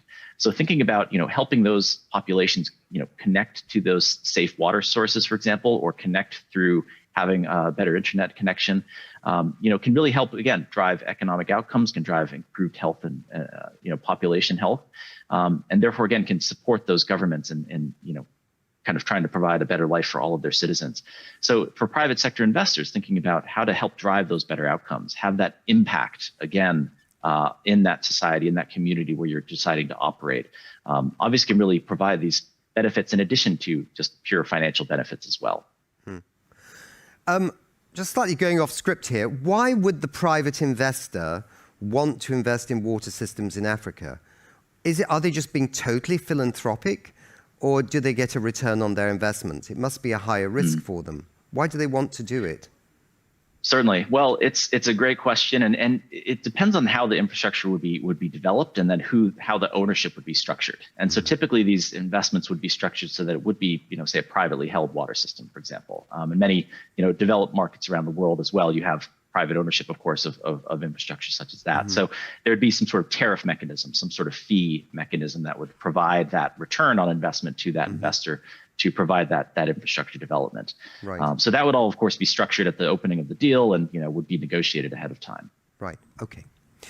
A large share of impact investments are going into Africa, and the startup scene or startup company scene there is growing rapidly. How is the narrative around Africa changing in the investment space? What impact is this having? And maybe I could also just reflect on the fact, Max, because I mean, we were both at the last conference in Sharm el-Sheikh, or certainly Mercer was there, and there was some concern in places like Africa that the interest rates are crazily high in some countries, and that sort of pumps up the costs and reduces the enthusiasm to invest in Africa. So how is it going in Africa, Max? That's a great question. I was fortunate enough to be in Johannesburg just last month, actually, at a conference actually of central bankers that was hosted by one of the local banks there, and really fascinating discussions. And of course, there are certainly challenges out there. There have been recent government defaults in certain countries, and of course that can create some risk perceptions rising amongst investors, certainly, and need not be overlooked. At the same time, we did see last year, 2022, record venture capital investment in Africa, and I think it was around $4 billion. And that's more general VC investment. That's not all focused on impact, of course. But as you think about the downstream, ripple effects that can occur for that VC money going into local communities, thinking about employment, expansion of startups that can then, of course, have bring more people into employment opportunities and drive more wealth creation in those local communities. The ripple effects there can be quite large. There's a well-publicized story I remember reading in Reuters a few months ago about a Kenyan startup that's facilitating motorbike owners who provide a key source of kind of transportation in Nairobi and other regions, to help decarbonize their operations. They facilitate the purchase and then kind of renting basically of batteries of electric motorbikes, for example, and the health impacts related to reducing the carbon emissions and certainly the particulate matter that can sometimes occur from those types of motorbikes is huge. But at the same time, then the economics of not being tied as a driver to volatile oil prices can also be quite huge as well. So provides more steady stream of income potentially for some of these operators. And so thinking in those ways, again, kind of looking at these opportunities, you see that things are occurring all around. And I happened to meet when I was there this phenomenal entrepreneur. He'd started a restaurant in Nairobi and then was talking about how he was looking into Burundi and starting up a coffee startup there to try to, Burundi's not known as a coffee destination necessarily, but it turns out that the kind of topography, the soils are well suited actually to grow coffee similar in quality to what they produce in Rwanda, for example. And so he was thinking about how to structure that for maximum social impact, kind of helping community members get involved there and certainly supporting fair trade as well. So really just interesting, entrepreneurial individuals that you sometimes can come across in these areas. And so you get to the question of who's providing the capital to help them expand. And that's where the impact investment thesis can certainly come through. Yep. No, I lived in Nairobi for many years because I worked for the UN Environment Programme. And the air was always a little bit on the filthy side from two-stroke motorcycle engines and various other things. So anything there that cleans that up would be a fantastic investment. Yeah, for sure. So companies in emerging markets not always as far along in their environmental, social governance journeys as companies, say, in developed countries. And companies in emerging markets might not report as much data on sustainability, which sometimes hinders them from attracting investors that are interested in environmental, social governance. How is this different for impact investors? Are they able to focus more on the future rather than the past? In other words, I suppose, do impact investors take a bit more of a risk, right? Their hearts are bigger. I guess that's certainly one. Yes, indeed. One could look at it that way. Absolutely. I think, there is certainly the element of potentially additional risk taking that one might need to take into account. And seeking to drive that impact, you have to overlook perhaps the potential lack of data availability. At the same time, core to thinking about impact investment and structuring a deal is to ensure that whomever you're investing in is able to provide the data that you need to verify that impact, to be able to quantify it, report it out to your stakeholders, out to the market. That then facilitates, further impact investment and drives, learning amongst the impact investment community. So, ideally, these sorts of investments are structured in a way so that, that entity that's receiving the investment is able to report the data, whether it's jobs created or kilowatt hours or megawatt hours of renewable energy produced that, again, otherwise would not have been produced without the investment. So that typically is a core part of the kind of conversation. And so maybe larger scale, broad-based macro ESG or kind of sustainability information may not be as essential to that piece of the impact investment puzzle. Right. We're kind of running out of time, Max. We just got just over a minute, but we did want to ask about the just transition. I mean, we know that if we're going to actually save this planet from climate change, that we need to get out of fossil fuels or phase them down and out over time. And that means that some people are going to lose their jobs. But it does mean there's a chance that they could get jobs in other sectors, right? But people are worried about losing their jobs, especially in big countries where there's a lot of fossil fuels still. What's your perspective from the financial world about this in terms of, I suppose we're talking the just transition? Indeed. No, it's an essential question. I mean, this is a question that links every resource, heavy economy around the world that has relied on, say, fossil fuels or other, related industries to drive wealth creation amongst the citizenry. And so the prospect of losing these core institutions, these core centers of employment is really creating a lot of concern amongst the populations. That, of course, then, as noted, leads to political questions. And so it really becomes a question of how to help all of these different communities, whether not just those who are directly employed, but thinking about their families. How can they have access to a secure pension, as I was mentioning earlier, if they have to change jobs, if they have to maybe retire early potentially. And so it's an essential question. I don't know that, as I mentioned earlier, there are these partnerships that have been struck amongst different multilateral institutions and countries to help think about how to make that transition occur. At the same time, this is a long journey. I think that bringing that intentionality to solving this challenge is going to be essential to finding those solutions. But I do believe that this is something that the private sector has a role to play in facilitating that retraining for workers who'd like to be retrained into different economic sectors, and facilitating finding those roles for them. There could be intentional hiring by, say, new renewable energy companies or offshore wind developers, for example, from legacy workers who worked in similar fields offshore, for example, and hiring those people and providing them employment. So hopefully we'll be seeing more of that. Yeah, exactly, Max. Look, thanks a lot for finding the time to be with us. And we're going to go over to now one of your colleagues who's here with us in the studio. So thanks, Max. Take care. Bye. Silva Hannell, come back and see us again. I was just thinking what Max was saying actually then, because actually there's a lot of evidence that actually there are more jobs in renewable energy than there are in fossil fuels. So there should be a way of doing a just transition on this. Silva, give us some of your reflections on what you've heard from the other speakers. Well, it's very exciting discussion, and it has been for the whole day, all from the films we have been seeing, the activists that has been doing everything they need to do to start the change. And in our business, in our sector, like financial sector and asset management, we have a very big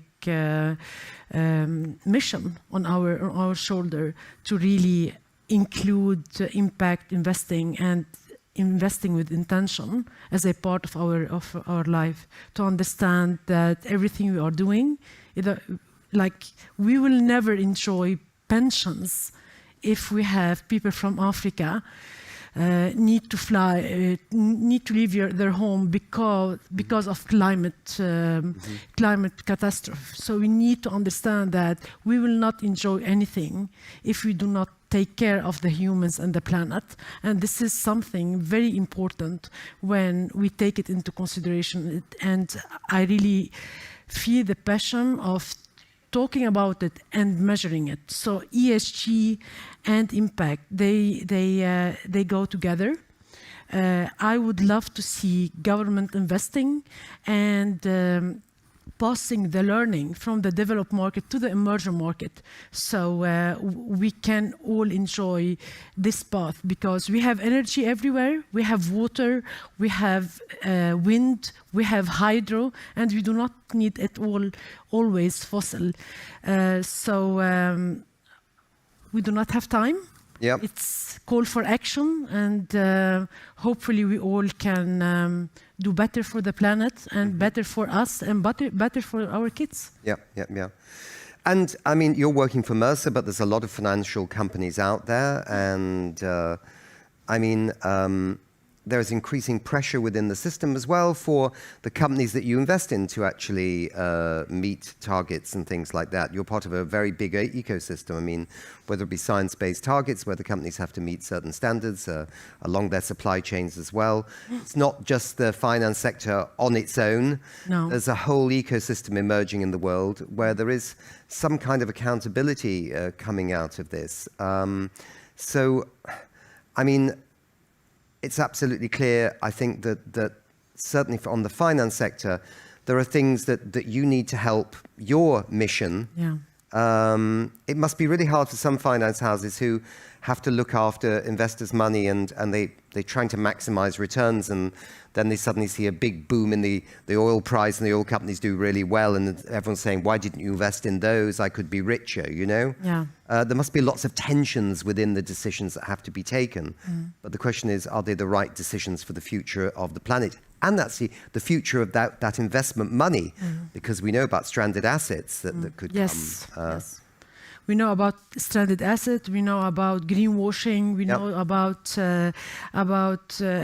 stakeholders who are putting a lot of pressure on companies to or pension schemes to deliver, maximize the return. But in the end of the day, when you make transparency measuring the impact investing, you are also trying to align expected return risk with climate, with survival, with the survival of our planet. And this will put, by measuring, you will put a lot of pressure on the board to not maximize their profit on the cost of people's life or the planet. The short-term profit. Yeah. And measuring is not only about saying, yes, we did this impact and it was good. Measuring is about saying that you did wrong and you are not allowed to maximize your profit. And this is where we need more transparency in the measuring, so we can get better goals and better taxes. Maybe also we need also regulation from the government, and that's why I like the idea of measuring the intention. Because you will make things very obvious that the good and the bad people. Yes. I like this phrase, patient capital, rather than what's always been part of the past, which was impatient capital. Exactly. So thank you so much for being with us, and it's been great to have you on the show, and best of luck with all the work that you're doing. Thank you. Okay, thank you. Bye.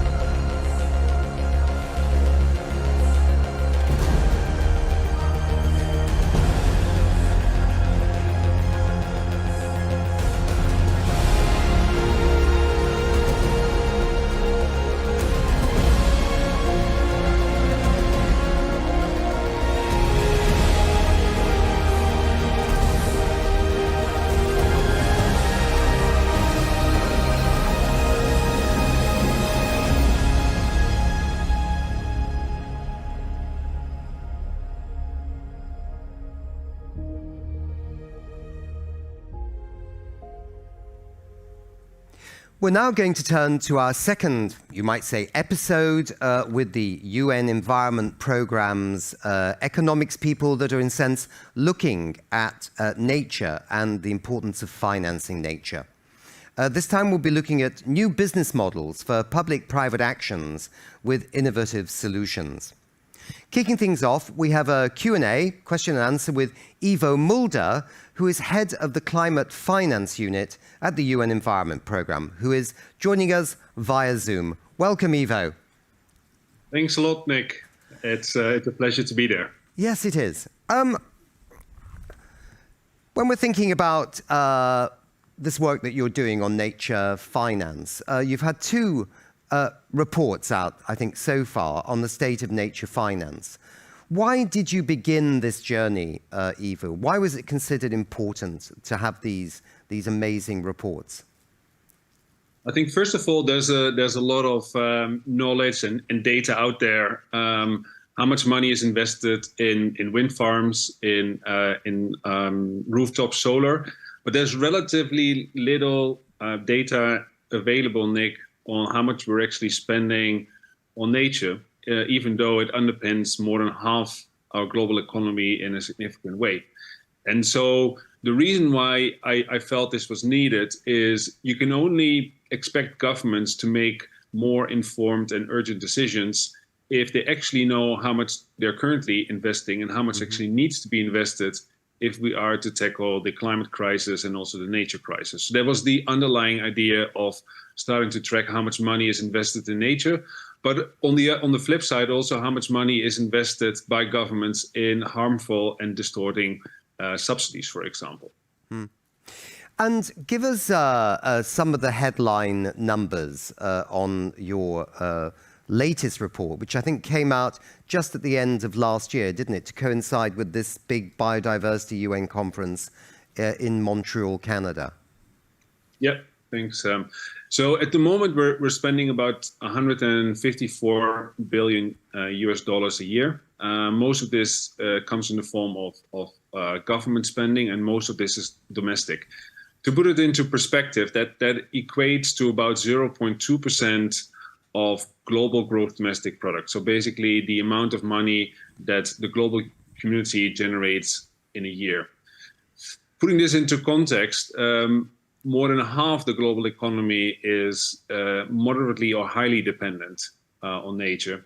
If in a way, almost every activity is dependent on nature, but say half of our global economy is moderately or highly dependent on nature. So we're essentially throwing pocket money at something that really underpins the majority of the jobs that you see around yourself and the majority of the economic value added.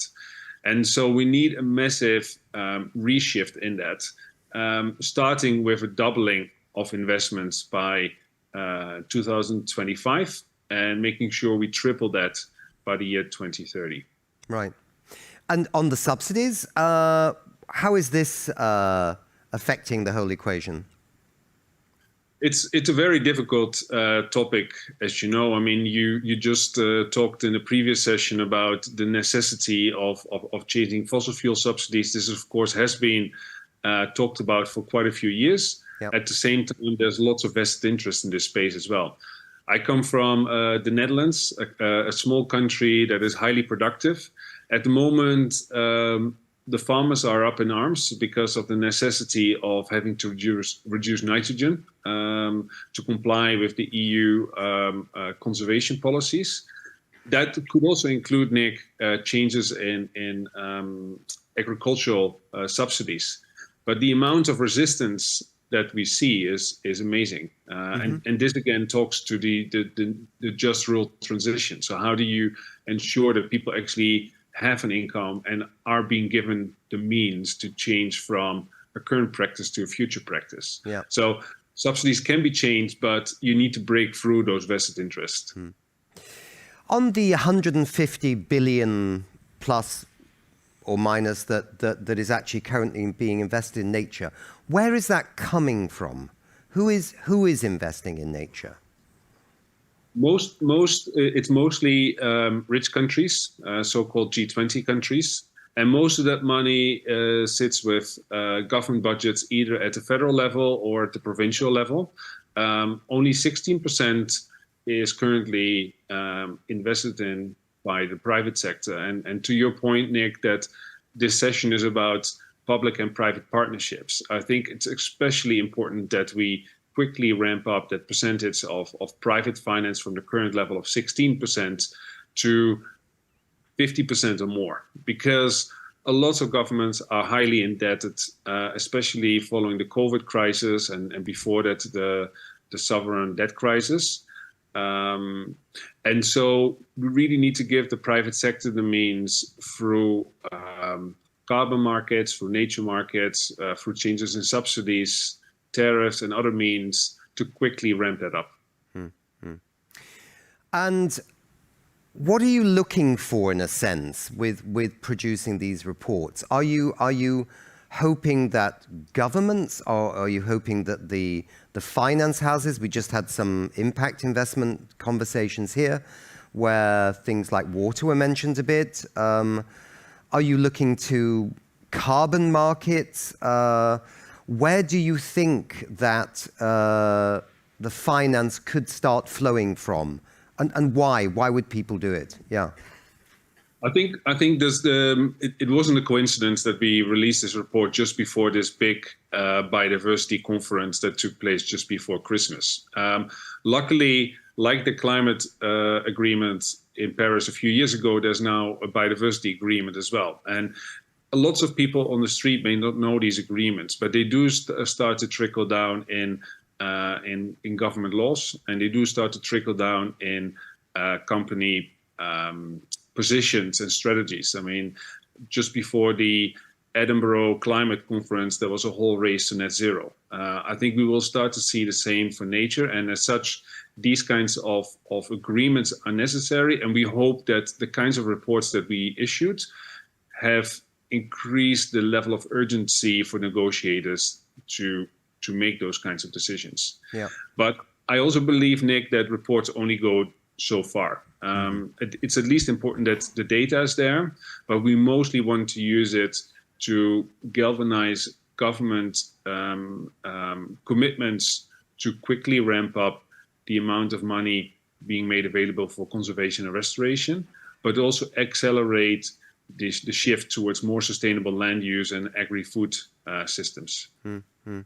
No, these are good points. And I think it's also important that I think the climate and the biodiversity worlds seem to be coming closer and closer together, because while climate and biodiversity are in some ways different things, they're also totally intertwined, aren't they? I mean, you need the forests for food and water, but you need the forest to actually, deal with climate change. You need the land to grow food and to support biodiversity, but you also need that land to be in a healthy condition so it can either hold its carbon and not release it, or be managed in a way that can start reabsorbing carbon. So when you look at these things, these terms like ESG, environmental social governance, and that this is how the finance sector looks at things in terms of what companies are doing, I suppose it could be that the climate gets into the E of the ESG at the moment, but it could be with the new targets on biodiversity that they become more closely looked at in terms of where that fits into a company's environmental part of its ESG. Is that potentially possible? Yeah, definitely. I mean, as you said, I think nature is a great ally in the fight against climate change. It shouldn't be treated separately, but those are two intertwined issues. If you think about greening roofs in cities or increasing green spaces, like, I mean, Nick, you're currently in Stockholm. There's lots of people who live in major cities, and with the rising temperatures, it's simply important that we reduce this heat island effect in cities. So we need to think about nature beyond national parks. We need to think nature in terms of what you highlighted, like changing the way how we grow food, where we live, and embedding that fundamentally in decision making. Then when you make that link to finance, as you said, I do believe that it is possible to build an asset class for some nature-based solutions. We have been working with Rabobank, for example, to change the way how loans are issued to farmers in Brazil and other countries. Mm-hmm. A number of loans have been issued to farmers in Brazil that have positive nature, climate, and people impacts. And the reason why that was possible was because guarantees were provided that took away some of the risk for the bank, which was then able to extend the duration of loans beyond what they would otherwise be able to get. Yeah. That in itself, Nick, will not change the world, 4 or 5 loans. But if they're able to develop a standardized loan product and roll it out to 200 or 500 clients, and if we're able to convince not just Rabobank, but also other banks to follow suit, then it is possible to develop an asset class around, say, deforestation-free and conversion-free agriculture. Yeah. So we've started that, but now we need to move to that scale that everyone is talking about, and it is possible. Yeah. Ivo, super. Thanks for being with us. We're now going to go to some other guests that are coming on the show, and thanks very much for helping us with this this segment, these 2 episodes that we're having, and really best of luck with your work. Thanks, Nick. Thanks, Ivo. I'm going to turn to the teleprompter here because my iPad is now without battery. Thank you very much. Good. I would like to ask the teleprompter now to move it up. Thank you. We're going to have another Q&A with Hannah Skelly, who's also joining us by Zoom, and she's the Managing Director of Arbo Advisors. Welcome, Hannah. And as you come in, I would just like to ask my colleagues there to go and get me an iPad that's functioning. Thank you very much indeed. Hannah, could you now move the teleprompter up so I can just see what's going on? So Hannah, tell us a little bit about what your company is doing and what you are trying to achieve in terms of this space of finance and nature. Sure, Nick, thank you very much. It's a pleasure to be here. I'm very happy to talk about what we do in Arboro. We invest in sustainable plantation forestry projects in emerging markets. These may be greenfield projects, like a project in Guatemala, where we received some RSCF supported support. This is a partly UNEP funded support. Or they can be brownfield expansions, like a project that we did in Ecuador, where there is an existing forest plantation, but it needs to be expanded to reach economic scale. Developing these kinds of projects requires a lot of upfront capital, technical capacity, and local knowledge. And targeting short-term gains by compromising long-term longevity, these projects would make absolutely no sense. And that's why we really strongly believe that these projects can only be successful when they are developed and managed in a sustainable manner. Let me explain that a little bit more. One definition of sustainability reads fulfilling the needs of current generations without compromising the needs of future generations, while ensuring balance between economic growth, environmental care, and social well-being. At global scale, we face resource challenge. Wood products demand continues to increase, and we cannot meet it sustainably from natural forest. At the same time, we need to protect the natural forest. As we've discussed previously, they are essential in the battle against climate change and the biodiversity deterioration. And here, sustainable forest plantation can really provide an answer. They produce more wood in smaller land areas, so it also answers this question of competition of land. And this raw material can replace a less sustainable source for similar products. Maybe a little bit about sustainable forest plantations. What do we mean by it? When trees are planted on non-forested land, they capture and store additional carbon dioxide from the atmosphere. I think this is kind of common knowledge already. Mm-hmm. In sustainable forest plantations, the forest is created over time, a couple of years, a few years usually. And once the first planted trees reach their harvesting age, depending on the species and end use, this could be in 10 to 20 years, they are gradually harvested, and in each harvested area, new trees are planted to replace them. Mm-hmm. Over some time, a sustainable cycle is created, and the planted area consists of trees of even age classes from newly planted to ready to harvest. And this cycle can then be continued perpetually. And with this kind of forest management, a permanent carbon stock is created, which is very relevant also given how important carbon removals are in climate change, whilst at the same time providing this raw material to the markets. Mm-hmm. Now, these forestry projects should never convert the land use from natural habitats, and good baseline assessments are necessary so that we can always later on provide evidence of what was the state of the land when the project was initiated.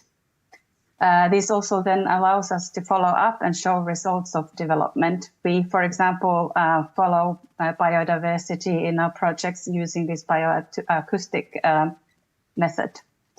In Arboro, we also require all our projects to be FSC certified, and all natural forest areas, wetlands, and other critical habitats in the project area must be protected.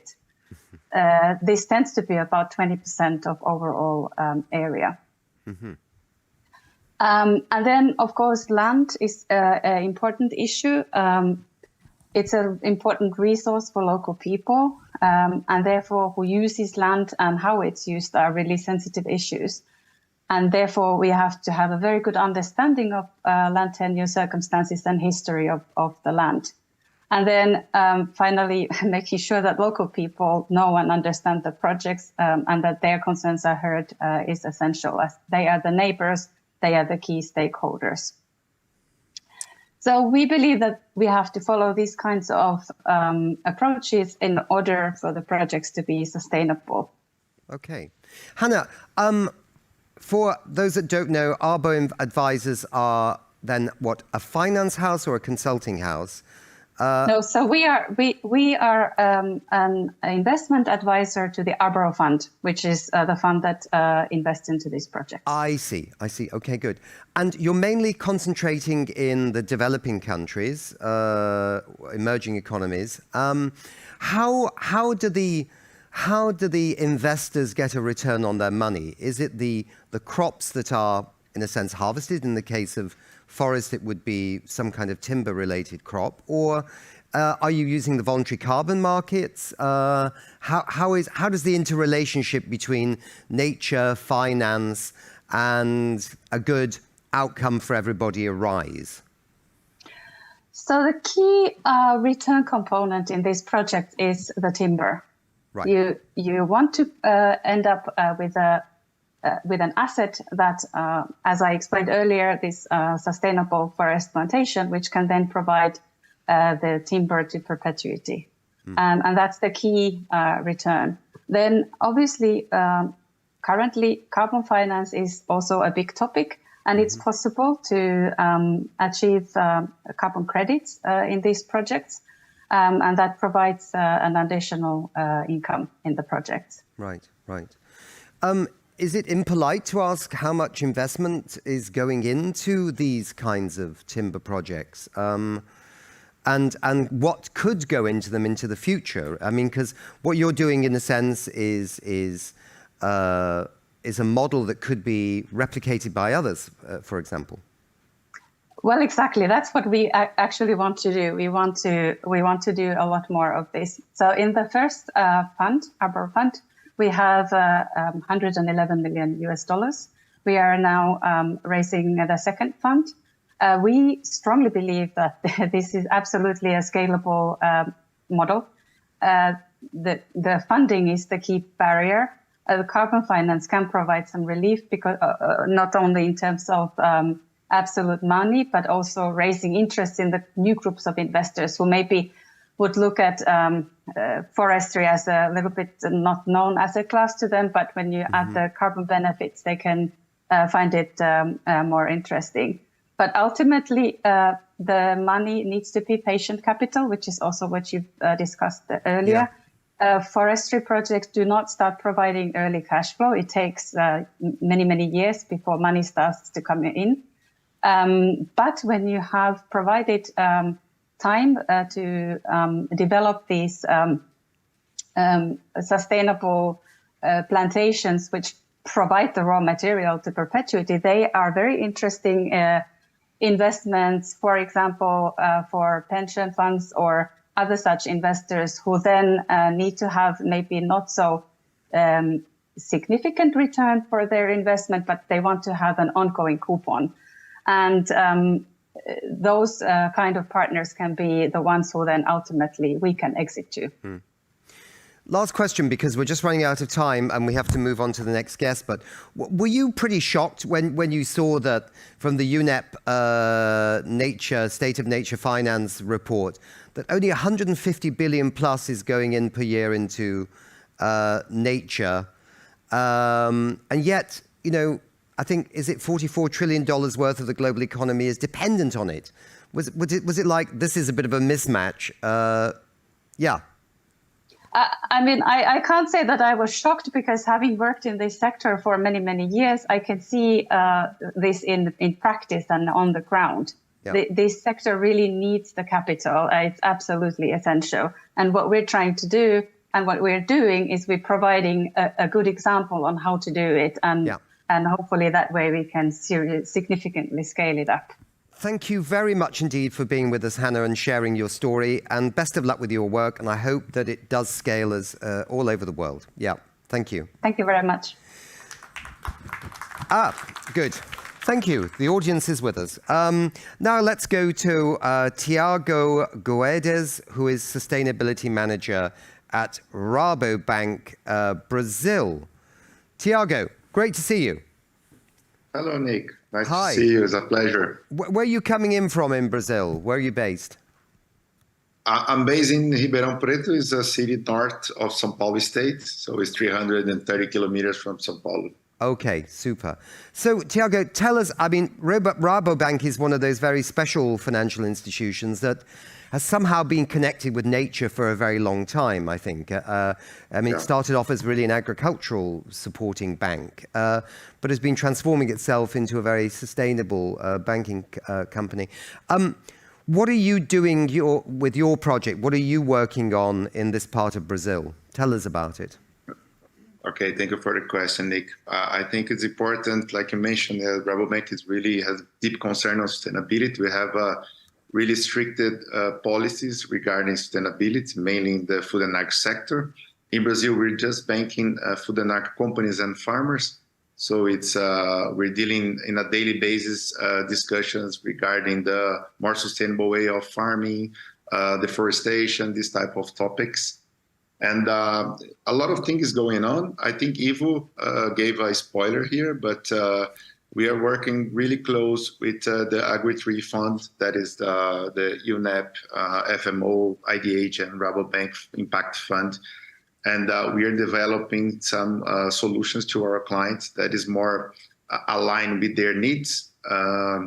All the capex, the money that they need to expend to do an investment that will improve the way that they are farming and also protect the biodiversity in their lands, requires a lot of investment. And also the tenor is really important for them, because some of those investments are non-cash generator. For example, I'll give you one simple example. Farmers here needs to keep native forest into their lands from 20 to 80%, depends on the biome that they are located. And but they need to take care of that forest. So they need to put fences, they need to prevent fires, they need to really look over that protection area. And this requires a lot of investment, a lot of capital to maintain this type of protection. And this is what we try to bring to our clients. We give the investment in a long term, then they can rebuild the soil, like you mentioned here, the importance of the soil health. Mm-hmm. So we are engage them to rebuild the soil health, to bring more organic material to the soil, to increase the carbon organic soil in the soil, and also to protect what they have in forest and replant where they need it. So for another example that we are working with cattle ranchers. In Brazil, we have almost 80 million hectares of degraded pasture land that can be converted into high profitable beef production, but also for farming.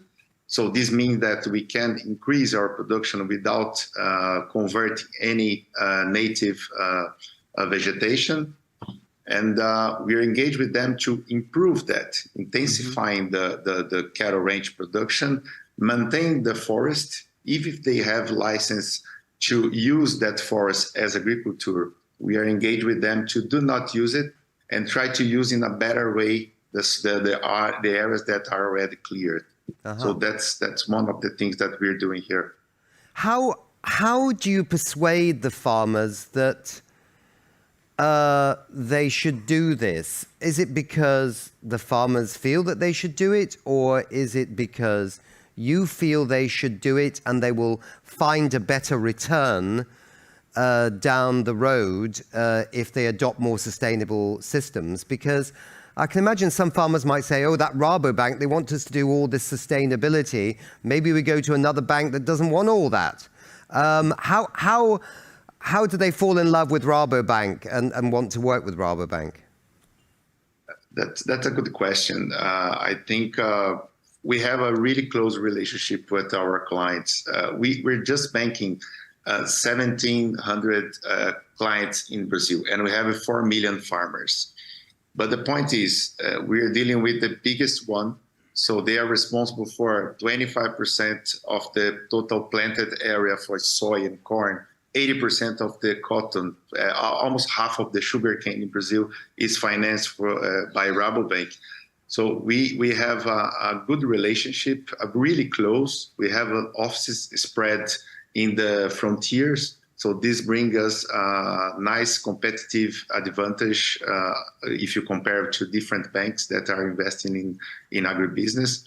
And what we're trying to do is, with this mutual trust, we discuss with them different types of sustainability topics. So we try to bring what's new in the market, but since they are really big, they are tech and data driven. So they are aware what they can do and they can improve it. Mm-hmm. What they need is some incentives. I'm not talking about subsidizing money, but I'm talking about the loan that fits into the investment. This is really hard, because that's why I mentioned the Agri3, because then you bring the additionality that we need to cover our risk. So, because in the end, the bank has their own risk appetite, and we try to work with this. But when we need something extra, for example, to deal with sustainable investment that are non-cash, we need something, some extra tenor, some extra grace period. So that's the way that we start the discussion, and our clients is really open to discuss. I think McKinsey released a survey that shows that the Brazilian farmers are one of the most open in the world to new technology. Mm-hmm. So we see this in the field really clear. We did a couple of regenerative agriculture broadcasts last year with Unilever, and they saw that if they were going to actually meet their climate targets, that they needed to do something about the soybean production in North America, in the United States of America.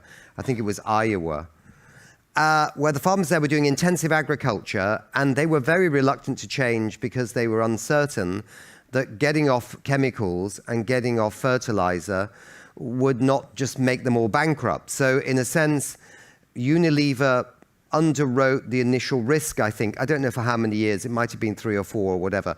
Now the farmers find actually that the soil is getting healthier again. They don't need as much fertilizer. They don't need as much chemicals. And lots of biodiversity is coming back. Are these some of the things that you talk to the farmers about? Yes, that's perfect. I think this is something of the discussion that we bring with them, because Brazil imports almost 80% of the inputs, the fertilizer, the chemicals. And they know that this is not sustainable in an economic speaking, like with for example, the war in Ukraine, the rise of the prices. They know that they need to find different solutions. And that the biofertilizers, biochemicals, it's really one of the most trendy things that is happening here. And one of the things that amazed me is that we're seeing this regenerative agriculture, we call, or at least the most of the practice of the regenerative agriculture happening in large-scale farming. That's amazing. So they are really open to that, and they want to test. Although, like you mentioned, you can lose a little bit of the yield next year, but in the long term, they see the benefits. I have a client that we did a really nice loan this year, and he said to me, Thiago, I need to do something different because my soil is getting poorer and poorer, and I need to add something that will change it, because otherwise I will keep putting more and more inputs, and I don't think this will be sustainable for my business. And now we see this transformation, and we are talking with a client with 130,000 hectares of grains, and he's transforming all of the farm into regenerative, using biochemical, biofertilizer. Of course, there's a transition, but it's possible. That's really, really amazing. And what is biofertilizer? Just for our audience here. Okay, biofertilizer is when you use compound, like the byproducts of, for example, in Brazil, sugarcane biomass or orange pulp, and then you mix it with we call rock powder and some bacteria that can release the nutrients instead of put the regular chemical fertilizers. Sounds wonderful. Okay, we've just come to the end of the show, but thank you very much. The work of Rabobank, I think, is really important. You're a significant bank, and your influence on farmers and the relationship getting more regenerative agriculture is just what nature needs, as well as the farmers. That's great. Thank you very much, Nick. Thank you. Thank you.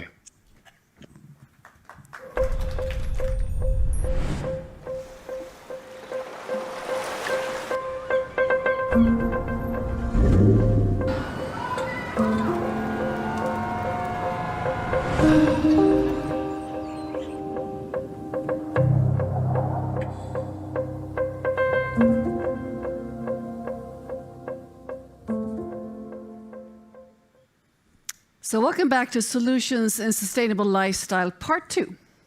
We're going to be looking at innovative new ways of consumption and also Tradewater's new CFC removal scheme.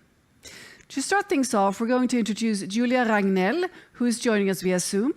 She's business developer and corporate relations lead at Mykorrhiza. So, well, lovely to see you, Julia. So first off, please start telling us, what is Mykorrhiza? Hello, thank you very much for having me. It's great to be here. So my name is Julia and I'm working at Mykorrhiza. And at Mykorrhiza, we actually use fermentation and fungi to produce a sustainable and healthy protein source. We use fermentation in a liquid form, which means that usually we say we almost brew protein rather than brewing beer. And we do this in large tanks, large bioreactors. That is a very efficient way of getting a protein source. In only 24 hours, we have a finished product, basically. So, Julia, this is similar to the product that people might know of. It's called corn, correct? Correct. So what would you say are the main benefits of switching from animal protein to this type of protein? It's, of course, a very sustainable way of producing food. It gives you a sustainable option as well to choose as a consumer. We are all aware of how much resources you need to produce animal meat, for example, whereas we are trying to enable the industry to choose a more sustainable production method. Not saying that it should replace, but we want to show a new way of doing it. When you produce it indoors, like we do, using big bioreactors, you're basically scaling your production vertically as well. And having a facility indoors also makes our production method more or less independent of the climate conditions. And that's also very important to consider for food security in the future. It also means that you can basically produce a protein source almost anywhere in the world. You do not have to consider the right climate conditions and whether to have the right conditions that it needs to have a good production that year or that season. So Julia, where are you located now? We are located in Gothenburg in Sweden. So it's the second biggest city in Sweden. So how are you planning to bring people on board to start eating more of your products? And also, what will your products be? So what we focus at Mykorrhiza is a business-to-business model. So we want to enable the whole industry to make new products using our protein source, which we hope will mean that it will reach a lot more consumers. And we also want to appeal to everyone because we believe that the true change into making a more sustainable or having a more sustainable lifestyle is that you have something that everybody wants to eat.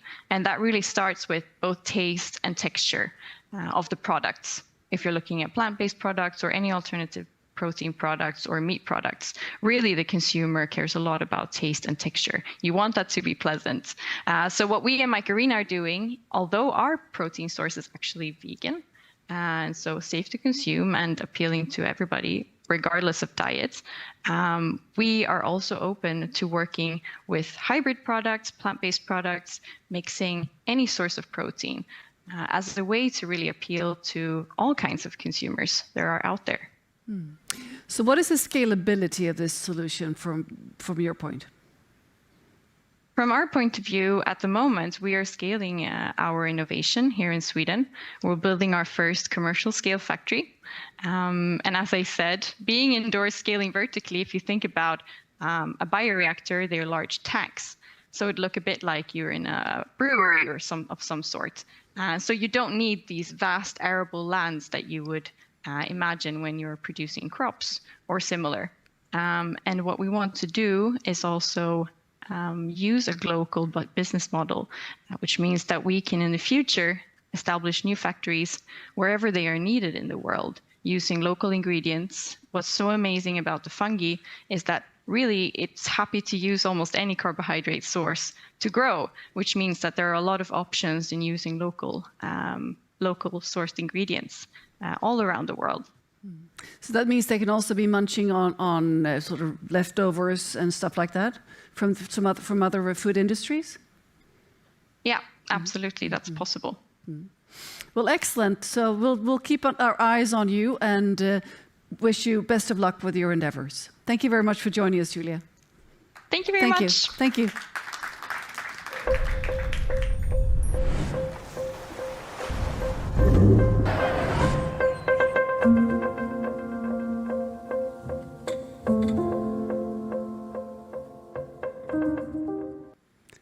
So up next, we have two guests from Tradewater joining us via Zoom. The Maria Jose Gutierrez Murray, Senior Director of International Programs, and also Kirsten Love, who is Director Market Development. And Tradewater is a mission-based B Corp that creates, develops, and also implements high-value projects which permanently prevent the world's most potent greenhouse and ozone-depleting non-CO2 gases from being released into the atmosphere. Today, you'll be hearing about why we should have our eyes on non-CO2 gases and the strategy the company has developed to tackle this critical issue. So welcome, Maria. You're going first. Go ahead. Hello, everybody, and very nice to be here. Thank you for the invitation. Well, I would like to tell you... Sure, Sorry, go ahead. Well, but I have a question for you, because we're actually doing a Q&A, I realize here. Why should we be concerned about the non-CO2 gases? Thank you. Yes, well, non-CO2 gases are greenhouse gases that are honestly not receiving enough attention around the world. These can be as much as 23,500 times more potent than carbon dioxide. The CFCs, for example, that we are working to find and collect and destroy around the world are as much as 11,400 times more potent than carbon dioxide, And so although these are subject to the Montreal Protocol, and that's one of the historically most successful environmental treaties which succeeded in phasing out production and consumption of these harmful gases, unfortunately, it didn't focus on the end-of-life solution for these gases. So anything that was already produced before the ban or already consumed, imported before the ban, is still out there. So much so that MIT in 2020 calculated that ODS banks, meaning remaining ODS, ozone-depleting substances around the world, represent as much as 9 billion tons of CO2 equivalent. So that's what we're after, is those non-CO2 gases. Additionally, there is a new focus in Tradewater on methane. Although it's a less potent greenhouse gas than CFCs, than chlorofluorocarbons or refrigerants for that matter, with a global warming potential of 28, according to the newest to the most recent IPCC report. It also represents an undervalued leakage situation from landfills to abandoned oil and gas wells. So Tradewater is now focusing on these abandoned and orphaned oil and gas wells around the world. And we have identified and are trying to control these sources of gas There are 2 to 3 million of these wells in the United States alone, and Tradewater intends to develop projects plugging these orphaned wells, permanently preventing them from emitting methane and these non-CO2 gases. So excellent work, Maria. So why is there not so much focus on these gases so far? So I would say not many are aware of the vast opportunities that tending to these gases represent in terms of impact versus action. Carbon dioxide is a more common greenhouse gas that's out there, but these are so much more impactful per unit of action, let's say. So Project Drawdown actually highlighted refrigerants as one of the most low-hanging fruit opportunities for impact to address climate change at scale. From those who are aware, not many venture into these lines of work because although there's a clear and highly impactful destination that we know exists, the road to get there is not as clear or as easy. The systems simply have not been designed or operating really at a global scale so far, tending to these abandoned or forgotten gases in a way. So this work is hard, it's full of challenges, and for example, we seek to destroy these CFCs, and destruction capacity is not often available in country, so we need to move it. That movement, international movement of something that's often considered a hazardous waste, needs to go through things like the Basel Convention. These are not simple measures. However, it being challenging is also why Tradewater chooses to focus on this area, because we like to focus on the things that need focus and need work, and that's what we're after. We have found a way to do this extensive and challenging work. We know what we're doing, and we're now just trying to grow it to a larger scale around the world. Well, thank you, Maria. One might become curious to how you finance this fantastic work. How is that run? I mean, and how many are you? Because it seems like you mentioned a lot of oil wells that needs to be plugged. Yes. Well, Tradewater is I would describe it as a relatively small. We are approximately 40 people sized company. We do also rely on support from all sorts of consultants and people around the world who are supporters and engaged with this line of work. Kirsten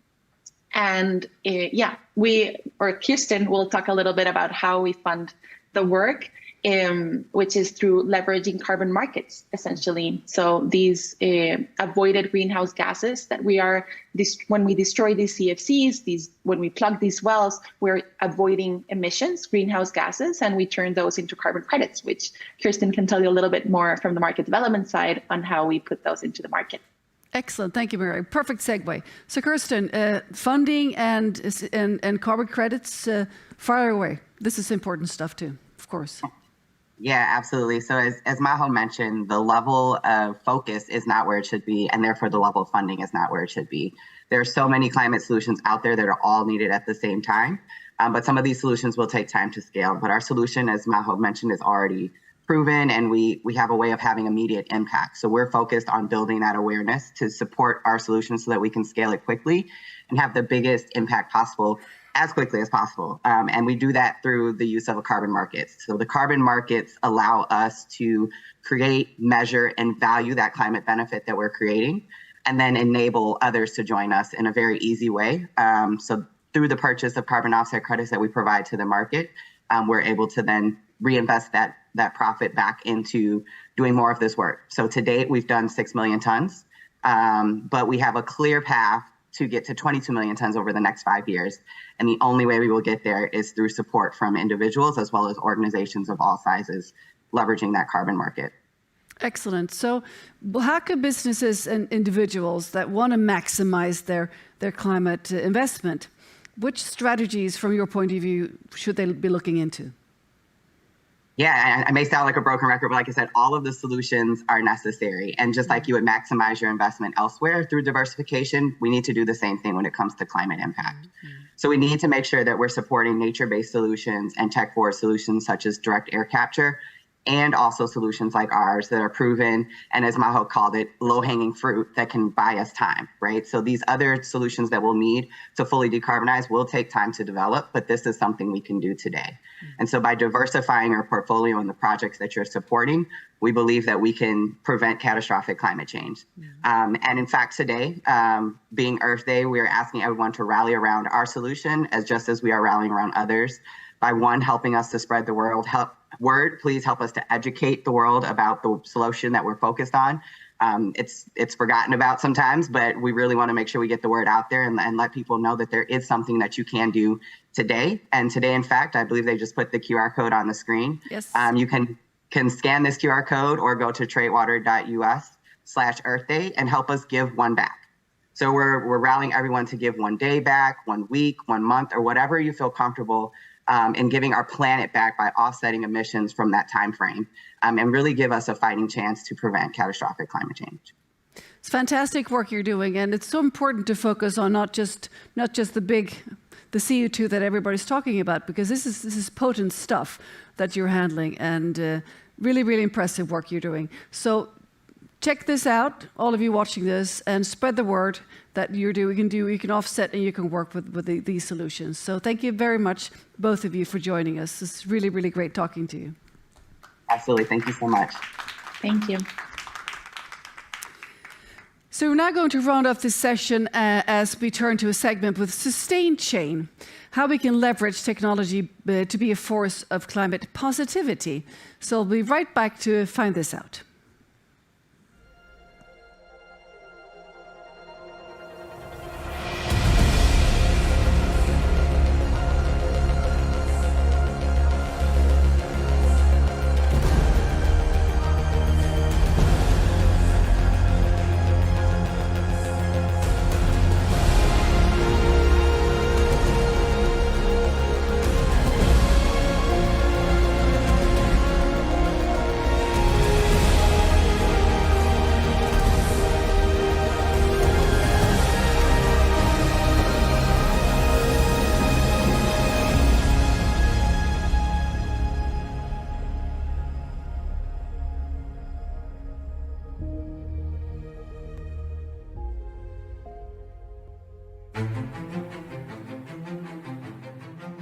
Imagine a future where we solve the world's most pressing sustainability challenges at unprecedented speed.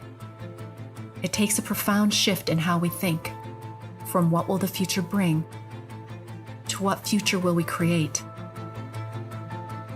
It takes a shift in how we behave, going beyond individual action to working together to create a chain reaction.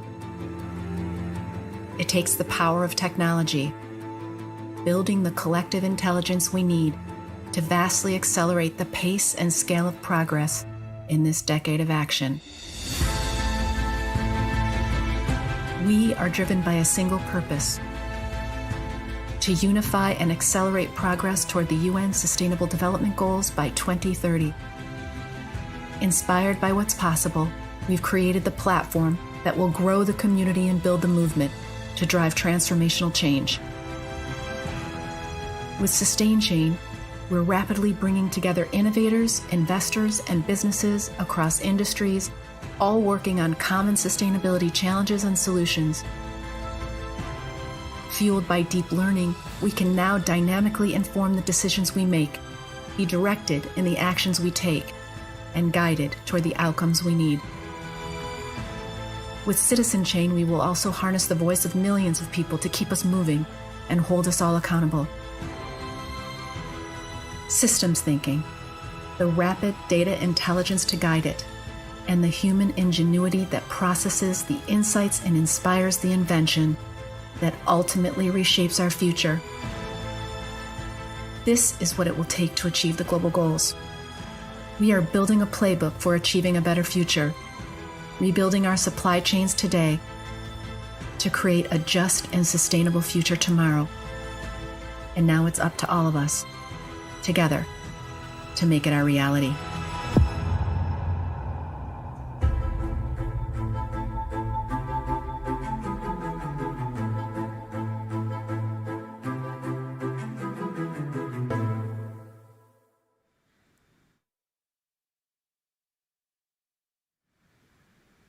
So welcome back to the We Don't Have Time Stockholm Climate Week broadcast.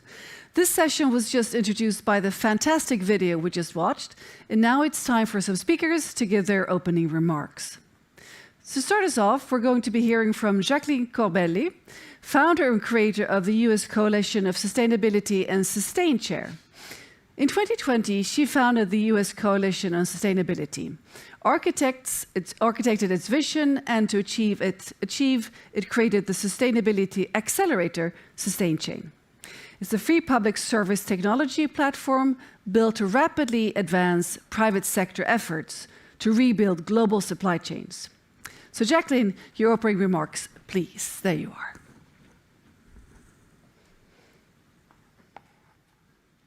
Thank you, Katarina, and hello from New York. As Katarina mentioned, in 2020, we at the US Coalition on Sustainability became incredibly focused on how the world could protect itself from the calamity of climate change. And like many others, we decided to do something about it. What we all know is we're not on track to halt climate change, let alone reverse it. We know that the majority of us are very worried about the pace of our collective efforts to do so, and wonder if there's enough innovation to take us there. Is there enough funding? Is there enough real commitment?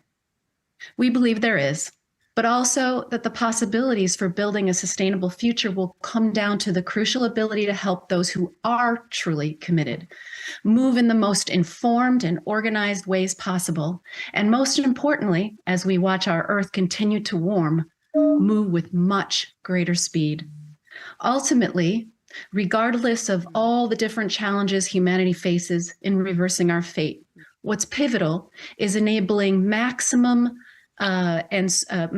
speed and surrounding the real change makers with the rapid intelligence needed to win our fight against climate change. So, in 2020, we thought about the most powerful way that we could create that support.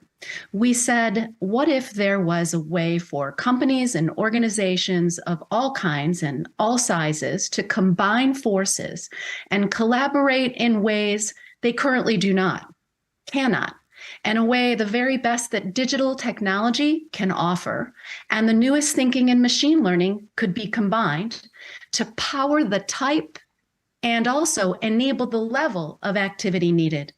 We became totally inspired by the possibility that there just might be a chance to not just halt the effects of climate change, but to lay the foundation for a just and sustainable future for all. I'm excited to say that thanks to the help of many wonderful people, some of whom we will introduce you to today, that the very support that we are so passionate about to create this possibility has arrived. It is a first of its kind. It is free and public, a solution fueled by a machine learning engine, and it's called Sustain Chain. We're thrilled to be here on Earth Day to share the major and inspired actions that are now taking place to expand it as widely and as quickly as possible, uniting sustainability leaders in rapid, organized, informed action. And in just 2 years, this social network platform for good has become the largest known community of innovators, impact investors, businesses across industries, NGOs, and public-private alliances, unifying to specifically help each other vastly accelerate progress on the SDGs.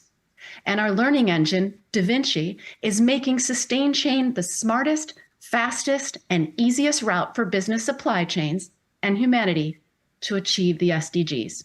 And today on Earth Day, we are proud to announce and celebrate the leadership of the truly committed people here with us today that demonstrate what's possible when businesses of all sizes, governments, academic institutions, and citizens like ourselves come together and take action to safeguard the future.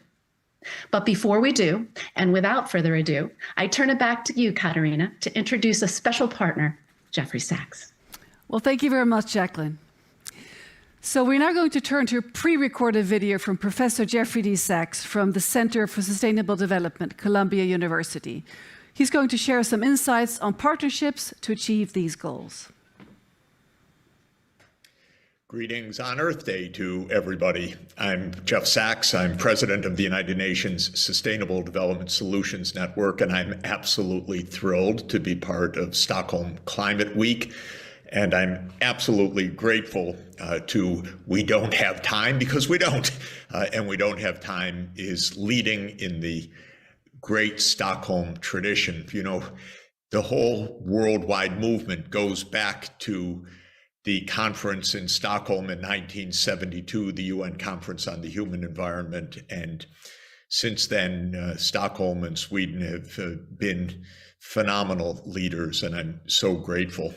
And I'm really delighted to be part of this segment of Earth Day, celebrating the work of Sustain Chain, and joining Jackie Corbelli and Joanna Hall, two great leaders who are using a global platform so incredibly creatively and effectively to bring businesses and entrepreneurs and thought leaders together on solutions, on practical solutions, business solutions, new innovations. When you go on Sustain Chain, as I'm sure all of you will, you'll find that you can offer some leads to the global network. You can express your needs to the global network, but you will be connected. And those connections are absolutely crucial for accelerating the breakthroughs that we need to global sustainable development. And I know you're going to hear not only from the two leaders of Sustain Chain, Jackie and Joanna, but also from Jim Maynard at X Prize, from the leaders of my state's university network, SUNY, in New York, about how Sustain Chain is empowering their work as well. So it's a delight on Earth Day to be thinking positive and to know of all of the energies emanating from Stockholm, all of the ways that we can connect with each other to make breakthroughs, and to celebrate this global network on Sustain Chain, which is ever expanding and empowering more and more businesses and activists and entrepreneurs around the world. Thanks for letting me share a brief greetings with all of you, and all best wishes on Earth Day 2023. Well, thanks so much, Jeffrey. Let's now turn to Joanna Hall, who's also on Zoom, and she's Executive Director and Head of Product at the US Coalition on Sustainability and Sustain Chain. And she's going to share why Sustain Chain is a tech force for good. There you are. Wonderful. Thank you so much for having me. You're most welcome, Joanna. So you have your 2 minutes here, so fire away. Wonderful. And thank you, Jeff, as always, for the incredibly inspiring words and the partnership and the support. And for We Don't Have Time for continuing to raise the awareness of just how much work there is to be done and to sort of elevate the consciousness around this. We've heard a lot, not only today and through this broadcast, right, on Earth Day, but we know that there is just so much work to be done. There is so much action that is required, right, in order for us to address the climate change and reverse the worst of the crisis before us. Particularly for businesses and organizations, right, and so forth. But let's face it, it's really hard. It is not easy, right? There are solutions that exist, but they are fragmented. Right, they are buried across an infinite number of sites. There's different methodology for measuring it. There's different terminology. There's different agendas. Right, it is messy and it is complicated, and yet time keeps ticking. Right, and the pressure continues to mount. We have no choice but to take action. But what we do know, and the good news is that if we join forces and if we go together, we can actually achieve a lot, much more quickly. And if we tap into the collective intelligence of the community, the change makers that are on the front lines taking action and doing the work, then we can go much faster. And that is what Sustain Chain was purpose-built and designed to do, to tap into the collective intelligence, right? And surface the opportunities and needs emerging across this ecosystem and ensure that they are being connected in the shortest, fastest possible way. And that is what the machine learning engine, DaVinci, is designed to do. So DaVinci is our live engine. It is powering Sustain Chain as we speak. It is getting smarter every single day with every new connection, and that is what sort of the ultimate power, right, of AI is. So when we combine the force of DaVinci and when we combine the power of some of the leaders that you're going to hear from today, we really do begin to have hope, right? That together, by joining forces, we actually really can accelerate progress here together. Together. Well, thank you so much, Joanna. Wonderful to listen to you, and best of luck with your fantastic work. Let's now turn things over to Jim Maynard, who is CTO and EVP Deep Technologies at XPRIZE. He's going to be talking about scalable technology. And there you are, Jim. Hello to you all from Austin, Texas. It's my pleasure to have been invited here today by Jackie and Joanna to represent XPRIZE in highlighting our partnership with the team at Sustain Chain. We're tightly aligned in our mission to exponentially accelerate solving the most pressing problems facing humanity and this extraordinary planet we inhabit. We seek a world of equitable and sustainable abundance for all. We identify the most challenging and impactful problems the world faces, problems not solved adequately by commercial markets, and we place a bounty for low millions to over $100 million for anyone anywhere to come get it. They only need to solve the problem. We measure, test, and validate their solutions. The teams win the cash, and the world benefits. A fair trade, we think. And it is these teams that motivated our partnership, honestly, with Sustain Chain. To date, we've had over 10,000 teams coming from all over the world to compete. They come from academia, small startups, and even well-established companies. But the problems we pose are very difficult. You might say audacious but achievable. No one company is likely to have all the resources needed to deliver on the near impossible. They need help. We believe Sustain Chain will be essential for meeting those critical needs. I'm happy to report this month we have completed our initial integration and are onboarding our partners and our competitors from our largest prize to date, XPRIZE Carbon Removal, sponsored by generous gift of over $100 million from the Musk Foundation. It seeks to address the climate crisis by rebalancing the Earth's carbon cycle with a scaled gigaton removal solution. Bold to be sure, but we believe achievable. We will strive to make Sustain Chain the destination for our competitors with needs to meet our partners with the resources and means. Finally, I want to offer a very big thank you to the team at Sustain Chain for inviting us to link arms to bring about an exponentially positive change in our world. Thank you all. Well, thank you very much indeed.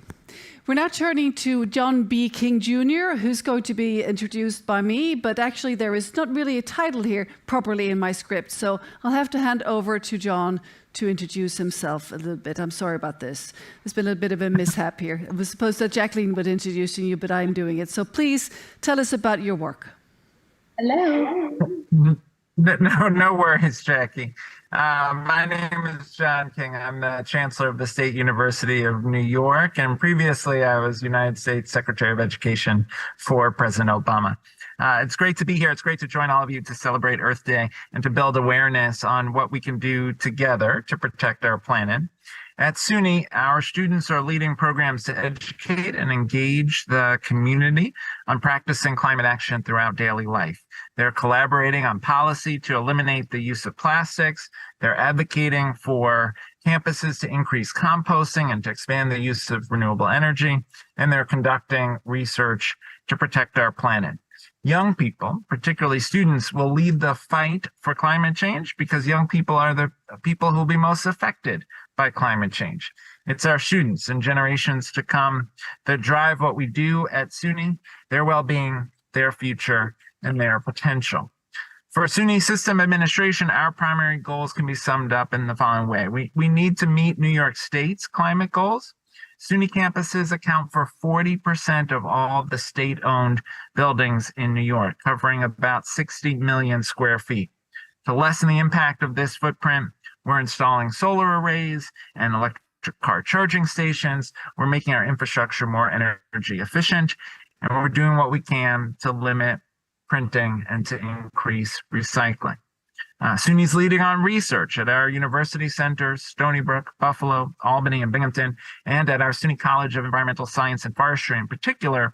Researchers are at the forefront of discovering solutions to long-standing environmental issues. And finally, for now, we must also expand our workforce to embrace the opportunities of a green economy. And our campuses, including our community colleges, are playing a critical role in preparing students for in-demand green jobs. There's such a tremendous amount of work to be done to address the climate crisis. And it's critical that the education sector, from early childhood to K-12 to higher education, plays a leadership role. We've got to change our practices. We've got to use our research to find ever more powerful solutions. And we've got to teach our young people to live in an environmentally conscious way. SUNY is the largest comprehensive public higher education system in the country, which means that we've got a vital role to play in helping New York State and the nation reach our net zero goals. SUNY is proud to be one of the first academic institutions to join Sustain Chain, and certainly the largest. We stand with the U.S. Coalition on Sustainability and Sustain Chain because we are one in our mission to raise the level of knowledge, organization, and action it will take to turn back the tide of climate change and secure the future for ourselves and our children. It will take a technology like Sustain Chain to support that level of united action, and we're thrilled to be partnering. SUNY is already starting to utilize the Sustain Chain platform to unify efficient and intentional sustainability initiatives across our 64 campuses. It will take all our efforts to mitigate this crisis, to create healthier environments, to leverage our resources, and to make the meaningful change we need toward climate solutions. SUNY is very proud to do that in partnership with Sustain Chain. Thanks for inviting me to join you today. Well, thank you very much indeed, John. So hot on the heels of John, we have Julia Kay. She's Vice President, Sustainability and DEI, Executive Director at click.org. And Julie's going to be talking about the real-time holistic insights. So wonderful to see you, Julie. Please go ahead. Thank you, and thank you for inviting me. Happy Earth Day, everyone. Click is a 30-year technology company founded in Lund, Sweden, now headquartered in the United States. Our products offer real-time data integration and analytics solutions to close the gap between data, insight, and action. As Sustain Chain's premier technology partner, Click will contribute its robust data integration and visualization software to observe in real time the actions taking place within and across industries. Click has been a leading analytics partner of the United Nations for going on 10 years and looks forward to leveraging our expertise along with Sustain Chains to drive further adoption and achievement of all 17 Sustainable Development Goals. Click will enable Sustain Chain and its stakeholders to identify the innovation, funding, and partnership opportunities being generated by their user community. Our innovative approach to AI and machine learning, as well as our award-winning approach to advancing data literacy, will empower users to understand how they can fuel their sustainability missions even further. Click is excited to be announcing our partnership with Sustain Chain today and looks forward to working with each and every one of you to achieve the goals of the 2030 Agenda. Together, let's continue to build the world that we want by hitting the electric gas pedal. Thank you. Well, thank you so much, Julie. Let's now hear from Ephraim Beiser. He's Senior Lead Manager of Public Policy and Economics at LinkedIn. He's going to discuss the biggest talent engine and the first SDG Action Accelerator joining forces. So, Ephraim, you have our full attention. Thanks. Good morning from San Diego. I just want to start off by thanking SustainChain and all the partners we've heard from today, and everyone tuning in on Earth Day just to talk about what it takes to achieve a sustainable world. LinkedIn is the world's largest professional network with more than 900 million members across 200 countries and territories. That means we have a really interesting perspective of what's happening in the labor market. And I think Chancellor King, your comments in particular really resonated about that need. And for us, we're focused on facilitating and accelerating a transition to a greener economy. We think about that in two ways. First is through our platform. And today, you can go on LinkedIn as a company and indicate your commitment to the planet, to environmental sustainability. And as a job seeker, you can actually go on LinkedIn and say, I want to only see jobs at companies who've made a commitment to the planet. And we know that's really important for younger workers, as Chancellor King was talking about. The other part of LinkedIn is our data. And with all of those members across the world, we can say some really interesting, unique insights and nuanced insights about what's happening in the economy. And for us, we want to talk about how do we achieve the SDGs? Because for us, achieving the SDGs, particularly the climate provisions, we need a workforce with the right skills and training to be able to do all of, not just fulfill those green jobs that are growing, but also make every job just a little greener. And we put out our first ever global green skills report last year. We're working on updating those insights and sharing some new insights. In particular, we know, for example, that transportation is a major source of emissions. And for us, we want to figure out how do we move towards EVs. In our data, we can see EV skills growing. And that significant growth in the last 5 years is tremendous, driven in part by growing demand by consumers and regulations that are pushing us towards electric vehicles. In Germany, that's an annual growth rate of 25%. In the US, it's an annual growth rate of 37%. That's a major improvement if we want to reduce emissions from transportation. And we also know that this isn't just in EV, in automotive, this is also in utilities, in power generation. Think about how important that is going to be to being able to develop and sustain a network of electric vehicles. What this tells us is achieving true sustainability really relies on reskilling and upskilling our workers. And that for the whole global workforce. And that's why we're committed to working with SustainChain and supporting SustainChain by leveraging our data to identify where the most pressing needs are in order to accelerate public and private collaboration to meet those SDGs.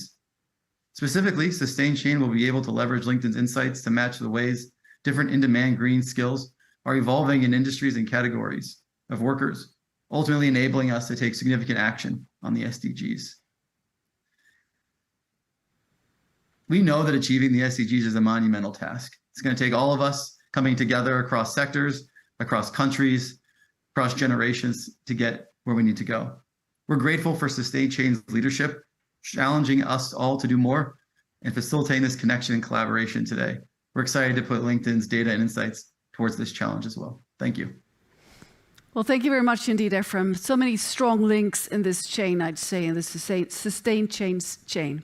So let's bring back Joanna, because I think you might like to summarize, or not summarize, but at least connect the dots and bring some call to action, right? Yes. Thank you. As you've heard from leaders like this today, there is so much energy and support to speed up the work that is required, and we are so grateful. But there is still so much more work to be done. And so today we are opening up access to SustainChain, and we are inviting all business leaders, academic leaders, folks from the investment world, right, to join. Remember that it is a free public utility with no horse in this race, but to accelerate progress, right, on building a more sustainable future. I'm going to quickly share the QR code here on screen. Don't hand it back, he's gone.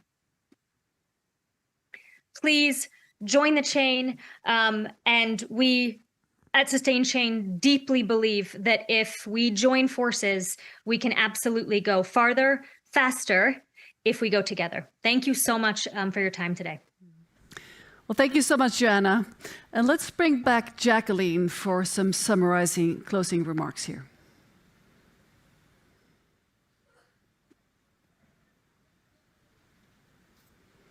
So Jacqueline, how would you like to summarize this fantastic row of presentations? When I got started, can you hear me okay? Sure.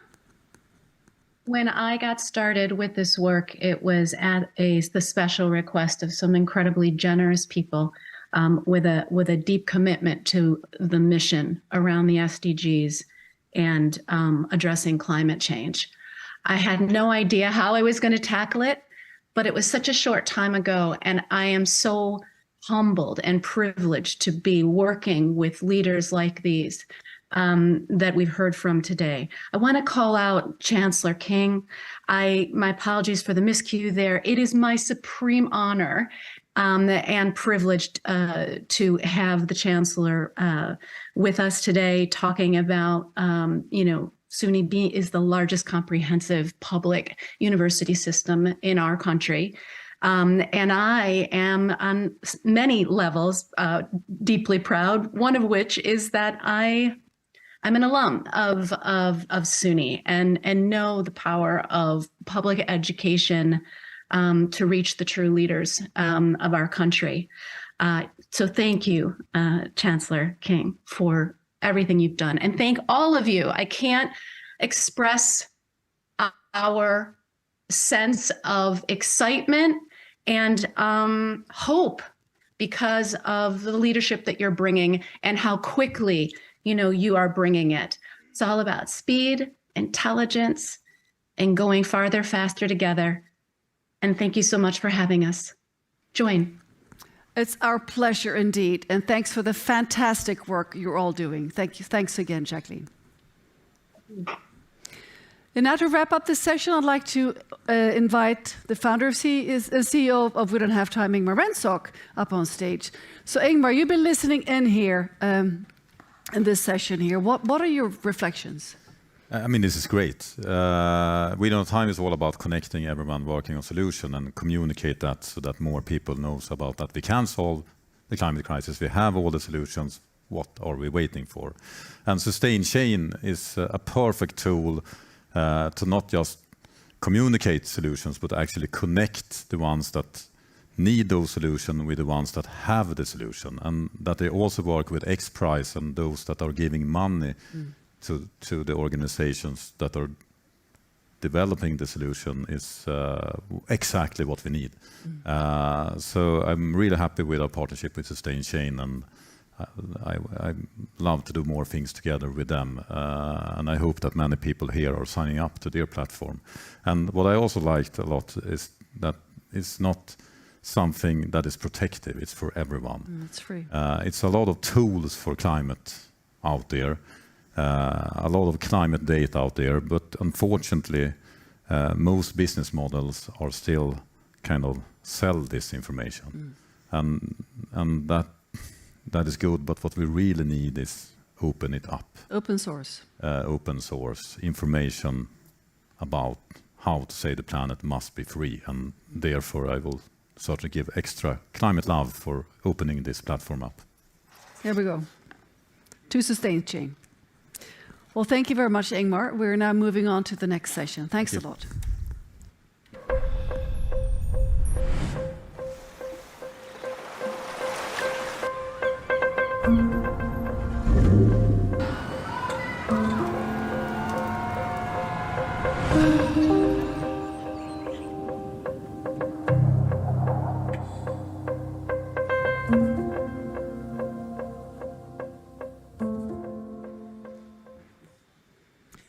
So we're now going to introduce a climate hero who makes everyone a climate hero.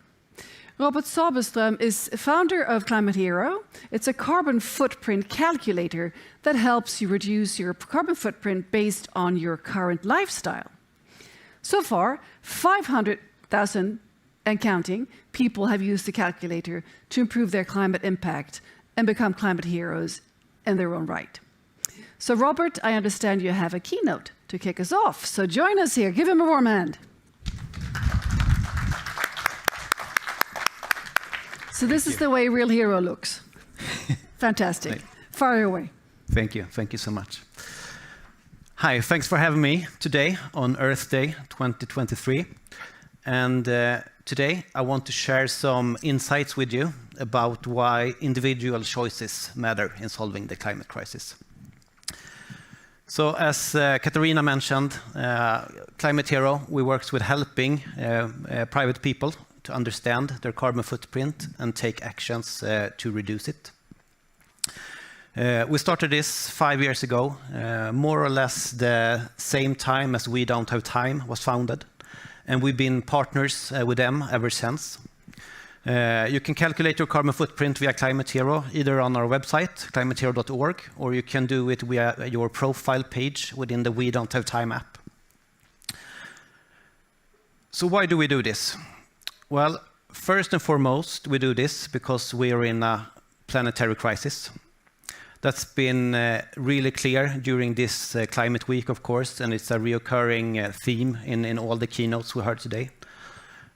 We know that we have more or less 10 years left of the carbon budget if we're going to be able to achieve the Paris Agreement and at least strive for a 1.5 safe zone.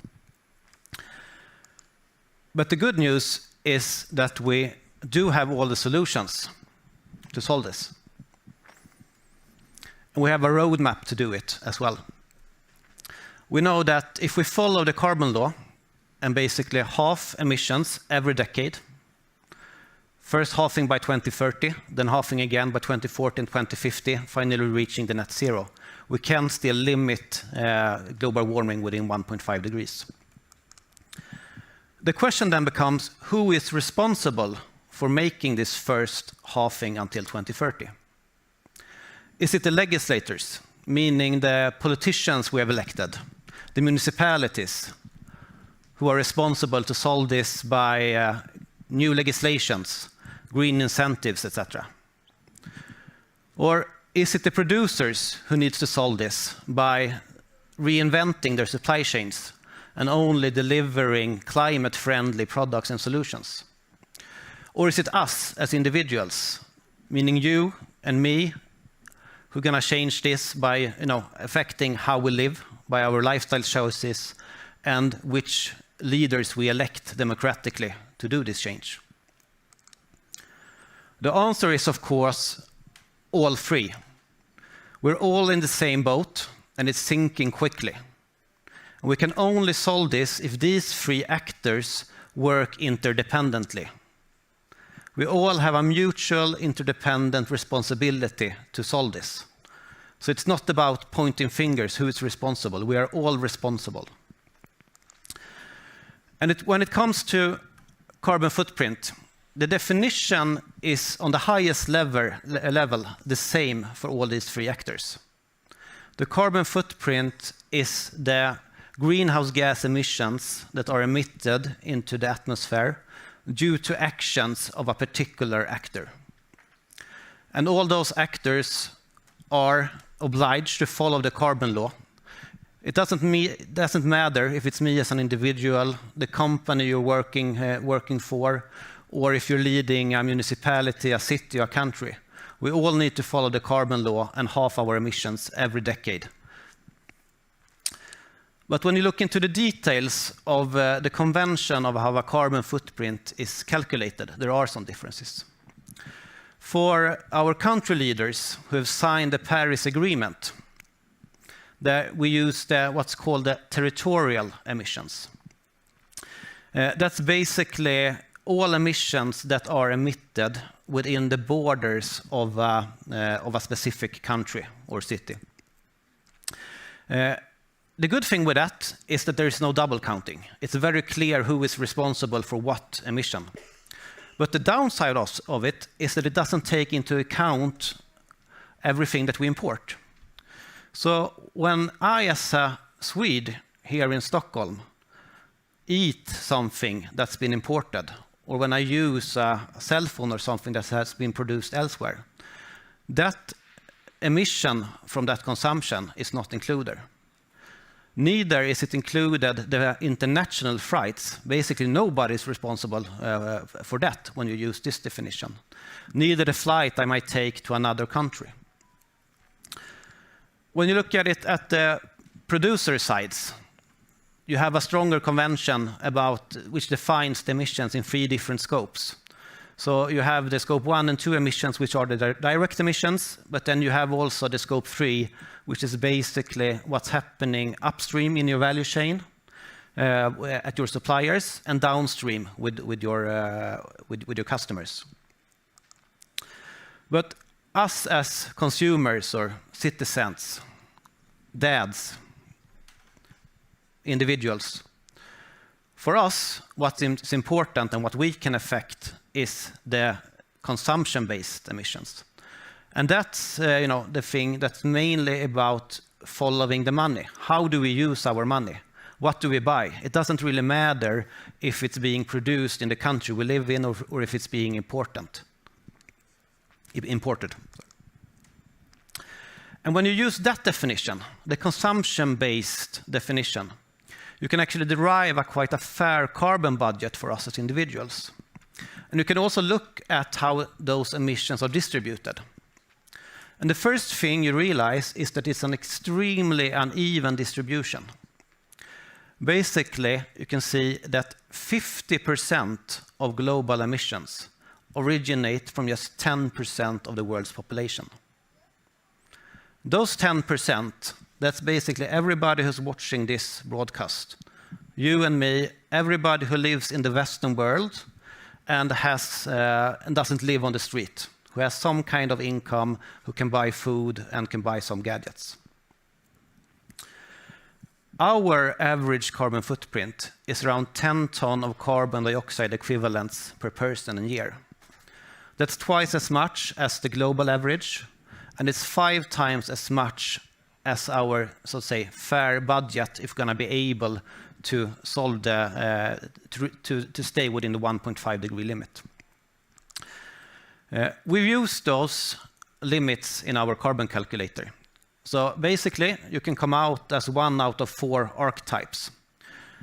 You come out as a climate hero if you already today come out below your 2030 budget of 2 tons per year. You come out as a climate friend if you're about 2 tons, but below the global average of 5 tons. That means you're still driving down the global average. You come out as a climate consumer if you're between 5 and 10 tons. That's where most people start their journey. You might help to drive down the average of your country, but you're still driving up the global average. And you come out as a climate villain if you're above the 10 tons and actually drive up the average. Another question about individual responsibility is then how many people do we need to influence for this to actually have some kind of effect? Well, if we start with focusing on these 10% of the world population that stands for 50% of the emissions, that's around 800 million people. But then we know from psychology research, we don't need to affect all those people. If you're able to influence around 20-25% of a given population, that's enough to create what's called a social tipping point. That's when a norm changes. You don't need to affect everyone. You've seen this happen already, like in smaller populations or smaller contexts, for instance, with plant-based food. In some contexts today, it's nothing strange that plant-based food is, so to say, the first choice. That's a huge difference how it used to be just a few years ago. Then finally, we have the social norms within our families. If you look at it per households, on average, we have 2 people per households. That means that it's basically 100 million households that we need to affect. That's still a large number, but it's not, an impossible number to reach. And looking at what we've been able to achieve just on our hand, just from Climate Hero, we've today helped more than 500,000 people to calculate and take action to reduce the carbon footprint.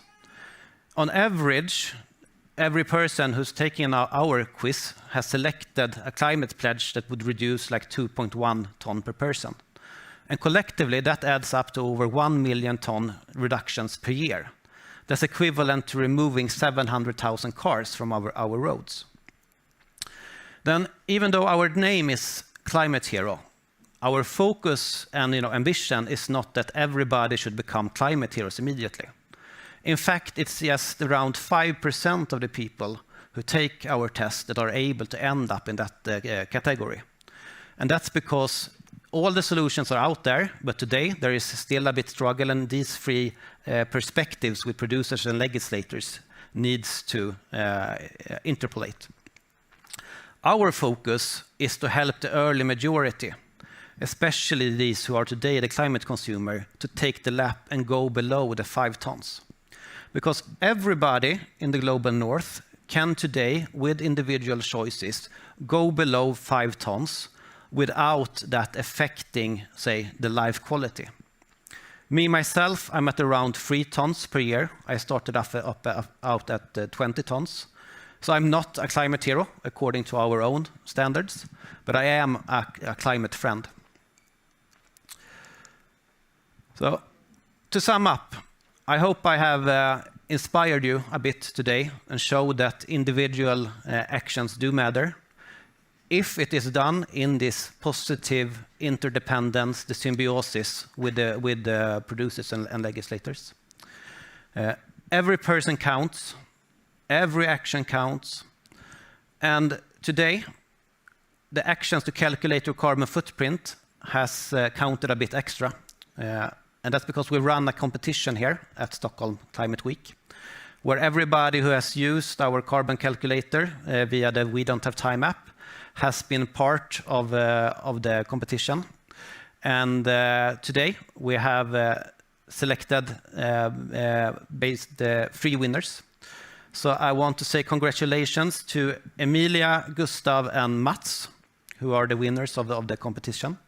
We will reach out to you via email. And the prize you won is gift cards at Green Little Heart. And I want to invite the founder of Green Little Heart up on stage. And you will all soon understand why we selected this specific shop as our prize. Hello. Hi. So, hello everyone. Thank you for having me here. Very happy to be part of We Don't Have Time and Stockholm Climate Week. So my name is Therese Lundqvist and I am the CEO and founder of Green Little Heart. The name has a nice story. In each person's heart, there's room for a green little heart that can grow. And basically what we do, we're an impact platform for a sustainable ecosystem. We make it easy for conscious consumers to find conscious brands. So we bridge the gap and make it easy to find your everyday needs. So we really want a sustainable lifestyle to be the norm and not the opposite. So very much in line with what you're talking about. And today we actually have more than 130 amazing brands who have onboarded the platform. And we do the due diligence, so you do not have to spend too much time doing that. So to ensure that the brands actually honor, high criteria that we set on them. We inspire our community towards change, and we share that through, knowledge and articles and events and a lot of things like We Don't Have Time. And of course, being a partner, you can also actually donate through our platform to We Don't Have Time. And Green Little Heart will always double the donation. So, it's a conscious cart, making it more and more conscious. And we strive to make the world a greener and cleaner and kinder place, basically. Thank you for having me here. Yay! Well, thank you very much, Therese. Thank you. Thank you. So, Robert, please take a seat in the sofa. Now let's continue this climate hero journey, because this is really fascinating. I think more people than me are interested in the backstory of how you started, because you said that you were a 20-tonner. Yeah. Now you are below 5. Yeah. Mm-hmm. So I think the first time I calculated my carbon footprint was around 2017, 1 year before I founded Climate Hero. And I was a bit shocked, of course, that I ended up at 20 tons. May I ask why you started calculating it? Yeah. I think we had a discussion sitting at a surfer bar in Biarritz, whether it was more climate friendly to order the clams or the fish. That's how it kind of started. And then I started researching, and then I ended up on the, I mean, climate carbon calculators was nothing new. They were around back then. But the, so to say, the experience I had when I calculated my carbon footprint was like there was a lot of questions to answer that were quite hard. And the tonality on the calculators I found was not really working. Like the final print screen I got was like, Robert, you live as if there are 4.2 planet Earth. Shame on you. Shame on you. And then it just stopped. And I said, okay, but you know, what's next? What I want to do? So that's how the idea about Climate Hero come up, that I wanted to do this, you know, in the opposite, to use positive psychology and using, you know, a bit more of a, you know, friendly tonality. So that's how we invented this climate bot, and we're doing it a bit more, so to say, friendly. We give positive feedback, and we try to, you know, like nudge the user to take some actions. It might not be the carbon calculator for the, you know, the super informed, the you know, the real more radical people or the nerds, but it is invented for this early majority. These people who are today close to these 10 tons, and we want to get them below the 5 tons. Then the reason that I ended up on 20 tons, it was connected with Biarritz. With Biarritz, yeah. So. My big passion is surfing, wave surfing. So I used to travel around the world. My first company was a surfing company. Oh dear. So I used to say I tend to be the biggest, you know, climate villain in the room. If you would, you know, sum up all my accumulated flight miles. But today I surf more than I used back then. It's just in colder waters. And I'm thick wetsuits, and I'm a real nerd. I know every time there's a storm coming up in the Baltics. I travel with a train or electric car down to the Denmark west coast, because that's, you know, reachable without flying and so. And besides that, I've done some changes, you know, on basically on what I eat and that I consume in a more circular way and so. And I don't feel I have, you know, lower, you know, quality of life. Actually, the opposite. And going below 5 ton is definitely possible for everyone. This is a fascinating story, because we just spoke yesterday of people that are that love to ski, that fly to the Alps, or they even go helicopter heli-skiing, yes. And it's sort of a really sort of juxtaposition to love nature and to destroy it at the same time. So how do we? Because there are many people like this, of course. Yep. It is possible for many people to travel like that, because it's still so cheap to fly. So in your Climate Hero app, how do you sort of address that type of positions? That I mean, you don't want to sacrifice stuff, but you still want to enjoy life. Yeah, I mean, what we do, I mean, I think there are two things. First, we, you know, try to start with just understanding, you know, in the app, where are you? Are you high or are you low? What is driving your emission? And when it comes to flight, that becomes very clear. Oh, yes. But then, to use this positive psychology, if I would just ask you, stop flying, that's a too big commitment at the start for most of the people. So then we do it incrementally and say, okay, if you have said that you are flying, you know, from Stockholm to Bangkok, for instance, once per year, that's like a 2-ton emission back and forth. So the first thing we say, okay, could you consider to, instead of going there, what if you would go to Europe? Because that's like 700 kilos of emissions. That's more than a halving. Yeah, so that's but that's a reduction of 1.3 tons. And let's celebrate that. That's the first part. Then you say, okay, what about the domestic travel? Okay, could you consider doing that instead of flying? Could you go by train or electric car or a car, even a fossil car, but with several people in it? So it's those incremental parts that, and I think that's so important, that you start to do something. So I mean, we're just a puzzle piece. I mean, we cannot solve this on our own, but our mission is to reach, this right target group, this 10% that stands for 50% of the emissions, get them to think, get them to get started. And it starts with their own parts, but then also, to influence climate transition in society. Via We Don't Have Time, via about how they vote, via the discussions you might have at the dinners with friends and so on. So why do you think it's so important to really reach the individuals? Because a lot of individuals claim, well, that's not my problem, that's the politician's problem. No, I think that's common, I'd say, criticism we get. Like somebody points that, there's just a few companies that emit everything. The Chinese people. Well, yeah. That's another one. Yeah, and if you look at that perspective, and you look, again, as I say, the consumption emissions per capita, of course, the emissions in China and India, for instance, are high because there's lots of people living there. But if you look per capita, I mean, in the India, it is already less than 2 tons. They're climate heroes already. Yeah, in that sense, in that specific sense. But I think what I tried to show here today, a lot of my keynote was that you have this mutual interdependence. And I think compared to when we started off, it was much about just driving awareness. Now it is really, I think we have, tailwinds. Because we have the Paris Agreement, we have here in the EU, we have legislation, so it might not even matter if a specific country has elected politicians that might try to go in the wrong direction. You have the EU legislation that actually puts it in place. Yeah, they're really kicking ass. Well, yeah, they are for sure, fit for 55. And you have companies who knows that it's not acceptable to not be aligning. And so it starts to really be a positive symbiosis.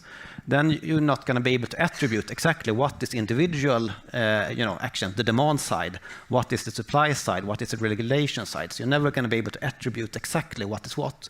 But what we can see when all these three coexist in a positive symbiosis, I'm optimistic. I do believe that the 2020s is going to be a tough decade. So in that sense, it might be good that it started with the COVID epidemic and this energy crisis in one sense. But I'm very optimistic about the 2030s, about making the second halving. But I think these few years to come now, it's really about taking responsibility, stepping up in all the roles you have. I mean, both as a consumer, as an employee, company leader, as a voter. And I think if we do that, I think we're going to be talking about the happy 30s. The happy 30s. Yeah. Well, that's a wonderful way to end this conversation. Let's look forward to the happy 30s and make it happen. And more climate heroes. Thanks. Thanks so much.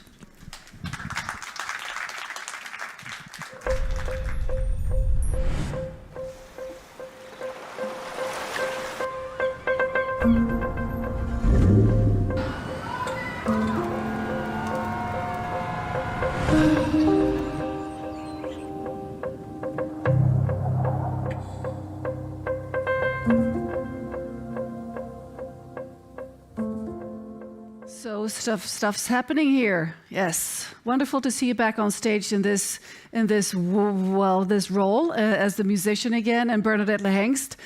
So you're going to play another song, and Nick, would you please introduce it? 2 songs. 2 songs. Please. 2 songs actually.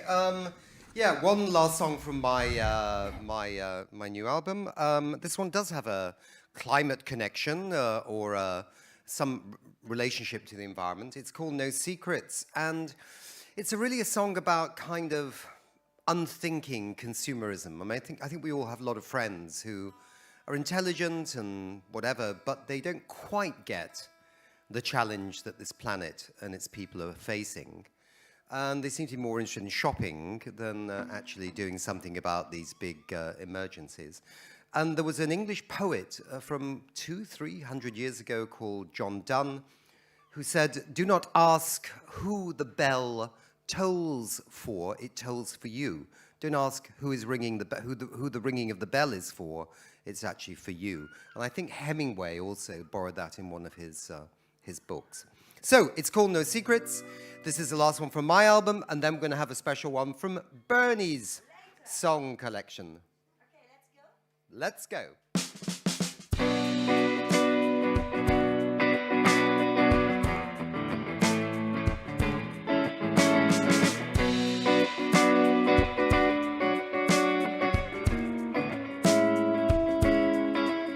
She picks her lovers like sweets from a paper bag. Checks through her iPhone for her next dinner dates. Checks that her coat matches her cool new shoulder pads. Can't hear the mob as they crash through her garden gates. He sips green tea that he saw in a Tinder ad. Checks through GQ for the next cool grooming tips. Makes sore abs that he bought from a doctor in Harley Street. Can't hear the bomb as it blows off his manicured lips. Oh my love, can you hear the church bells chime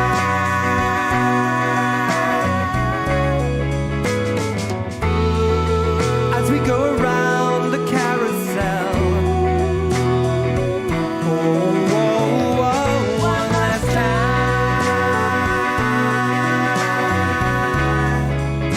They're drowning like rats in the middle of the middleman.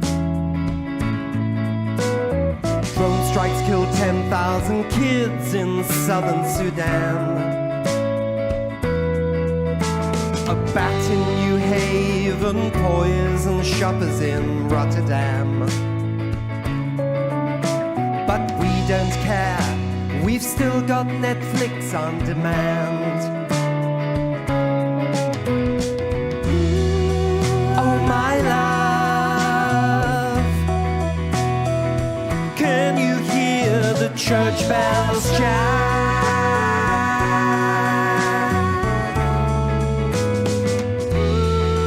as we go around the carousel? Oh, oh, oh, one last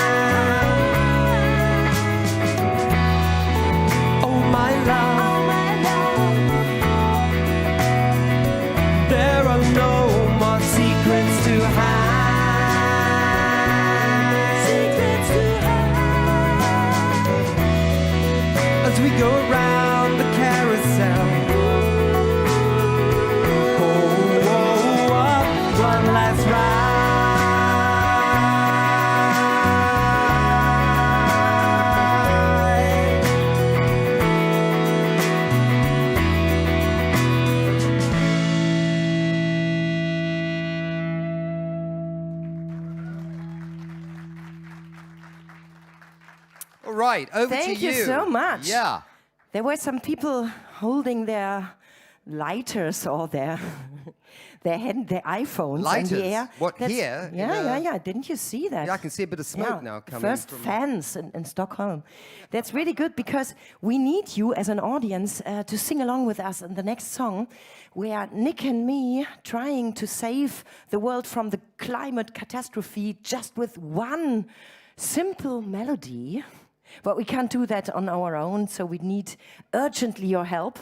It's not that complex. I think they can do that. I think they look like a reasonably intelligent, musically talented audience that wants to really sing. Because, of course, by singing together, you're cooperating, aren't you? And exactly. It's about community. It's about getting new hope, losing despair and losing frustration about... Something like that, yeah. And of course, and if they sing badly, the Earth will die. And if they sing well, then the Earth will survive. So it's kind of in your hands. So let's try it. The lyrics are the following. Say goodbye to leather G. Not leather jeans. Yeah, okay? It could be also leather jeans, because then it would be a vegan song. Yep. That's fine with me. And save the world with this melody. We just give you an example how it could sound. Just the chorus, Nikki, yeah? Okay. Say goodbye to leather G. Save the world with this melody. Now you. Goodbye to leather G. Save the world with this different ending melody. You've got it? Yeah, I can see. I heard someone in the first line, in the first row. It was this gentleman here wasn't actually singing, but I think he was throwing his voice into Adam's mouth, which is an incredible thing. It's like a ventriloquist. Okay, but we all can do better, as we know, after 6 days of broadcasting. Yeah. We don't have time. We all can do better. A lot better, yeah. Yes. So okay. Are you ready to save the world with this melody? Woo! Yes, let's do it. And it's in German and English. Aha. Es gibt kein richtiges im falschen Klima, von Massachusetts bis nach Fukushima. Und wenn uns morgen die Sonne aufweckt, dann sind die Sorgen alle wieder weg.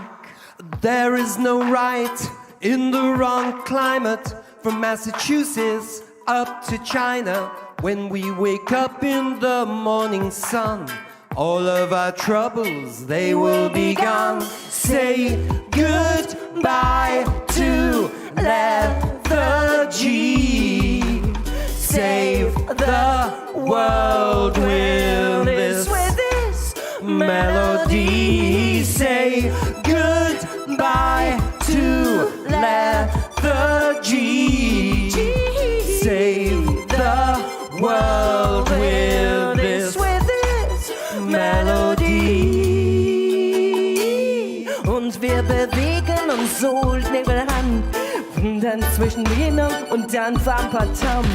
Zu lange pflegen wir unsere Distanz zur Welt in morbider Eleganz. We are behaving as if we were sovereign through the age of the Anthropocene. We cultivate our distance to this world with a morbid elegance. Say goodbye to leather G. Save the world with this melody. Say goodbye to leather G. Save the world with this melody. Nicht produzieren, sondern teilen, die Zeit verlieren und länger verweilen, anstatt verkaufen, lieber verschenken. Wir haben Freunde anstatt nur Klienten. Saving your things instead of producing. Savor the moment, time's ever losing. Talk to your neighbors about something to lend. Instead of a client, you get a new friend. say goodbye to lethargy. Save the world with this melody. Say goodbye to lethargy. Save the world with this melody. Say goodbye to lethargy. Save the world with this melody. Say goodbye to lethargy. Save the world with this melody.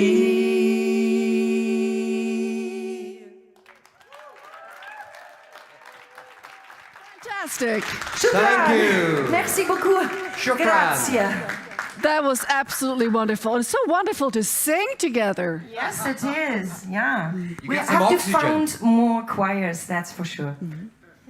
I totally agree. So, in a short while, we're going to introduce a very special film. It's called My Octopus Teacher, which is an Academy Award-winning documentary on one filmmaker's surprising relationship with an octopus off the coast of South Africa. But first, we're going to be having a panel discussion to round off this fantastic Stockholm Climate Week. So, joining me now here on stage, Andreas Magnusson from Fridays for Future. Give him a warm hand, Andreas. And also Ingmar Rentzog, of course, and Johan Falk, CEO and founder of Exponential Roadmap Initiative. And this panel, I am actually going to hand over to moderate to Andreas. So here you go. Thank you. We Don't Have Time and Exponential Roadmap Initiative have collaborated on convening these summits for the past 3 years, with this being the 10th summit focusing on actions and solutions. Ingmar, what have been the highlights for you this week? I will say what has been a highlight for me this week is that it's so obvious that we have a choice. We don't have Frankie the Diner with us because he is actually in Texas for Earth Day. But we have been here the whole week with the United Nations Development Program, and they have this campaign, Don't Choose Extinction. I mean, that's our choice. Either we choose to continue with business as usual, and we all know what happened, or we choose to act on this climate crisis. And what we have seen here off stage and on stage is that we can do it. This is the campaign we launched together with Exponential Roadmap and United Nations Development Program at COP27. And it's all about that we can do it. We have no excuse not to do it. And there's a lot of people willing and doing it. So why aren't more people doing it? We need this campaign to be spread and to more people. These great pictures on the wall here. So that is what I'm taking away from this event.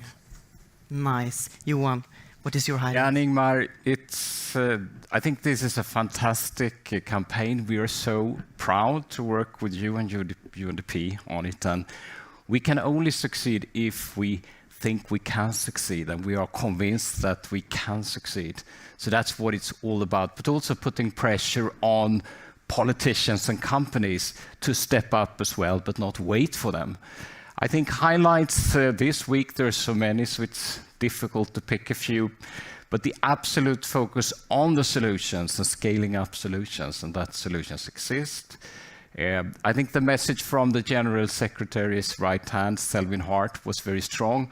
All companies are expected to have transition plans, not only targets, aligned with 1.5 to be in the game. Every single company, and regulations are coming really, really fast. Joar Rockström's statement, I think, was very strong, of course, that there is no safe landing with a linear pathway. We have to go exponential and scale the solution exponentially. Yeah. And as we have heard over and over, we are in the midst of a climate crisis. So, Short, what do you see as our best opportunity to solve it? The good news is that we do have the solutions that can take us to the first halving.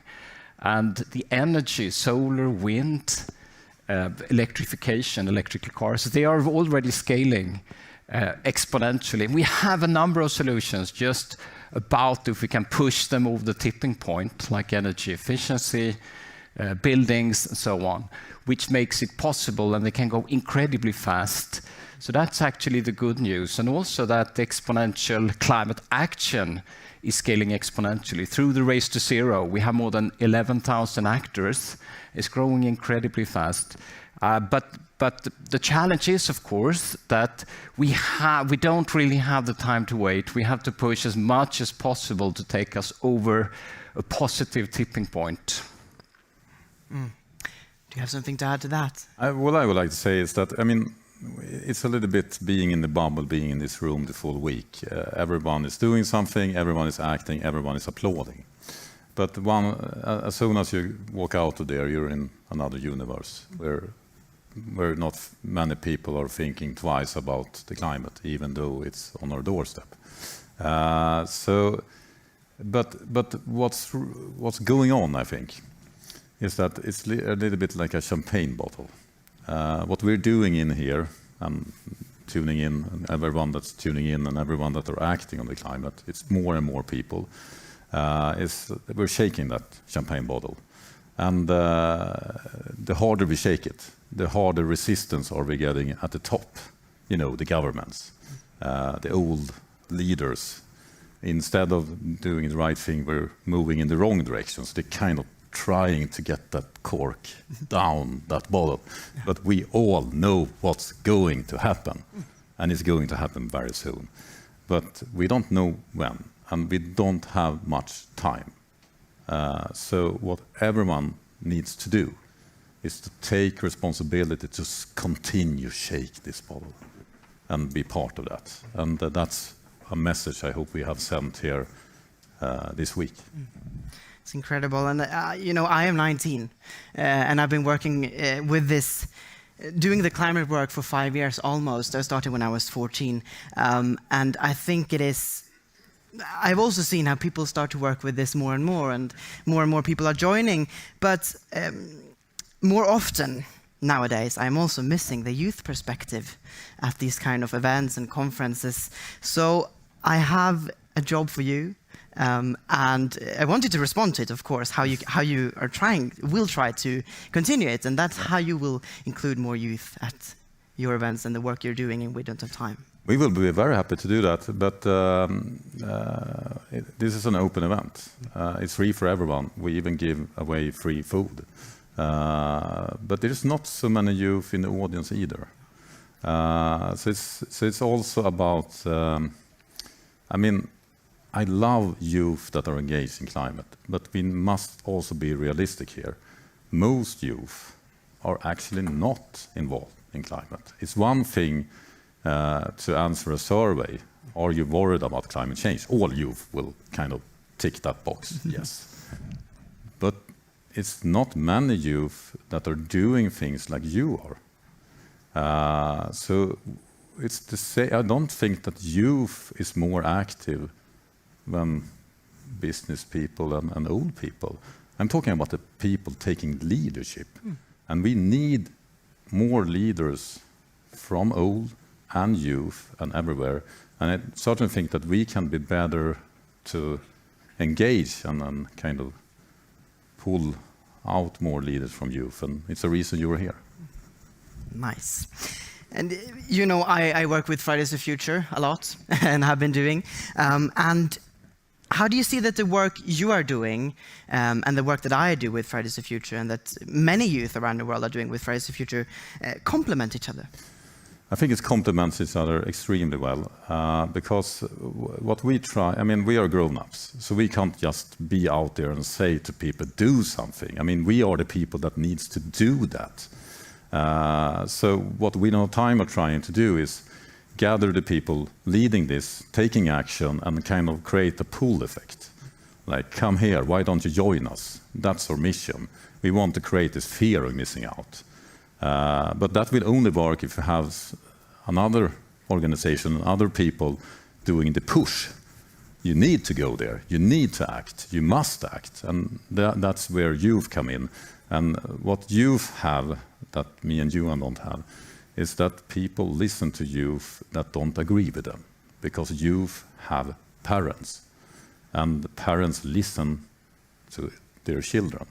So youth is crucial, not to save the world, but to change their parents. And they have done that. And they need to do it even more. Because that champagne bottle the cork is still there. Yeah, I feel this a lot, that we come with from two different worlds sometimes, where my world is entirely digitalized, I spend many hours on TikTok as well, as many of my other friends do, and I enjoy that. But seeing how we can meet each other over the over the generations is so important. So I also want to ask this question to you, Johan. How do you see that our work complement each other? To refer to what you said, Ingmar, I think we need to shake this bottle from different angles. So we have a lot of different roles actually to really reach this big tipping point, to end the fossil economy and actually move the world in a new direction. I think we have very sort of complementary roles, because we might work directly with the companies to push the best companies in the world as much as we ever can on the front line, and then to inspire other companies, the followers, and so on. So that's a little bit our role. But we need an incredible pressure from other groups, both on politicians as well as companies, to push them even further, because these two forces will make it possible as far as I see it. So very complementary, and we need all the forces from different angles. And we might have a little bit different arguments as well, which I think is absolutely how we should work together. And looking forward, will Stockholm Climate Week be happening next year, Ingmar? I certainly hope so. I mean, we have got so positive feedback from the audience, from the speakers, and from the viewers. So our ambition is to make this exponential bigger. But we need one thing in order to really do that, and that is we need more organizations and companies sponsoring and financing this, because change is very hard to do without the resources. So I'm looking forward for businesses to reach out to us and wants to be included next year to build this even bigger. But I certainly believe that we will find those partners and that we can start growing this exponentially. And if you ever look for more youth, you can just reach out to me. It's a reason you're here. Yeah, exactly. I would also like for you to both of you to give your reflections on what you will bring with you from this event. And I will start with you, Johan. Well, the key point from my perspective is solutions do exist. We have the solutions. We know we have the solutions. We can do it. And it's a matter of getting over this tipping point we talked about, and we might be pretty close. At the end of the day, it comes down to your action that will actually tip the complete system. We need to think like that. Every small action might tip the complete system. That is how it will work at the end of the day. So that is a good way to think, because it's tough to work with the climate, and we know the difficult situation we are in, but that would be my message. Ingmar? My takeaway is that I feel it, that we're near this popping the champagne. Because it has been brewing all over. It's been brewing in like the youth movement. It has brewing in the business community. It's starting to brew in media. I mean, when I started We Don't Have Time and you started being part of Fridays for Future, building that, media didn't cover this at all. I was watching Swedish state television yesterday, and it was the evening news, and the first part of the evening news was all about the climate crisis. It's like, that's naturally today, We all take it for granted, but just 1 year or 2 years or 3 years ago, that will be insane. I mean, it is insane that it wasn't happening 3 years ago, but now it's happening.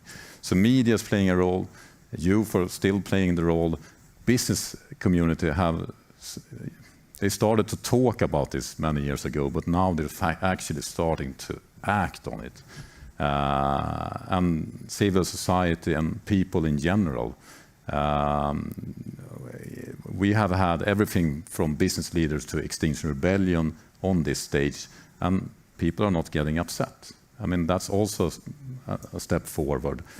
We don't need to agree on how we do the activism, but we can agree on one thing: doing nothing is the wrong way of doing climate action. And that's becoming mainstream. It wasn't mainstream before. So the climate movement is kind of uniting in one way, and that's very good, because we can only win this if we are doing it together. We can argue when we talk to each other, but we need to unite to do the action out there. And one more thing I would like to say that gives me a lot of hope. That is actually what have happened outside this stage. We have had, during the event here, we also have had a lot of round tables where we had invited the largest companies in Nordic and Europe together with politicians and other stakeholders in non-broadcasted events. And do you know what the most surprising thing is? No, tell me. It's more radical discussion when the cameras are off. I'm not talking about radical discussion on the urgency where we are and what's needed to be done. So it's not just talk, it's actually businesses that are really worried, because business leaders are also normal people. And if you're high in organization, you're intelligent. But what gives me most hope there is that the politicians we have been invited, when the camera are off, they actually are listening for real. And I think we have forgotten that. We're always complaining about the political system. And when we complain to them that they are idiots, they will not listen to us. So my recommendation here is that start listening to the political leaders, and hopefully they will start listening to you. I don't think it will happen the other way around. Unfortunately, it should be, but it's not that way. So in that sense, I see that the champagne bottle is not just bubbling down here at the bottom of that bottle, but also a little bit further up. But I will also say that, and this is for the Swedish viewers, we have this government here, and we have invited them to this stage. We have had some political people, not at top in government, but at government, and we're very thankful for having you here. But where's the top? Why are not you here? We have invited you. Why didn't you come here? Why didn't you listen? You don't need to do what we say, but let's start listening to each other. We will always listen on you, but why are not you here in the room? I don't understand that. Dialogue is key. Even if we don't agree, if we can't have a dialogue, we will not have a future. Powerful closing remarks from Ingmar Rentzhog, CEO and co-founder of We Don't Have Time. And thank you, Johan, as well for joining us. Now, I also want to say thank you for having me here. And back to you, Katarina.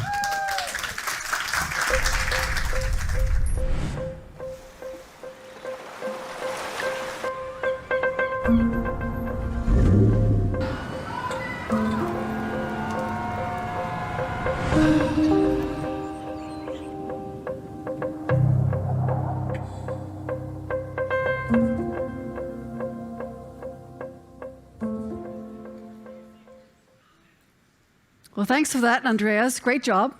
And also Ingmar and Johan, of course. We're now going to hear directly from one of the producers and filmmakers of My Octopus Teacher that we will soon be airing here. Her name is Pippa Ehrlich. Pippa is a documentary film director, and she's joining us here via Zoom. So let's see if, there you are, Pippa. Wonderful to have you here. So Pippa, I'm sure you've lost track of just the sheer number of awards that your film has won in the 3 last years, including Best Documentary Film and the 93rd Academy Awards. But for those that hasn't seen it yet, and they will be able to just shortly here at the Space Studio, me included. Tell us a little bit about the film and what it is about. Thanks, Katarina. And feel very, very honored that you guys have chosen to show our film and to be talking to you. So my octopus teacher is the story of a very dear friend of mine, Craig Foster, who went through a period of his life where he was just kind of dealing with a loss of purpose. And the one thing he'd always loved since he was a child was diving in the kelp forest. And the kelp forest, the Great African Sea Forest, is this incredible undersea forest that stretches for 1,000 kilometers from Cape Town up to Namibia, or thousands of kilometers. And it's this incredibly rich ecosystem. And he starts learning the animals of that forest. And at some point he meets this little octopus, and something about her just blows him away. And he spends the next year of his life diving every single day and going to find this animal every single day. And the film is about the bond that they form and the kind of things that he learns from kind of traveling into her world. So Pippa, why do you think it won so many awards and has gained so much praise? I think it was a combination of things. I think that the timing for us was very special. I think Craig's story resonated during COVID because I think a lot of people were out of their normal routine and were looking for meaning in the world. But I also think that the film speaks to a relationship with nature that is actually very key in the human psyche. I think, up until 10,000 years ago, when we moved out of a nomadic way of being, we had this reciprocal relationship with nature, and we understood all the animals around us because we had to. And we knew that how we treat the natural world is going to have a very important impact on us. And I think that there's something deep in our brains that people resonated with, that kind of, maybe the film spoke to a part of people that they didn't even know was there. That's beautiful. So Pippa, I've read an interview with you that you stated that the team purposely avoided making this into a film that really sort of were more promotional film for marine protection. Why is that? That was a hard decision. And it was something that we had many, sometimes tearful conversations about. But I had worked in shark conservation for a very long time. And I had realized during that time that very, very kind of gory messaging about the state of the world's sharks and how terrible finning is and how many sharks are dying wasn't being received in the way that you might hope. And I just felt like this was an incredible opportunity to share a very positive message and a message of hope. And hopefully an opportunity to reach audiences that environmental films don't normally reach. And also, I thought it was important, if we could, to not create polarity. And I think we really are at a time in history now where we don't want to create a situation where there are good guys and bad guys and divide society even more than it's already divided. We really just need to work together and find solutions. Sounds very wise. Yeah. But Pippa, don't you think that this actually happened anyway, that it sort of stepped up the sense of urgency and the understanding of the reason for marine protection? I really hope so. I really hope so. And I think it changed the way people see octopuses. It had a massive impact on Cape Town. I mean, we got letters from our president, letters from our environmental department. We kind of set out to make the Great African Sea Forest a global icon because we felt like if nobody knows it exists, then if it is under threat at some point, which thank God it's not right now, we're going to find it very hard to mobilize people to help us protect it. And we definitely managed to do that. But I guess the octopus is a metaphor for all of nature. And this idea that nature is something that needs to be respected and is this very, very powerful teacher. And we are part of that world. And yeah. So Pippa, many people have pets. They love their pets. They can do anything for their dog. Yes. But why is it for us not so easy to connect with other sentient beings, like animals we eat, or put in factory farms, or harm in the marine context? Why do we sort of separate these species? That's a very interesting question. And I think a psychologist would be better poised to answer it. But I think, in a way, it's a protection mechanism for us. I think we separate ourselves firstly from the fact that the piece of meat on our plate was once a living animal. I think very few people think about a cow when they eat a hamburger. I mean, I think there are children in the world that it takes them, that maybe at about 10 years old, it dawns on them that a hamburger is something that was once a living, breathing cow. But we don't engage with animals in that way. We don't speak to our kids about that. So, and I think it's a lot to face. I think much of the problem that we've had with getting environmental messages across is there's a lot of almost guilt that people have to take responsibility for. And that's very hard for us as humans. It's difficult. So, thank you. Pippa, bring it back to the octopus again. There is a campaign now on Avaz against an octopus farm in the Canary Islands area. It's going to be, it's planned to be a huge octopus farm, and there's a campaign to stop it. It also involves freezing them to death in a very painful manner. So what is your take on this, and how can we relate to this? This is something we've been following for a long time, and it's caused a lot of kind of angst within my team. We just released a statement last week, in fact, and much of the protest against the farm has been this argument of sentience. And I think that for me personally, that doesn't hold any water, because as much as I love octopus and could never eat one myself, because I have this relationship that I've formed, the same as I could never eat a dog or a cat, there is no difference in sentience between an octopus or a chicken or a cow or so many of the other things that we eat. So I think the question really has to come down to what kind of life do all animals have when it comes to mass farming?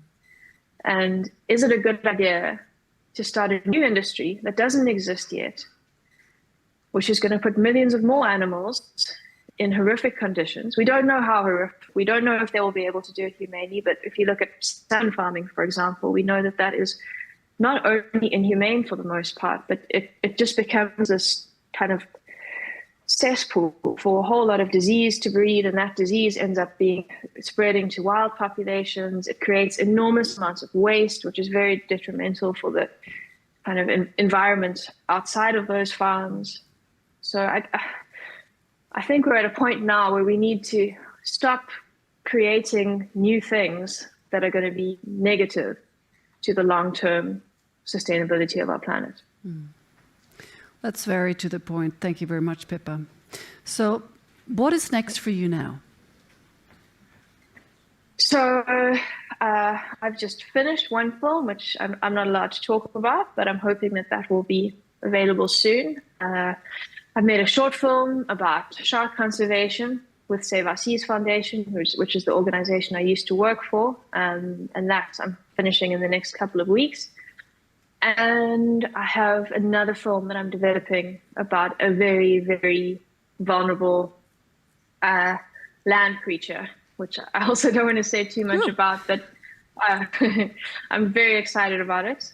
And it also speaks to this kind of magic that happens when human beings relate to nature in a reciprocal way, and the kinds of things that we can learn from,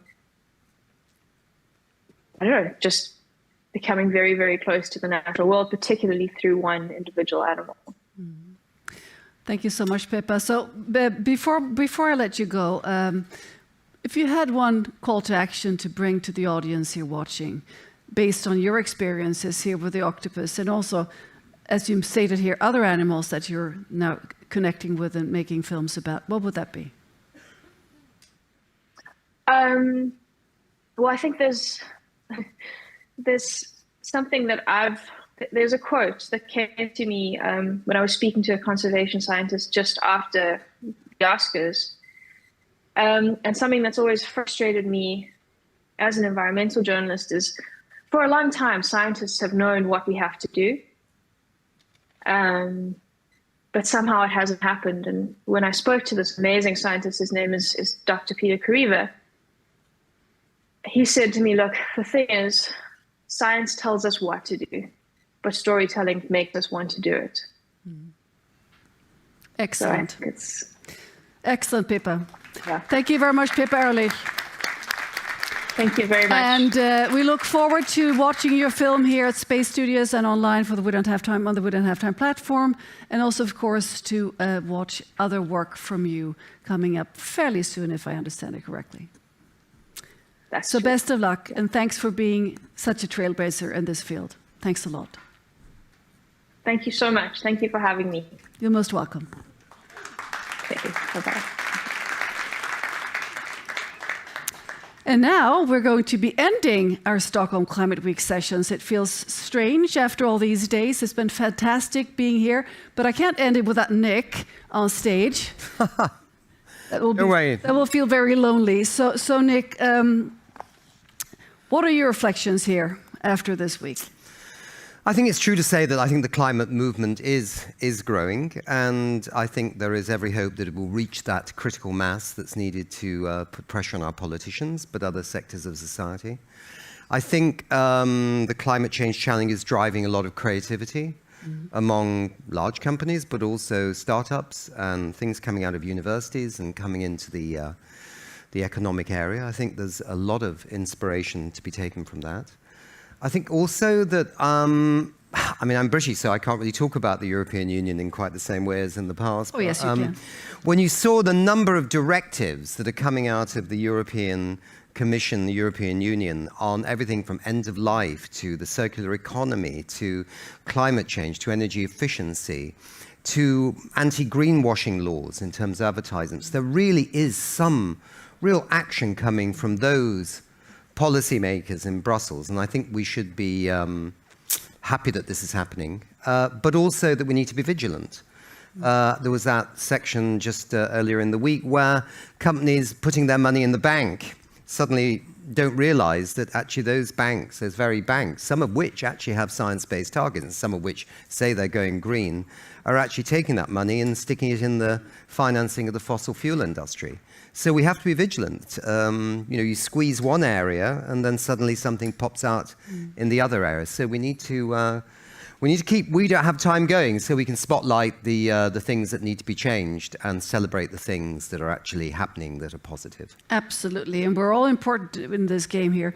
I just got a little bit of a correction here in my ear. The Octopus film will just be aired here on Space Studio, not on the platform. So from my perspective, it's been a fantastic week. It's fantastic that we are actually doing this in Stockholm, the capital of Sweden, and we really hope we can be able to do it next week. We need all hands on deck just to be able to watch all these entrepreneurs, leaders from all levels, bringing their ideas and their solutions, and their collaboration here on air is really, really heartwarming and brings a lot of hope. And I love Ingmar's image of the champagne bottle. We might even have some actually after the show here, or something bubbly. It doesn't have to be alcohol, but just the shaking of the bottle. That's what's happening now. Yes, it's the pressure is on, and we just have to keep shaking. I wouldn't shake the champagne bottle too hard, though, because you would lose quite a lot of champagne. That's another story. That's another story, though. So, Nick, it's time for us to introduce the film. Yeah, we just got one last little music video, so I hope the audience enjoys it. Yeah. Your music video, and then I'm going to introduce the Octopus film. Yeah, I think you are. It says me, but that's okay. That's okay. Yeah. First, your video.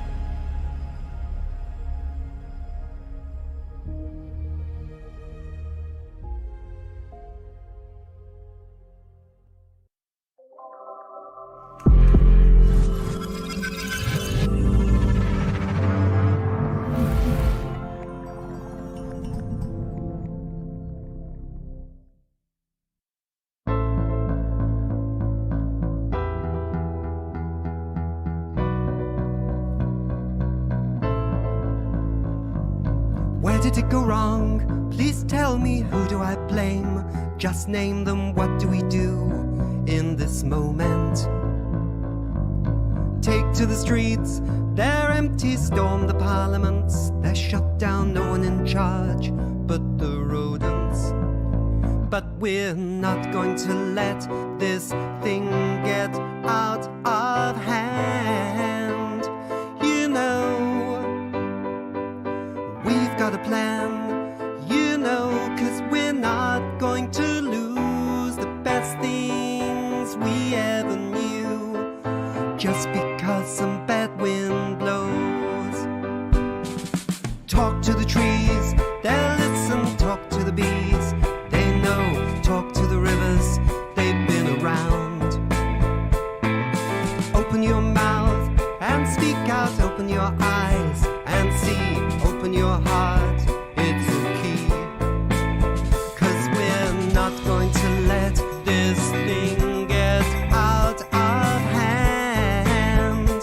You know, we've got a plan, you know, 'cause we're not going to lose the best things we ever knew just because some bad wind blows.